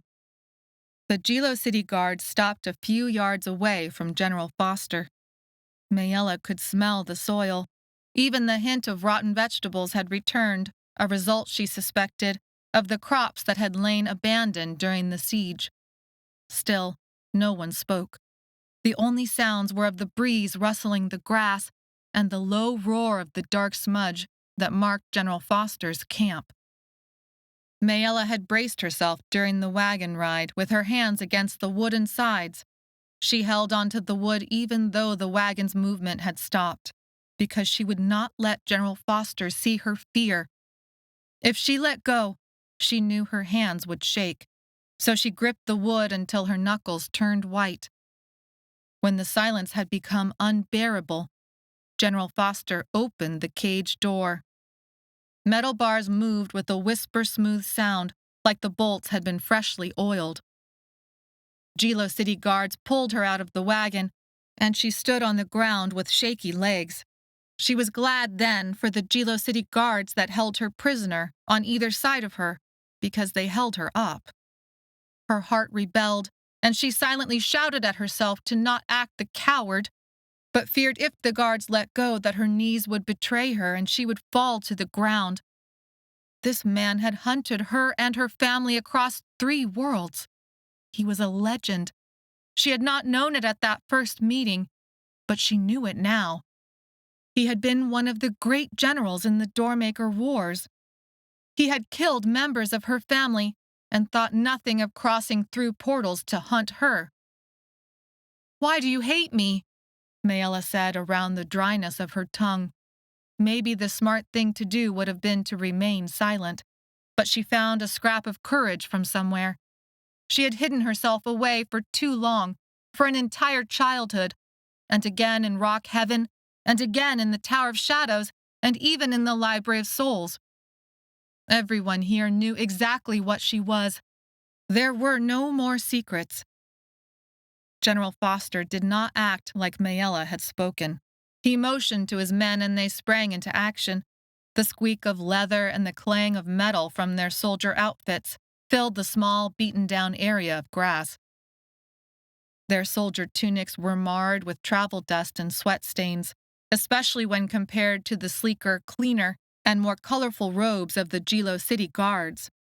They looked experienced, whereas the Jilo City guards looked uncomfortably aware of their vulnerability. General Foster's men removed the crates from the back of the cart that Maella had not seen until this moment. They transferred the crates from the cart into the wagon. The shape, size, and even the grain patterns on the crates left a sick feeling in Maella's stomach. The crates were like those she had seen many times inside the Tower of Shadows, filled to the brim with licatherin bottles packed in straw. A flame of rage rose and licked at Maella's heart. You deal in licatherin? You, supposedly the greatest enemy of all Doormakers? You must know licatherin only helps the Doormaker cause. Maella didn't really know if there was a Doormaker cause. After all, the only Doormakers she'd ever met from within even her own family seemed completely at odds with each other. But she thought General Foster likely believed there was a common Doormaker cause. Well, General Foster likely thought Doormakers were just pure evil, but she was willing to do anything to goad General Foster into saying something. But it was as if General Foster knew her game. He ignored her, and as soon as the crates were transferred, he dismissed the Jilo City guards. Without another word, the guards headed back for the gates. She scanned the group, looking for someone else to speak up if General Foster would not. It was at that moment that she saw Barth. He had been there the whole time, helping to move the crates of licatherin, but spoke not a word. This unsettled Maella even more. Barth was a fierce bully, someone to avoid, someone who would not think twice of hurting you. But you could always see him coming.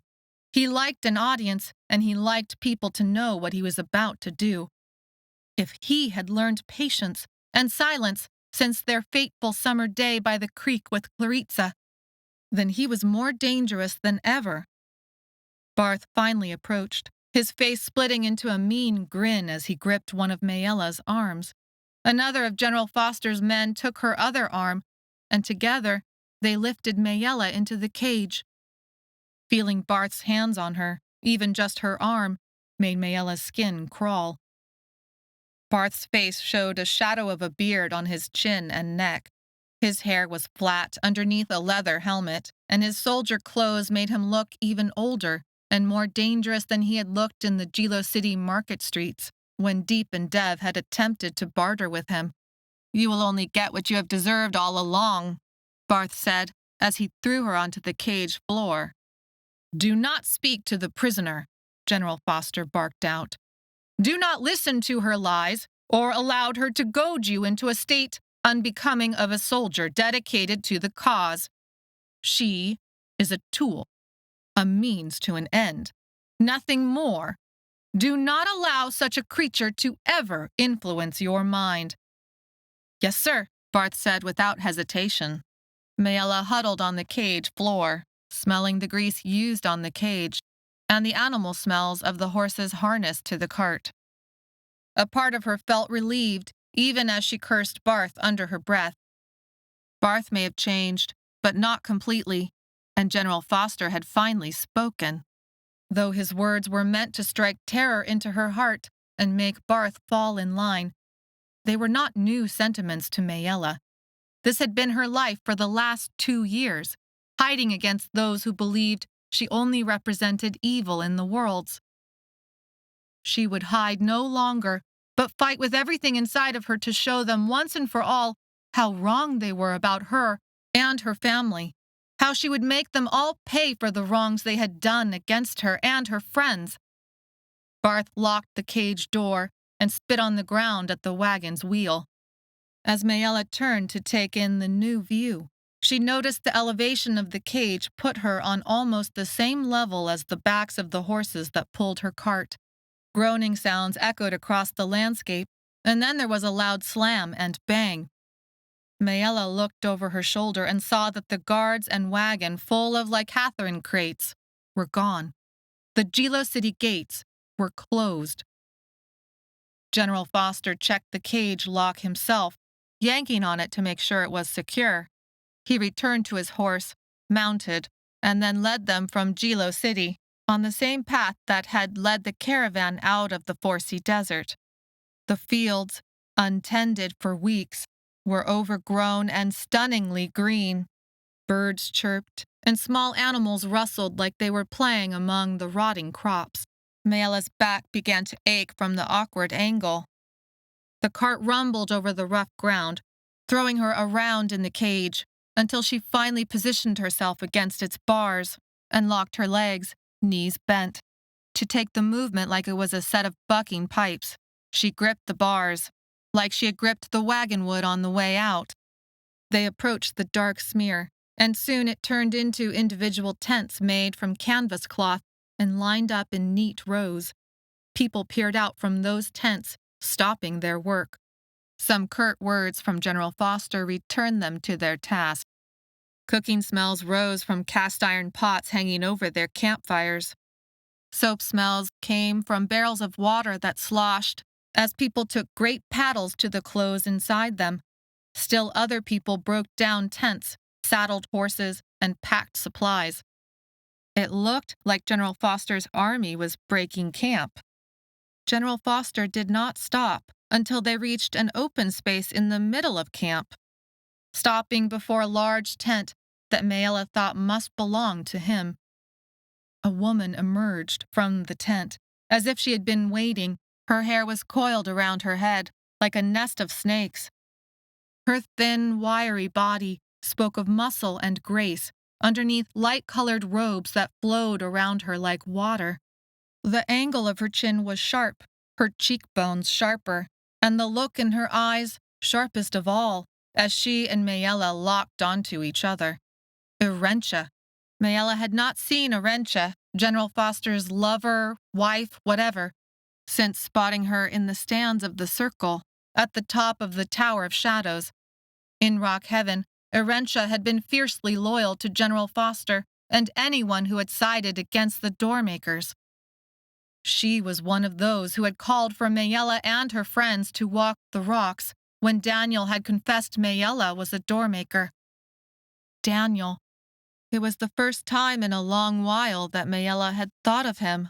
The boy who had helped save Claritsa and Maella from Barth's harassment that fateful day at the creek, but who had tumbled into Maella's portal. He had never forgiven her for that, and she could not blame him. Set her next to the other one, General Foster said. Maella's mind tripped over his words. The other one? Chapter 38. Gears turned inside Maella's head. What other one? But General Foster kept his stoic silence. He motioned for his men to untie Maella's cage from the cart. Her cage was dropped to the ground with a thud, making her joints ache. They quickly picked up her cage again. 2 soldiers, one young and one old. At least neither one of them was Barth. Each grabbing a side of the cage, the soldiers carried her into the tent. Immediately she felt closed in by the canvas walls and lush patterned rugs and cushions that seemed to cover everything. She had thought to find dirt-packed floor and bare walls. Instead, incense burned and thickened the air with a sweet smoke smell that reminded her of the Sechnel temple. Brightly colored cloth draped the walls. Her cage was dropped onto one of the rugs. Maella had not anticipated it. Distracted by the unexpectedly beautiful setting, she lost her balance and fell over. Pain radiated from her knee to her shoulder. The sharp clang of the cage metal was muffled by all the cloth. As the guards left, Maella took in more of the tent. There was a spot near the middle that looked cleared from cushions and chairs. Near her cage was another cage. Startled, she realized the cage was not empty. There was a person huddled in a lump inside. "Are you alive?" The question popped out of her mouth without thinking. There were a million other things she could have asked, but the huddled form looked so still. What if there was no answer? What if whoever General Foster had caged was already dead and she was next? But she knew the answer to that question. She would fight for her life with every last breath in her body, nothing less. It was what she had done every day of her life, for the last 2 years. There would be no stopping now. The huddled form did not move. Louder this time, Maella said, "Hello? Are you alive?" She asked the question in all 3 languages, though she was sure Vedalor would claim Maella was still butchering the pronunciation.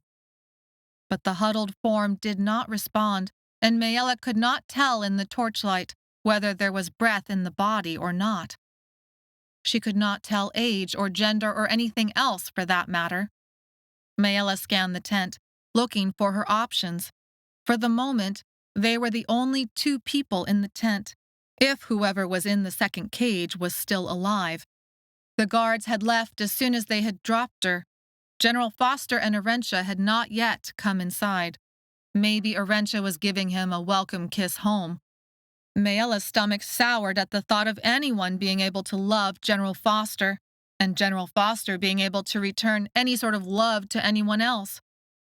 But it also made her think of Sethlo and the warm kiss he had placed like a burning ember on her neck in the Library of Souls washroom. Her heart ached at the thought of him and the tenderness that he had shown her alongside the unfailing protection he had given her. She wondered if she would ever see him again. "Maella? How did you know my—" Maella whipped back around to face the other prisoner. Blood rushed across her ears. She felt strange, and it took an eternity for her mind to catch up with what her eyes could see and what her body had known in an instant. She stared, unbelieving, at the huddled form that had turned to face her. "Esan?" Maella breathed out her brother's name barely above a whisper. She feared her eyes must be lying to her. "Is that really you, brother?" How could it be her older brother? After 5 years of thinking he was dead, after thinking General Foster had hanged him, after thinking he had become a Clylip, it was hard to believe the evidence before her. His dark hair still had the same reddish tint it always had, though it seemed matted and dull with dust. He had the sharp nose that ran in their family, but his cheeks were so gaunt, and the look in his eyes seemed haunted. He seemed far older than even 5 years could explain. A smile ghosted across his mouth, and then vanished like it had never existed. "You don't think it could be me?" Maella blinked. She didn't know what she thought. "Remember when Mom bought me that new green t-shirt?" Maella blinked again. She thought back to what seemed like an eternity ago. It had been near Josa's birthday, and she remembered the t-shirt because it had been new. Josa had gotten something for his birthday, and Mother had said something about a 2-for-1 sale. But Maella had gotten nothing, except a promise of something next time because there had been no money left that month. Maella had liked the color of the shirt, even though it was far too large for her. So she sneaked it out of Esan's room one day to see what it felt like to wear something new. She'd met up with Claritsa at the creek. One thing led to another during their game, creating a small tear in the fabric. The shirt wasn't new anymore after that. Esan had been so mad he had— "I wrapped you in plastic wrap as payback," Esan said. "We always had plenty of it around," Maella said, filling up with wonder at the memory and what it meant. Esan was alive, because it was one of the only things safe enough for us to play with. The smile ghosted his lips again and almost reached his eyes. "You got a concussion or something when you ripped the shirt playing in the creek mud with Claritsa. You were out cold that night, and I took all the plastic wrap we had." Maella remembered waking up. "I thought I'd been paralyzed or something. I woke up and I couldn't move." "You screamed bloody murder." Esan unwrapped his arms from around his bent legs. He was lanky and far too thin. "But you never borrowed any of my clothes after that." Maella's vision blurred with tears. She drank in the sight of her brother and all the memories that rushed over her. This was the brother she had missed, grieved over, searched for, and thought she would never see again. "You're alive," Maella said, pushing against the bars of her cage to get a better look. Esan flinched as if not wanting her to look, but then he took a deep breath and relaxed. There was a strength to him, like he had traveled through great darkness and survived, but not without consequence. She tried to reach out through the cage bars, but could not reach him. A realization struck Maella that made her heart hammer in her chest. Were you a Clylep? She thought of Tomi and all the horrors he must have witnessed and committed while in Clylep form. What if Esan had gone through the same thing? She had to know. Esan, were you? Esan shook his head. No. Maella released the breath she'd been holding. How did you get here? How did you get here? Esan asked. You were never a rule breaker. The old spark seemed to light up his eyes before extinguishing. Don't tell me you broke your promise to Father and opened a door after all. What do you think? Maella said, unable to keep the flippancy from her tone. She relished this brother-sister moment. They were two Doormaker children who had been taught nothing about who they really were, or anything about the doors. They had been taught to hide their abilities and live in fear of being discovered. Here they were, together, both alive. Rustling sounds snapped Esan's eyes to the tent door. He crouched on his cage floor. Pressing himself against the bars, an urgent look entered his expression as he turned back to Maella. Maella, General Foster has been using me to find the one door. The one door is... I know what the one door is, Maella said. I went through a door 2 years ago and learned a lot since then. I know why they're searching for it. But I'm the one who's supposed to find it. That's what the patterns say. Esan frowned, drawing his brows together. No, you don't understand. He wants to use the one door to destroy the Doormakers, to destroy our entire family. I know exactly what he wants, Maella said. He's already tried to kill me once. But I have friends, Esan. Esan's eyes widened. Here? Where are they? Tell them to come now. There isn't much time. Maella pressed her lips together. Not here.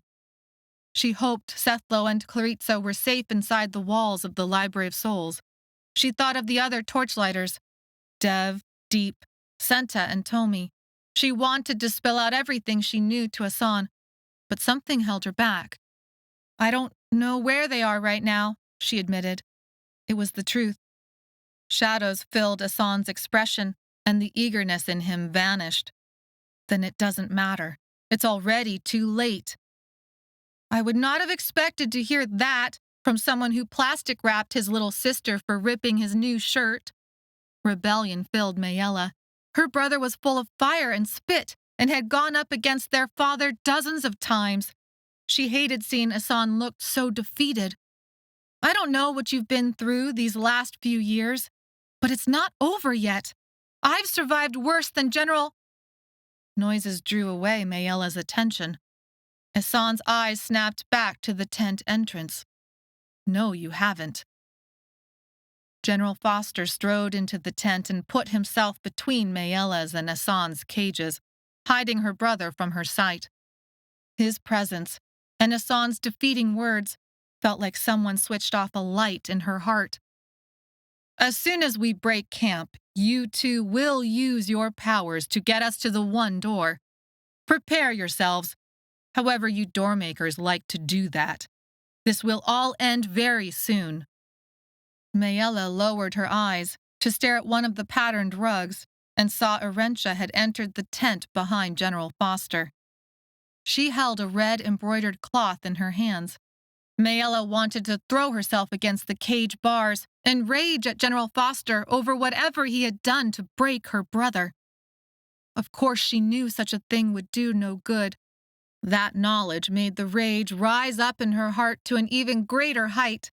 She let the feelings roar across her ears until it drowned out the pain she felt at seeing the pain that poured out from her brother's every word and movement. It would be easy to rage and flail against the bars of this cage, but it would not be smart. If Rock Heaven, the Tower of Shadows, and the Library of Souls had taught Maella anything, it was how to be smart. If her family had taught her anything, it was how to hide. If the last 2 years had taught her anything, it was how to fight. And Maella planned to fight. General Foster approached Maella's cage and shook the bars to get her attention. Maella unwillingly lifted her eyes to meet General Foster's piercing gaze. He seemed to look inside Maella's soul. He reached into the folds of his robes and withdrew an object that made it feel like a snake had coiled itself around Maella's stomach. General Foster held out an object just small enough to fit inside one of his hands.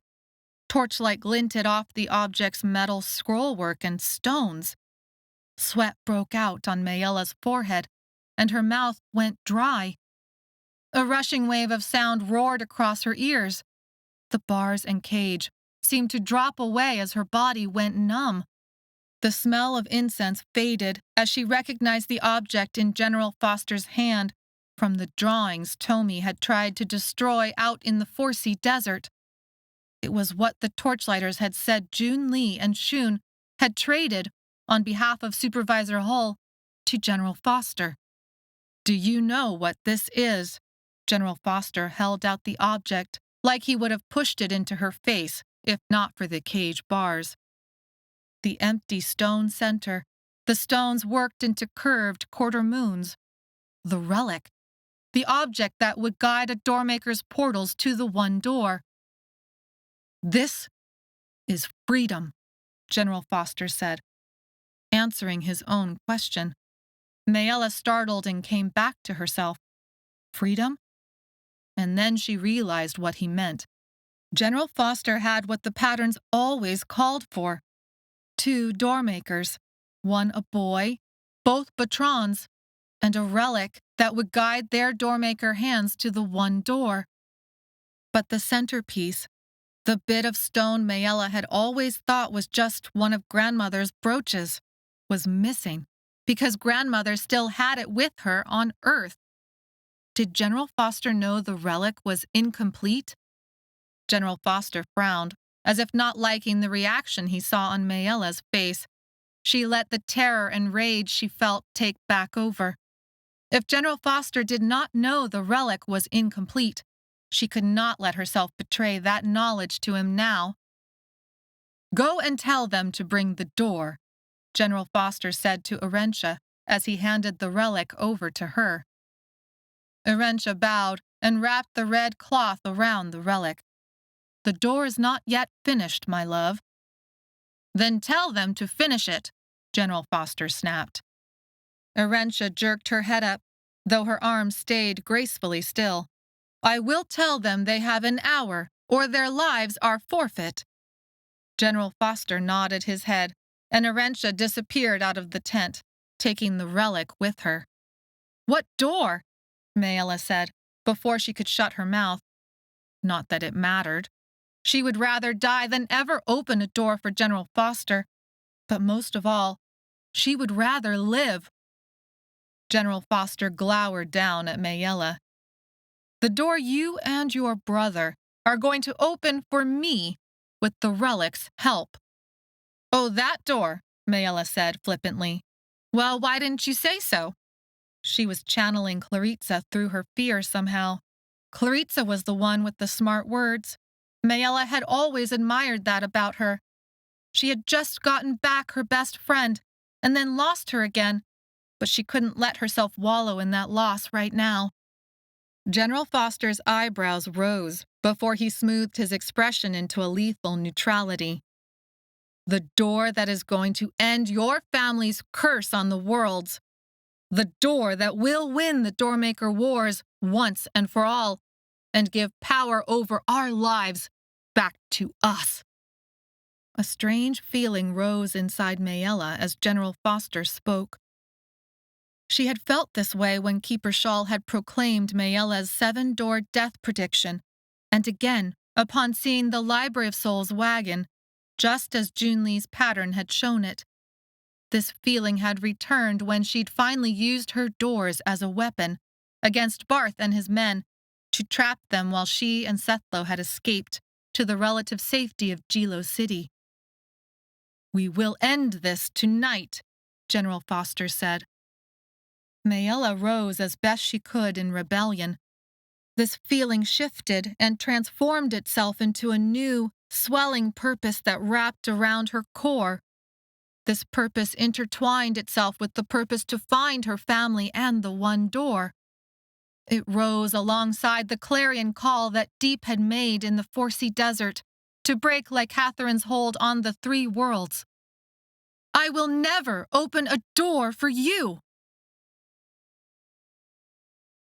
Thanks for reading Doormaker, Library of Souls, Book 3. This marks the end of the book, but not the end of Maella and her friends. Find out how everything ends in the final book of the series, Doormaker, The One Door, Book 4.